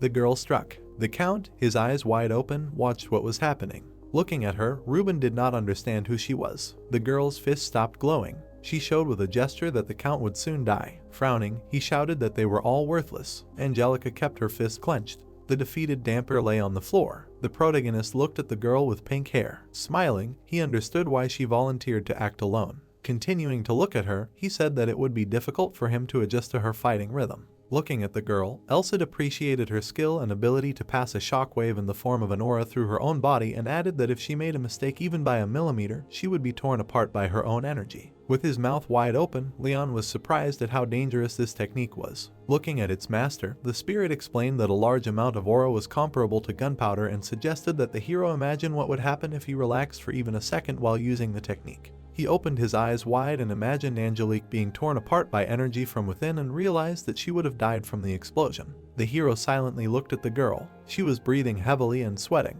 Clenching his fist, the protagonist thought about how the masked girl could use such a technique in practice without a drop of doubt and realized that there were a huge number of strong people in this world. Resolutely looking forward, he decided that he would not be left behind either. Lord Ruben looked at Angelique. Baring his teeth, he could not understand who she was. The girl raised her fist and stuck her thumb out to the side. She looked at her opponent with disdain. The Count was furious at how arrogantly she was acting. Looking into her eyes, he shouted at her to prepare for death. The pink-haired girl prepared to dash. She ran towards the vampire with lightning speed. Having filled her fist with energy, the heroine prepared for the blow. Her fist rushed towards the villain with great speed. He extended his hand and created a protective rune. The fist hit the barrier, creating a shock wave. Ruben opened his mouth wide and told the girl that no matter how much she attacked, she would not be able to break through this barrier. At that moment, cracks appeared on the seal. Angelica increased the pressure on the shield, causing it to continue to crack. The young man smiled, realizing that his barrier had come to an end.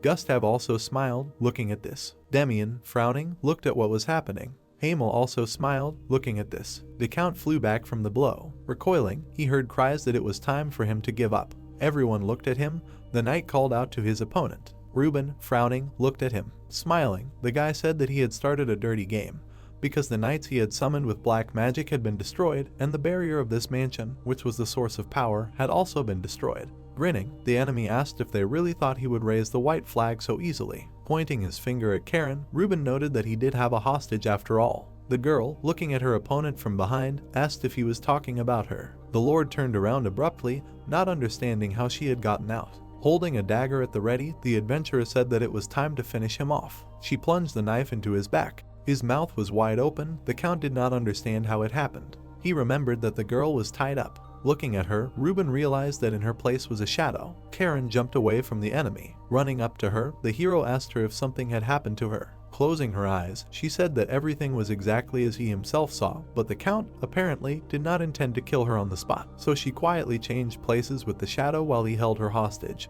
and if only Angelica had not intervened, she would have finished him off first. With wide eyes, Leon asked if she was hurt or wounded. The girl opened her eyes wide, not understanding what he was talking about. Raising her hand, she asked if he was angry. Turning away, the protagonist told her to stay away from now on. Crawling on the floor, the Count said that they were all worthless because they were all just bugs. Suddenly, a blade appeared in front of his face. The hero, standing above him, said that it was time to surrender. Ruben bared his teeth. Raising his hand, he shouted that he still had an ace up his sleeve. Gritting his teeth, the young man exclaimed that there really was another artifact in the ring. Looking at his hand, the Count realized that his finger was cut off. The ring was in Karen's hands. Smiling, she asked if he had just spoken about it, because she simply could not leave something so valuable in the hands of a villain like Ruben, thanking him for the gift. With his eyes wide open, the opponent shouted that they would not get away with this, because now he would not leave even a wet spot of them. Blood oozed from the Count's finger. The voice of Tepesh was heard that the time had already come to pay for their sins. The veins on the prince's hand were filled with blood. He raised it and said that it was time for him to surrender. The full moon was visible. Ruben's laughter was heard. He laughed with his mouth wide open. The Lord took the crystal in his hand. Frowning, the prince asked what it was. The hero looked at the stone in his hand. The boy remembered Albert. He remembered how he gave something to the Count. In that box was this very black crystal. Ruben began to bring it to his mouth. In an instant, he absorbed it. The young man, his eyes wide open, asked if he really ate it. Suddenly, everything around the Count was covered in a red glow. His mouth stretched into a smile. The Count screamed with his mouth wide open. Suddenly, Hamel and Gustav covered their ears. The protagonist and Karen did the same. Even Prince Teeps covered his ears. Clouds of dust rose from the scream. Teeps, mouth wide open, said that such a thing simply could not be true. His eyes widened as he spoke of how only one of the 3 great aristocratic bloodlines of the Nosferatu had the ability to manipulate sound. Wings grew on the Count's back as the prince spoke of the power of the Elizabeth bloodline.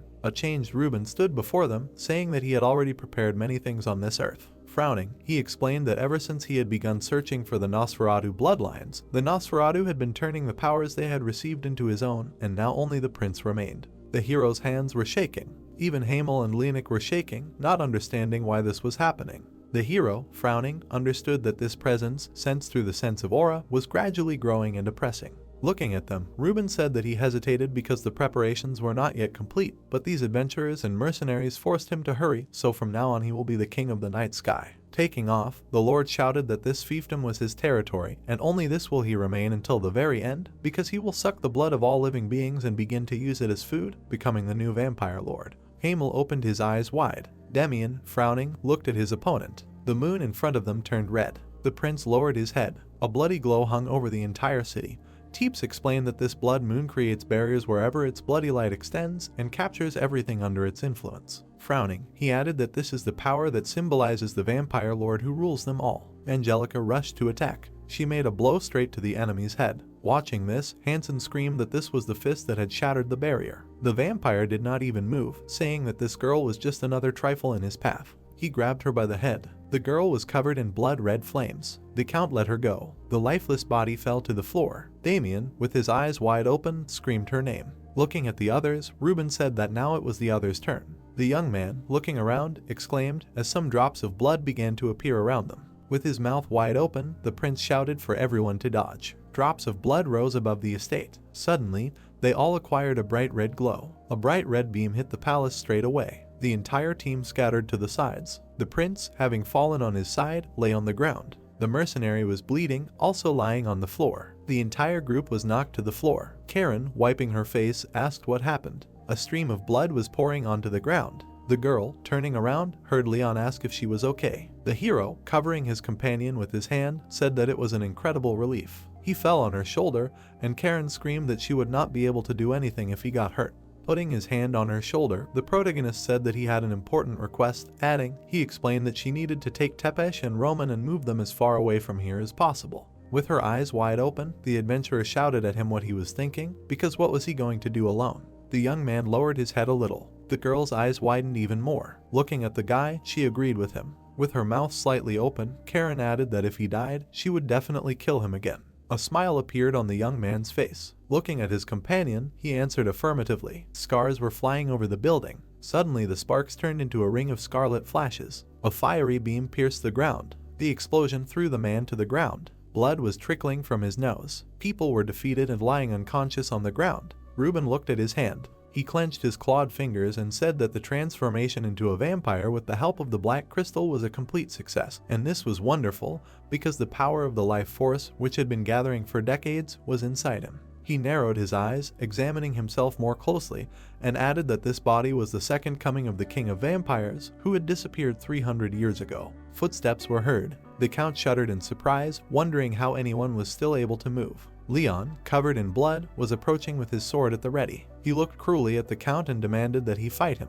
Reuben looked at him like an annoying fly, then asked him to stop bragging. Blood was dripping onto the ground when the Count finally acknowledged the guy's stubbornness, then asked what was on his mind. A slight smile touched his lips, because he believed that the protagonist was no longer able to do anything. However, at that moment, the people behind the guy began to come to their senses, and the Count understood what was going on. A moment later, the people disappeared into the portal. Reuben laughed roughly, asking if Leon intended to buy time for at least his woman to escape, because no matter how you look at it, this was a meaningless action. Because after all, the fief of Reuben is land, no different from his internal organs, and no matter what they do, they cannot hide from his eyes and leave this city. The protagonist's body was pierced by lightning, and he immediately coughed up blood. A mad smile immediately played on the Count's face when he began to enjoy the suffering from pain because he wanted the guy to feel despair. Leon grimaced at the fact that this regret would remain with him even after death, to which he only muttered irritably that his opponent was too talkative. He straightened up, threw his sword over his shoulder and asked rudely if there was a rule that in order to practice black magic, one must be well spoken,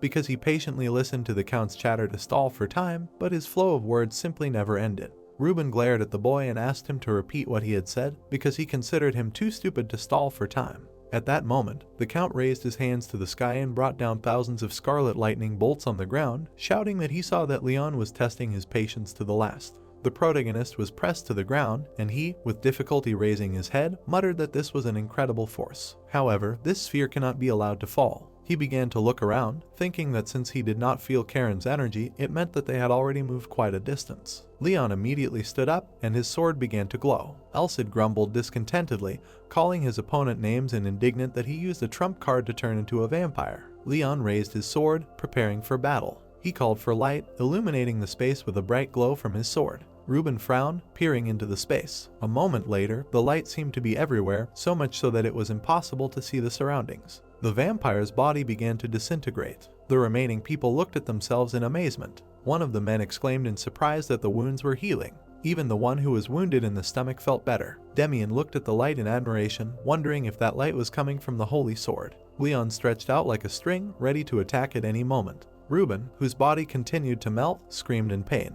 He fell on his back, becoming more and more like a vile monster. He writhed, rolled on the ground and screamed in pain. Elsid watched the scene with disgust and said that it was evil to reject human nature in order to gain evil power, so the name suited him. They looked at the steam left by the Count when the sword said that the radiance of the holy sword was 3 times more deadly for these guys. Elsid chuckled, saying that the vampire lord's abilities were not just a release of his power, but also the experience gained over a long life and the honed ability to freely use mysterious powers that were much more troublesome. Leon sighed tiredly and said that Count Reuben apparently had no more trump cards left, to which the interlocutor replied that it seemed so, since he suddenly became a vampire and was unable to properly control the power that appeared in him. Suddenly, a rumble was heard from the direction where the Count was. Elsid turned towards the sound and immediately cursed. Leon did not pay attention to the noise, and therefore did not notice how the disfigured Reuben flew towards him. The next moment, he bit the protagonist's shoulder. The bloody moon illuminated the city when someone called Karen to ask her to untie them.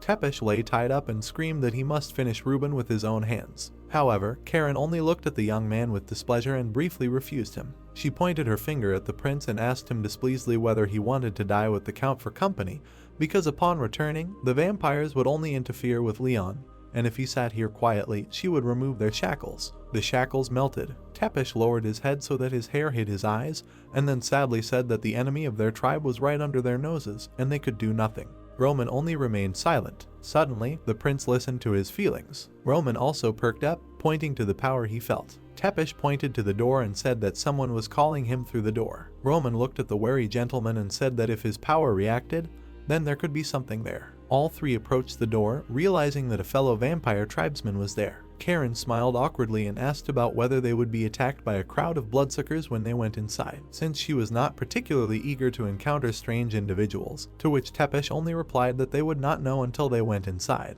The door slowly opened. 3 figures slowly entered the room. Karen began to look around, saying that there was no one here when the prince asked imperiously if he had been called. The girl stared at the vampire in surprise. Suddenly, his eyes widened in surprise at what was happening. The prince looked ahead with displeasure. The vampire was sitting behind the bars, angrily squeezing the bars. Karen frowned sadly and noticed that this creature was on the verge of death. The monster grabbed the bars of the iron grate. The vampire stretched his hand through it and tried to say something. Tepesh approached him. The prince sat down next to him and took his hand. His red eyes lit up. The creature's eyes were emitting a red haze. A memory of the child holding Reuben's hand surfaced. Raindrops were running down the glass. The Lord was holding a syringe with blood in his hand. He inserted the needle into the child's hand. A smug grin appeared on his face. The veins on the girl's hand filled with blood. The monster bit the protagonist on the shoulder. Bright lightning appeared from the wound. The monster instantly recoiled from its opponent and screamed in pain. Leon grabbed his shoulder and assumed that this was a reaction of the sun attribute. The guy decided that this was his chance and raised his sword above his head. A cloud of powerful energy appeared in the vampire's mouth. The villain let out a roar, and a sound wave crashed down on the young man. The swordsman opened his mouth wide and coughed. A large distance formed between the opponents. The adventurer leaned on his sword, his whole body trembling. The protagonist gritted his teeth and realized that he could not hear anything because of the sound attack. An aura enveloped his head and neck. If it weren't for it, he would have died from a bite or a sonic attack long ago. Alcid looked at him, praised him for his excellent work, and asked if he was okay. Reuben bared his fangs. The holy sword called his appearance simply disgusting. The Lord lowered his hands. The ghost explained that he had a surge of power, because of which he had nothing left but instincts, so he became even more dangerous than before. Leon smirked and said that everything was fine. The spirit asked him not to underestimate the enemy. A red haze appeared around the Lord's hand. It was the blood of the Wallachia clan. A glow appeared in his mouth. It was the sound of the Elizabeth clan. The vampire cast a giant shadow. It was the shadow of the Strigoth clan. Alcid remembered how his owner attacked Teeps and said that the power of the Wallachia clan did not work on him. A bright aura shone around the boy, with which he managed to block the power of the Elizabeth clan. The holy sword concluded that there was only one attack left. Squeezing the handle in his hands, the young man noticed that he had already used up 80% of his aura, and decided that the fight could not drag out and that he needed to deal with the enemy in one blow. The ghost narrowed his eyes and warned that during the previous attack, the monster already instinctively understood that it would die if it was hit.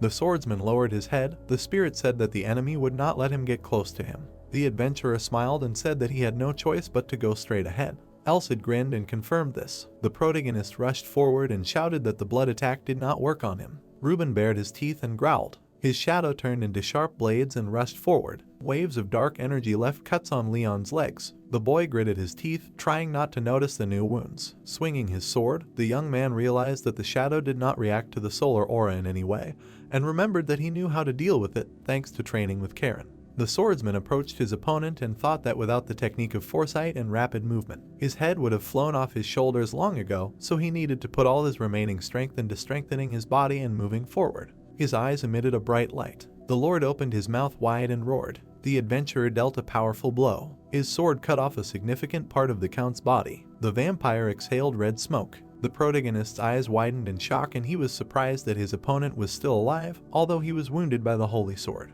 The monster released waves of red energy from its body. Blood gushed from the wounds on Leon's body. The monster towered over the city. A cocoon with red bubbles appeared around it. Reuben's body was hidden inside. The boy opened his mouth in fear. A bloody moon appeared in the sky above the city. Someone asked why everyone was outside. The locals looked up. The man asked if they hadn't heard the sound of an explosion that came from the castle. A fanged shadow appeared behind the old man. Blood splashed, and the frightened screams of the townspeople were heard. The shadow sank its teeth into the man's shoulder. The mercenary opened his mouth wide and said that the monster was sucking his blood. The monsters sank their fangs into Gustav's body. Long tentacles grabbed his comrades, restricting their movements. A giant creature with many tentacles rose into the sky above the city. Blood bubbles pulsated on its cocoon. The mercenary squinted and noticed it. Reuben was in the cocoon. The heroes concluded that he was sucking the blood of all the city's inhabitants in order to return to his original state of a vampire lord. Through the bubbles, a silhouette of a man could be seen, the lord desperately trying to repair the damage done to him, but someone who was not a full vampire would undoubtedly have a strong backlash.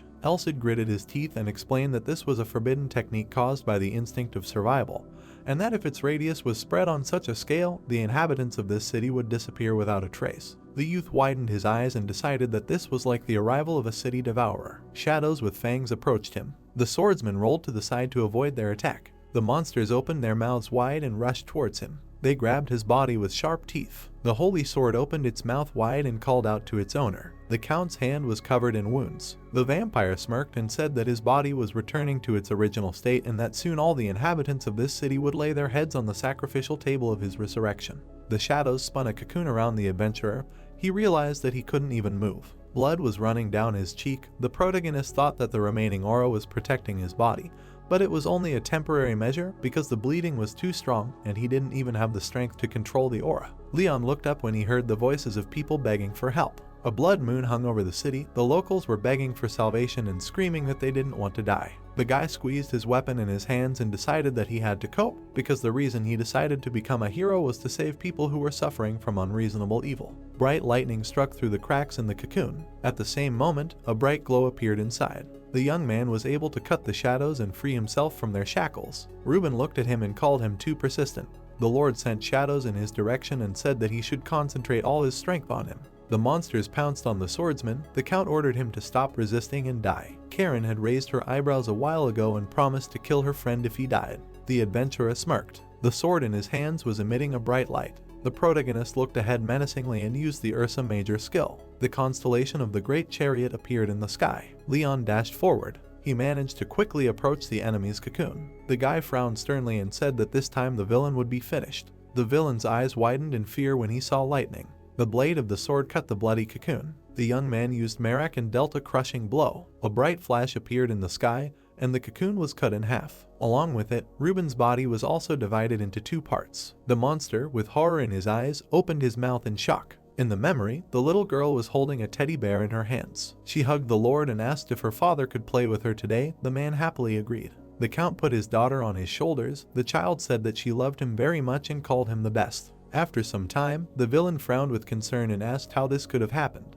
Lee was lying on the floor in a pool of her own blood. Ruben ran to her to help her. The Lord grabbed his daughter and promised to fix everything at all costs. It was raining heavily outside. Clutching his head, the man realized that the incurable disease that killed his wife would now take his daughter too, and remembered that he had already tried all the methods existing in this world. The Count's crazy eyes widened and he thought that he was even ready to sell his soul to save the girl. An image of a pentagram popped into his head. The villain wondered what would happen if he used dark magic. The guard raised his hand and ordered his subordinates to take away all the inhabitants of the slums. The needle of the syringe pierced the skin of the man. The vampire's blood quickly spread through his veins. The iron door was closed. Screams could be heard from behind it. Ruben smiled and realized that he had found a way. The butler standing behind him asked if he had succeeded. The Lord replied that he only needed to increase the power of the vampire clan with black crystals to gain the power of the vampire lord. The old man began to cry and was glad that they would finally be able to cure Lee's illness. The man lowered the corners of his lips and asked what they were talking about.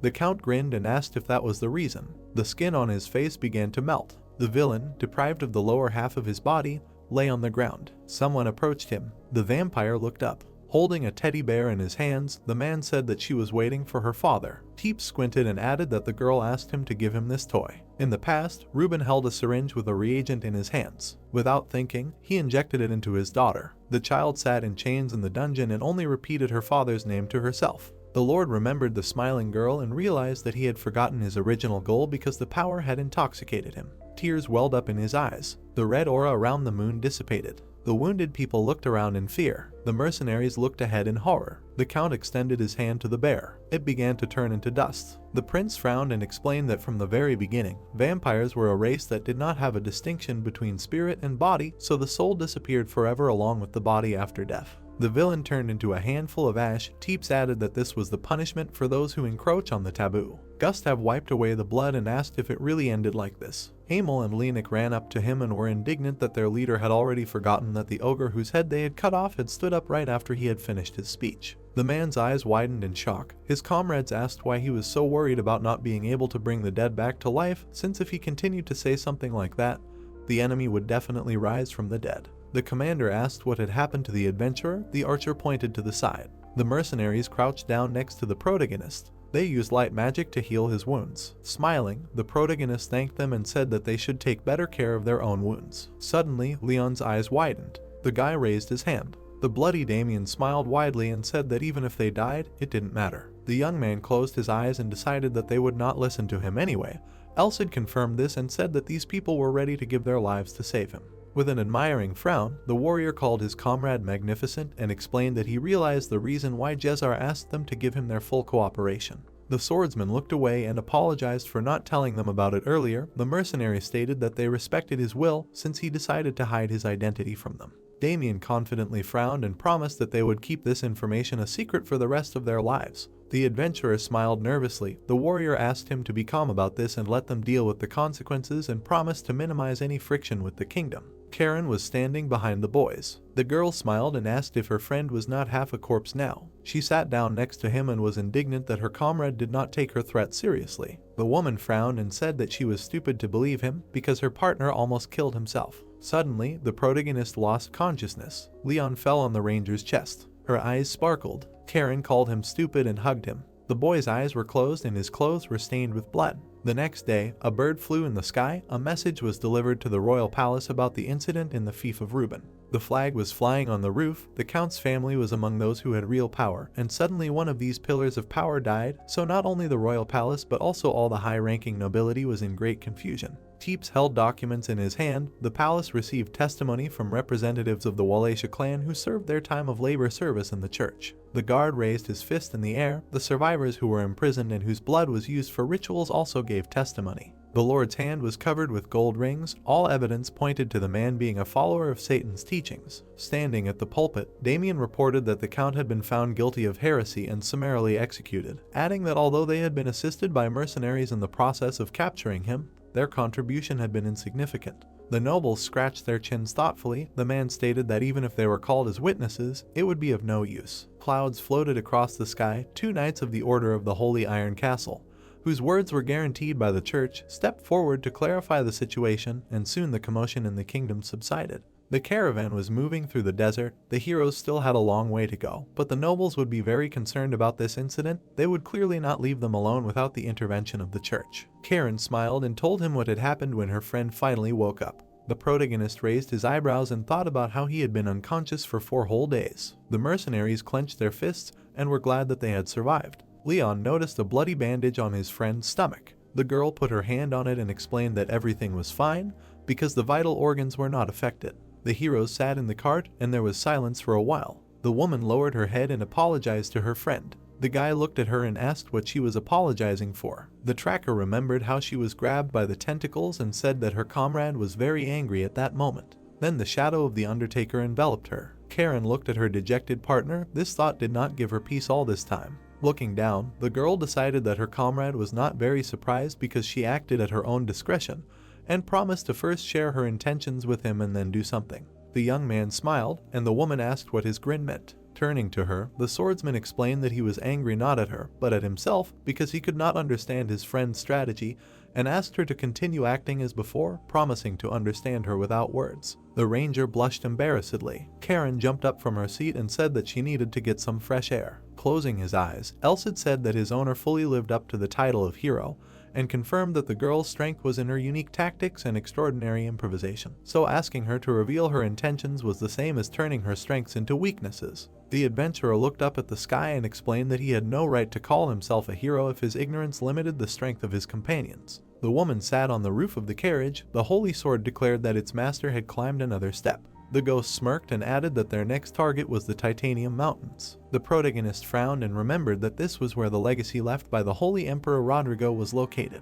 Leon approached the companion and asked if he had a plan on how to get inside and find Rodrigo's legacy. The spirit replied that he had no plan. The boy fell silent. Elsid looked at him and asked what was wrong. Putting his hand on the edge of the carriage, the young man thought that this time everything would work out somehow on its own, and decided to just trust in his holy power and his companions. The holy sword scratched his chin and said that after his words, something came to mind. The swordsman looked at his hand and realized that there was still a long way to go and that the end of the stairs he had to climb was not yet in sight. The adventurer clenched his fist. A smile appeared on his face. The protagonist realized that he would become even stronger in the future if he did not give up now. The caravan drove through the desert towards the Titan Mountains. In the snowy mountains was a town called Chinook. Its flag was in tatters. There was no lord, no law, no order. It was also known as a town of outlaws. Suddenly, a body of a man crashed through the door of a house. The stranger fell to the ground. A man with a bare chest came out of the hut. Odin smirked and asked how such a lowlife dared to attack him on a rancor. The people in the tavern cheered him on. The bully clenched his fist and declared that this scoundrel would pay for their drinks today. The bloodied local passed out. The thief smiled slyly and said that this was not the place for such an innocent girl to visit. The outlaws cornered the stranger against the wall. One of them asked if she wanted to use their escort services. The scoundrel put his hand on the wall and replied that she did not need any escort. Taking the woman by the chin, the brunette wanted to show her what the path of debauchery and decay was, and suggested that his comrades quickly stop chatting and sell her. Suddenly, his accomplices stepped back and asked if he was okay. The robber looked back and asked what they were talking about. His arm was broken in half. Seeing this, the thief screamed. The girl took off her hood. The criminals looked at her in fear. Elahan folded her hands together and asked if they wanted to atone for their sins. The heroes walked along a rocky area. A dragon flew in the sky. Many monsters circled above the Titanium Mountains. The guys widened their eyes in surprise. Karen noticed that there were a lot of wyverns here, dangerous even for B rank. They grabbed their shoulders. The girl said that the demonic energy coming from the forest was simply enormous, and that was why most guilds did not accept requests here, and many of those who challenged this place did not return.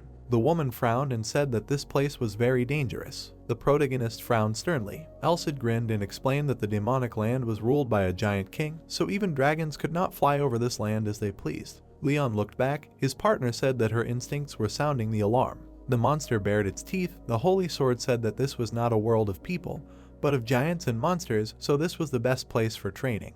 The ghost looked at its owner and said that he only needed to survive. The spirit narrowed his eyes and asked if its owner had already chickened out and would not go deep into the mountains. The guy grinned confidently and replied that he could not turn back since he had made it here. The boy turned and called out to his friend. The ranger closed her eyes and suggested they move on. The boys set off, their cloaks fluttering in the wind. A powerful explosion echoed in the mountain town of Chinook. A mace had smashed a thief's head. Elahan wiped her brow and smiled. The dead criminals lay around her, and the girl decided that she could end it there. Khan watched her from around the corner. The woman put her weapon on her shoulder. The man could not believe that she had killed a crowd of first-class warriors with such ease by herself. Suddenly, the morning star destroyed the wall he was hiding behind. The saint smiled broadly and said that this was the last one. The gang leader's mouth opened wide and asked her to stop. Elahan swung her mace. The criminal raised his hands in front of him and said that he had arrived here no more than 24 hours ago and was terribly sorry about what had happened.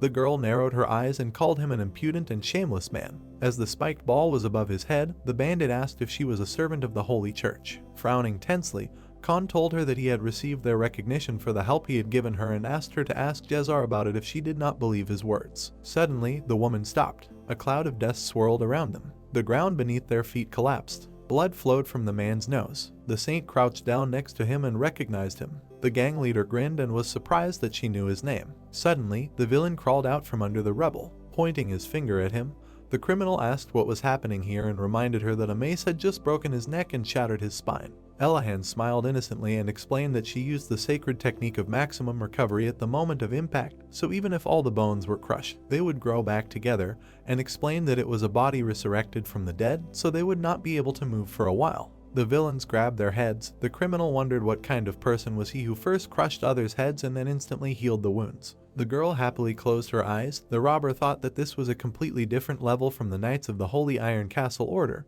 and remembered that there was only one being who belonged to the Holy Church and had such power. The woman put her hands on her chest and asked if he knew of a respected adventurer named Leon who had fought with him in the battle. Khan raised an eyebrow in surprise and asked if it was really that weakling. The saint widened her eyes in amazement and asked what that meant. Another explosion was heard in the mountain town of Chinook. The man raised his hands in fear. Elahan granted him forgiveness for his earlier slip. The girl raised her index finger and asked to find all his tracks and find out where the swordsman went and what path he chose. The woman covered her face with her hands and added that he should not tell such details as, for example, what he likes and his habits, because it was rude and tactless, although very interesting.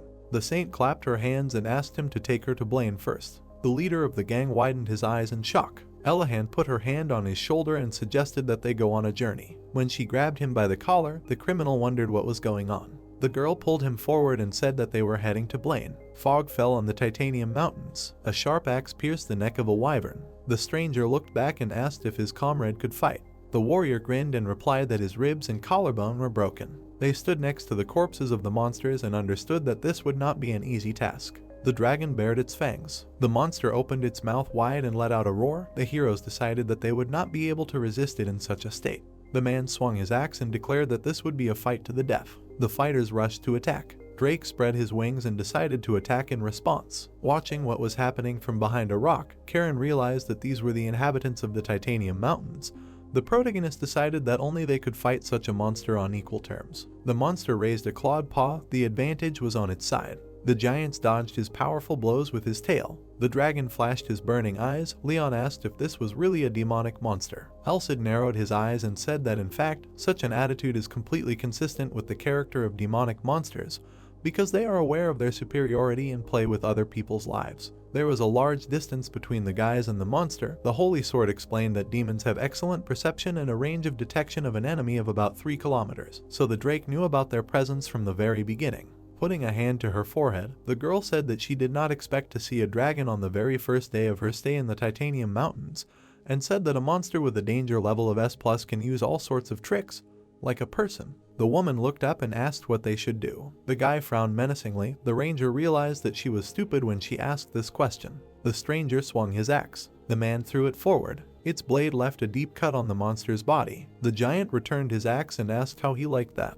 The dragon's tail approached him. A cloud of dust rose from a powerful blow on the battlefield. A tail struck the giant. Another tail knocked his comrade down. They were both in the air. Drake pinned them to the ground. Blood gushed from their mouths. The monster spread its wings and roared. The strangers trembled and thought that this was the end. The constellation of the Great Chariot appeared in the sky. The young man jumped up and struck the monster in the neck. It narrowed its eyes angrily. The swordsman gave him a menacing look. At that moment, Karen approached him from the air. Her kunai hit the fresh wound right. The girl smirked and shouted that the poison blades had hit the target. Drake opened his mouth wide. The kunai stuck out of his neck. Suddenly the wound healed and the blades jumped out. The dragon flashed its burning eyes and roared. The heroes widened their eyes in fear and realized that they were finished. They stood next to the giants. The adventurer decided that this was indeed a difficult opponent.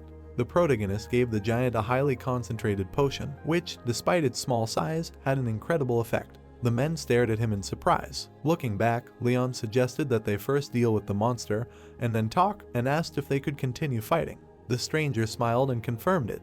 The giants clenched their fists and let out a battle cry. The boy looked at them confidently. The woman determinedly knitted her brows. The heroes moved forward. The giants declared that they would fight to the last. The monster reared up and spread its clawed paws. The squad rushed to meet it. Drake bowed his head and let out a loud roar. The guys ran towards him with weapons in their hands. Thanks to the technique of foresight, the young man's eyes lit up. They emitted a bright glow. Suddenly, the world before his eyes lost its colors. The swordsman's eyes widened in surprise and asked what was happening. Alcid narrowed his eyes and said that he had no reason to worry. The holy sword grinned and said that this happens when the consciousness does not keep up with the speed of the body's reaction. The strangers swung their axes. They seemed to be frozen in mid-air. The ghost explained that if its owner had abandoned the training of the foresight technique, he would not have seen how time slowed down. The adventurer looked up when the spirit asked him to do so. Right in front of him, on the rock, sat a monster. Alcid suggested that the owner take this opportunity and decide where and how to attack. The head and body of the monster were connected by a long, powerful neck. There were huge protruding muscles on its paws. Gritting his teeth, the protagonist decided that the defense was too high and that neither his nor his partner's attacks would be able to inflict fatal wounds, and wondered where his weak spot was. Drake spread his wings. His eyes were wide open. Leon realized that the places with the highest probability of causing damage were the wing membranes and eyeballs. The dragon swung his tail. He appeared right in front of the heroes. The guy urged them to dodge. The guys jumped into the air to avoid the blow. The man smirked and said that it was very dangerous. His companion said that they would have died if the young master had not warned them. Karen, squatting, thanked her companion and realized that she had not noticed the attack due to the incredible speed of the enemy. The monster landed on the rock. Steam came out of its mouth. The young man frowned and said that the atmosphere had changed and turned from fun to murderous intent. Purple energy appeared behind him. The girl frowned furiously and decided to try something. She jumped straight towards the enemy. Blades of pure energy appeared around her. They all headed towards the enemy at once. Drake's eyes widened in tension. The kunai pierced his left eye. The giant's mouth opened in amazement and was amazed at such power. His companion shared his admiration. Smoke came out of the dragon's eye socket. Suddenly, the monster opened its wounded eye. The woman pointed at him and said that this was too much for an S-rank demonic creature. The giants blushed, and one of them said that the young master's lover was very hot. His comrade smirked and said that now it was clear where they should aim. The stranger frowned confidently and promised to cover the boys. The swordsman nodded affirmatively. The monster turned around. Blades of dark energy were sticking out of the ground around it. The men pounced on it. They hit the enemy right on the paws. The drake stuck out his tongue and screamed shrilly. Something to the side caught his attention. In the distance, in the gorge, a cluster of light energy was visible. The adventurer, embraced by a solar aura, raised his sword. Lightning flashed around him. The dragon squinted in confusion. A cloud of dark energy appeared in its mouth. The projectile flew forward and exploded. The protagonist found himself in pitch darkness. The glow of his sword went out. Leon lowered his weapon and asked if anyone was there. The boy looked back when he heard his companion's voice. A bright light illuminated his face. The blade of the sword began to shine again. The ghost explained that its owner could create light that opened a path through the darkness. The young man's eyes sparkled. A grin appeared on his face. The constellation of the Great Chariot appeared in the sky. The swordsman held the weapon in front of him and used the third sacrament. The monster watched the dome of dark energy. Suddenly, a bright flash appeared inside it. The monster's eyes widened in shock. A wave of light energy flew through the ravine. The adventurer jumped up and dealt a crushing blow to the enemy. Stars began to shine in the sky above them. The protagonist pulled out a burning sword and used the power of the Alcade star. Sunlight was shining through the window. Leon woke up on the bed. There was a grate on the ceiling through which rays of light were shining. Suddenly, the guy's eyes widened and asked what this place was. He looked to the side. Next to him was Karen. When the boy saw her, his mouth opened in fear and he screamed. They were lying on a giant bed, and the swordsman wondered how they got here. The girl opened her eyes and noticed that her friend had woken up. The adventurer covered himself with a blanket and shouted that this shouldn't be happening. The woman sat up from the bed and was upset that her comrade didn't remember what happened yesterday. She smiled sheepishly and said that her partner had been very hot yesterday. The protagonist's eyes widened in amazement and he asked what that meant. The ranger closed her eyes and laughed and asked what he was even thinking. Leon smiled nervously when Karen explained that she had spent the whole night on her feet, taking care of him because he had a high fever. The girl frowned and asked if her friend remembered that Drake. The boy raised his eyebrows. Yesterday, a wave of light energy swept over the mountains. The young man was able to deal a powerful blow to the dragon. A huge wound appeared on its head. The monster began to rush from side to side, spewing flames as if its self-preservation instinct had kicked in, and then fled. The woman hugged her comrade and asked how long he planned to fall unconscious after using his techniques. The ranger remembered how her partner fell from a great height while the monster was spewing fire and almost died. Suddenly, the swordsman's eyes widened. A memory of his partner rushing to save him, despite the strangers trying to stop her, appeared in his mind. Karen extended her hand and shouted her comrade's name. She managed to grab his body in midair. The adventurer smiled and thanked his friend. The girl blushed and said that she had done as she should. The men entered the room and called out to their allies. They saw the boys sitting on the bed next to each other. The giants turned away, deciding to leave them alone, but the heroes asked them to stop. The sun was shining in the sky. The woman said that yesterday, on the way here, they became friends. Urga smiled and called the young master amazing. Jalu extended his hand and greeted him. The protagonist extended his hand in return and introduced himself. They shook hands, despite the difference in size. The ranger imagined how they returned from the gorge and explained that they were quite strong people and that even all the terrible wolves and trolls ran to the corners when they saw them. Leon decided that sounded convincing, judging by the man's grip. The heroes sat on the carpet. The giant asked if they were really looking for their king. The boy confirmed it. The giant scratched his beard and said that in order to find out something about the king, he would need to see the head of the village. Urga smiled slyly and asked if the young master was ready to go there right now. His companion narrowed his eyes and advised him to at least rest a little more. The young man raised his eyebrows and replied that he was ready to go now. The men looked at him with glee. The swordsman wondered what this alarming atmosphere was. The guys went outside. A view of the city opened up in front of them. Locals were walking along the streets.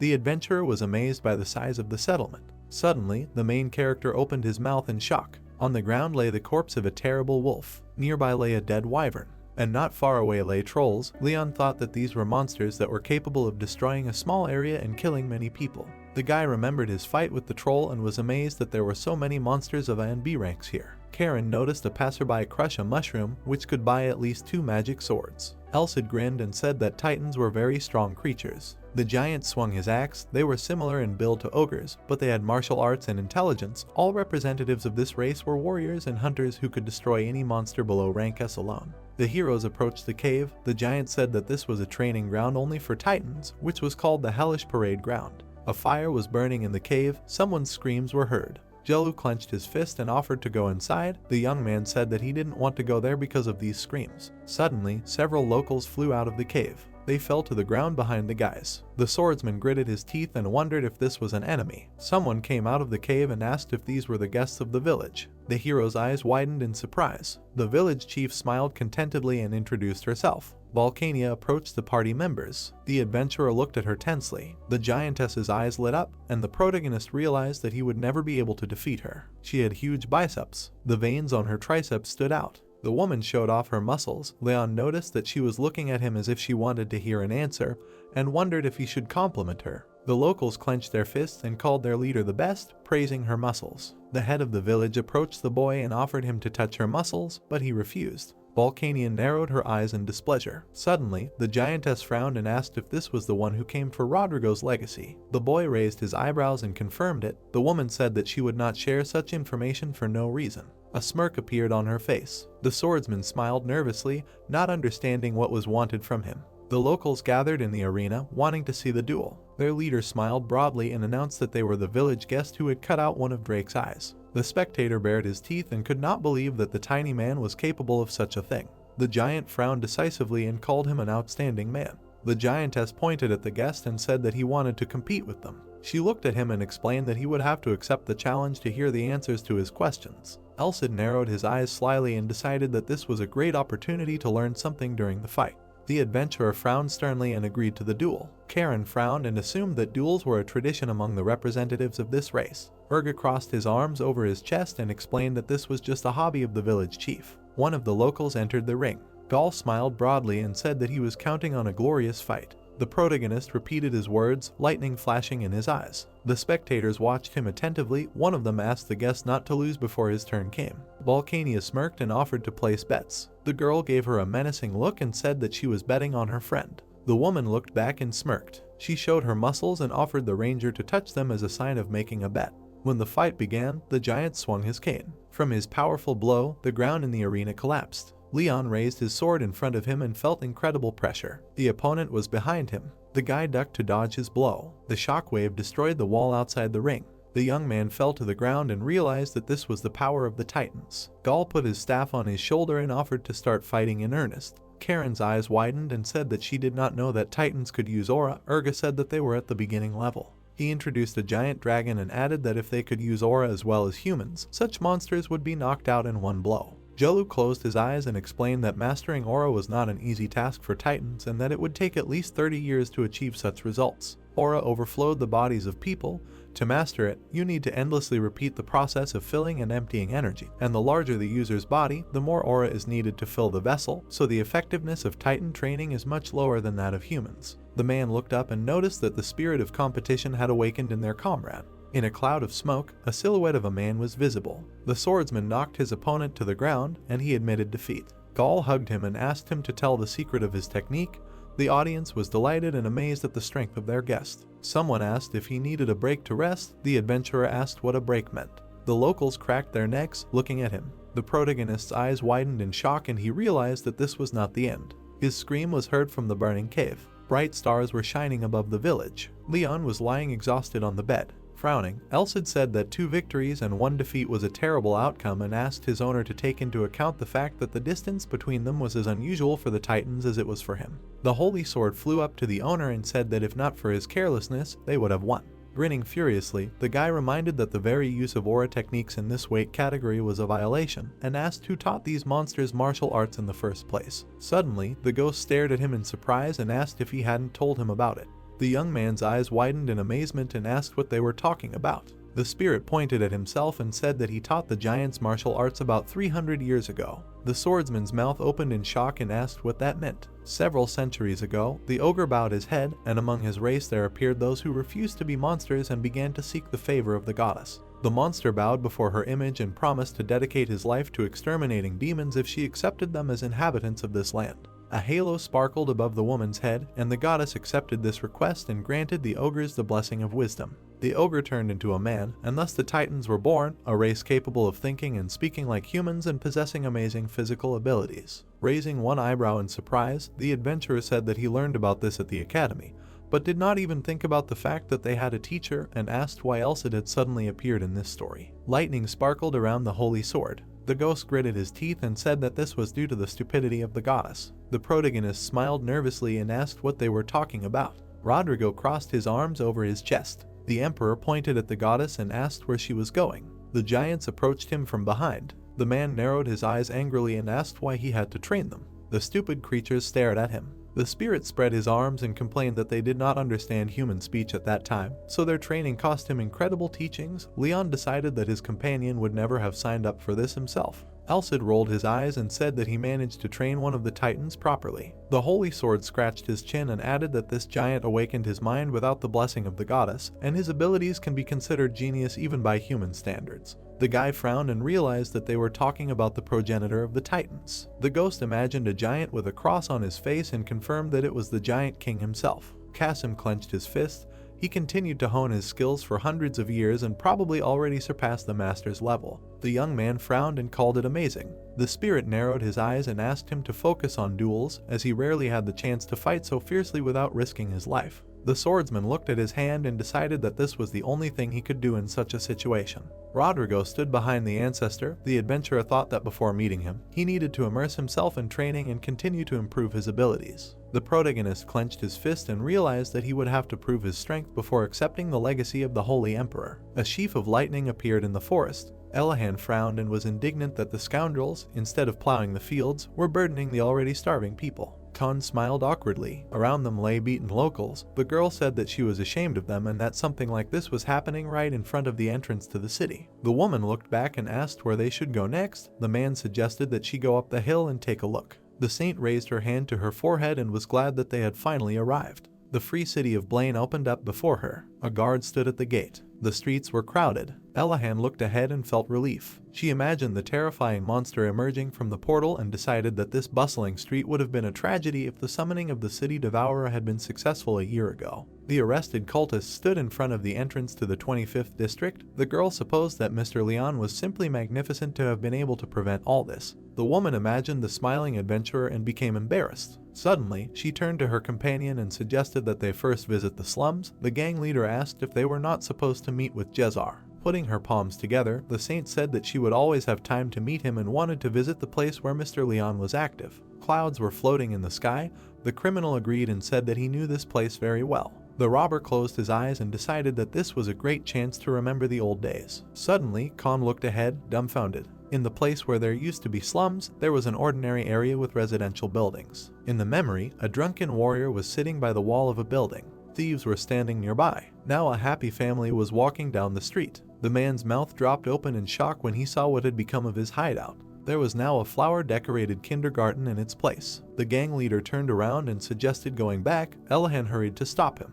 The sun was shining brightly over the church. Jezar was holding a cup of tea in his hands. The bishop smiled and was glad that today was such a peaceful and blessed day. Hearing a knock on the door, the elf looked around and wondered who had come to him at such an hour. The church door opened. The priest looked out from behind it and asked who was there. The criminal narrowed his eyes slyly and said that they had not seen each other for a long time. The church minister stood in front of him silently. At that moment, he slammed the door. The robber asked if it was too rude of him. Jezar hid behind the door and said that he did not want his peaceful rest to be disturbed by the arrival of some bandit. The bishop's eyes widened tensely when he heard the girl's voice. The elf immediately opened the door. The woman smiled widely and noted that they hadn't seen each other for a long time. The priest looked at her in surprise. He covered his eyes with his hand and smirked. The minister of the church opened his mouth furiously and asked why she was gone for so long. The saint raised her eyebrows awkwardly, and her face was covered in cold sweat. With bloodshot eyes, Jezar shouted that not only the church leadership, but even the knights of the Holy Iron Castle were looking for her because of her unauthorized deviation from the route.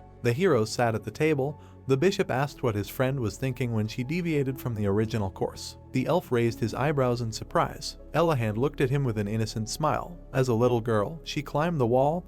Then the priest asked her to get down immediately. The child disobeyed and fell. The next time, the girl drew on the flags of the church with a marker. A blush appeared on her cheeks. The priest placed his hand on his forehead and said that his colleague had not changed at all. Khan frowned and asked what kind of relationship they had.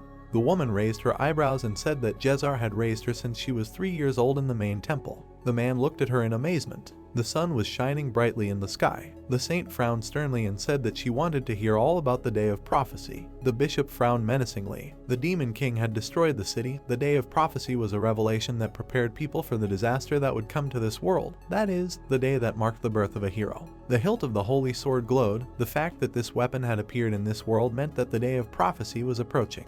A light wind lifted the tulle up. Evil events were happening all over the world right now. There were signs of a catastrophe that people would not be able to bear. And the devourer of cities and the exploitation of vampires were only a small part of it.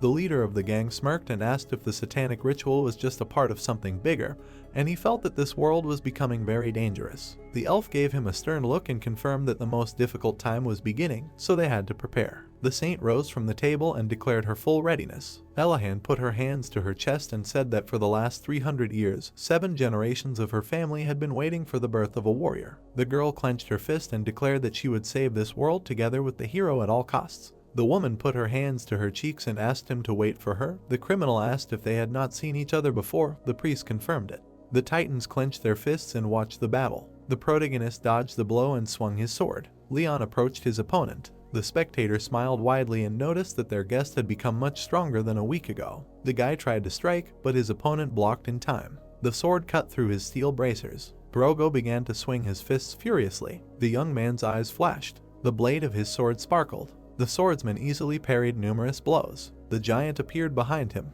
A malicious grin shone on his face. The giant dealt a crushing blow. The locals opened their mouths wide when they saw that their comrade had finally grabbed the man. Suddenly, the Titan's eyes widened. In his hands was only a piece of a cloak. The adventurer appeared in the air above his head. The protagonist hit him right on the top of the head. The man's eyes turned white. His body fell to the ground. Leon landed next to him. The arena full of spectators roared when he was declared the winner. They smiled and admired their guest's fighting skills. Karen threw her hands up in surprise and realized that her eyes hadn't even caught his movements. The boy frowned sternly. The girl imagined herself attacking him from behind and wondered which side would win if they were to face each other in battle. While the locals rejoiced at the incredible spectacle, the woman lowered her head and wondered what would happen if she lost. In her mind, her friend had turned away from her. The ranger realized that if this continued, her position would be in jeopardy, so she needed to improve her skills to avoid becoming useless. Karen pointed at her friend and challenged him to fight her. Drogo took off his brass knuckles and praised his opponent for a great fight. The boy said that he had learned a good lesson. The giant patted him on the back and said that he should have said those words. The spectators' eyes widened in shock. The swordsman fell to the ground. Bleeding, the giant apologized and explained that he had not meant to harm him. The locals decided that this was an act of revenge. The man threw up his hands and declared that it was not like that at all. Someone stepped forward and called out to the guest. The adventurer rose to his feet and turned around. Volcania smiled and said that the important person was looking for him. The protagonist raised his eyebrows and asked who they were talking about. Elcid narrowed his eyes slyly and replied that it was the king giant. Leon frowned sternly and was glad that this day had finally come. A long bridge connected two high cliffs. The head of the village looked back and said that she would not go further, because from here began a forbidden zone that could not be entered without permission. The guy's eyes widened in amazement when he learned that only he was allowed to go further. The giantess pointed to the side and said that inside this canyon there was an interdimensional rift. The young man looked at the holy sword and asked what it was. Imagining Kasim approaching the portal, the ghost explained that it was a mission given to him by the goddess herself because the giants settled here in order to destroy monsters that appeared from other worlds.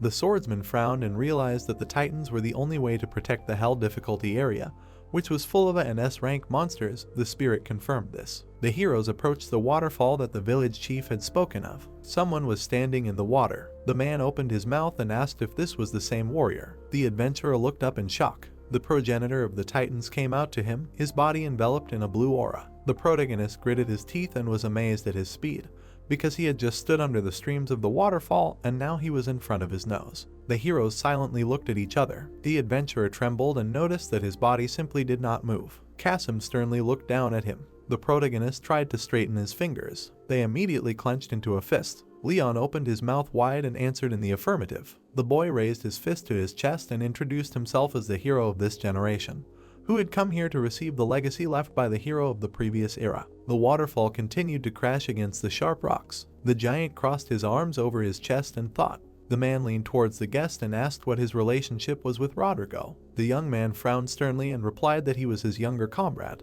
The giant flashed his red eyes and asked what kind of nonsense this was, because his skills had not even reached the level of a master. The swordsman looked at him attentively. Grinning, the king said that the emperor's pulse had stopped long ago, and said that even geniuses, who are born only a few times per era, could not fully comprehend his teachings and became disillusioned. The Titan progenitor, who was surrounded by a bright aura, asked if such a weak being really thought he was qualified to want to inherit Rodrigo's legacy. The adventurer looked down and realized that he had no answer to that. The seal on his hand lit up. Elcid stated that he really did not have that qualification. Kasim's eyes widened when he heard that voice. The holy sword smiled and revealed itself. The giant looked at him and asked what it was. The protagonist took out the weapon when the ghost asked him to do so. The holy emperor grinned and said that it had been a long time since they had seen each other. 300 years had passed. A smile appeared on the man's face. He raised his fist to strike the spirit of his teacher. The sun shone brightly over the mountains. Suddenly, an explosion was heard from the rocks. A cloud of dust enveloped the place where the heroes stood. The blonde furrowed his brows and said that his student needed to practice for another 1,000 years. The giant clenched his teeth in irritation. Leon trembled and thought that he almost died. His tense face broke out in cold sweat. The king glared at him and wished to kill him. Another explosion was heard in the mountains. Dust rose into the sky. There were many craters from the impact on the cliff. The Titan progenitor raised his hand and apologized for the bad first impression. The boy asked him not to apologize and said that he understood his feelings perfectly. The young man smiled and asked if he could call him Lord. Kasim approached him and asked what it meant. The swordsman realized that it was better not to say that. The giant rubbed his eyes and explained that they were in the same position, although he did not want to acknowledge Rodrigo as his teacher. Squinting, the man wanted to check something and said the name of the Holy Emperor. The adventurer looked at him in amazement. Suddenly he frowned and called Rodrigo a scoundrel. The giant gave him a high five and called him his only student. Veins stood out on Elcid's body from incredible displeasure. The heroes entered the cave. Inside there was a bright grotto. Mushrooms grew on the stones. Nearby there was a tree. All of this was planted by the Holy Emperor himself to take care of the body, and now they have been growing here for 300 years. On the stone lay the books that Rodrigo had written. They described martial arts, methods of training the aura. Even though the Titans could not master them, they learned many interesting aspects from them. The protagonist looked at his comrade with interest and asked what Rodrigo's legacy was. The Holy Sword grinned and asked the progenitor of the Titans to control his powers and not to strike in the heart and head. Leon smiled awkwardly and asked what they were talking about. The ghost looked at him slyly and explained that from now on he would need to train his willpower, as this was his legacy. The boy had absolutely no idea what all this meant. His eyes turned white. Kasim flexed his fist. The boy asked his comrades to explain what was going on. The giant frowned and explained that there was only one way to practice willpower. You need to use up all your stamina and aura to push your life to the limit. The king leaned towards the student and explained that he would have to push himself to the brink of death. The boy smiled awkwardly, a dark aura enveloping him. The swordsman opened his mouth wide and asked his friend to cover his back. Karen was standing too far away from him. Fighting the monster, the girl asked her comrade to wait for her and thought about how she couldn't keep up with his pace. She clenched her teeth and realized that her current abilities were not enough. Blood spurted behind her. The frightened woman turned around. The monster pierced the adventurer through and through. The protagonist raised his head and called out to his partner. With tears in her eyes, the ranger asked him not to die and realized that her strength was too little. Karen opened her mouth and shouted out the name of her comrade. The bright sun was shining outside the window. The girl jumped out of bed and realized that it was just a dream. Fog fell on the mountain village. The woman was polishing her kunai. She put her head on her knees and decided that this could not go on any longer and that she needed to become stronger. The shadow of the Undertaker appeared behind her. No one dared to challenge her in the slums. The killer was someone who could easily defeat anyone of the same rank and even emerge victorious from a fight with a stronger opponent. The ranger lowered her head and realized that she was just a frog in a well. In the past, Leon had fought a huge demon. There were many powerful villains in this world, and he would have to face an even greater threat. The vampire raised his hand, golden rings glittering on his fingers. The heroes went their separate ways. The adventurer thought about how her class was not that useful and that it might even be better for her to refuse to participate in the hero's journey at all. Imagining herself covered in blood, Karen realized that she would die or be seriously injured if her abilities remained at the same level. The boy placed the holy sword on his shoulder. The girl decided that her friend would inherit the legacy and become even stronger than he was now. She pressed her hand to her chest and thought about how she would no longer be useful to him. The woman lowered her head and said that with all her heart she did not want to allow this. The kunai fell from her hand. The ranger remembered that she had not trained even once since becoming a special class assassin because her physical abilities were already developed to the limit. Looking at her hand, the adventurer assumed that this was the limit for a man raised to be an assassin, then realized that she did not know how to become stronger. Someone knocked on the door and called her. Karen smiled and was glad that her friend had returned. The girl saw her emaciated comrade and asked what happened to him. The protagonist was holding an elixir aged for over 300 years and a book on martial arts written by Rodrigo. Flapping her hands, the woman was glad that her partner had found the legacy of the Holy Emperor and praised him for his excellent work. Passing her the book and the elixir, Leon explained that it was all for her and said that he needed to go back. The ranger looked at him in surprise, realizing that this was not Rodrigo's legacy, and asked if he really came just to give her these things. The boy smiled broadly and said that he always received her help and gave nothing in return, and called this gift a token of his gratitude. Karen's eyes widened in amazement, and the young man said that he had asked the scoundrel who wrote it about the book, and he had said that it would be very useful for a murderer. The girl smiled awkwardly and asked if they were really talking about the Holy Emperor himself. The swordsman waved his hand and said that he meant his senior comrade. The woman frowned in confusion and asked who they were talking about. The clouds were blocking the sun. The pathfinder bit off a piece of fly agaric. The adventurer joyfully closed his eyes and said that he would have to stay in his senior comrade's home for a while, and asked his friend not to worry about him. The main character turned around and promised that everything would be fine with him. Thinking about him, Karen continued eating mushrooms and felt her strength increase. Sitting on the bed, the girl wondered what was going on in the giant king's lair and decided to look at the book he had given her. On her lap was a book called Dance in the Twilight. The woman opened it and turned the page. Bright particles appeared above the paper. Suddenly, the ranger's eyebrows furrowed tensely. She widened her eyes and realized that this book was talking about a completely new level. The peaks of the cliffs reached up to the sky. Leon was covered in blood and steam was coming from his body. The boy fell to the ground. Looking at him, Kasim and Elsid came to the conclusion that this was not the limit. There were many craters from blows around them. Willpower is the ability to exert influence with the help of intangible mental force, and if this could be mastered in a couple of days, then dogs and cows would also be called masters. Putting his finger to his temple, the Titan progenitor asked his student to look at the scar left by Rodrigo and told him that he had mastered willpower by pushing himself half to death for months. The bloodied youth somehow raised his eyes. The giant grabbed him and threw him aside. The swordsman fell right into the pond. The water had a healing effect on him. The man closed his eyes. Suddenly, the adventurer emerged from the water and said that this time he really thought it was the end. Pointing at himself, Elsid asked him not to worry and explained that he would bring him back to life if its owner felt like he was about to die. The giant grinned maliciously and offered to start over. The protagonist raised a shaking hand and asked them to just kill him. A bright fire burned in the cave in the form of the giant monster's mouth. The Titan clenched his teeth and was upset that he could not crush his opponent.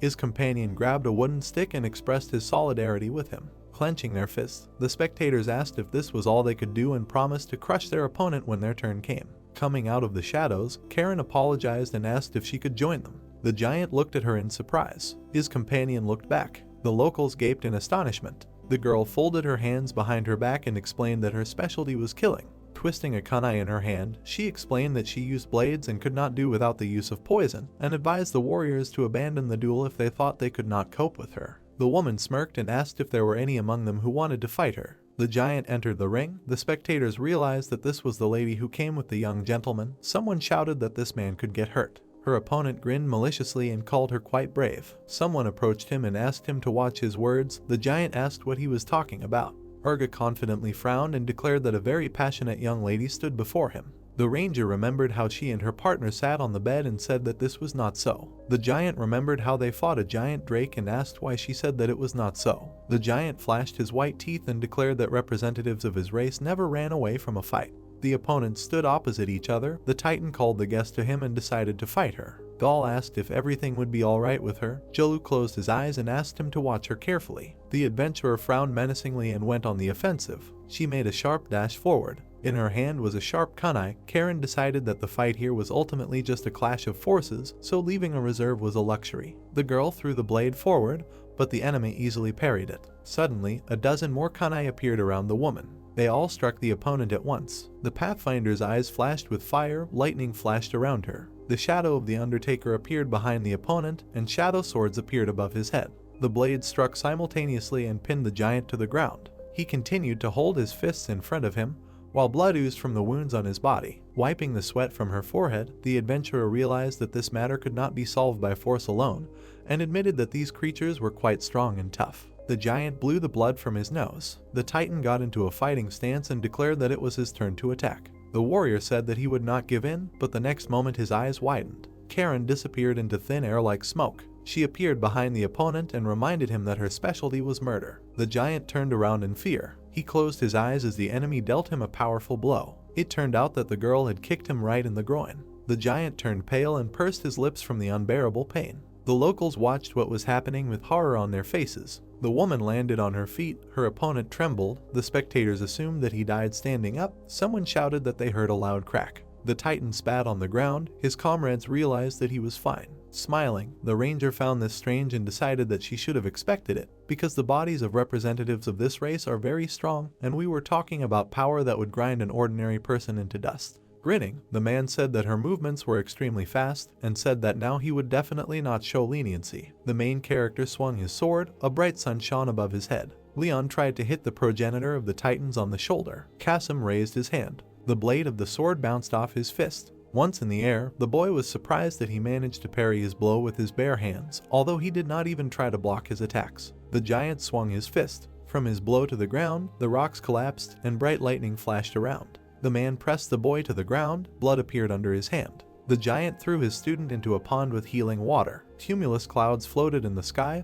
The training began again and again. A strong splash appeared above the surface of the water. After another attempt, the swordsman fell into the pond again. The adventurer crawled out of the water. Frowning, the protagonist began to breathe heavily and thought about how this overwhelming power might seem like an infinitely light movement, like flowing water, but in fact, it was solid, like a waterfall falling to the bottom of a pond. The king opened his mouth wide and declared that he had to try again. Leon pursed his lips and cursed everything that was happening. Kasim narrowed his eyes menacingly and asked what he had just said. The boy's hair rose involuntarily into the air. Light energy shimmered around him. His teachers smirked. The progenitor of the Titans assumed that he would be of some use now that he had finally shown his will. The young man raised his sword in front of him and asked his mentor to do the same thing again. The giant appeared behind him and prepared to attack. The man leaned towards him and urged him not to let down his guard. A powerful blow sent the swordsman's body flying towards the cliff. The adventurer lay in the rubble, blood oozing from the wounds on his body. The giant smiled nervously and asked if this had happened again, else it assumed that perhaps their comrade had died for real this time.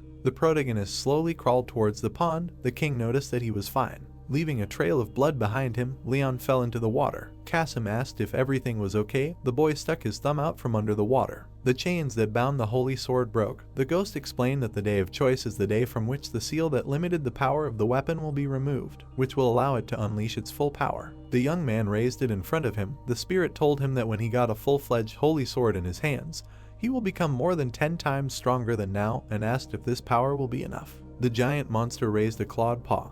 Else it added that the catastrophe that will happen in the future is not something that a young man who only inherited the title of a warrior can handle. The swordsman was deep under the water. The holy sword smiled widely and declared that its owner will definitely achieve his goal because he has all the makings for it.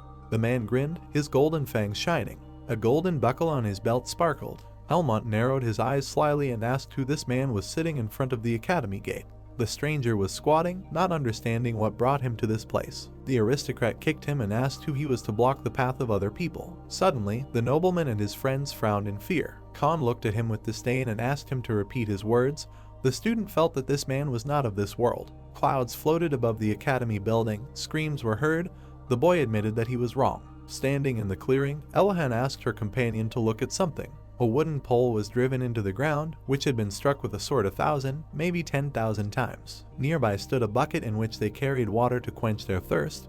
The girl realized that traces of someone's hard work were still here. She threw up her hands and was glad that she had finally reached the place where the hero had once trained. A blush appeared on her cheeks, and she felt as if the smell of that man's sweat still lingered in the air. The saint looked around when she heard a noise. In front of her was a giant funnel, and Elahan realized that this was the very place where the arrival of the holy sword had occurred. The girl knelt down and addressed the goddess who was watching them from the sky. Leaves flew around her, and the woman asked the stranger to show himself. Turning to the bushes, she said that she had felt his gaze on her since she arrived in this city and explained that she had ignored him as he had no ill intentions. Someone came out from behind the trees and asked her for forgiveness. Gilbert knelt down and said that he wished to have an audience with the staff of the goddess. The saint frowned and asked what an imperial knight was doing there and said she did not remember any nobles studying there. Elahan saw a young man behind him and assumed the warrior was there because of that man.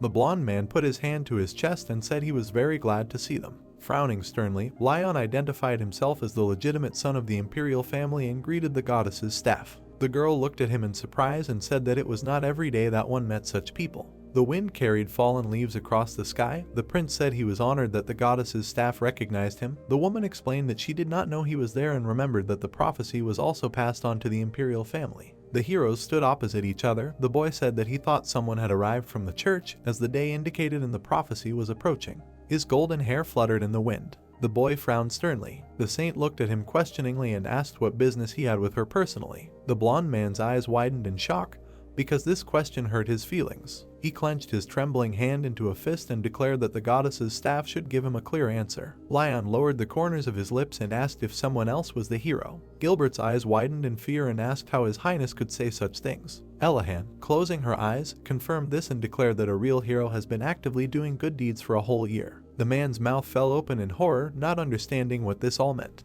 The prince's eyes widened in madness. The girl explained that she thought they were following her, knowing full well about it, and concluded that there was some misunderstanding and that the boy decided that he was a hero because his name also meant lion. The knight opened his mouth in anger and shouted that this could not be true, since his master's name and even his birthday, which coincided with the day of the prophecy, indicated that he was the hero. The woman raised her eyebrows in surprise, surprised that these days coincided, and decided that this was the reason for the misunderstanding. Gilbert raised his hand and declared that there was no misunderstanding and asked her to check the information again. Since the goddess could have made some mistake, the saint explained that no matter how many times he asked about it, her answer would remain the same. Elahan clenched her fist and added that these words were said out of loyalty and not from personal desire. Frowning menacingly, the girl said that this time she would turn a blind eye to it and warned that there would be no second time. The man lowered his hand and asked her for forgiveness. The boy remembered how the main character had forced him to his knees and said to himself all the conditions of the prophecy. Leon smiled widely. The young man's eyes widened in shock and asked if he was really the real hero. The woman smiled happily and nodded. Leon's eyes noticeably shrank and he said that his rival was a hero. Gilbert, opening his mouth wide, called His Highness the Prince. A moment later, the man's mouth was covered with a mustache. It was seen how someone plunged a sword into the king. The little prince, opening his eyes in shock, called out to the emperor. The boy watched as the man in the black robe killed his father. The vampire bared his teeth angrily. He turned and said that his brother had killed his father. The bloody sword left a mark on the floor and the vampire called Lion to him. He reached out to the boy's face and said that he would now get rid of him. The boy looked at his bloody palm in fear, and the vampire added that the imperial throne would be his. Suddenly, Gilbert appeared and saved the boy from the vampire. It was raining in the courtyard of the imperial palace, and Gilbert shouted to find the killer, and as soon as they found him, kill him immediately. The emperor's guard fell meekly, coughing loudly. The subordinates put their weapons in front of them, and Gilbert said that the prince should never forget that he was the true heir to the empire, and he was doing this for the day when the prophecy would come true and the prince, taking the holy sword in his hands, would return the throne. Lion's eyes filled with tears, and he asked what was wrong with Gilbert's eye. The man, protecting the boy, shouted that he must certainly survive. Elahan turned away and said that she would go. Drawing the sword from its sheath, Gilbert asked her to wait and reconsider her words once, because he could not let her go like that.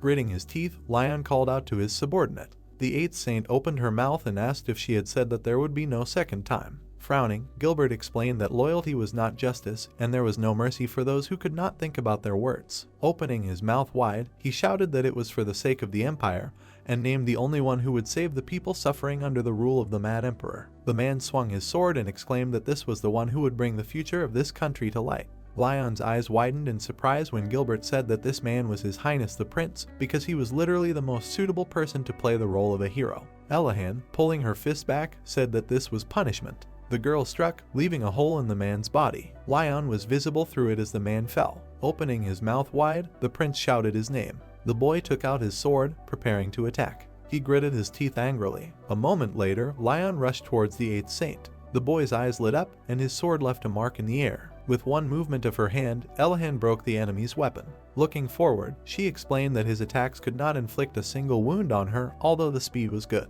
Frowning, the boy remained silent. Lion turned around and shouted at her to shut up, then asked how she could kill people so easily and also call herself the staff of the goddess, and Gilbert was like a father to him. The eighth saint waved her finger and said that she did not kill the man, to which the enemy asked her again.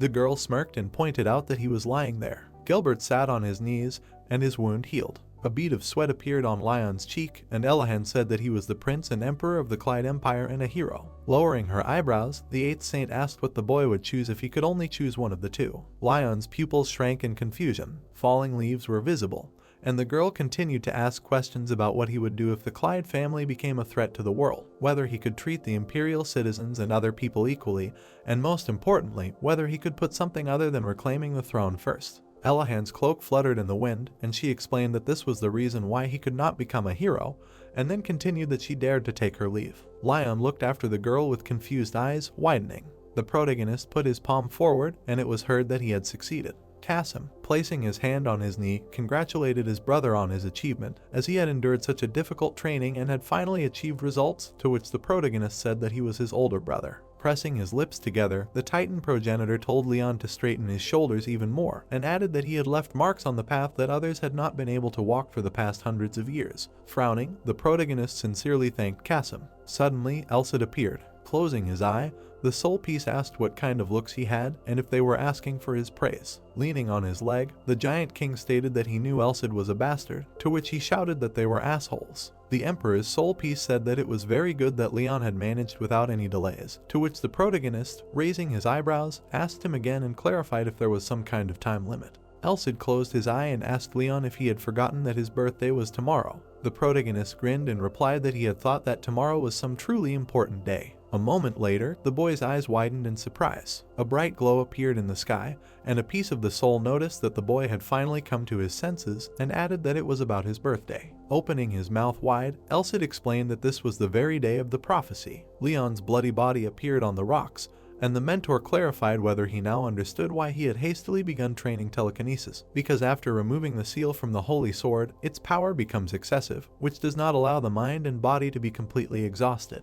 Smiling, the protagonist asked if his restorative power was that strong, at the same time thinking that it was only for the best. Silhouettes of rocks were visible in the darkness. Elsid closed his lips and said that it was already midnight and that everything would begin soon. The protagonist looked up with his mouth slightly open. The protagonist's eyes widened in shock at what he saw. High in the sky, the sun and moon were approaching each other. Bright stars began to shine among the rocks. Leon suddenly found himself in a place where there was only sky and clouds around. He looked to the side, wondering what kind of place this was. The boy's pupils dilated when he heard someone greet him. The protagonist covered his face with his hand from the bright glow. A silhouette with wings and a light near her face appeared in front of him. Leon knelt down in confusion. The protagonist covered his mouth with his hand and said that he had unconsciously started to cry. A girl's chin appeared through the bright glow. Large light wings appeared, and their owner explained that looking at a huge mountain does not feel like you are crushed under its weight, and looking into the depths of the sea does not mean that you have sunk to the very bottom. So now he is a little surprised to feel the difference between them, so he needs to restore the sensations in his body. The girl extended her hand and said that this space is her personal territory, and nothing can harm him without her permission, after which she asked Leon to raise his head. The protagonist removed his hand from his face and asked if this was a goddess. The girl's face appeared, and she replied that she was a goddess and she was pleased to meet him. Looking at the glowing silhouette, the protagonist thought about the fact that the cloud of light is the appearance of a goddess. She explained that in order to meet the true nature of God, you need an appropriate level, but he has not yet reached it, to which Leon, scratching the back of his head, apologized. Covering her mouth with her hand, the goddess said that she did not mean that Leon's skills were not good enough. She waved her hands and said that unless he was a monster like Rodrigo, it was almost impossible to see the face of God while having a mortal body. The protagonist answered with wide eyes that everything was clear to him and asked himself if she knew his thoughts, to which the goddess replied that Rodrigo had seen her face from the very first meeting. The young emperor appeared and asked if she was a goddess, and the girl said that a child appeared before her, who was not small in any way. With her mouth wide open, she asked Leon if it made sense to blow up a mountain just because there was no road, or split the sea just because there was no ship, because it was absurd. The protagonist looked at the goddess with admiration.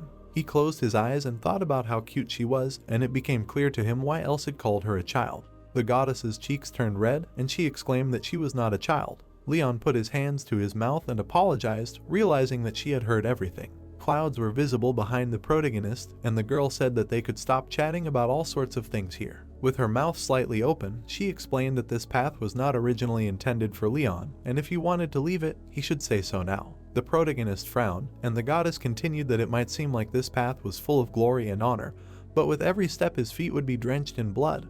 But for now they could return him to the life he was destined to live. Leon called out to the goddess, to which she turned around. Opening his mouth, the boy admitted that he could not be called an outstanding person. Imagining the image of Leon, the protagonist continued that he was a child obsessed with an inferiority complex, who remained in the same place, lamenting the fate of being born an insignificant commoner. Remembering how he broke the wooden sword, Leon added that even now, when he, having left the walls of the academy, has grown so much in terms of combat, he knows very well that he is not good enough to dream of becoming a hero. The protagonist was seen near the holy sword. A piece of the emperor's soul appeared, who said that Leon was his chosen disciple. The protagonist lowered his eyebrows angrily and said that Elsid had chosen him, so even if he had to devote his entire life to it, he wanted to prove that his choice was right. The goddess smirked and realized that she had started an unnecessary conversation. Raising her hand, the girl turned to Leon and said that she recognized him as the messenger of the goddess. Bright stars appeared above the protagonist. A magical glow surrounded the protagonist, and the girl said that she would grant him her blessing.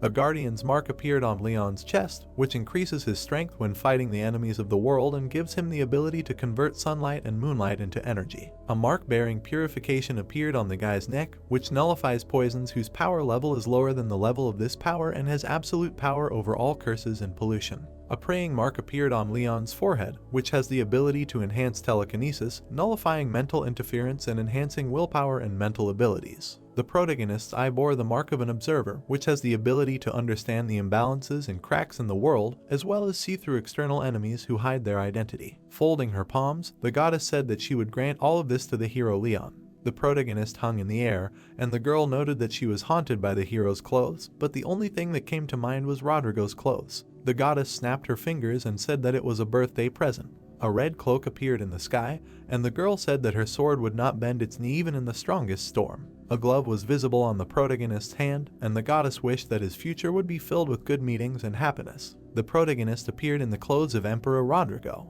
The goddess' smile was hidden by a glow, and she said that she would always watch. Bright stars covered the sky, and she added that she would watch Leon from the heavens. The protagonist stood in the middle of an unfamiliar place, and the girl called out to him. Lowering her head, she asked him if he knew that according to the prophecy, it was not he who was supposed to stand in this place. Opening her mouth, the protagonist said the prince's name. Lion's silhouette appeared, and the goddess explained that the boy was originally destined to become a hero. Opening her mouth wide, Elsid asked if this was the goddess's choice, and what did she even know. The young emperor pointed, and a piece of his soul said that his choice was Leon. The protagonist closed his lips. The girl clenched her teeth, and it was heard as if someone confessed that he refused to obediently bow his head before fate, and Elsid also did not humbly accept the goddess's choice. Leon smirked and declared that he believed in the choice of a piece of the emperor's soul. Closing her lips, the girl remained silent. Behind Leon, the image of Emperor Rodrigo was visible. The goddess tilted her head, smiling. The protagonist's eyes widened noticeably. A glow was visible in the sky,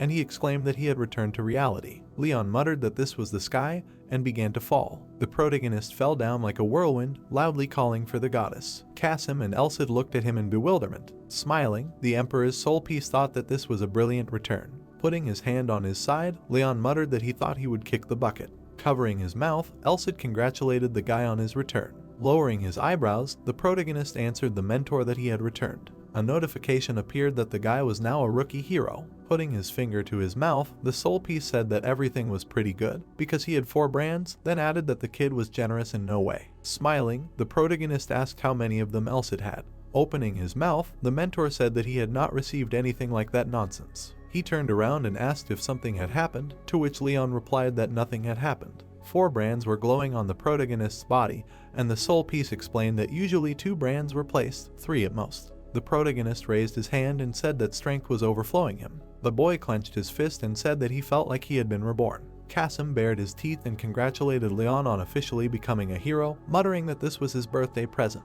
The giant king punched forward. Looking back, he did not understand what had happened. The protagonist's eyes widened, surprised that he had seen his lunge. Looking at this, Elsid was also in shock. The protagonist moved back, avoiding the blow. Pulling out his sword from his hand, Leon noted that he was sure that Kasim was out of his field of vision. The Titan progenitor gritted his teeth and said that he had changed, but these clothes seemed to be the same ones that bastard was wearing.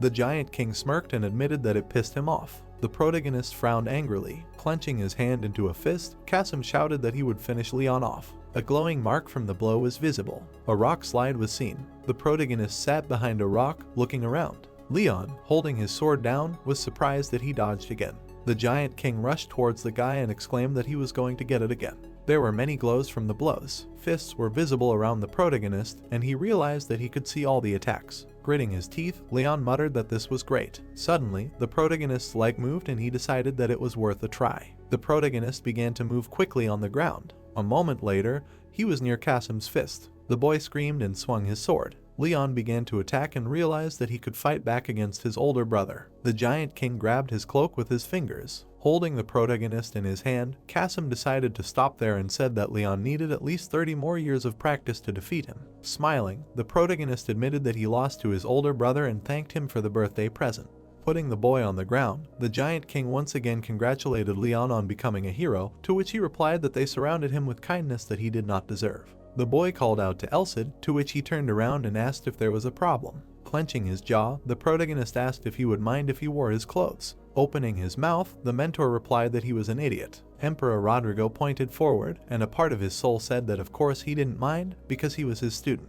Leon lowered his eyebrows and answered in the affirmative. A cave appeared, from which a fire was visible. Kasim's legs were visible, and he said that it was a long time ago that he visited the gym.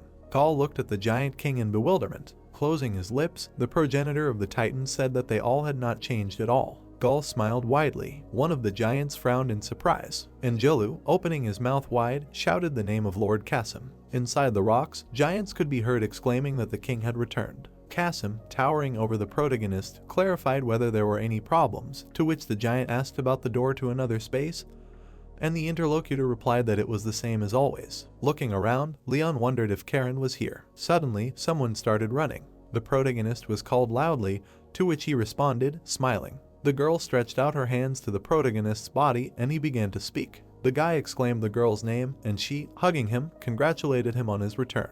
Karen continued, smiling, that he had finally returned and it must have been hard for him, to which Leon replied in the affirmative and clarified what about her. The protagonist's eye showed the mark of the observer. The girl raised her hands to her face and the protagonist said that she had changed a lot. Putting her palm forward, the ranger shouted that she had not gained weight and had eaten very little, while thinking that she had only trained and could not have gained weight, to which Leon muttered that he did not mean that. Clenching his jaw, the protagonist explained that in his absence she had become stronger. Karen grinned sheepishly and said that he had matured a lot. The heroes looked at each other with smiles, and the giants said that they were very passionate. Folding his hands, Gaul said that this was real heat, and Jelu confirmed it. Karen and Leon, moving away from each other, simultaneously exclaimed that they had misunderstood. Kasim, raising his eyes, declared that they were foolish, to which Elcid replied that he was the most foolish, and the giant king continued that as the eldest brother he could not stand by in silence, when suddenly the announcement was made that they were all together for a feast, to which they all agreed. A large piece of meat was roasting on the fire. Volcania raised her mug and exclaimed that this was the place where they would congratulate the hero Leon on his awakening, and said that they should all enjoy it to their heart's content, and proposed a toast to the goddess. All the giants clinked their mugs and repeated the toast. One of them, opening his mouth wide, began to speak. Another giant, raising his eyebrows, continued his toast to Leon. All the titans exclaimed that they were drinking to the hero. Kasim and Elcid watched them happily. Karen shyly raised her hand to her hair. The protagonist was holding a huge mug in his hands, and everyone was shouting for him to drink it to the bottom. The light from the fire was visible among the dark rocks. Volcania turned her head and asked Leon to come to her. Suddenly, someone covered the mouth of the leader of the giant village. Kasim, frowning, asked her not to interfere and just let them be alone. The protagonist and the ranger were sitting on a log, and he said that Karen had become very friendly with the titans. The girl smiled and replied that when she told him everything, he would be surprised, then continued that the poison here was on a completely different level. It seemed like Karen and the giants were sitting on the ground, and Gaul was telling that basilisks have the ability to petrify, but she did not know that this ability can be recreated with the water extracted from his eyeballs, to which another giant said that they use it as a painkiller, but monsters outside the mountains can be killed with this herb. Volcania, raising her fists, called Karen to her and said that it was time for practice. The protagonist turned his head to the girl and said that she had a very hard time. Kasim squeezed his hand and said that a lot of time had passed and they were doing nothing but chatting. The giant king frowned and said that he could not stand it anymore, then exclaimed that his brother was an annoying youth. Karen lowered her head and admitted that on the day of Leon's return, she wanted to appear before him at the rank of a master, but when there was one last step to that stage, her growth stopped. Kasim approached the heroes from behind, and the girl continued that she thought she needed to do something significant, but she did not know how long she would remain in a state of stagnation, to which the protagonist replied that he was the same way, and it felt like his body and head were acting separately from each other. Towering over the boy and girl, the Titan progenitor explained that this was a gate phenomenon, to which they called out to him. Kasim sat down, folding his arms, and explained that he thought they were having fun together, but in the end they started talking about training again, and how difficult it was with the two of them. Baring his teeth, the giant king said that Leon was an idiot. The protagonist asked him again, his eyes widening. Karen smirked and asked what a gate phenomenon was. Kasim glanced at the girl and replied that someone of her level should have guessed what it meant by now, and added that when she approaches the master stage, it is not about the quality of training or the amount of effort, but in fact, it depends on luck. Remembering Leon, who broke the weapon, he said that there are those who worked for decades, but could not achieve real results, and there is one who awakens in just one night. This is the process of enlightenment of the master. Karen listened with wide eyes. In other words, the chance of achieving enlightenment is very important. The protagonist asked him again with the corners of his lips lowered. Gritting his teeth, Kasim explained that first they would have to get used to their new body, improved during training. This would take about half a year, to which the protagonist exclaimed that half a year was too long.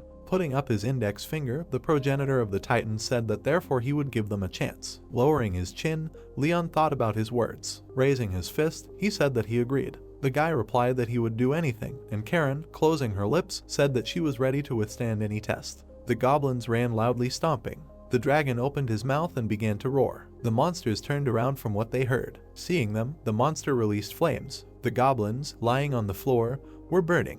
The dragon grinned fierily. The protagonist appeared, shining with an extraordinary aura. The huge monster continued to smile. A red cloak was visible. The monster's pupil narrowed and lit up. Looking forward across the gorge, he roared. Leon confidently folded his arms. Kasim, stretching out his finger, said that he would give them a chance. The protagonist replied that he would do anything, and Karen, wide-eyed, was ready to withstand any test. The progenitor of the Titans, baring his teeth, said that they should go hunt Drake. The brand on Leon's hands lit up. A notification appeared from him to defeat Drake. The guy, opening his mouth, was surprised, and the girl clarified whether this was the hero's function. Elsid, biting the corners of his lips, thought that everything worked out well, and having lost one eye because of the protagonist, he went mad with rage, and that creature randomly attacks people and monsters on the border of the mountain range. Let it take the life of that bastard. A canyon was visible and guys were standing near it. Karen, bulging her pupils, said that this was an ideal place, and to which the protagonist exclaimed that they would open a hunt for the monster in this area, because it would be difficult for him here, and if he released his fire breath, they would easily dodge and avoid it. The Emperor's part, clenching his jaw, said that he himself perfectly figured out what was what, and the protagonist said that his opponent was S-rank. They should not let down their guard, because the moment they made a mistake, irreversible consequences would arise. Elsid, frowning, was glad of his mood. The guy clenched his fist and said that they would defeat Drake at this point. He, looking at the enemy, said to go to him, his prey. The monster flapped its wing. Its sharp paws were visible. It flew low, right above the canyon. Leon, clenching his jaw, thought that it was fast, and if he followed with his eyes, it would be too late. Drake released a fiery flame right at the protagonist. The fire scattered all over the ground. Flying up, the monster watched the flame. A brand bearing purification appeared on its body. The dragon's eye glowed. The protagonist attacked through the fire. Stars and the great chariot spell were visible. A beam of light appeared from the sword, and Drake was flying above it. Leon, clenching his fists, said that he could block its fiery breath with the Big Dipper sword. The monster, opening its mouth wide, roared loudly. Raising its paws up, it called upon an unusual aura. The protagonist, baring his teeth, was perplexed. The unusual aura was scattered throughout the gorge. The monsters in it were dying from this power. The blue dragon fell to the ground. Evil magic was under the guy's feet. Raising his hand, he said that he thought his body was paralyzed. Elsid, opening his mouth, exclaimed that the current him was able to withstand. With such an attack, his previous body would have already twisted, and the creatures nearby either lost consciousness or died. A drop of energy flew near Leon's shoulder, and he answered in the affirmative. The unusual aura hit him. It began to burn, releasing a purple flame behind it. The protagonist, wide-eyed, asked what had fallen. His pupils narrowed in bewilderment. A dark hole was visible above him. Looking at Drake, the Emperor's particle thought that this could really be a curse, the original magic. He, opening his mouth wide, shouted at the guy to dodge. Drops of energy fell to the ground. The protagonist stood above this rain. Everything around was smoldering from the dark aura. Leon stood under the stones, and Elsid said that his mana was concentrated in each drop. Lowering his eyebrow, he continued that creature also knew what disadvantages the battle in the canyon had for him, to which the guy clarified whether that was why that damn lizard had launched such an attack. The Emperor's part answered with its mouth slightly open that there was not much time, the stone wall was growing soon. He still had the opportunity to take advantage of the canyon. He should win, but there was a lot of mana here, so that bastard could use magic endlessly, and the longer the fight lasted, the worse it would be for him. The protagonist, biting the corners of his lips, said that he also did not plan to delay this if he acted according to the plan. Dark drops were visible. The protagonist, looking at them, said that they had frozen. Pieces of extraordinary magic began to connect with each other. They became one sharp whole. The daggers were flying straight at Leon. Through the sweat on his face, the protagonist exclaimed whether he had imagined it, because they were moving towards him as if they had grown eyes, and Elsid answered that everything was correct, asking if this was also part of his plan. Sharp drops fell down. The protagonist dodged them. He, stretching his hand forward, ran away. The guy started jumping from side to side. Clenching his jaw, he said that there was no end to them. The protagonist started fighting off the dark magic with his sword. One of the drops fell near his leg. Leon, opening his mouth wide, exclaimed that if he had such a powerful attack on the ground, then where did he have an advantage, because in the open space he would have already been dead. The guy stumbled back against the wall. He directed his gaze back. Standing in the gorge, he did not understand if this was a dead end. The protagonist raised his head up. A fierce dragon without one eye appeared. Being in a dead end, the protagonist realized that this was a fox hunt. Drake, opening his mouth, growled. Leon, looking at him, smiled. The monster, squinting his eye, was perplexed. Karen, biting the corners of her lips, called the monster. He, noticing her, growled. The girl, raising her hand, stopped the raindrops. Baring her teeth, she said that it was a dance in the twilight. Drake's pupil narrowed. An unusually shaped weapon appeared. Karen used a shadow spike that pierced the dragon. The sharp tip hit right in the body. The girl brought her fingers to her mouth. She, winking, sent him a kiss. A powerful explosion was heard from the weapon. The monster's wing flew to the side, and he began to fall down. Karen went to the protagonist. Rounding her eyes, she clarified that so far everything was going smoothly. Was it so? Having received an answer that it was amazing, because she broke through to him through the black rain, asking how she did it.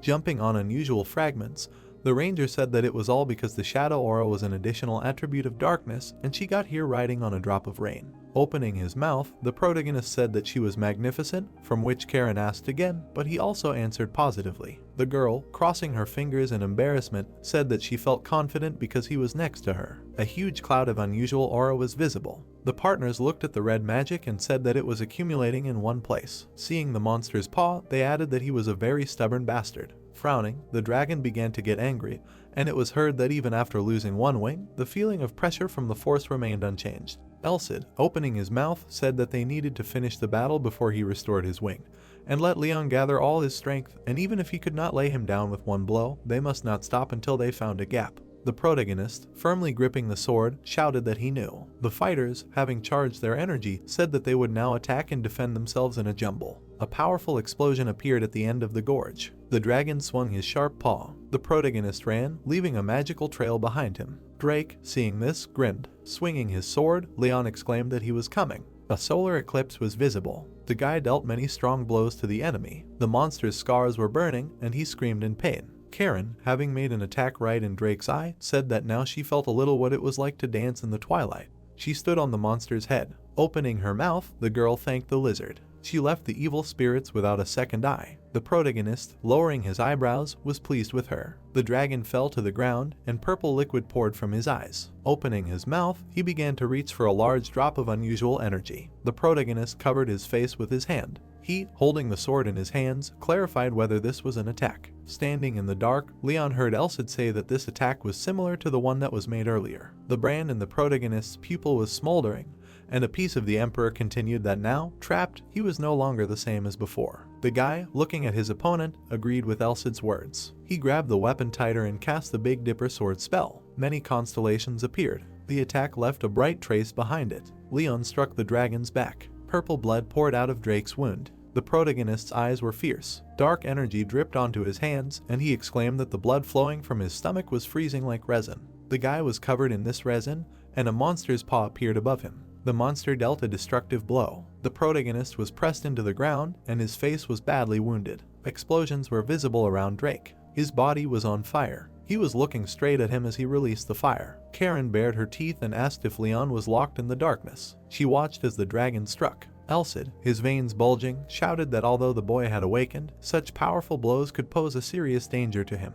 The lizard's long tail appeared. He waved it near the protagonist. The protagonist's face was bleeding. The Emperor's part, with its mouth open, called Leon. The girl, with her eyebrows furrowed, also screamed. The protagonist, clenching his jaw, thought that he was unable to dodge. Suddenly, he stood up and was all aglow with the true aura that he decided to try. This aura was shining brightly from the ground. The protagonist stood up and grabbed the sword. He lowered the sword and was near Drake's tail. The guy turned his gaze to the right. He remembered how the ranger was flying towards him worriedly. Leon frowned with a thirst for revenge. He stood right above the dragon's open mouth. The guy, shining with a true aura, opened his mouth. He began to swing behind the tail. The protagonist delivered a piercing blow to the enemy. A white light of the section appeared. The protagonist cut the monster's tail into two parts. His face was quite serious. The remains of the body part flew in different directions. Karen, with wide eyes, was glad about what happened. Raising his head up, Drake screamed in pain, and Elcid said that even with a severed tail, he was ready to make the next attack.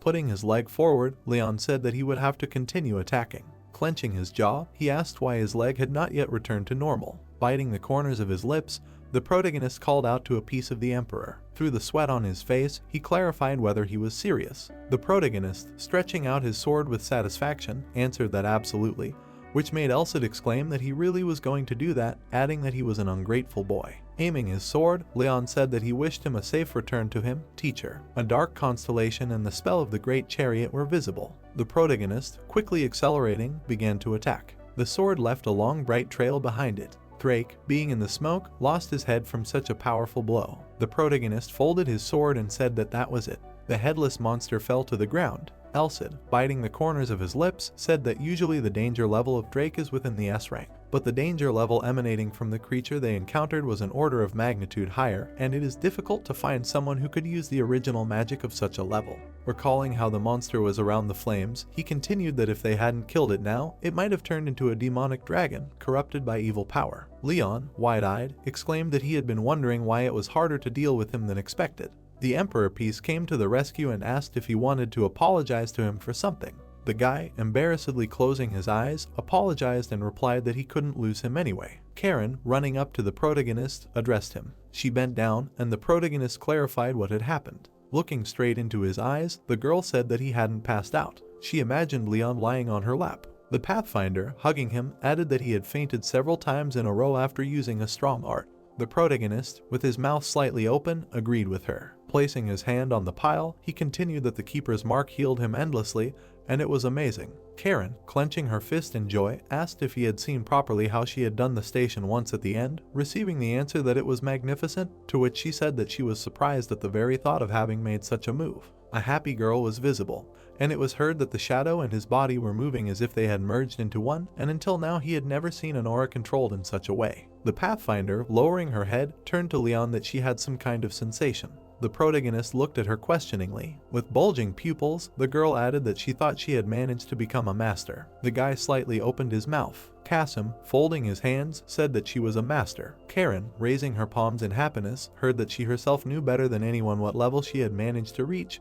and had only just crossed the threshold, and if she had overcome the wall, let her think more about what areas she had managed to surpass and how to improve them. The progenitor of the Titans frowned. The protagonist's face was all in sweat. The giant king closed his eyes and said that he had nothing much to say, and the boy asked if there was any progress at all, receiving the answer that he meant that he saw no point in telling him anything, because if he trained and continued to fight like this, he would grow up on his own, and this was the so-called Royal Road. The giants, with their mouths wide open, shouted that this was amazing. They had laid down an S rank plus Drake. One of them, clenching his fist, told the young master and sister that they were incredible. Balkania, grinning, congratulated Karen for taking another step forward, to which the girl thanked her and said that her help in this regard was also enormous. The head of the village, grabbing the ranger, said that in honor of this event, she had prepared a gift for her and would take her away from Leon for a while. They would return before they started eating. The protagonist, his eyes wide, asked again. The giants, with their fingers outstretched, told him not to worry since it was boiled in water mixed with a neutralizer.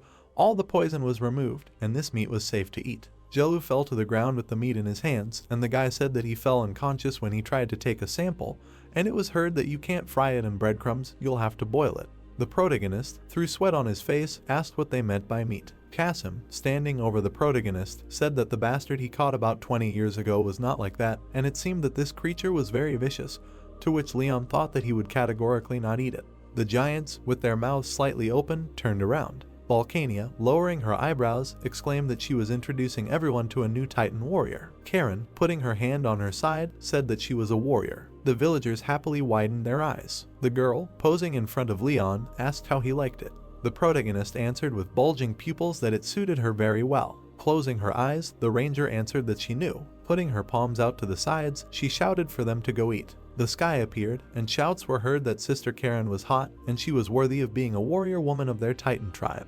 The giants carried a huge piece of meat and said that it was well-cooked drake meat. An evil aura emanated from this piece. Looking at it, the protagonist said that it seemed to him that it still smelled poisonous. Bulging pupils, the girl asked the hero if he should try it first, receiving the answer that poisons were her specialty. The villagers stood around them, and Leon thought that they were impatiently waiting for them to try drake meat first. The guys began to bring the fork to their mouths. They pulled the pieces of meat hard. The giants, with their mouths open, looked straight at them. The fighters, raising their eyebrows, shouted that it was delicious, and the meat was not poisonous and soft, piquant in the mouth and moderately fatty. Balkania, raising the corners of her lips, said that they still had a lot of it, so they could eat as much as they wanted, and added that everyone should start eating. The view of the village appeared and someone could be heard wishing bon appetit.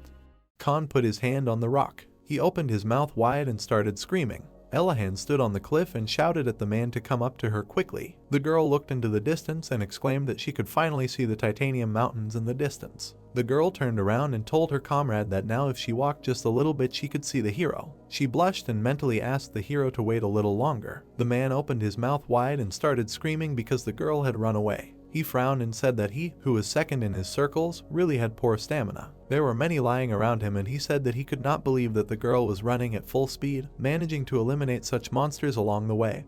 And therefore, according to him, she was a real monster. There was a light at the top of the mountain. There were gnawed bones on the floor. The men smiled and said that, as expected, the most delicious beast is the one that is difficult to catch. Kasim looked ahead and said that the kingdom of Ugent was on the other side of the mountain, but he did not understand why they would go there. The protagonist smiled and said that the saint must come there. Karen frowned and wondered. Kasim crossed his arms and said that he was a descendant of the saint who was Rodrigo's companion. The protagonist put his hand to his chest and said that although they had not agreed to meet, he felt that the saint was moving to the east. Karen was completely shocked, because the protagonist suddenly said that he felt that he and the saint were connected. The image of the saint appeared in Karen's head and she mentally said that, unlike warriors and magicians, she enjoyed a high social status in the hero's group, which was an indispensable force. Karen started biting her nails, thinking that from the very beginning the saint was a completely different being than her, who was nothing more than a murderer. The protagonist turned around and asked what happened to the girl, but she replied that everything was fine. The girl smiled and agreed with the protagonist, because he said that they were leaving tomorrow, so they needed to prepare. A moment later, Karen's gaze became serious and she decided that she too should become stronger, because she was not going to lose to some saint for anything. Morning came and Kasim said that he would conscientiously carry out his mission, suppressing interdimensional rifts, and he wished the protagonist to continue the mission of the goddess. The protagonist and the girl looked at him with a smile. Kasim extended his hand and asked if Leon would become even stronger the next time they met. They shook hands and Kasim called him his only brother, and Leon in response asked Kasim to teach him one more step next time. Balkania showed them her hand and asked if they wanted to touch it goodbye, but the heroes upset her by refusing the offer. The protagonist waved and said goodbye, thanking them for their kindness. The men opened their mouths wide and started shouting good things at them. Balkania raised her hand and said that if they did not die, she wanted to meet them again someday, because she hoped that then they would all raise a glass together again. The dagger spun in the air. Karen caught the dagger and said that it was a truly wonderful blade. She stretched her hand out in front of her and began to talk about how it was a dagger made from drake bones and teeth, which were light and strong and could not be compared to iron. She blushed and began to talk about how, on top of everything else, each of these daggers was really worth a lot of money. The protagonist looked at his inventory and said that although he had put everything he could into the spatial bracelet, after collecting it, there was still more than half of what they had received left. He then smiled and asked if she knew anything about the kingdom of Ugent. The girl turned around and told him to wait a little. They looked at the pale sky. Karen said that she knew that everything would be like this, so she made inquiries in advance. She introduced the blacksmith and began to talk about Ugent, a country famous for its unique blacksmithing masters, dwarves, who are famous for producing high-quality weapons. She presented several blades and axes and said that blacksmiths also make heavenly weapons, 1 or 2 items of which can only be made once a year, and, according to her, such weapons are so popular that they are sold at continental-level auctions. They walked on the rocky terrain and Karen continued to talk about how each model also had a unique number, and in 350 years, only 258 copies were made. Therefore, it is indeed a very rare item. Elcid looked arrogantly and said that all this praise was too exaggerated, because the truth is that their products are just toys, not worth attention. Suddenly, Leon seemed to be horrified. Elcid looked at him and asked what kind of strange look he was having. The protagonist frowned and asked if Elcid had made enemies there too, like with Kasim. Suddenly, an image of a crying dwarf appeared in his head. The protagonist trembled and called his sword demonic. Suddenly, some kind of sign appeared on his hand. A quest notification appeared in front of him. Leon raised his eyebrows in surprise and wondered if a quest had really appeared. The hero turned around because Karen called out to him. The girl opened her mouth wide and started screaming that there were people fighting on the road and the fight looked strange. Elcid frowned and said that the quest location was that way, so they needed to go. He immediately ran forward. They hid behind a rock and the protagonist said that there were 3 carts and 15 people there. Leon's eyes suddenly opened wide. A man in a black robe was standing near the cart. In his hands was a sword with a red eye. The man in the black robe was holding a red sword, from which a red aura emanated. Blood was dripping onto the ground. The man was holding his shoulder, bleeding. Hamel frowned and said that he seemed to have seen this young man somewhere, but lately this name has not left the lips of their industry. The man in the robe is called Garland and he has the nickname Cutting Whirlwind. Garland smiled, his red predatory eyes widening. The other adventurer was lying on the floor unconscious. There were a few more people lying there and Hamel said that there were 5 C ranks lying there. The man looked at him and wondered how they could command someone to defeat an A-rank enemy with such a worthless strength. Garland was smiling while holding a demonic sword. Hamel looked at the 2 men hiding behind the cart and said that if there was at least one more B-rank mercenary here, there might be some chance. A red eye appeared on the sword. Hamel pointed at it and started shouting that Garland was holding a sword that made him feel uneasy. He checked his quiver, but there were no arrows in it. The enemy swung his sword and Hamel started thinking that although he had no intention of dying here, he felt that this would be the outcome. The image of his friends appeared in his mind and he mentally said that they had agreed to have a drinking party in the forest, but he would not be able to keep that promise. Hamel closed his eyes and covered his head with his hands. However, a moment later, he opened his eyes in shock. Someone raised a sword and blocked the attack. The protagonist was standing in front of the man. Leon smiled and said that they hadn't seen each other for a long time and asked how he was doing. Hamel almost cried and screamed. Karen appeared from behind and greeted him. The man sighed heavily and said that he was saved. The man extended his hand and asked the protagonist if he was really going to fight Garland alone. However, a moment later, Garland's sword was destroyed. The protagonist turned around and asked Hamel what he said. Hamel's eyes widened in shock and said that he didn't say anything. Leon looked down carefully. The green-haired boy was sitting on the ground and wondering what happened to him. His sword was smoking and was destroyed. Suddenly, the sword turned to ashes. Suddenly, the merchant began to bow to the protagonist, shouting that he owed them his life, but the protagonist replied that he simply did what he had to. The merchant blushed and asked them where they were going. Leon raised his eyebrows in surprise and asked him again. The sun was visible through the gray clouds. The heroes rode forward on carts. Hamel crossed his arms and said that despite the anxiety that had gripped him, he himself immediately wanted to take the demonic sword in his hands. Hamel grinned and asked if the protagonist was really going to leave Garland alone and what to do if the young man went crazy again. But Leon replied that the demonic sword had disappeared, so he would be fine now. Leon turned around and said that the most important thing now was that the man was an important witness who could give clues regarding the demonic sword, and therefore they should be polite to him. He saw that Karen was holding Garland upside down with his shadow, and so he began to scream. Suddenly the green-haired youth opened his eyes. They were all sitting silently in the cart. In Garland's eyes, the heroes looked scary and looked at him with red glowing eyes. Karen also looked at him with red terrifying eyes. Garland opened his mouth wide and started shouting, apologizing at the same time and saying that he was ready to pay any compensation for that unfortunate incident. The sun was shining through the gray clouds. The heroes were discussing the kingdom of Eugen.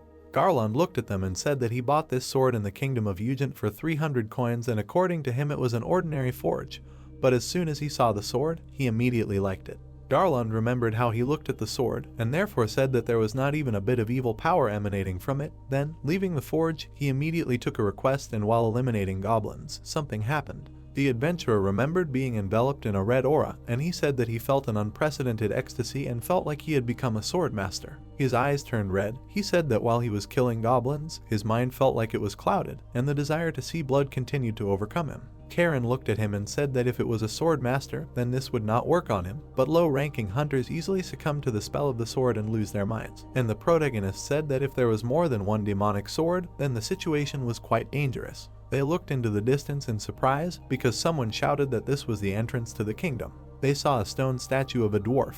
The protagonist raised his eyebrows and said that this was the country of the dwarves. In front of them, stone statues and a huge gate were visible. Some kind of mark appeared on Leon's hand. He lowered his head and saw a notification about a new quest in which he needed to deal with a monster that had escaped from the demonic area. They looked at the stone gorges, and Hamel told him that this was called the country of the dwarves, and this was one of the features of Eugen, because about a third of the inhabitants here are dwarves, and there are no cities and lords. Instead, the territory is divided into separate areas called areas. Hamel raised his finger and said that if in the 8th area there is an iron ore mine and a steel mill, and in the 9th area there are many metallurgical plants that process the iron mined there. In addition, each area is responsible for a certain type of activity. The protagonist's eyes widened and said that this was an amazing place. They got out of the carts and Hamel said that once they crossed the exit, they would immediately enter the 13th area, but unfortunately, their journey together ended here because he received a request for an escort there and back. The merchant bowed and thanked the protagonist. He gave the protagonist a bag of money and said that it was a mere trifle compared to saving his life,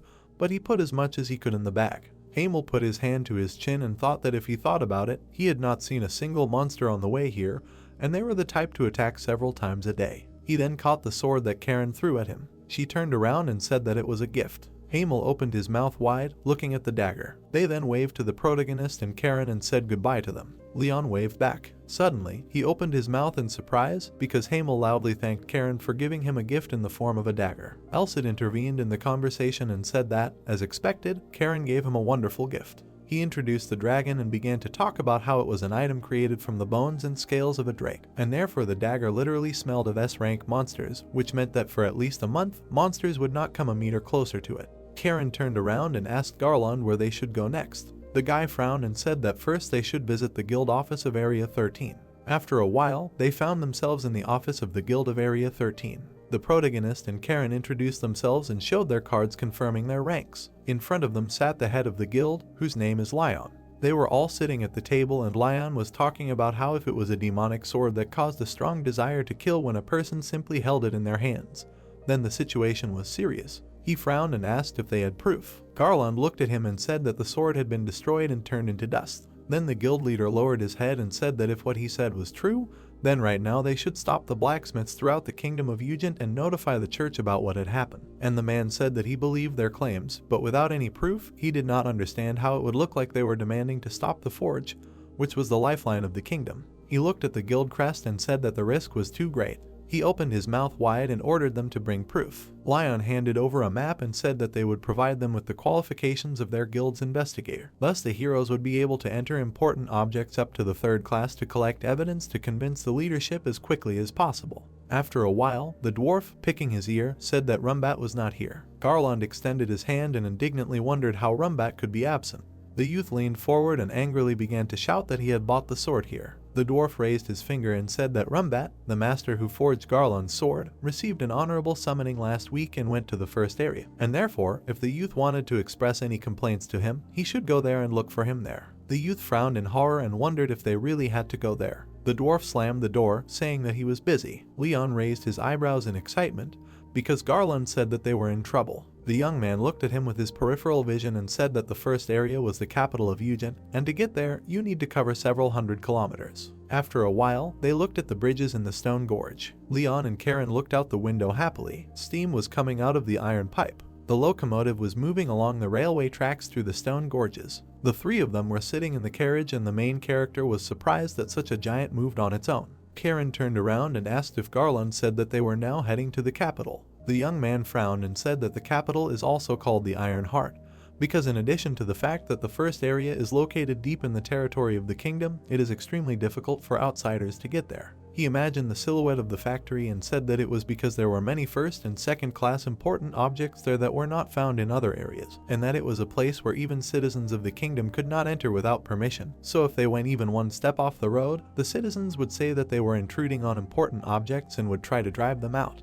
They got out of the carriage. The heroes looked ahead, saying that even here they could feel the heat and there was a strong smell of metal in their noses. They saw a huge chimney in the distance. The driver looked at them and said that even if they were guild investigators, this was a place where important objects were concentrated, so they should leave immediately after they finished their business. The heroes walked past an iron gate and Leon wondered why every house was tightly closed with an iron door, and Garland answered that it was because the security at the forge workshops here was very strict. Leon smiled tensely, realizing that they were being watched closely, and so they stood at the gate with the sign that this was the first area. He knocked on the gate and asked if there was anyone inside. A look appeared on their faces as they became worried when they heard loud sounds. Someone opened the door and asked them with displeasure about why they were making so much noise in broad daylight. The man had a very muscular arm. The red-haired dwarf looked at them with displeasure. An awkward silence fell between them. Leon smiled awkwardly and noted that the dwarf was very muscular. The dwarf looked at them and asked what they wanted. He saw a card on their belt indicating that they were guild investigators. He crossed his arms and told them to get out of here as he was busy. Garland frowned and shouted that he had heard that Rumbat was working in this forge,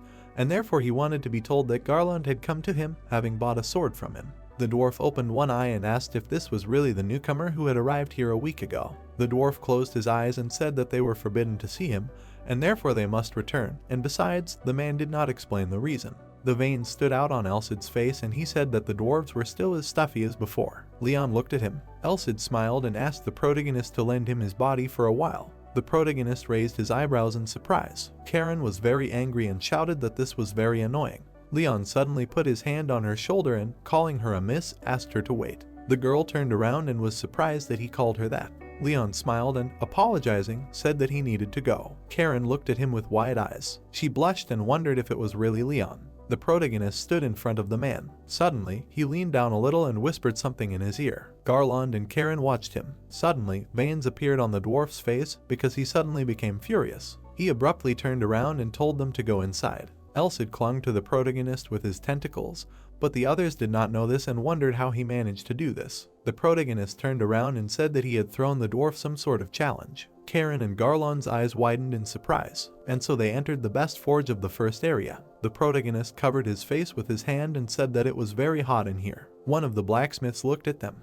Then the second one looked too. The dwarf Pedro stood in front of them and informed the other blacksmiths that these guys had decided to throw them a challenge. Pedro bared his teeth in anger and exclaimed that he, the head of the forge, accepted this challenge. The heroes looked ahead in shock because they had not expected this. Garland turned around excitedly and asked if this was really what Leon had whispered in his ear earlier. Karen looked at him and asked what he was saying. Garland presented the form of King Rodrigo and said that 300 years ago, the Holy King shattered the pride of the dwarves, the metal Jugensteel, into pieces with one blow, and after that incident, the dwarves of the kingdom of Jugend had a tradition passed down from generation to generation, the tradition of Rodrigo. They looked at him in horror because Garland explained that if someone destroys a weapon made of Jugensteel, he can demand anything from the master who made the weapon.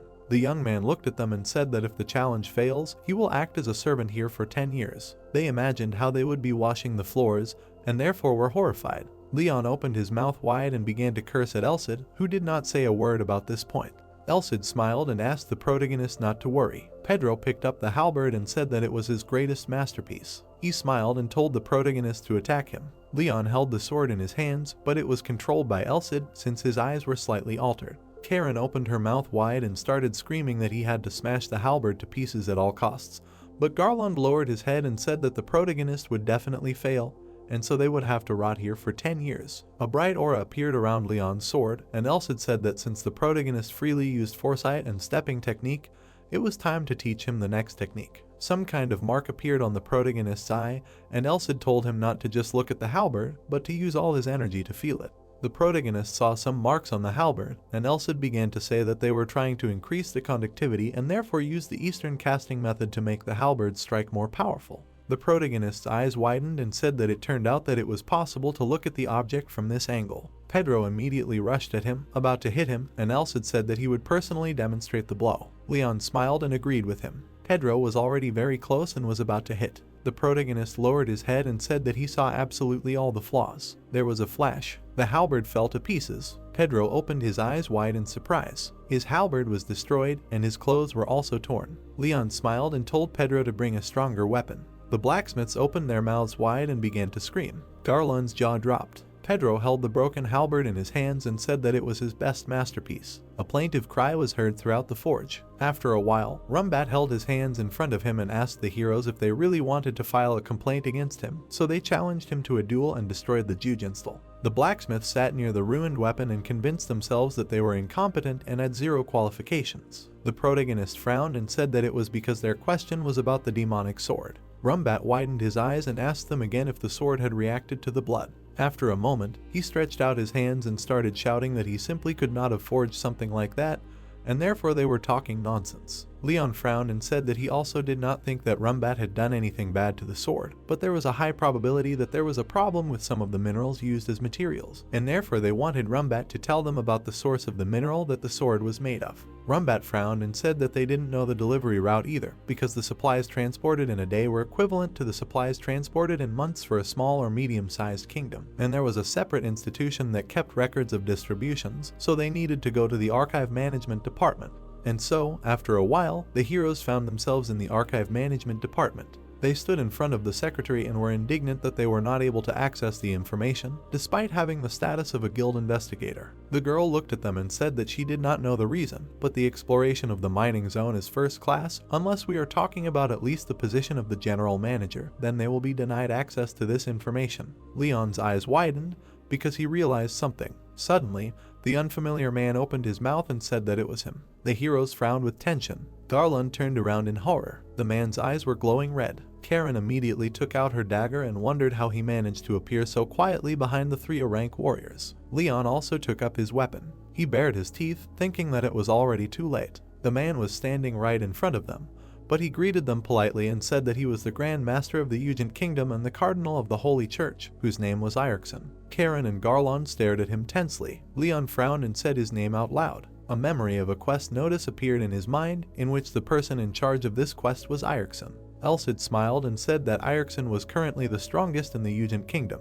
Irkson looked at them silently, and Elsid told the protagonist that the Grandmaster was a title symbolizing the best blacksmith in Ugent. Moreover, by a lucky coincidence, he, who inherited the best qualities of a human and a dwarf, was half-dwarf. Leon looked at Elsid in surprise. Irkson looked at them and asked if this was the sword that broke Uncle Pedro's weapon. He looked at the protagonist's sword. The protagonist's eyes widened in surprise. Irkson looked at the sword silently. The protagonist held out the sword and asked if the Grandmaster wanted to hold the sword in his hands. Sweat appeared on the Cardinal's face and he asked if the protagonist really didn't mind. Leon smiled and confirmed it. Elsid grinned and said that rather than explaining 1,000 times, it was better to let him try it for himself once. The man held out his hands to take the sword. He pulled the sword out of its sheath. A light aura immediately enveloped him. Irkson's eyes widened. The sword began to glow brightly. Irkson lowered his head silently. Without turning around, he ordered them to follow him. The sun was shining on the building. The sun's rays were hitting the windows, illuminating the room. The heroes were sitting at the table, talking about why they came here. Leon looked at the Cardinal with concern and asked him why he restricted access to what they were looking for. Irkson showed them the mark on his hand and said that he felt someone's ominous presence. Showing the mark, he said that it was the brand of the guide, which is needed to detect something evil or corrupted, and besides, his job is to daily survey various places in the Kingdom of Ugent with the brand, but the brand lit up during his stay on the mineral vein in question. Karen raised an eyebrow and asked if this meant that there was something. Irkson frowned and confirmed this, saying that was why he had imposed the ban. But if it was as the protagonist said, then a significant amount of minerals had already leaked, enough to forge hundreds of items in forges across the kingdom. The protagonist's eyes widened in shock. Irkson frowned and said that he would form an investigation team to investigate the contaminated mineral deposits,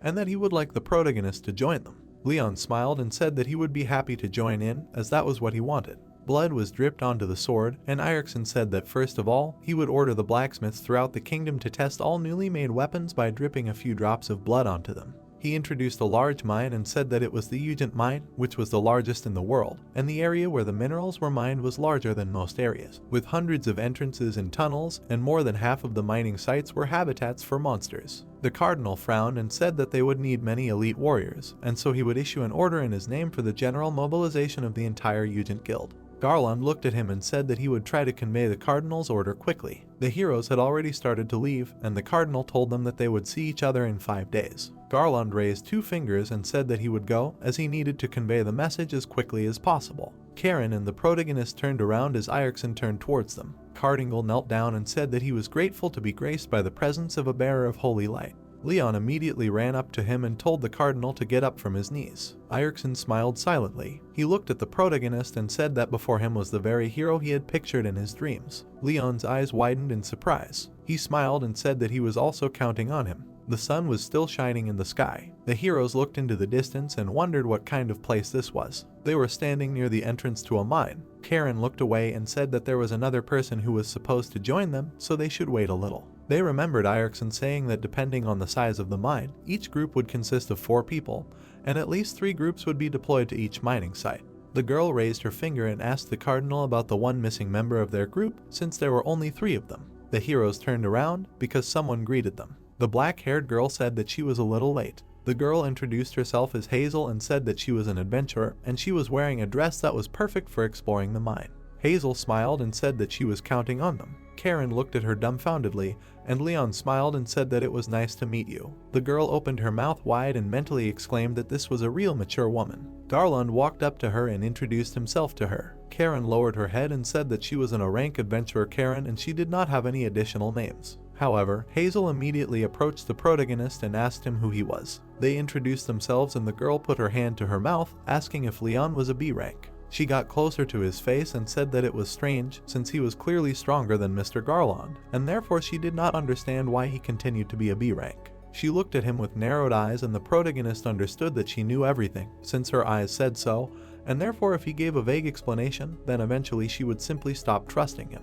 The protagonist looked away tensely and stated that he had only recently embarked on the path of an adventurer. Leon put his hand on the back of his head and confirmed her words about the issue of time. Hazel smiled and said that given his skills, he would definitely get a gold medal soon, so she would treat him as an equal member of their group, regardless of whether he was an older or younger comrade. She went forward and suggested that they go on a mission. Karen smiled tensely, thinking that she did not like this witch. The protagonist's eyes widened, because Erickson's voice said that he just needed to listen to what he was saying and did not need to respond. Leon looked at Elsid and said that this was Mr. Erickson's voice. The cardinal remembered how they questioned the blacksmiths and said that 5 days ago he gave instructions to the blacksmiths in the kingdom. The weapons were checked for blood, but among the information received there was bad news. The protagonist raised his eyebrows in surprise, because the cardinal said that there were those who came before them and bought the weapons after staining them with blood, and this information points to only one thing.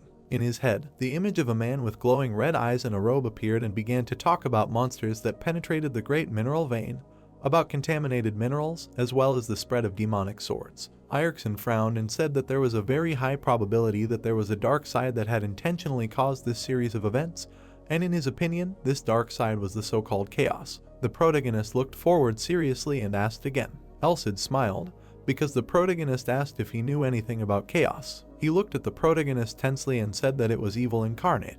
The protagonist grinned even more and asked if chaos was really an evil sect. An image of people in masks appeared in his head, and Elsid said that they were the ones who tried to summon the city devourer and Blaine. They were the ones who were the main enemies of the hero. The people stood in white masks and robes. Elsid said that the cult was mainly divided into 3 sects: destruction, despair, and chaos. He introduced the cult member and said that he did not want to make a clear distinction, but the degree of their madness was the measure that differentiated the 3 cults from each other. Above all, destruction, whose goal was to simply destroy the world, and the summoning of the city devourer was also their business. He introduced the sorcerer with the red aura and said that despair was more cruel than destruction. In other words, they should be considered a group that preferred torture to murder. Elsid calmly looked ahead and said that chaos was just a bunch of madmen. Sweat broke out on Leon's face and he asked if that was all, and Elsid replied that that was why they were the most troublesome, because you never knew what they would do. Elsid turned away from the protagonist and said that they would just act like they always did. The protagonist looked ahead seriously and confirmed this. The action was still taking place near the mine.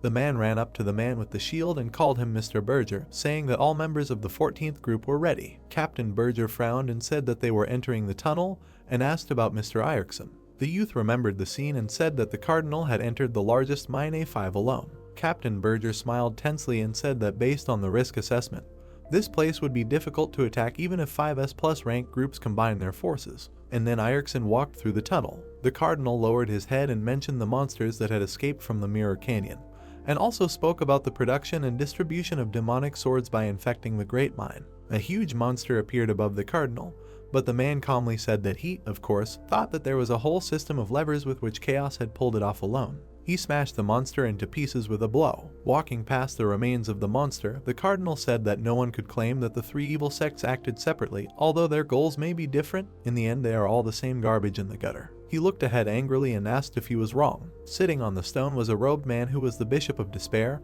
whose name was Cordia. She smiled and noted that he found her so quickly. Leon was holding a sword in his hands, fighting with someone. In front of him lay a destroyed stone golem. Hazel walked towards it, saying that as expected, it was magnificent. Suddenly, the girl twisted her ankle. Garland immediately noticed it. Karen also turned around. Hazel hugged the protagonist and pressed herself against him, saying that she tripped. The veins on Karen's face bulged from the strain. Hazel sat next to the protagonist and said that she seemed to have hurt her leg a little, and that it would be difficult for her to walk with such an injury. She blushed and looked at the protagonist, asking if it was not too much trouble if he could let her lean on his shoulder. After a moment, she smiled awkwardly. Karen placed Hazel on the shadow's shoulder and said that the girl did not have to thank her. Suddenly, Hazel narrowed her eyes, looking to the side. Some kind of ribbon was flying towards them. They all jumped back and dodged the blow. The ribbon hit a rock. In an instant, the top of the rocks was cut off perfectly straight. Karen frowned in shock and wondered if they were cutting the rock like it was a piece of butter. In front of them stood a group of silver monsters, namely, a group of mithril slimes. Hazel frowned and said that they were very annoying opponents, although they looked weak on the outside, but we were talking about monsters close to S rank. Karen was furious because Hazel was now standing on two legs as if nothing had happened.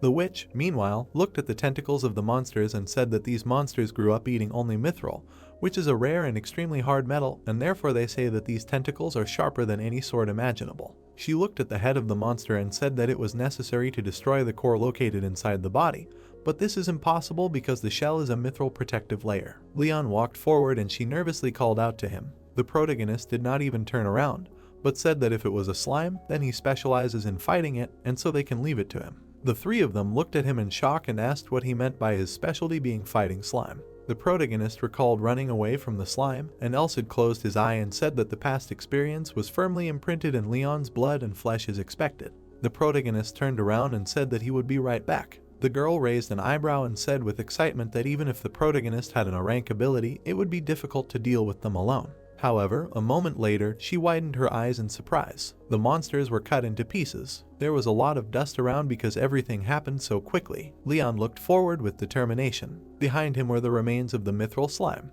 The protagonist turned around and said that like this, they would continue moving towards the middle of their route. Garland raised his fist and said that although he had already had the opportunity to evaluate the protagonist's skill in the forge, this was truly beyond imagination. Karen smiled contentedly and mentally exclaimed that, contrary to Hazel's expectations, such an opponent was a mere trifle for Leon. The witch put her hands on her face and said that, as expected, she wanted to get the protagonist for herself. Karen immediately picked up a dagger. The girl looked at her darkly and mentally said that her specialty was assassination. The hero took a few steps forward, saying that in the Church of Evil, another word was used to refer to bishops, the 9 demons. He imagined the silhouettes of people in black robes with glowing eyes. The man turned down the corners of his mouth, saying that there were only 9 leaders, and if you compare them to the hierarchy in the Holy Order, they were on the same level as cardinals. But even having dubbed themselves the 9 demons, they were still nothing more than garbage in the gutter. Rixan smiled, asking the Bishop of Despair if he was wrong. The hero sat on a rock, looking away. Cordia smiled widely, saying that the man had found him again with that brand. The boy opened his yellow eyes wide, calling him the half-blooded Cardinal of Ugenta. Cordia rubbed his head, telling him to stop following him, asking if the man wasn't tired of being the goddess's obedient mutt yet. Rixan agreed with his words. The Bishop of Despair looked ahead with a frown. A hilt of a weapon began to appear in the man's palm. He said that he was a hunting dog that bit and killed the midges that filled the entire courtyard. He frowned, tightly gripping the handle of a double-sided great axe. The veins on his hands bulged when Rixan called himself the 3rd Cardinal of the Holy Order from the Righteous faction. The man bared his teeth, saying that he would crush all their bones into splinters. Cordia smiled back at him, offering to do so. Rixan was hovering in front of him, raising his weapon above his head. The girl summoned a fire sphere in her palms. Hazel held her hands out in front of her, sending a fiery stream of energy forward. The bright flames destroyed the spiders in the darkness. Garland's eyes widened, saying that as expected, she was magnificent. Streams of smoke were coming from the giant spiders lying on the ground.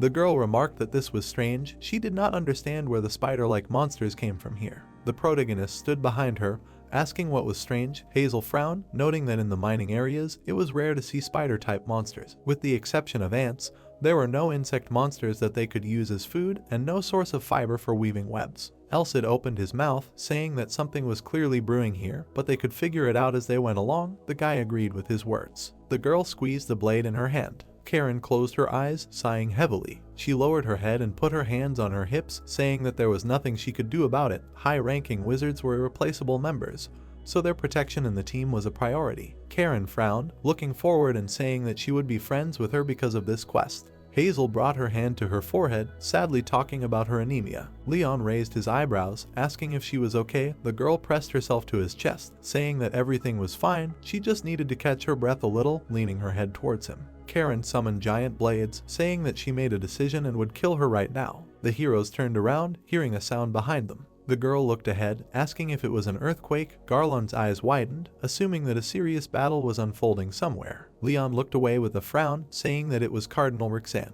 There was a bright light at the end of the stone cave. The guy noted that they needed to move on, because they had almost reached the halfway point. The protagonist stepped forward, leading the others. A group of people came out to the place where all the tunnels lead. The guy cried out in surprise, noticing that no one had arrived yet. It seemed that they were the fastest. A dissatisfied cry was heard. The hero asked how their 14th group could miss out on first place. Leon looked away, wide-eyed. Dark silhouettes of people appeared in the stone tunnel. Berger smiled widely, asking who these impudent guys were who were able to get ahead of them. Garland's mouth fell open, seeing the man. The man grinned smugly, admitting his defeat. The protagonist looked at him in confusion. Leon frowned, turning to Elsid who was nearby. The creature confirmed his thoughts. Berger looked ahead, noticing that the main skeleton was assembled. He asked how the 11th group was doing. Garland came closer, assuming that they were still on their way. The man said that they should be here soon too. The guy widened his eyes, asking if they noticed anything suspicious on the way here. Berger closed his eyes and put his hand in front of him. Noting that he did not even want to talk about it, they did not have time to go even halfway. As the Stone Eater appeared, it ate his expensive shield. The protagonist hovered behind him, raising his sword above his head. Garland widened his eyes, looking at this. The guy swung the weapon, cutting off Berger's hand. The man widened his eyes, looking at the severed hand hovering in the air. Karen looked ahead in surprise. Hazel furrowed her brows in confusion. Garland opened his mouth wide, asking what the hero was doing, since Berger was their comrade. Leon held his hand out in front of him, asking if that was true. The protagonist frowned, telling Garland to step aside and take a closer look. The man smiled widely, saying that it was painful, asking if it was possible to do something like that to a comrade.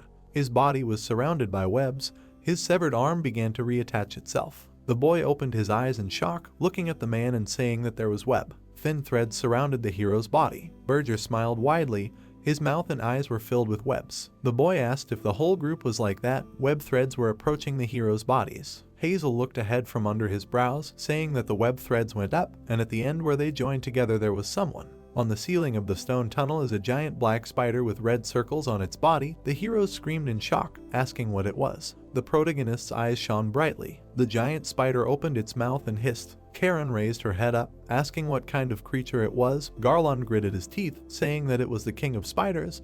The girl noted that she can't stand anything that looks disgusting. Leon frowned at the monster. He put his hand forward. A system window appeared in front of him, where the quest was Mountain Mine Invaders, 10,000 Mirror Spider, difficulty, hard, scale, 1 body. Main ability, Kaleido Spider, person in charge, Leon the hero. It is necessary to defeat Kaleido, a creature from another dimension that escaped from the Mirror Canyon. These spiders, commonly known as kaleidoscopes, use the mirrors built into their bodies to capture prey and weave copies of it with webs, recycling victims as bait, and to gain power, they are also able to move along the cross-section of the mirror and freely use illusions using light and mirrors. The boy's eyes widened in surprise, paying attention to the name and type of spider. Garland frowned, asking if it was a duplicate. The protagonist opened his mouth, confirming his words. The giant spider king was on the ceiling of the stone cave. The boy noticed that it was a creature that came from the Mirror Canyon, a monster that captured prey and created clones using the mirror in its stomach. Hazel frowned, asking if this meant that Berger and the other members of the group were still alive in his stomach. Karen looked ahead intently. The man's head was visible among the web cocoon.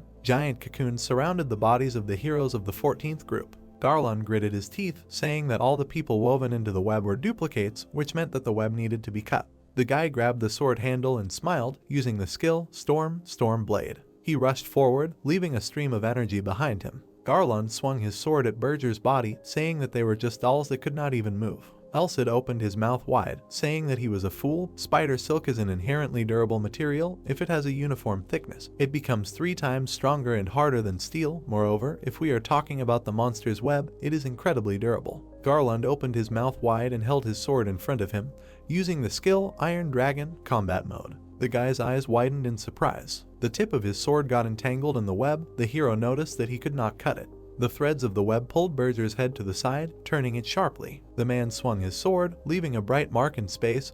Blood spurted from the wound on the hero's chest. Leon opened his mouth wide, shouting his name. The hero fell to the ground, clutching the deep wound with his hands and saying that they were moving. It was not a simple copy of appearance. Garland gritted his teeth, blood dripping from his chin. Berger smiled widely, raising his sword above his head. Karen smiled, saying that she was a little distracted by other thoughts. Her body was so itchy that she could not even react properly, but so be it, she would solve this problem. The man opened his mouth, clogged with webs. The girl with a smile on her face hovered behind Berger. Dark hands reached for his body. Karen said that since these threads cannot be cut, they can simply tear him into pieces. Dark long hands tore the man's body and the threads surrounding him. Karen knitted her eyebrows and smiled, looking forward. The Spider King opened his mouth wide and hissed. The protagonist held his sword aside, saying that this place had also been cleared. The girl took a step forward. Leon smiled, saying that Karen was very cool, because in the blink of an eye she was where Garland was. The girl smiled, walking next to the dark entity that was holding the boy in her arms. She smiled smugly, looking at Hazel. Leon smiled, saying that now it was the kaleidoscope's turn. The protagonist held his sword in front of him and smiled. The Spider King hissed, looking at him with bright red eyes. Hazel smiled, turning to the boy. The girl pointed her finger to the side, drawing his attention to what was there. A crowd of people in red capes moved forward. Leon's eyes widened, asking how this was possible. The army consisted of Berger clones, all of them smiling frighteningly, and web threads pierced their bodies. The heroes froze, looking at the hundreds of Bergers standing in front of them. Streams of steam came out of Hazel's palms. She used the skill, Water Fog. The guy opened his eyes in surprise, asking what it was. Streams of thick fog enveloped the heroes. The girl noticed that they would be hidden from their eyes for some time. She turned to the main character. Leon turned around. Hazel frowned, saying that there would be no end to these clones, so she asked him to deal with the Spider King, and she and Karen would deal with these dolls. The girl opened her eyes wide and froze in place, realizing that Hazel had called her name incorrectly. Elsid smiled, saying that it was a good idea, because they would not be able to do nothing but resist this crowd forever. The guy agreed with him. The main character moved forward, raising streams of dust behind him and asking the girls to be careful. He asked Karen to take care of his rear. Hazel smiled, asking Karen if they should start. Karen was stunned and her eyes widened, wondering what kind of nickname that was. The girl opened her mouth, addressing her as Miss Hazel. Karen frowned, saying that they should make a bet on who could destroy the most of these creatures. Hazel frowned, saying that she completely agreed with that. The girls glared at each other. Their bodies were enveloped in bright flames. The heroes' bodies were thrown into the air. Hazel smiled widely. Looking up, streams of bright flames surrounded the area. Karen waved her hand, lifting the doll's body into the air. The Spider King's red eyes were wide. Dark long arms extended from the girl's body. Streams of dust rose up. Elsid noticed that they were doing great. The creature did not even look in their direction once. The giant spider was on the stone ceiling of the cave. The protagonist drew his sword, saying that he would not think about anything now, but would simply attack with all his strength. Leon froze in place, swinging his blade. The guy opened his mouth, saying, "Willpower." Bright streams of energy surrounded his body and raised his red cloak. The Spider King turned his head, looking at the blinding light. A bright flash appeared in the dark sky. The stars converged into a constellation. The hero used the Great Chariot, strengthening the sword of the Big Dipper. The protagonist frowned, thinking that he needed to pierce the moon. Alcade. The guy rushed to attack. His body was surrounded by bright streams of energy. He abruptly disappeared from the spot, leaving a bright trace. The stone floor collapsed, raising streams of dust into the air. The spider's round eyes shone brightly. The monster looked down in surprise, not noticing the guy there. Leon asked where he was looking. The Spider King turned around. The protagonist swung his sword, hovering in the air. The boy opened his bright eyes wide and smiled. The monster's eyes shone brightly. The giant spider's body was cut in half, and inside it were large cocoons with people. The girls stood with their backs to each other and breathed heavily. Karen asked what the hell was this. No matter how many of them you kill, there was no end to them. They were surrounded by a crowd of identical dolls. Hazel gritted her teeth, noticing that they had to destroy the main body first. The girl opened her eyes wide, saying that the army was gone. They froze, looking at the threads of the web falling to the ground, which meant that Leon had done it. The protagonist turned to the girls and asked if they were okay. In front of him lay the giant spider's body, cut into pieces. The girls sat down on the ground and smiled, saying in one voice that they had survived. They silently looked forward. Karen opened her mouth, saying that she had killed 48. Hazel parted her lips, saying the same number. The girls bumped fists. Karen turned her head away, acknowledging her skills in battle. The girl praised her in return. The Spider King's body was lying on the ground. The hero said that all members of the 14th group were safe and sound. This made him happy, because if they had not destroyed this creature now, then most likely he would have copied all the members of the groups and invaded Eugen. Berger and the guy were lying on the ground. They had white bandages over their eyes. Garland smiled, saying that hundreds of erranked dolls would have arranged a real bloody massacre. It was very dangerous. The guy turned around, hearing a loud sound. Leon frowned, asking what it was. A crack appeared in the stone ceiling. The young man frowned, saying that he acted extremely carefully so as not to allow the tunnel to collapse. Stone debris flew down. Among them was the body of a man. Karen's eyes widened in surprise. Garland's teeth were clenched in fear. The protagonist's eyes widened in disbelief. Rixan's body was flying among the stone debris. The man fell to the ground, bouncing back, leaving a trail of blood behind him. The guy looked at the cardinal, asking if he was okay. The man's face was covered in blood. He looked at Leon and smiled. Rixan frowned, saying that he tried to figure it out on his own, but now he doesn't know where to put himself out of shame. A silhouette of a man appeared in the hole in the stone ceiling. The man pointed out that this crazy man was the culprit of this whole situation, one of the 9 demons of the evil church. Portia's eyes widened. Looking forward, his body was covered in blood, and his left arm was torn off. Leon clenched his teeth in fury, saying that this was the bishop of the evil church. He thought about the fact that he felt a noxious energy that made him sick. The villain watched the heroes from a high cliff. The next moment, the villain jumped down and landed on the body of a dead spider. Cordia looked down at his enemies with his bloodshot eyes. Kaleido lay motionless, a huge hole gaping in his body. The man lowered the corners of his lips and asked if the enemies had really dealt with even him. The bishop of the Church of Evil smirked and declared that this was too much even for the minions of the goddess and that they would all be instantly killed by his hand. Karen asked if instant death was not his destiny. The cultist's eyes widened in fear. His body was wrapped in shadowy hands. Rixan swung his fist. The priest opened his mouth wide and screamed in rage, preparing to attack. The villain raised his clawed hand and realized that he could not respond to this attack due to something wrapping around his body. Their fists met and generated a powerful shock wave. The villain's arm was broken in several places. The bandages on it burst, revealing bloody wounds. The blade of the sword pierced his neck. The protagonist frowned and said that now it was his turn. Cordia smiled widely and asked if he really thought he would lose his head to the hands of an unknown child. Leon confidently frowned and introduced himself, calling himself a hero. The man's eyes widened in shock and asked what that meant. The moon blocked out the sun with the eclipse skill. The tip of the sword flashed. Its blade went even deeper. The bishop of the Church of Evil bared his teeth in fear. The cultist opened his mouth in horror and shouted that this couldn't be true. With one swing of the sword, the boy decapitated him. The severed head flew into the air. It fell and bounced off the ground several times. Garland determinedly frowned and declared that his friend had succeeded. Hazel smiled happily. Rixan grinned and said that this was to be expected from a hero. The young man looked away and wondered why he still felt uneasy if the enemy was already dead. Lightning flashed in front of Karen. The swordsman asked her to dodge. The scoundrel's leg had fused with Kaleido's body, and the girl asked if they had merged with each other. The man frowned and realized that it was a death curse. Bright lightning bolts rose into the air above the ground. Gritting his teeth, the priest explained that it was a heretic curse based on one's own death, and suggested that the enemy had used his own death and the monster's corpse as a sacrifice. The dead creatures had become one,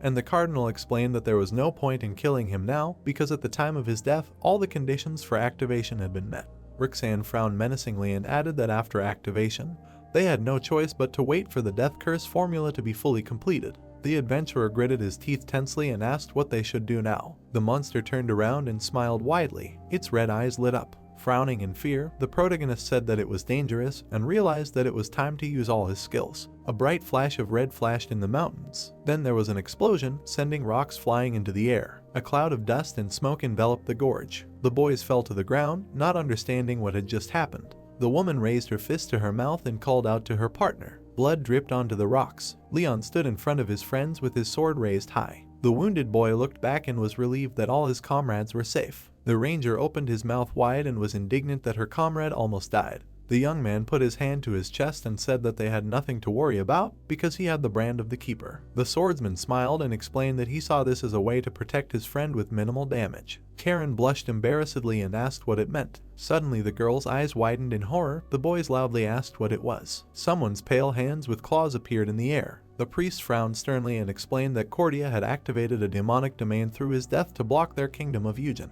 A portal with dozens of monsters appeared in the sky. A passage to the Mirror Canyon had just been opened. The monsters stretched their long arms towards the heroes. The cardinal looked up in fear and noticed that the formation of the crack had not yet been completed, and declared that they must prevent this at all costs, otherwise, when this portal opened completely, hell would begin here. Elcid flew up to his master. The adventurer asked if he could do it with his power. The holy sword rolled its eyes and replied that it was impossible. The protagonist opened his mouth in shock. Imagining how the weapon in his hands became longer, the ghost explained that it was strong in itself and capable of defeating external enemies, but the physical size of the weapon could not be increased arbitrarily. Leon frowned in excitement and asked what would happen if he used Marek or Dub. Imagining his master cutting through the monster's flesh, the spirit said his only chance was to use the Ursa Major sword and, without making a single mistake, cut through the vast space in one fell swoop. Elcid imagined giant hands grabbing his student and added that this was exactly what would happen if his breathing faltered even a little. The holy sword turned its head and concluded that it was simply impossible to do so in its current state.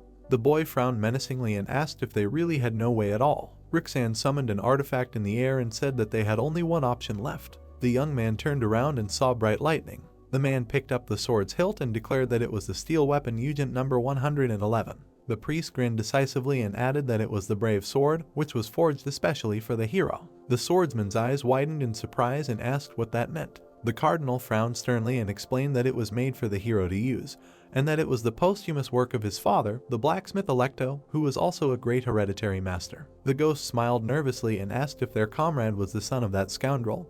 The adventurer understood what kind of relationship they had without any further questions. The girls pointed at the sword and noticed that it was missing the most important thing. The sword's hilt had no blade. Rixan, turning down the corners of his lips, said that they were wrong, and explained that the length of the blade of this sword was determined by the size of the caster's vessel. The protagonist looked at him in shock when he heard this. Leon imagined himself holding this sword in his hands, and said that the size could be as small as a dagger. The man handed him the brave and said that they did not have time. The priest raised his index finger and warned that he only had one chance to use it because it was a weapon that stored enormous power, and threw it out in one blow, so after that, the sword would be destroyed and could not be used again. The boy's eyes widened in surprise. He clenched the hilt in his hand and said that he would try to do it. The young man jumped up to land on the cliff. Standing in front of a giant portal, the swordsman declared that he must do it. The adventurer swung the hilt. A bright flash appeared in it. The light energy turned into a giant blade. The protagonist smiled widely when he noticed how long it was. With a determined frown, Elcid shouted that this would be enough and urged his master to take action. Leon opened his mouth in fury and replied that he would do it. White hands reached out to grab him. The girl looked at him in fear and shouted his name. Garland bared his teeth and encouraged his comrade. Rixan frowned menacingly and called out to his comrade. The boy swung his giant sword. The weapon rose into the air and headed towards the portal. Its blade hit the edges of the rift. The monster stretched out its hands forward. They tried to stop the blade of the sword. The young man narrowed his eyes and continued to press on them with his new weapon. The swordsman gritted his teeth and said that he almost managed to cut the portal. The monster continued to resist. Light energy pressed on him with force. Suddenly, the space of the demonic domain cracked. The adventurer opened his mouth furiously and let out a battle cry. With one swing of the sword, he managed to cut the rift in half. The monster crumbled into many fragments, like glass. The protagonist looked up and began to breathe heavily. The guys from his squad carefully watched what was happening. Thousands of light particles appeared in the sky. Another portal, which was the entrance to the Mirror Canyon, was destroyed. Leon clenched his fist and shouted that he did it. The guys rushed to him with outstretched hands. Garland put his hand on his shoulder and praised him. His comrade called him amazing. Karen grabbed his cheeks and asked him to come to her. The girl put her hand to his forehead and said that she needed to examine his wounds. The guy replied that he was fine. Hazel pushed him with her hips. The young man leaned forward and accidentally kissed his girlfriend on the forehead.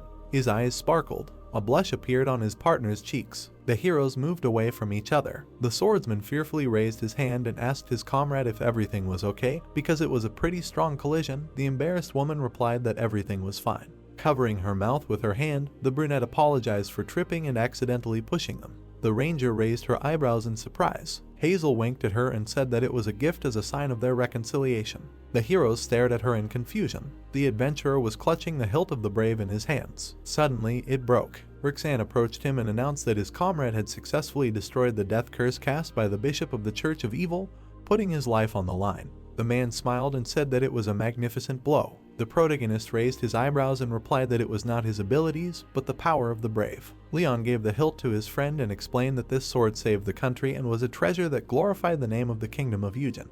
The hilt sparkled in the hands of the son of its creator. The priest smiled broadly and said that he was very happy to hear such words from his friend, and he was sure that his father would be pleased as well. Berger jumped up from the ground and asked if he had fainted, and said that he could not afford it at such a time since he had to go to the gathering place quickly. Garland smiled and explained that he could rest a little longer since everything was already over. The captain opened his mouth in surprise and asked what this meant. The full moon was shining in the sky. Despair had provoked the monsters to escape from the Mirror Canyon and led to the contamination of the Great Mine. And Chaos had tried to spread demonic swords made from contaminated minerals, so it turned out that these two sects had united and carried out a joint operation. The cardinal frowned menacingly and said that he had tried to kill all the heretics, but had received word that some of the enemy forces had managed to slip through to the border, so there was a chance that they had already crossed the Ugent border. Imagining the demonic sword in his hands, the mercenary wondered what would happen if this weapon was used, and explained that they would only be able to reach the border in a day, even if they set out in pursuit right now,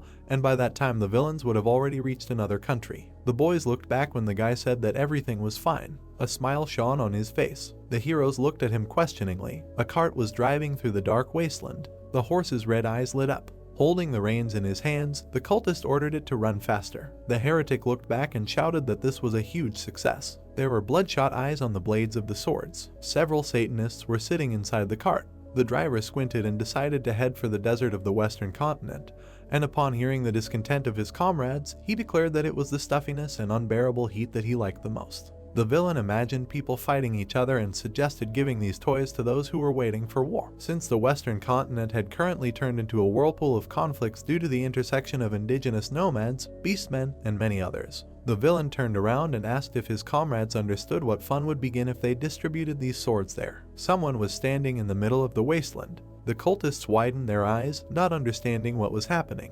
Elahan was standing in the path of the cart. She had a menacing appearance. The cart was rapidly approaching her, and the heretic decided that it would be funny if they crushed her. The girl, around whom lightning flashed, said that she was terribly unhappy that she had to postpone her meeting with the hero because of them. The woman swung her mace. She made a sharp jerk forward, leaving behind a trail of light energy. The saint approached the cart. The Satanists looked at her in horror. A powerful blow shattered the cart into pieces. A bloody broken mask lay on the ground. The heroes stood by the wreckage of a wooden cart. The goddess's staff bent the blade of the sword. The steel split into pieces. The handle crumbled into dust. Elahan said that the cleaning was complete. Calm looked down and asked if his companion had suddenly decided to stay in the desert to eliminate these scoundrels. A strand of hair on her head looked like an antenna. The girl explained that she had received a revelation from the goddess and fulfilled the mission entrusted to her. The woman smiled and was glad that she could finally go to an audience with the hero. The kingdom of Ugent, the first area, a branch of the sacred order, was located in the gorge. Berger narrowed his eyes in displeasure and asked why his hand was cut off. The protagonist awkwardly raised his hands and tried to explain everything.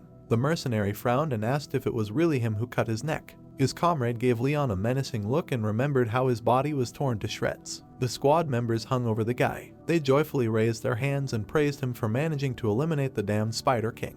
The bright sun shone in the sky above the wasteland. Putting his hand on his comrade's shoulder, the man said that without his help they would all have died and asked why he had not touched the food yet, because the church had arranged a real feast. Karen raised her eyebrows in embarrassment. The young man was smiling. Looking at him, the girl blushed. Suddenly, the smile disappeared from his face. In the memory, the swordsman kissed his partner. The woman opened her mouth in shock and realized that she had gone crazy. She covered her face with her hands and tried to push these thoughts away. The guys were sitting at the table. Putting his hand to his chin, the mercenary called the ranger very beautiful and said that the person next to her was only B rank. His comrade confirmed this. The heroes smiled happily. The warriors wondered if she was wasting her talent by traveling with such a weakling and decided that they should lure her into their clan. Karen narrowed her eyes in embarrassment. Raxon approached the mercenaries and asked if they were sure that they could handle this task. The locals looked around and asked what this meant. The man frowned and explained that in front of them was a master assassin of S rank. The guys opened their mouths in shock. The swordsman looked back when he was called out. The priest waved his hand at him, and the mercenaries hurried away. The door to the church was closed. The squad members saw a bright glow in front of them. It was emanating from the steel weapon of Ugent. The heroes were sitting at the table. The cardinal told them that this weapon was forged here in the first area. The guys covered their eyes with their hands so as not to go blind. The girl clasped her hands and asked if this was really a gift for them. Raxon winked at her and confirmed it. With shining eyes, the woman said that this was a treasure, the value of which could be compared to an entire castle and which any warrior would want to receive, even if he had to risk his life. The man showed her 2 fingers and said that 2 things were intended for her, the ranger exclaimed joyfully. The priest put the bracelet on his ally's hand and realized that he had guessed the size. The adventurer looked at the bracers and asked if this was really a shield. The cardinal suggested that he try to pour his aura into it. The bracelet immediately lit up. A force barrier in the form of a shield appeared in front of him. Smiling, Raxon explained that this shield could only be used by those with a sun aura, and that injecting a large amount of aura could make it shine brighter or burn anything that touched it. The protagonist smiled widely and stated that he was very grateful for such a gift, as he needed armor to block long-range attacks. Raising his eyebrows, the man was glad that he could help him and explained that he had planned to give him the brave today as well, but things had turned out differently. Closing his eyes, the priest turned to his partner and explained that he would be giving her the steel weapons of the Eugen Crescent and Ancient Moon. Karen picked up the weapons, but did not understand how to use them. In one hand, she held a sickle that could grow larger depending on the amount of aura. In her other hand, she held the hilt of a sword, the blade of which was created using aura, just like the brave. Suddenly, there was a knock on the door behind the cardinal. He turned around and invited the guest in.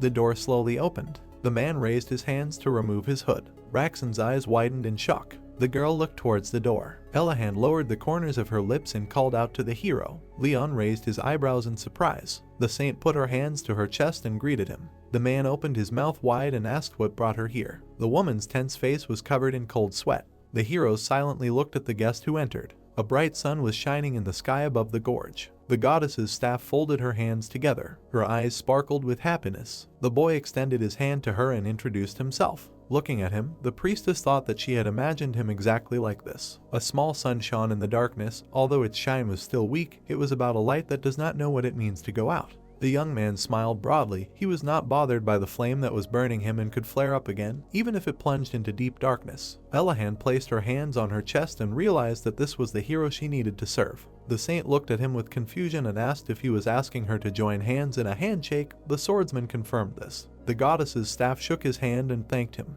The adventurer raised his eyebrows awkwardly and wanted to say something.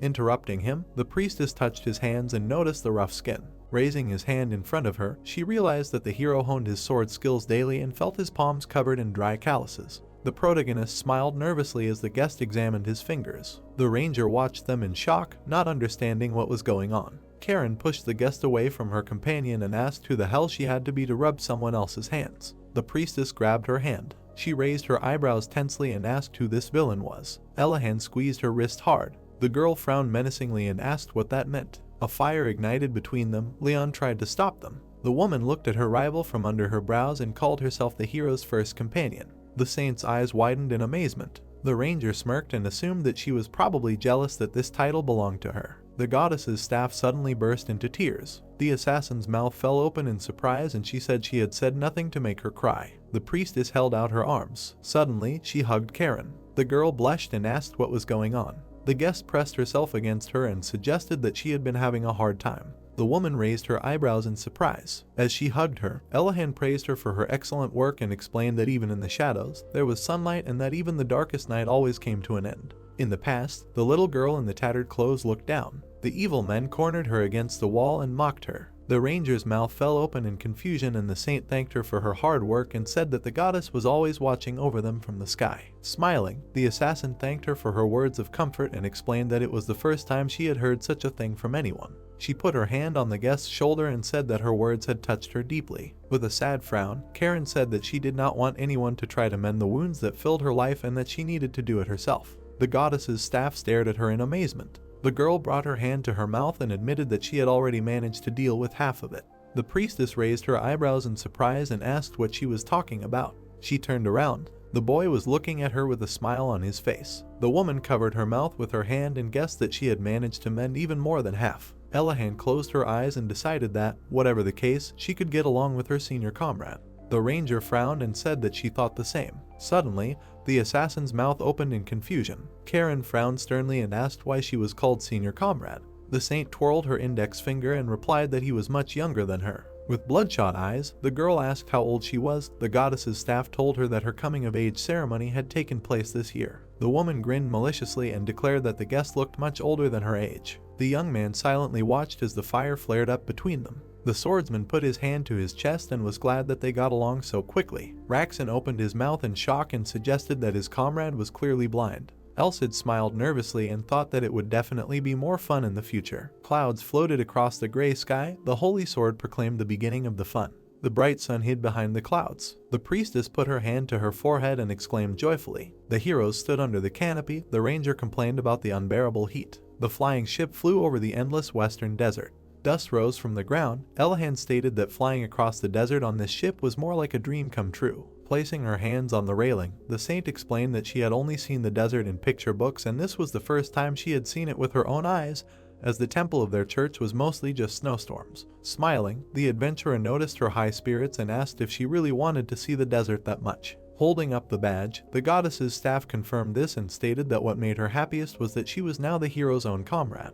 A while ago, Raxon handed his comrade a gold and a rank token. The protagonist took it in his hands and was happy that this had finally happened. Squinting, the man apologized for it being only in a rank and explained that it was a procedural issue. Leon asked him not to apologize because even getting in a rank was a great honor for him. The boy looked at the badge and said that it would be enough. Elcid crossed his arms and said that they were really in trouble if a man who couldn't even become a master was given in a rank. The priestess pressed her hands to her chest and asked why the hero was hiding his identity since she wanted to brag about it so much. Scratching the back of his head, the boy explained that it was too early to reveal it because the evil church was plotting, and added that he didn't want to give up his advantage since the villains still didn't know about his existence. Raising her eyebrows, Elahan called him very wise and realized that she should call her master. The priest called her. The saint looked back and decided that he had a badge for her too. In her hands was a golden B rank badge. The goddess's staff happily looked at it. The cardinal smiled and asked if it was okay that they registered her under a pseudonym due to her special status and gave her a B rank instead of an A rank. The priestess replied that it was fine. Presenting a kunai in her hands, she explained that it was also a kind of disguise and was happy about it because she always wanted to work undercover. The girl turned to her friend and called out to him. The woman folded her hands together and asked what their next objective was. The heroes stood in the church and waited for their comrade to answer. The swordsman scratched the back of his head and wondered where they should go next. The sun was shining brightly outside. Karen asked if her partner had received any notification like last time. The adventurer replied that he had not been given any quests. Elahan said that she had not received any revelations either. Raxon laid out the documents on the table and said that he had prepared for this scenario as he had foreseen it. The guys smiled in surprise. There were documents on the table. Among them was a mission to ensure the security of the empire, fight pirates in the eastern strait, and mediate in conflicts in the western desert.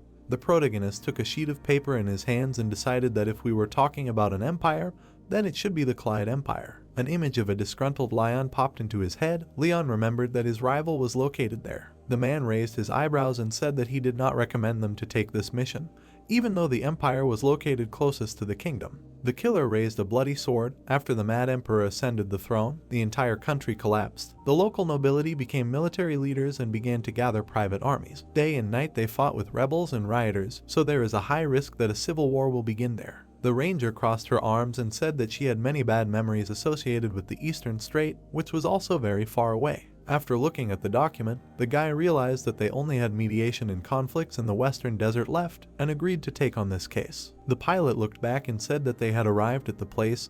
The squad decided to get off right there. The heroes jumped over the fence and thanked the man for his help. The driver wished them luck in their business. The squad landed on the ground. Looking at the flying ship, Karen explained that due to the changeable weather, it was dangerous to fly further since it was difficult to predict when a sandstorm would start. The young man said that this is why they would go on their own. The guys heard a strange sound and looked back. Elahan threw sand into the air and admired how soft it was. The adventurers watched as her comrade happily ran along the sand. Squinting, the girl noticed that she was indeed an unusual person and asked what could be found in the desert where it was always hot and stuffy. The heroes stood on a huge dune. The swordsman asked where they should go next. The saint turned around. She swung her mace and asked the goddess to show them the way. The morning star hit the sand with force. The members of the squad widened their eyes in surprise. The main character asked if a revelation had come to her. The goddess's staff stood next to her mace. Suddenly, the weapon shook. It fell to the sand with a crash. The priestess pointed in the direction where the morning star was pointing and said that they needed to go there. Her comrades were shocked. Leon smiled and asked if it was really a revelation. Closing her eyes, Elahan confirmed it and explained that it was the merciful guidance of the goddess. The woman frowned and noted that from the outside it looked like an accident. The saint asked her not to blaspheme. Clouds floated across the sky. The guys decided to set off. They ran forward quickly. The goddess's staff looked up and said that there was something there. A huge cloud of dust was approaching them. Suddenly, a desert worm crawled out of it. The ranger's eyes widened in tension. 3 giant monsters were moving in their direction. Gusts of wind raised sand from the ground. Someone's groans were heard. A cluster of black energy appeared in the middle of the desert. Inside was a man who was desperately trying to get out. Suddenly, his hand withered. A dead, dehydrated body fell out of the dark energy. The villain in the robe threw it away from himself. The monster gritted his teeth and said that this was not enough and that he needed more life force. Around him were many corpses of travelers. The cultist stood on the cliff and watched the creature that refused to die. The heretic looked up and said that the apparition of the Dark Pharaoh had been successful. His accomplice said that since this monster personified the apparition of death, even the gaze of the goddess would not reach it. The dead wanderers lay on the sand. The Satanists had prepared the ground for war and mass death of people, since they had created a situation in which the nomads of the western desert and the steppe animals began to treat each other with suspicion. The villain looked ahead and said that the killer of the goddess was approaching. His henchmen said that it was too early to confront her, and suggested that they leave this perimeter and disperse in different directions. The villain clenched his fist and announced that their largest sect of the evil cult of destruction, true to its name, would bring chaos to this great desert. The cultists nodded to each other and wished each other luck. They jumped off the cliff and ran in different directions. A huge shadow hung over the heroes. Elahan jumped forward and swung her mace. The sandworms came close to her. With one blow, the saint cut their bodies into pieces. The torn limbs flew into the air above the squad members. Chunks of monster flesh fell to the sand. Purple blood splashed on the faces of the puzzled guys, who could not believe that their ally destroyed all the enemies with one blow. Pouting, Elsid said that the cult of evil for hundreds of years considered her the #1 warning target, so this is a strategic weapon, the appearance of which makes the members of the Church of Evil immediately retreat.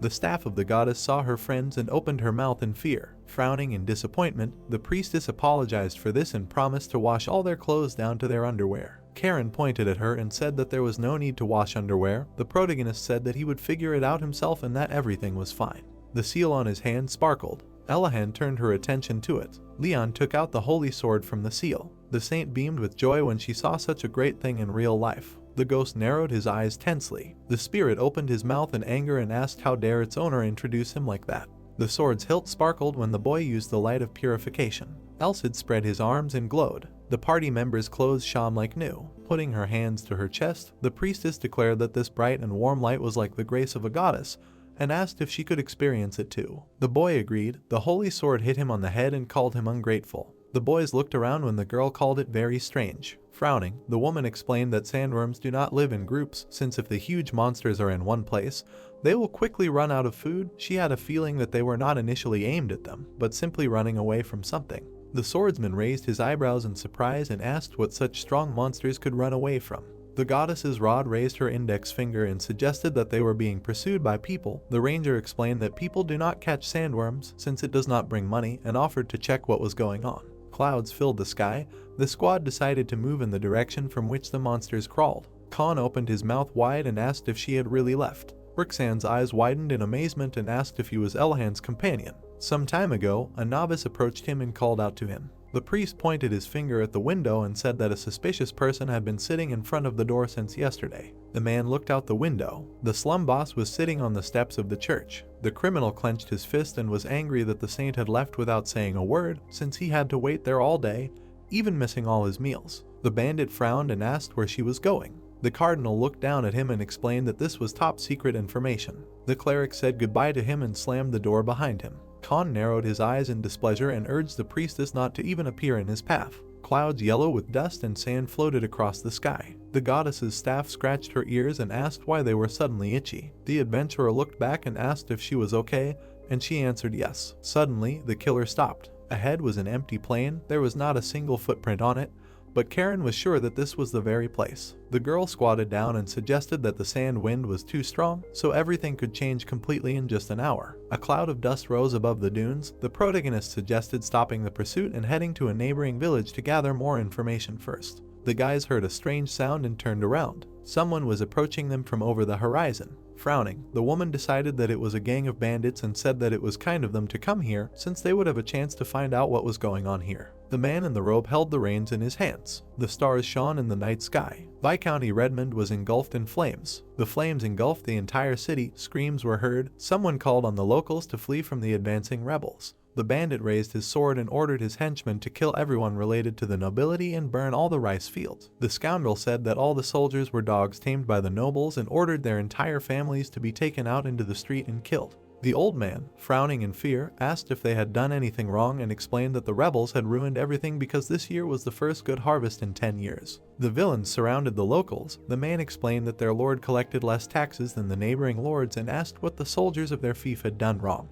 The rebel brought the tip of his sword to the old man's face. The bandit grinned and asked how dare the worms that fill the treasury of the nobles rebel against their cause. The scoundrel raised his sword and wished them death. The man raised his hand in front of him to somehow protect himself from the blow. Suddenly, a blast wave swept across the ground. Someone lunged forward and slit the rebels' throats. The villains immediately fell to the ground. With his last strength, the rebel looked up and asked who he was. His golden locks fluttered in the wind. Lion squinted menacingly and asked who was behind them. The criminal lowered his head. His eyes were bloodshot. The robber grinned and said that this knowledge would be useless to him anyway. The villain fell to the ground and said that it was too late. The prince reached for his robe. The blonde pulled out a white mask from underneath and realized who was behind this. Gilbert approached him and asked if there were traces of the Church of Evil here too. The guy asked how things were going with the suppression of the rebels. The man replied that the settlement of the situation was coming to an end and that they still had to deal with about 100 people who had gathered at the entrance to the castle. The heroes turned around when someone asked them not to worry about it. Chloe smiled and said that the entrance was also cleared. The girl raised her hand and said that she had completed the mission and came to report to His Majesty. The young man noticed that she seemed to be teasing him. The full moon was burning in the sky. The guys decided to put out the fire first. Falling to his knees, the aristocrat thanked His Highness and explained that without his help, the fief and its inhabitants would have been completely destroyed by those rebels. Lion approached him and said that he should not thank him. Redmond bowed his head before him and shouted that he could not help but thank him for the mercy shown. The prince explained that he was obliged to take care of the vassals of the empire, being a member of the imperial family. The Viscount raised his head when the blonde decided to make him an offer. The guy extended his hand and offered him to return to the ranks as a military leader. Clouds floated across the blue sky. The muscular horse stopped and stamped its hoof on the sand. The riders surrounded the detachment. The boys frowned menacingly. The stranger raised his saber in front of him and called them strangers. Karen closed her eyes and said that she had heard about the nomadic people of the desert, but did not know that pointing a blade at someone was their warm welcome. The Bedouin was indignant at her behavior, but his comrade raised his hand and asked him to shut up. The man turned down the corners of his lips and explained that whether they would become enemies or guests of the desert would depend on how they answered his questions. The protagonist smiled and asked him to ask his questions. The stranger's eyes widened in surprise because he did not notice a drop of fear in his voice. The companions behind him also looked absolutely calm. Looking at them in amazement, the stranger said that they did not have time to test their spirit for strength and asked them to identify themselves and say why they had come here. Elahan put her hand to her chest. In memory, Rixan smiled and said that they had registered her under a pseudonym. The saint lowered her gaze and thought that she liked the idea of using a disguise and that now she should introduce herself with her new name and say that they came from Eugen. Her companions turned and looked at her. The goddess's staff showed her badge and said that they came from the Holy Church. The riders stared at her in amazement, not believing their ears. The priestess clutched her cheeks and thought that this was not what she wanted to say at all. The girl covered her eyes with her hand. The Bedouins decided that if this was true, they should apologize for their rudeness and explained that the situation in the Great Desert was not the most favorable now. Removing his hood, Rahman introduced himself and asked what brought the representatives of the church here. Elahan hugged her friend and asked what she should do now. The woman whispered that everything was fine, because, judging by their reaction, they were not hostile towards the Holy Church. Smiling, Leon said that they came here at the request and asked what he meant by his words about the unfavorable situation in the Western Desert. Looking away, the man asked if they had seen a trade caravan nearby, and when they answered in the negative, he explained that there had been mysterious disappearances in this perimeter lately, the cause of which was unknown to them. The saint's eyes widened in surprise and asked what they were talking about. There were rocks in the desert. It was very strange that people who had been exposed to sandstorms for decades disappeared without a trace, and the seeds of plants dried up. The Bedouin suggested that some person or monster was wandering the desert and destroying everything, without even leaving a trace. The guy frowned and wondered what it could be. Looking back, Rahman said that this was all they knew and asked the travelers to be careful, suggesting that they get to the village and find a branch of the guild where they could get more detailed information. The riders said goodbye and disappeared into a cloud of sand. Watching them go, the heroes decided that this was a serious problem, since even the Bedouins couldn't solve it themselves. The ranger frowned sternly, realizing that this was something very dangerous, since even the sandworms ran away in fear and declared that if they didn't stop this creature that left no traces, then a big war could break out in this desert. The goddess's staff widened her eyes in fear. The arrows pointed to an oasis. In the upper part of the desert lived the beastmen, and in the lower part the nomads. The relationship between them was not very good, because they invaded each other's territories every now and then. The young man pursed his lips when he heard that if the two groups lost food and water, then a fight would begin for the remaining resources. The swordsman resolutely knit his eyebrows and said that it was their duty to prevent a war in the great desert. Cumulus clouds floated across the blue sky. The squad decided to go to the neighboring village. The bright sun was shining. The adventurer pointed forward and concluded that they had arrived. Ahead was an oasis called Nuwas. The heroes crossed the bridge, surprised that there was such a settlement in the middle of the desert. Karen looked around and asked why there were no people there. The protagonist raised his eyebrows in surprise when he heard a strange rumble. Looking around, Leon assumed that they were all busy with something and suggested that they look around first. The sun's rays were breaking through the leaves of the palm tree. A crowd of people had gathered in the center of the village. Elahan squeezed through them, apologizing along the way. The guys pushed through the crowd and saw what was happening there. The guy's mouth opened in surprise. Ahead, in the center of the oasis, there was a platform onto which two people came out. The Bedouin raised his hand and asked if her opponent was ready. Someone waved his tail. The dog's ears twitched. The beastman raised her paw and confirmed her readiness. The young man stared at her in amazement. Jahar, frowning menacingly, introduced himself and shouted that they had not seen each other for a long time and that this time he would be able to obtain the rights to the border pasture. Hattie smirked and asked him not to joke like that. She approached the enemy and said that he smelled of fear. The she-wolf released her claws. The man said that he would kill her with his blade. The swordsman smiled nervously and was convinced that the two tribes were not on the best terms. Elcid thoughtfully scratched his chin. The saint realized that they were fighting for the right to occupy the pasture and asked why they did not simply agree. The girl explained that the blade was faster than words. Squinting, the holy sword noticed that this beastman looked very familiar and wondered if they had already met. The adventurer gave him a displeased look and asked what that meant, stating that he always felt uneasy when he said that. The ghost looked at him and remembered that it was when there was a strong sandstorm and he was walking through the desert. The spirit closed his eye. The protagonist asked what kind of enemy his teacher had made this time. Looking up, Elcid said that he was just joking, because beastmen do not live that long, and explained that his acquaintance from back then would have been her great-grandfather if he were still alive. The heroes turned around when they heard a strange sound. The duel began with Jahar cutting the air with his sword. Hattie jumped up to dodge his slash. Her paw had sharp claws. The she-wolf hit her opponent on the head. His foot crashed into the ground. The man smirked because his opponent's claws cut into his sword. The daughter of the king of the pack jumped back. She dug her claws into the ground to slow herself down. The sun was shining over the oasis, and the spectators were amazed by the speed and strength of the opponents. The beastman smirked and said that she was not going to waste time, because this was the first time they met in 5 years. Throwing a menacing look at her, the Bedouin clarified that it had been 4 years and 8 months, and explained that it had been very difficult for him to accept defeat in the last fight.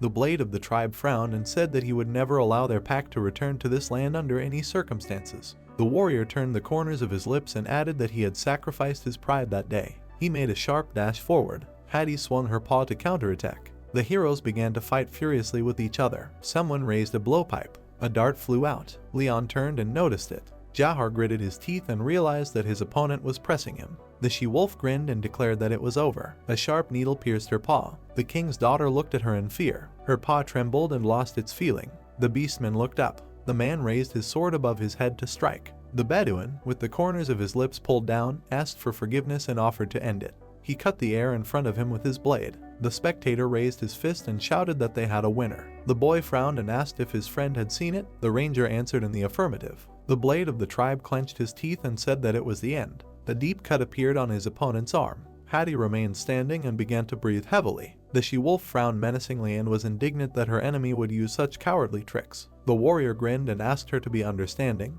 because he had too many mouths to feed. The daughter of the king of the pack lowered her hands. Jahar noticed that now she would not be able to use them. He pointed at her and suggested that she surrender. The man narrowed his eyes slyly and said that the next blow would not be to the hand, but to her head. Suddenly, the Bedouin looked back. His eyes widened in fear. The beastman looked to the side to find out what was going on. On the rock among the spectators stood a squad of heroes. Next to them sat a beaten scoundrel with a blowpipe. The blade of the tribe looked at the enemy in fear.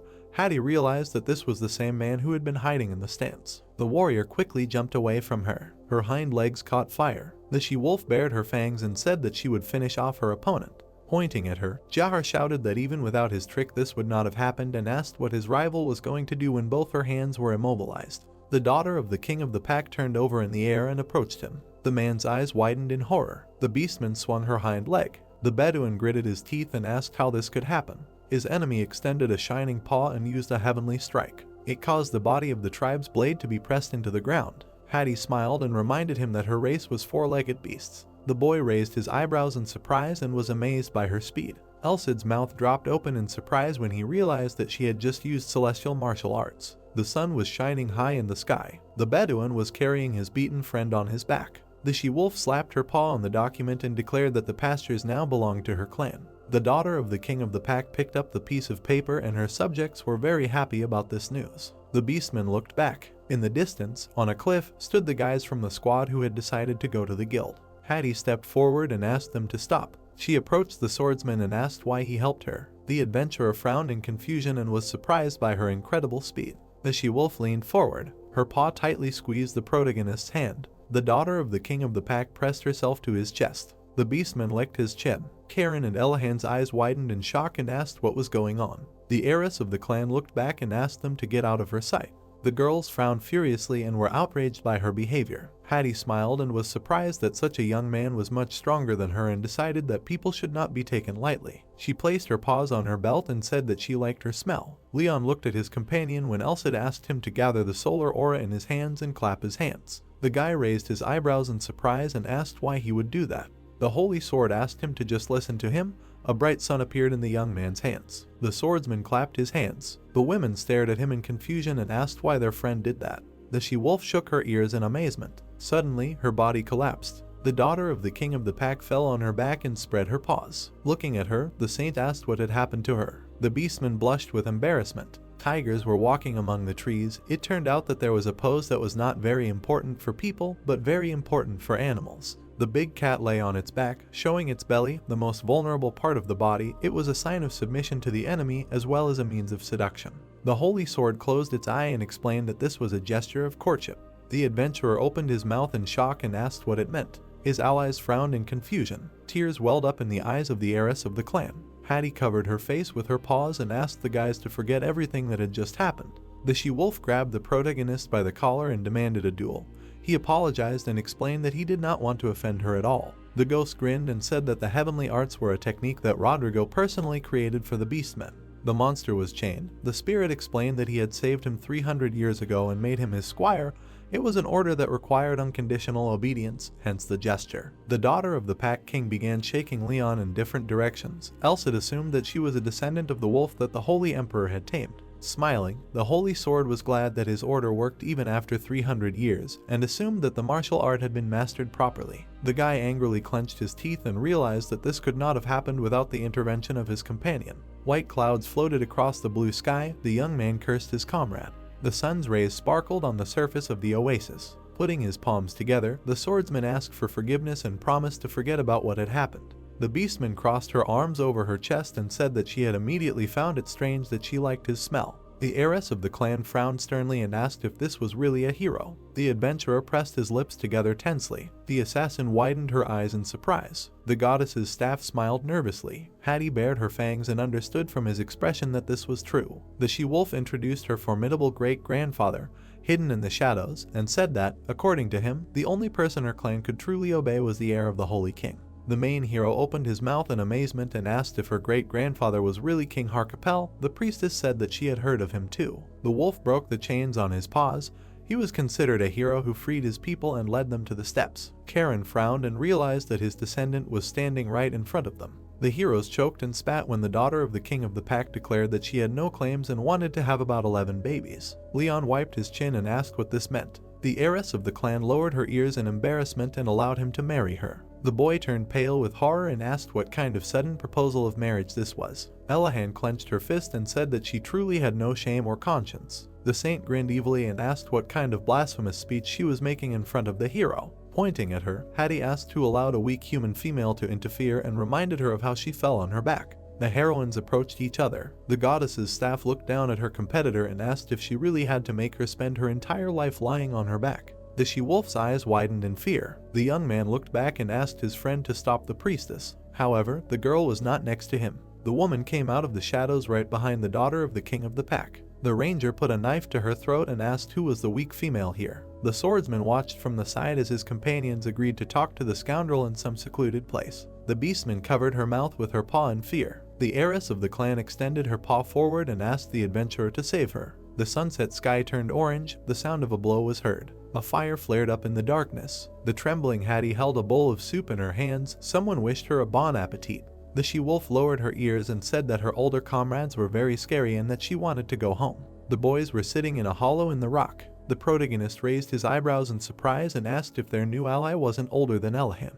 The daughter of the king of the pack raised a finger and explained that in the steppe, the one who is stronger is older, and actual age does not matter. The saint narrowed her eyes and said that actual age is very important. The beastman asked her not to be angry. Karen brought the bowl to her mouth. The goddess's staff said that she was never angry, and asked the heiress of the clan not to call her older comrade anymore. The girl shuddered, almost spilling the soup, when the priestess allowed her new friend to call her older, because that is what she is. The woman grinned menacingly and asked her partner to step away with her for a couple of minutes. Bright stars shone in the sky above the fire. Grinning furiously, Hattie asked who was capable of doing something like this, and said that this was the most insidious plan to use people to kill each other in the desert. The heroes sat on the rocks. Leon confirmed that this was true. The boy frowned and explained that before the situation worsened, they should inform everyone about what these scoundrels were planning. The she-wolf understood that he needed help and agreed to cooperate with him. The daughter of the king of the pack lowered the corners of her lips and added that she was only a candidate for the place of the leader of the pack, so she had neither the right nor the qualifications to give orders to her tribe. The young man frowned in disappointment. The beastman frowned sternly and said that there would be someone who would not believe her, and that person would be Skrull, another candidate for the place of the leader of the pack. The swordsman opened his mouth in amazement when he heard that it was her twin brother. The wolf held a diamond in his paw and admired its appearance. He grabbed a bottle of wine. The man began to drink it greedily. The clan heir grinned and said that wine was a real delicacy of the outside world, which could not be drunk on the old plains. Someone handed him a box of gold and explained that it was a gift for him as a token of gratitude for allowing their caravan to pass through the clan's territory. Felix closed his eyes and added that he had the opportunity to get even more gold if they began to cooperate. Skrull frowned decisively and wondered why his father would refuse such good conditions and asked if eating garbage was better than drinking the best wines and eating delicious food. Wolf narrowed his eyes and declared that they would make this desert their own when they became the leader of the pack. The cat's eyes sparkled and promised to remove all obstacles in his path. The sun shone in the sky above the desert. Hathai opened her mouth in fear and screamed. Shaking off the sand, she called the desert a very boring place and was upset that there was nothing here except terrible smelling sand. The adventurer approached her and asked if it was so hard for her race to live in the desert. The she-wolf said that she would never live here. Elahan looked at her and asked how much longer they had to go. The daughter of the king of the pack said that they only had to go through this gorge, so they would be there before sunset. The party moved forward. The saint was relieved that at least some shade appeared on their way. Suddenly, the beastman stopped. Her shadow was enveloped in a dark aura. From it, someone's clawed paw appeared. The stranger grabbed the heiress of the clan by the hind leg. Hattie stumbled and fell on the sand. She grabbed her head and asked what was happening. Black shadows crawled across the sand. The stranger laughed and said that they had not seen each other for a long time. The cats crawled out of the shadows. The she-wolf asked what they were doing here. The daughter of the king of the pack looked back and warned her friends about the danger. Sitting on the rocks, the protagonist asked if everything was okay with her. The beastman smiled awkwardly and asked if the villains had caught only her. Leon explained that he thought she would be able to dodge. Flashing his yellow eyes, the villain said that they had no intention of harming anyone, and added that the young lady would have to stay with them until her brother took the place of the leader. The heiress of the clan gritted her teeth in horror when she realized that her twin was behind this. The bandit turned his head and asked the people not to interfere in their affairs. The boy's eyes widened in surprise. Evil shadows loomed over them and threatened to kill them. Hattie frowned and shouted that it was too dangerous because there were too many enemies. Karen lowered her head and said that this was not how shadows were used. The cat looked at her in surprise and asked what it meant. The girl raised her head and decided to teach them a lesson. A bright purple flame flared up around her. Lightning fell on the shadows of the villains. The villain looked down and asked what it was. Blood splashed in the air. The shadow enveloping the beastmen's bodies dissipated, and they showed their true faces. The she-wolf watched in shock. The bandits all flew into the air as one. At the same moment, they fell to the sand. The daughter of the king of the pack smiled awkwardly and said that her older comrade scared her very much. The mercenary looked up and mentally called the enemy crazy. The goddess's staff smiled. The stranger made a dash forward and decided to attack the one who looked the weakest. Grabbing the priestess by the shoulder, the cat took her hostage and shouted that he would kill this female if the opponents did not leave and leave them the heiress of the clan. The beastman's eyes widened in fear. The woman smiled nervously. The guy frowned tensely. The villain grinned and, judging by their reaction, he realized that he had made the right move. Elahan looked back and asked if she really looked that weak. The villain looked at her in shock. Lightning flashed before his face. His eyes became bloodshot and his pupils narrowed. The robber opened his mouth wide and screamed. The squad tied him up and all his minions. The criminal continued to tremble in fear. The stranger frowned and wondered how things could have turned out this way. A few minutes ago, the saint raised her fist to hit him. His head shattered into pieces. The cat grabbed his muzzle and remembered how he was killed. The villain looked away when the boys noticed that he had come to his senses. The goddess's staff leaned towards him and smiled. The villain put his hands to his cheeks and screamed. His body collapsed on the sand. Approaching his friend, the young man noticed that their enemy had lost consciousness again and was upset because he had many questions. The ranger said that he should have trusted her with this matter. Foam came out of the robber's mouth. The heiress of the clan assumed that they decided that her younger brother's position as leader could be shaken if she successfully completed the assigned mission and returned home, because otherwise he had no reason to do so. Hattie angrily clenched her teeth and declared that she would never forgive her twin. The sun was shining over the clan camp. Skrull scratched his ear and thought that someone was discussing him right now. The wolf closed his eyes and decided that if things continued like this, he would soon be recognized as the leader. Felix smiled and confirmed this. The son of the king of the clan asked his subordinate to bring him more wine. The cat grinned and said that he sent his son on the mission so that they would definitely succeed. The wolf spat out the wine when someone shouted his name. The leader looked back. The beastman looked up and recognized the voice. Someone opened the door with their foot and walked inside. The heiress of the clan pointed at her brother and promised to send him to the next world right now. The man also pointed at her and asked if she hadn't been taught to knock before entering. Hattie's eyes widened and asked what kind of nonsense this was. Skrull frowned sternly and asked what she wanted. The sky was covered with clouds. The twins began to quarrel, trying to figure out who was right. The girl clenched her teeth and said that she was ashamed that they were in the same womb, because the one who was born in their pack and dared to tangle with cats has no pride at all. The wolf raised his paw and asked what they were talking about and where the evidence was. The woman threw the body of the robber who attacked her into the tent. The criminal fell at the feet of his father. Felix looked menacingly down at him. The beastman's eyes widened in fear. The cat rushed to his tied-up son. The daughter of the king of the pack flapped her ears and said that this was the proof. The leader frowned angrily when she asked him to tell her father everything. The heir of the clan lowered the corners of his lips and called out to his sister. The man looked up and asked how his twin was going to be held accountable for beating up a member of another clan, even if the situation had simply pissed her off. Hattie's eyes widened in surprise and she asked what that meant. Felix grinned furiously and asked why the mistress had brought his son to such a terrible state, since different groups should not do that to each other. The girl raised her eyebrows questioningly and asked what they were talking about and said that these scoundrels had attacked her. The cat asked her not to make up excuses. Karen crossed her arms over her chest. The heroes stood by the tent. The ranger noticed that their friend was cornered. The protagonist asked if they should go inside and do something. The stranger leaned on his hand and said that it was quite an interesting question. The wolf sat down next to the boys and said that he himself did not know what to do with these children. The killer's eyes widened in fear. Elahan looked back. Leon frowned sternly and realized that the leader of the wolf pack himself stood before them. Barg looked at them and smiled. The twins narrowed their eyes angrily and decided to settle their conflict with a duel. Felix watched them arguing from the sidelines. The cat grinned slyly and decided that this was a great chance to slip away and that it would be enough for him to get his son out of here so that there would be no evidence left.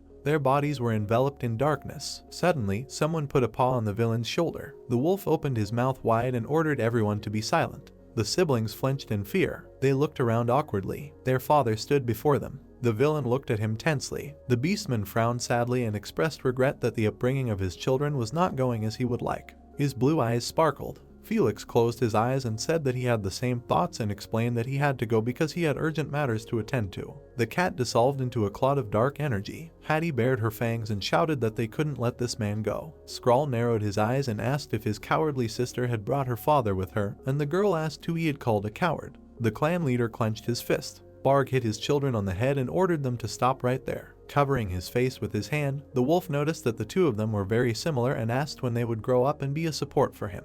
The twins grabbed their heads and begged him for forgiveness. The beastman narrowed his eyes furiously and asked what those people were doing standing behind the door. The squad was waiting for their friend outside. The woman smiled and tried to explain everything, but her father stopped her. The man stretched out his paw in front of her and asked her not to tell him anything. He frowned and said that he had sensed something at first sight.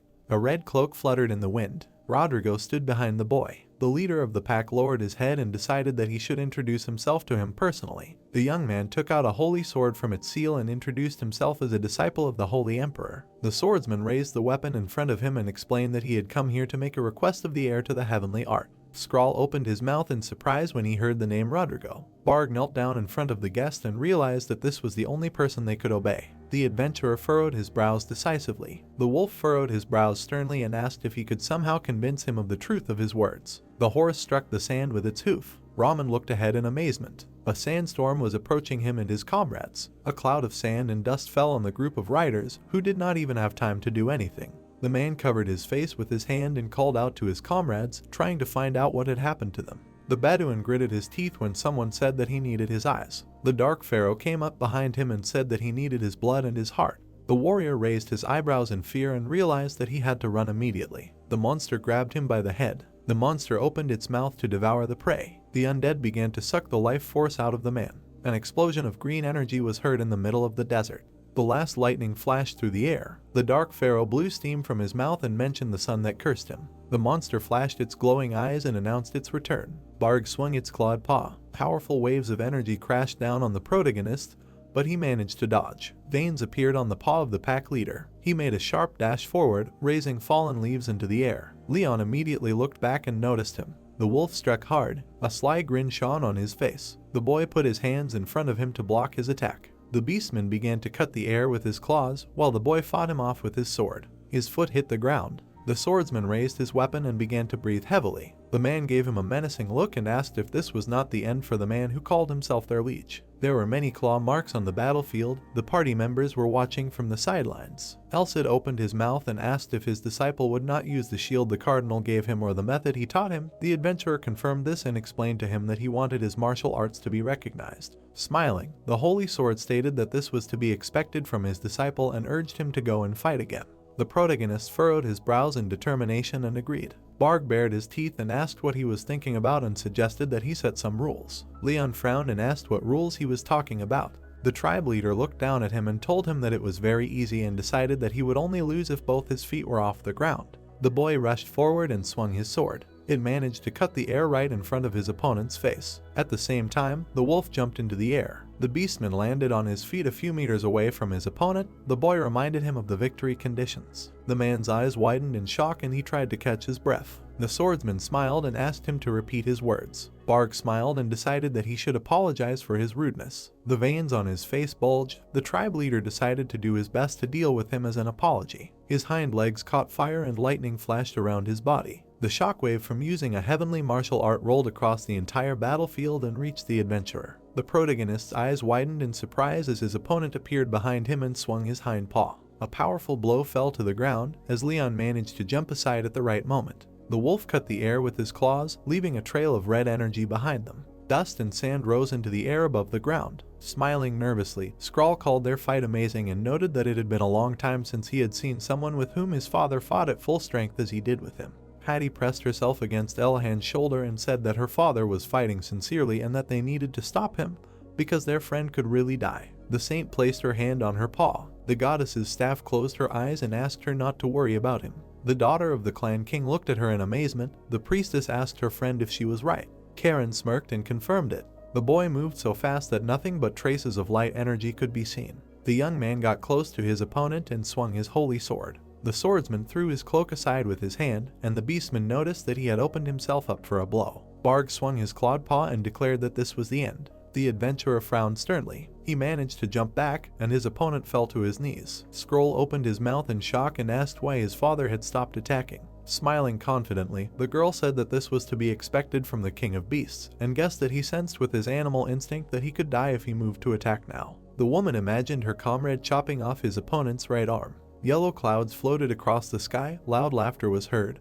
The leader of the tribe said that he had not had such a fun duel for a long time and wondered how many years had passed since he felt such anxiety. The wolf hugged the main character and said that he liked this man very much. The beastman asked him what he thought about this. Leon turned his head and asked what exactly he was talking about. Smiling happily, the man replied that he meant his daughter and gave them permission to marry. Hattie happily put her paws to her cheeks, while Karen and Elahan were not delighted with this news. The guy opened his mouth in confusion. Barg explained to him that he immediately understood what his daughter's looks meant, which she cast in his direction. Throwing him over his shoulder, the leader of the pack called him very shy and decided to start preparing for the ceremony right away. The young man tried to stop him, but felt incredible strength. The swordsman narrowed his eyes in fear and thought that the wolf would never let him go and that he had only one option left. At that moment, the adventurer clapped his hands. The beastman opened his mouth in surprise. The man fell to the ground and exposed his belly. Fallen green leaves rose into the sky above the step. Scroll fell on his back and wondered what just happened. The wolf looked away in confusion. The girl looked down at him in surprise. The son of the king of the pack became embarrassed and his cheeks turned red.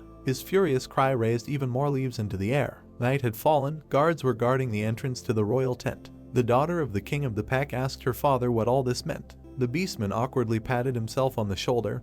His heiress asked why he suddenly became quiet and if his posture was too shy. She smiled nervously and turned her head. Hattie pointed at her brother and asked why he looked so ashamed. Scrawl pointed back and said that he didn't and explained that he was just sitting there and not bothering anyone. The wolf grinned furiously and said that it was more important why his sister was bothering this scoundrel. The woman put her hand to her forehead and thought that this place was a madhouse. The heroes sat at the table.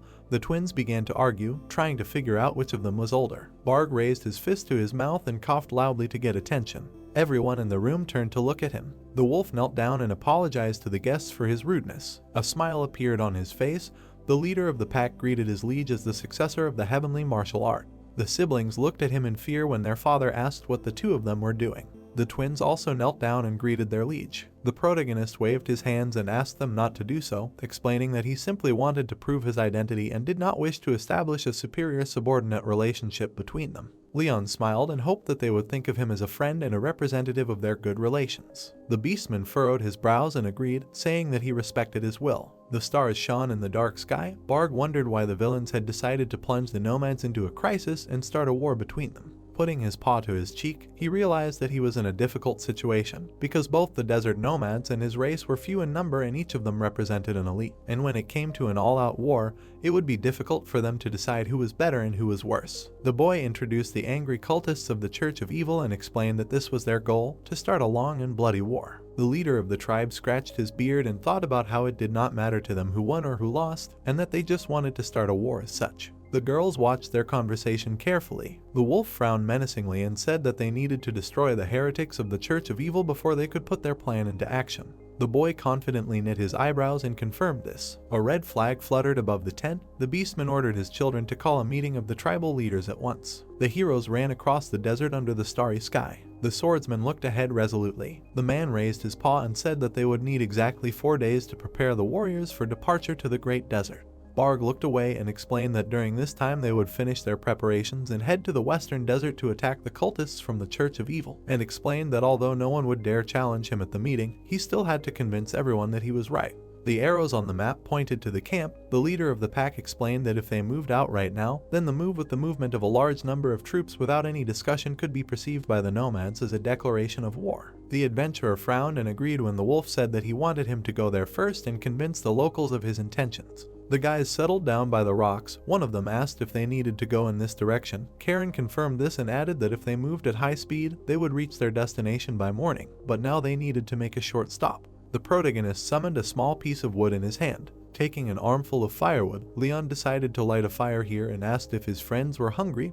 The girl said that she had not had a crumb in her mouth today. Taking a radish in her hands, Elahan asked to leave the cooking to her and promised to cook them an exclusive soup according to her personal recipe. The woman looked back and asked if they had any more drake meat. The boy squatted down to light a fire. The saint said that her friend was too cruel to her. The ranger replied that it was just a joke. Suddenly, the boy's eyes widened when he felt an ominous energy. A giant eye appeared above his head, and smoke filled the space around him. The swordsman turned around in fear and asked what it was. With his mouth wide open, the nobleman warned his companions of the danger and asked if they couldn't see that eye above. Karen looked at him and asked what he was talking about. The goddess's staff didn't understand what he was talking about either. The protagonist tensely clenched his teeth and wondered if such strong warriors couldn't see that energy. Suddenly, the pupil of the eye began to emit a bright light. Leon covered his eyes with his hand to keep from going blind. Suddenly, the dark pharaoh appeared in front of him. The monster widened its eyes and asked if the man could see it. The boy looked up at it in horror and thought that it was too dangerous. Without thinking, the young man raised the holy sword over his head. He managed to cut the monster in half. Half of the undead's head dissipated into the air. The swordsman frowned menacingly. Many green particles appeared around him. His allies ran up to him and asked what just happened and what kind of eye it was. Elsid smiled and praised its owner for being able to cut the eye of a higher dimension. The adventurer asked what it was. The holy sword looked at him and decided that with this action he had definitely made himself remember the Dark Pharaoh. The protagonist widened his eyes and asked who it was. On the wall was an image of Nephrin with a dog mask on his head. The man stretched out his hands to the sun.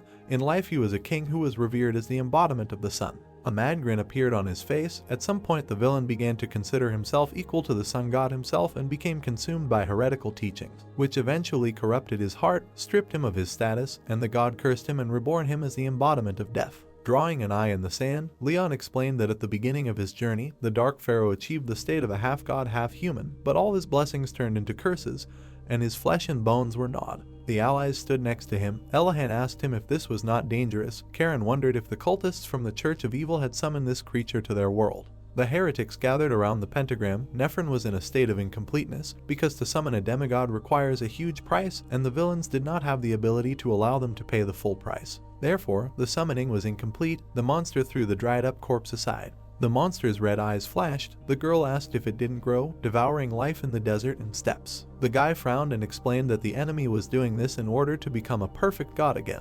The woman sternly drew her eyebrows together. The saint pursed her lips tensely. The stars shone over the desert. The young man understood why the evil church was provoking a war, because a battlefield washed with blood would be the best place for the Dark Pharaoh to grow. Rising to his feet, the swordsman said that they did not have time to stay here, and said that through this creature the villains would learn that they were here and would try to start a war even faster. Morning came, the sun rose over the desert, and the guys continued on their way. Among the rocks was the village of Amr. The guards standing on the fortress wall noticed something in the distance. A horseman was approaching from behind the horizon. The warriors recognized him. They smiled happily and decided that it was their leader who had returned. The man's face was hidden by his hood. The man asked why he was alone. His comrade suggested letting him into the settlement first, and then asking questions. The horse rode up to the gate. The sentry ordered it to be opened. The Bedouins approached their returning comrade and said that he had come a long way. The young man looked back and asked him to drink some fresh water quickly. Suddenly, the monster hiding under the cloak opened its mouth wide, and the sound of a blow was heard. The bloody boy fell to the ground. Raman, who had turned into a demon, looked up. Clouds hung in the sky. Someone's shrill screams were heard. The guards hurried to warn the others of the danger. The man raised his hand. The Bedouin clenched his fist and smiled broadly. The warrior looked down and asked what had happened. His frightened comrade asked him to quickly look at it.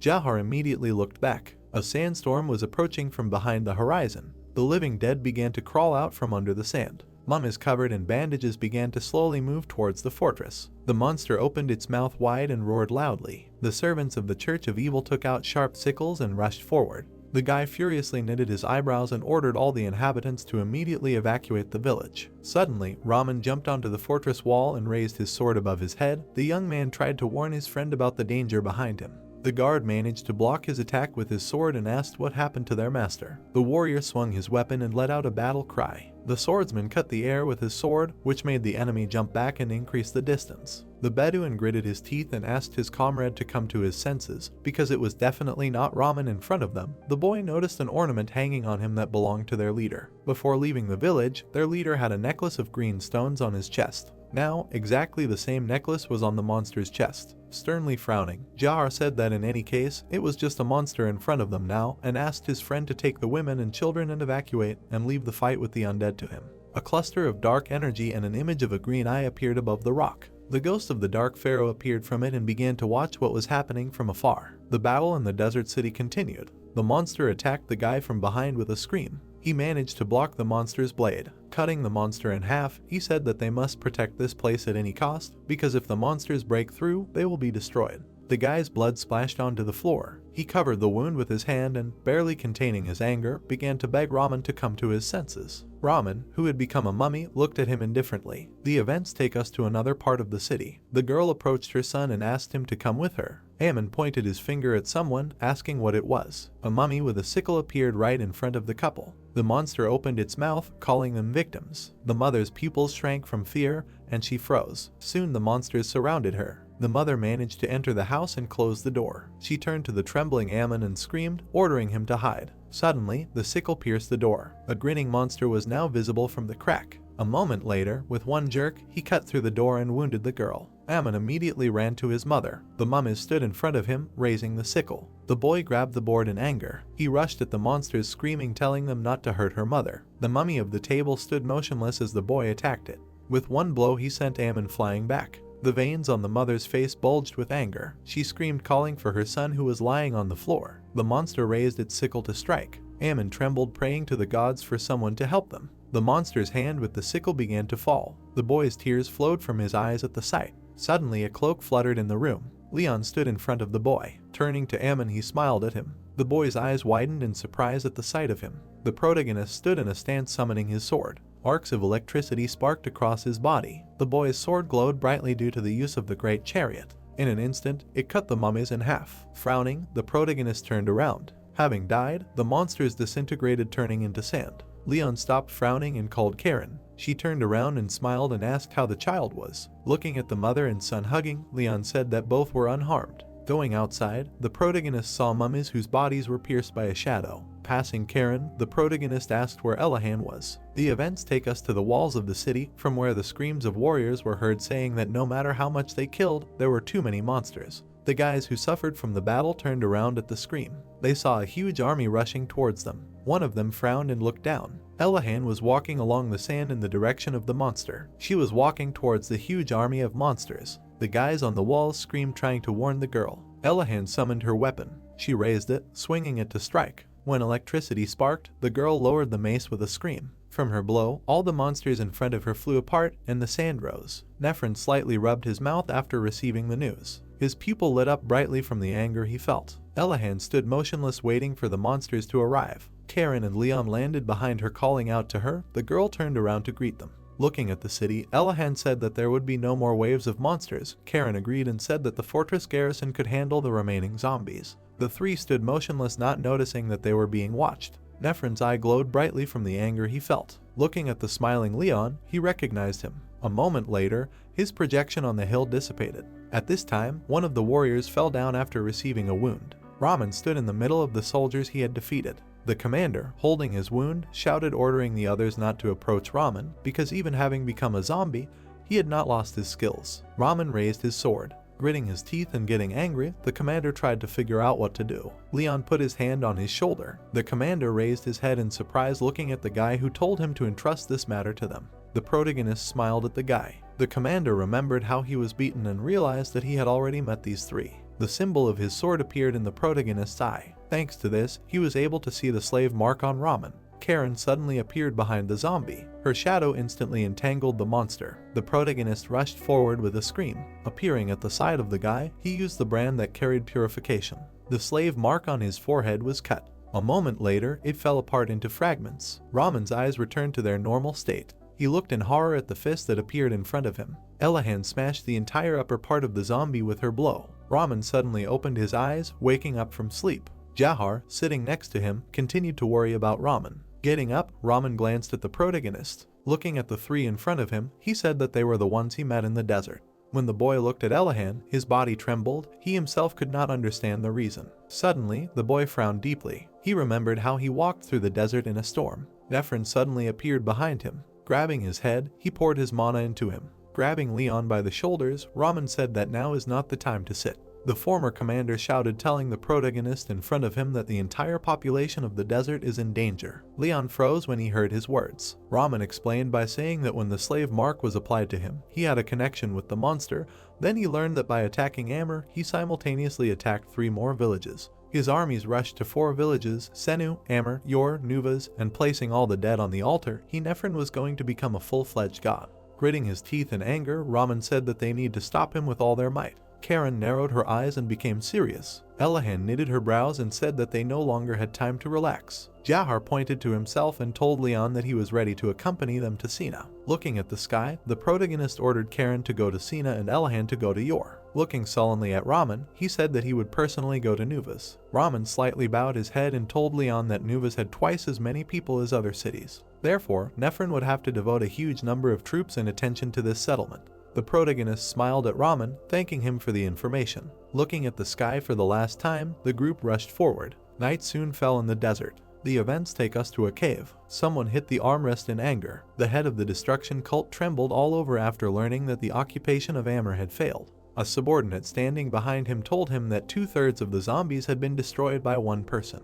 The leader turned around abruptly and asked if it was the saint. The subordinate nodded, saying that he did not want to jump to conclusions, but judging by her strength, it was the saint who had entered the battlefield. The leader of the cult turned away, cursing, saying that she had arrived faster than he had expected. He glanced at Nephrin, whose eyes were closed. His body was not yet complete and was in the process of being formed. Standing in front of the altar, the leader said that until Nephrin's body was restored, he would not be able to use his power under the sun. And moving in the form of a spirit, not a physical body, still has limitations, because he constantly needs to drain people. Nephrin's spirit moves in the desert in the form of a head. When his body is restored, even the saint will not be able to do anything, because he will be able to mark her as a slave. If all the inhabitants of Nuas are sacrificed to Nephrin, then he will be able to rise. Clenching his fist, the leader ordered that all forces be gathered in Nuas. The events take us to another part of the desert under the night sky. Ramen riding a horse with the protagonist said that they can rest easy because the leader is in Nuas. The horse galloped tirelessly through the desert. The protagonist leaned slightly when Ramen said that they were almost there. Suddenly, the guy froze in amazement, asking why the light was so bright. In the distance, the city was glowing brightly red. The protagonist frowned and assumed the worst outcome. The city of Nuas was burning in flames. The mummy ran out of the city. Burning, he ran past the soldiers. Entering one of the buildings, the monster exploded. The guards, looking at the flames in the city, decided to put it out first. One of the guards on the walls gritted his teeth looking down. Looking at the mummy below, he tried to understand how this happened. The commander turned around in anger, ordering Rammer to come to his senses and fight. He, sweating, looked at the commander. The sickle in the monster's hand appeared on the wall. Rammer stepped back, frowning. 2 mummies appeared right in front of him. The soldiers who threw the monsters on the wall said that there was no end to the mummies. The chieftain's blade glowed due to the use of aura. With one jerk, he cut 2 mummies. Razas looked angrily at his subordinates and said that if the monsters break through here, then they will all end. So the soldiers together with the chieftain continued to fight the monsters. The chieftain froze in shock, seeing the number of monsters. He saw an entire army of millions of mummies in front of him. Suddenly, a bright light appeared behind the mummies. With swings of the blade, someone killed all the mummies behind. A moment later, an explosion occurred. The chieftain's veins bulged at the sight of this. Leon rushed past the mummies at great speed. The protagonist turned his foot, starting to stop. Arcs of electricity enveloped him while he stood. Monsters rushed at him from all sides. Leon stood in a stance using the Eclipse skill. Suddenly, someone grabbed his blade. The protagonist immediately turned around. The one who grabbed his blade was Nephrin. At this time, Elahan ran through the desert. The veins on the girl's forehead bulged from tension. She prayed to the gods not to be late. Events take us to Yor. The guards standing on the walls looked into the distance. They saw a creature approaching them at great speed. Elahan, raising sand, ran forward. The guards straightened up in shock and horror at the sight of her. The girl abruptly turned her foot and began to break. The guards on the walls, seeing the tired girl, asked her identity. Putting her hand to her chest, the saint smiled, saying that she was almost late. The guys, struck by her beauty, smiled widely, saying that they were happy, although they did not know the reason. Suddenly, the monster's hand broke through the sand. Mummies began to rise around Elahan one by one. The guards frowned angrily and asked what it was. The saint took her mace in her hand. The veins on her forehead bulged again when she said that she had not been in such a hurry here for nothing.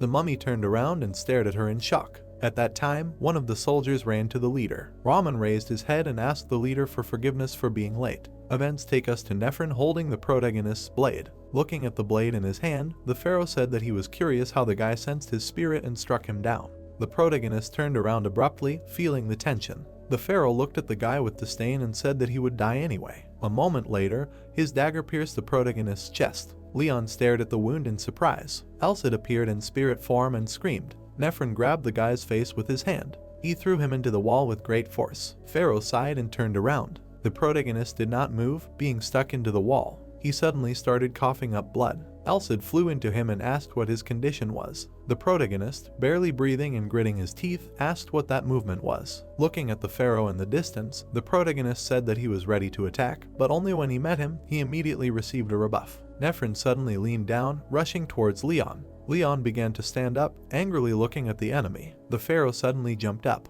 The guy's entire face tensed, his eyebrows were drawn together. Nephrin swung his dagger, preparing to attack. A moment later, he sent a sickle of energy at the guy. The protagonist watched in amazement as the sickle approached him. Blood continued to flow from his nose while he tensed his entire body. A bright light illuminated the area as the sword collided with the enemy's attack. Leon raised his sword, reflecting the enemy's attack. The pharaoh, not giving the guy a break, appeared right above the guy. The protagonist, swinging his sword, began to curse. The blades of the opponents collided, raising dust around them. Leon, who had blocked the enemy's blade, was barely holding on. Nephron's eyes were glowing as he calmly looked at the enemy. The protagonist stepped back, realizing that he needed to increase the distance now. Suddenly, Nephron appeared right in front of him. Leon managed to dodge his attack and immediately counterattacked. He realized that the enemy's left side was open to attack, his sword glowing brightly at the opportunity. Suddenly, the pharaoh let go of his dagger. He caught it with his other hand. Nephron instantly attacked, hitting the protagonist's leg.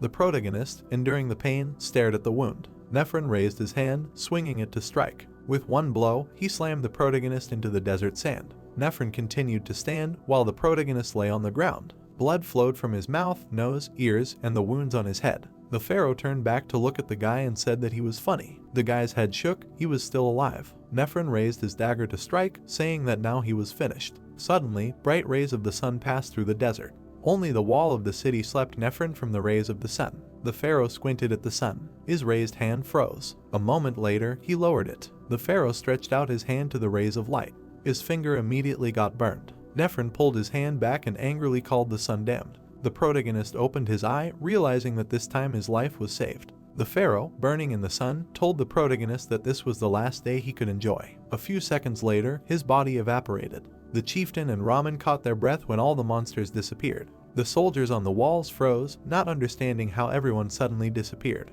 Ramen stared into the distance in amazement. He saw Leon lying on the ground. At this time, Karen swung her dagger and cut through the mummy. She pushed off the ground. Jumping up, the girl found herself above the monsters. Many daggers appeared around her. A moment later, there was a powerful explosion. Karen landed on the roof of the building. Looking at the mummies in front of her, she said that no matter how many she killed, they never ended. Gritting her teeth, the girl said that it was not difficult to deal with the monsters, but the area that needed to be covered was too large. Karen immediately looked back, hearing a cry for help. She saw how the mummy swung at the woman. In an instant, she landed on the monster. Looking at the girl, she said that now everything will be fine. Suddenly, a monster appeared behind her. He grabbed the girl. Karen glared at the monster behind her. She looked sharply at the space in front of her. Another mummy appeared in front of her with a sickle raised to strike. Karen gritted her teeth in anger and cursed. Skrull ran at great speed. He shouted, saying that anyone who dared to touch his love would be killed. A moment later, he kicked the mummy back. Pointing at himself, he said that he would never forgive him. Karen narrowed her eyes and froze in shock at being called someone's love. Skrull turned and winked at her. Hattie appeared near the building and called Karen. Seeing her, the girl smiled. Looking at her brother and sister, she asked how they knew about this place. While her tribesmen killed the mummies, Hattie told about how the tiger tribe and the cat tribe went to Yor, and the wolf tribe and the bear tribe here, and her father rushed to Nuvas with the elite from each tribe. Hattie narrowed her eyes and asked Karen if she should get rid of the creature behind her. The girl, who was still hugging the mummy, realized something. Squinting, she released her aura. The mummy opened his eyes wide as electricity enveloped him. A moment later, the whole world blurred for him. He was lowered by multiple shadow spikes. Karen first looked at the city. Standing up and turning to the house, she said that they should go to Leon. At this time, the chief and Ramen were excitedly shouting, standing over the protagonist. Leon's eyes were closing while he was looking at Ramen. The whole world was gradually plunging into darkness for him. When he opened his eyes, he saw a crying saint. The girl was sobbing, trying to heal him. Elahan's tears rolled down and fell from her face. The events take us to the room in which Leon was placed. The guy wrapped in bandages woke up. Looking at the ceiling and not moving, he asked himself where he was. Suddenly, a basin to the side fell to the floor. Elahan, who continued to cry, covered her mouth. The protagonist, standing up, smiled and asked the girl why she was crying. She suddenly hugged him. She experienced unprecedented relief. But a moment later, she screamed excitedly, realizing that Leon had lost consciousness. After a while, looking at the window, Elahan said that because of the wound from the cursed object, she could not stop the flowing blood and her magic did not work properly. Sitting in front of the guy's bed, the girl asked if he had encountered Nephron in battle since he was so wounded. Drawing the mark of a slave, the saint told the guy that he had fought so fiercely, now they could rest because Yor was safe and Nuvas too. Smiling at the protagonist, she said that he could now rest. The protagonist's lips parted when he said that there was no battle. The saint's eyes widened in shock and incomprehension. The protagonist involuntarily remembered how he was pierced with a dagger, how he was thrown into the wall. The pharaoh put him on the ground with one blow. Remembering how he lay defenseless, he said that he was lucky that the sun had risen, because that was the moment Nephren stopped attacking. Elahan froze and asked the guy in shock if even he could not resist him. Pulling out the IV, the guy said that he could not resist him, so now was not the time to sit. Turning to Elahan, he said that Nephren would appear tonight. The events take us to the cave. Looking at the altar, the leader of the cultists said that they were failing everywhere. Nephren suddenly opened his eye. He stared at the people, saying that resurrection was now impossible. The guys turned around, feeling the fluctuations of the aura. The pharaoh raised his hand. Looking at his hand, the pharaoh called the people fools. The members of the cult bowed in a bow and began to apologize for their negligence. The pharaoh did not move as the arcs of electricity enveloped him. He remembered the guy he had fought, realizing he was a big nuisance. Nephren bared his teeth and said that the fact that this imperfect body couldn't handle even such a nuisance irritated him. One of the cultists raised his head and said that they understood this, so they would go personally this time. Nephren narrowed his eyes and said that there was no need for that. The man winced and said that they only needed time and they were sacrificing many bodies to him.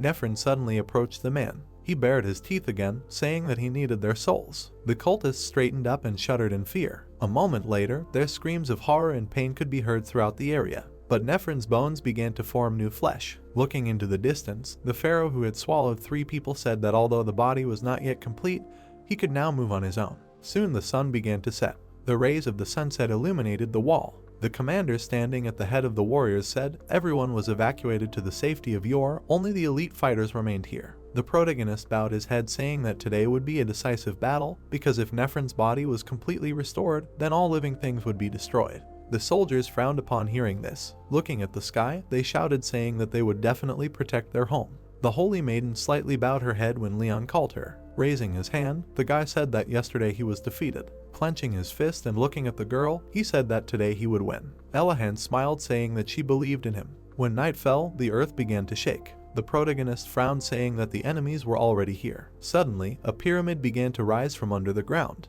Its huge shadow covered the walls of the fortress. The protagonist and Elahan stood on the wall and looked at the pyramid. The guy's whole face was tense from what he saw. A pyramid appeared out of nowhere right in front of the city. Raman and the chieftain along with the warriors gritted their teeth at the sight of it. They saw a figure on top of the pyramid. Elahan frowned and asked Leon if it was Nephren. The protagonist narrowed his eyes and said it was him. The black pharaoh stood at the top with his arms crossed over his chest. Arcs of electricity flashed across his body. He opened his mouth wide and shouted, saying that raising his head in front of the king was a crime. A huge amount of energy spread throughout the area. The weak warriors immediately lost consciousness. Of all the warriors, only the chieftain and Raman remained standing. The tense chieftain gritted his teeth, saying that even he almost lost consciousness. The protagonist leaned forward. His aura was released when he used the Big Dipper sword. The wall he was standing on collapsed. The guy turned into a beam of light and rushed towards the pharaoh. His sword shone brightly as he aimed at Nephren. The pharaoh blocked his attack with his dagger. The protagonist's veins bulged from the tension. Nephren, still standing motionless, asked the guy if this was all he could do. Nephren smirked and said that even though he was the owner of the cursed power of the sun and the owner of the holy sword, he was insignificant. The pharaoh narrowed his eyes, feeling the threat. Right behind the protagonist, Elahan appeared. She brought her mace down directly on the pharaoh. Nephren raised his hand, saying that they still wouldn't be able to leave even a scratch on his body. The saint's attack created a powerful explosion at the top of the pyramid. The girl released her aura, asking the pharaoh if it was really like that. Nephren's blood sprayed in all directions. The spike of the mace pierced his hand. A moment later, the muscles on his arms burst and began to bleed heavily. Elahan, smiling in anger, said that for the wound inflicted on her master, she will repay him tenfold. Nephren abruptly removed his hand. The bones in his arms were broken, and his wrist became unusable. Suddenly, he clenched his fist. All the bones that came out immediately disappeared. Enveloping himself in aura and starting to regenerate, Nephren told the girl that with her mediocre skills, nothing will work out. The pharaoh swung his blade. Leon was thrown back, causing him to fall. The guy stuck his sword into the pyramid, cursing. Nephren appeared right in front of the saint. His eye glowed brightly with anger. Elahan's pupil shrank greatly from anger and tension. The pharaoh pierced her chest with one movement. The protagonist saw this and screamed madly. Blood flowed down the pharaoh's dagger. The saint's hands trembled as she held back the enemy's blade. Her hands were able to stop the blade, and it only slightly pierced her chest. The protagonist disappeared from his place, rushing forward. In an instant, he appeared behind Nephren. He suddenly grabbed him with his hand. The monster turned to the guy. Releasing the blade, Nephren swung the protagonist. He threw it at the saint, sending both of them down. The two fell with a crash, raising a ton of sand. Nephrin looked at them with disdain and asked how they dared to insult a god. He crossed his arms over his chest. Nephrin stood motionless, looking at the two enemies below. Elahan and Leon were half buried in the sand. Frowning and angry, Nephrin was angry that an attack made by a mere man had injured a god. He remembered Elahan's attack, how she almost destroyed his arm. Looking up at the sky, Nephrin wondered if it was because he had not fully recovered yet. The pharaoh looked at the empty city. The corners of his lips slightly rose. Suddenly, he looked to the side. He saw a huge number of people heading to another city. Nephrin involuntarily grinned. Throwing up his hands, he released his aura and said that he would come for them personally. An explosion of large amounts of energy occurred at the bottom of the pyramid. A huge gate rose to the surface. A moment later, it opened slightly. A dog's paw came out of the gate. Anubis began to emerge from the darkness. In his hand, he held a spear-like weapon. The pharaoh pointed into the distance and ordered him to bring those sacrifices. Anubis opened his mouth wide and roared. A moment later, he rushed forward. Suddenly, the chieftain and Raman landed on the ground. Raising his blades in front of him, the chieftain said that they would not break through them. Nephrin looked at them and said that they were only slaves of an insignificant deity. His eye lit up brightly as he said that they would be the first whose lives he would take. Anubis instantly appeared in front of the couple. Raman and the chieftain rushed to attack. They would never retreat because the lives of their relatives were at stake. Anubis opened his mouth and roared. He swung his weapon forward. Raman managed to deflect the enemy's attack at the last moment, but his weapon's strength could not withstand it and broke, causing him to roll back. Blood spurted from the boy's mouth. The chieftain turned to the boy and shouted, calling him. He used his aura blade, causing the sword to glow. Swinging the blade, he wounded Anubis. He, not paying attention to the wound, swung to strike. The chieftain, being in the air, could not believe that he had only inflicted a superficial wound. Anubis swung his spear, inflicting a wound on the chieftain. Raman began to get up when the chieftain's body fell next to him. Anubis stepped forward. Both warriors raised their heads, frowning at him. Anubis raised his hand with the spear again. A moment later, blood spurted from the wound. Anubis's hand was cut off. Raman froze in shock, looking at the monster. Karen was sitting on his shoulder. She waved her hand, asking for forgiveness for being late. Smiling, the girl said that she came with other friends. Raman smiled, realizing that reinforcements had arrived. 3 pairs of paws glowed brightly. The Hatti family appeared right in front of Anubis. They kicked the monster's head off. That's how this video ends. If you have sat through to the end, please don't forget to press the subscribe button and leave feedback. See you in the next video.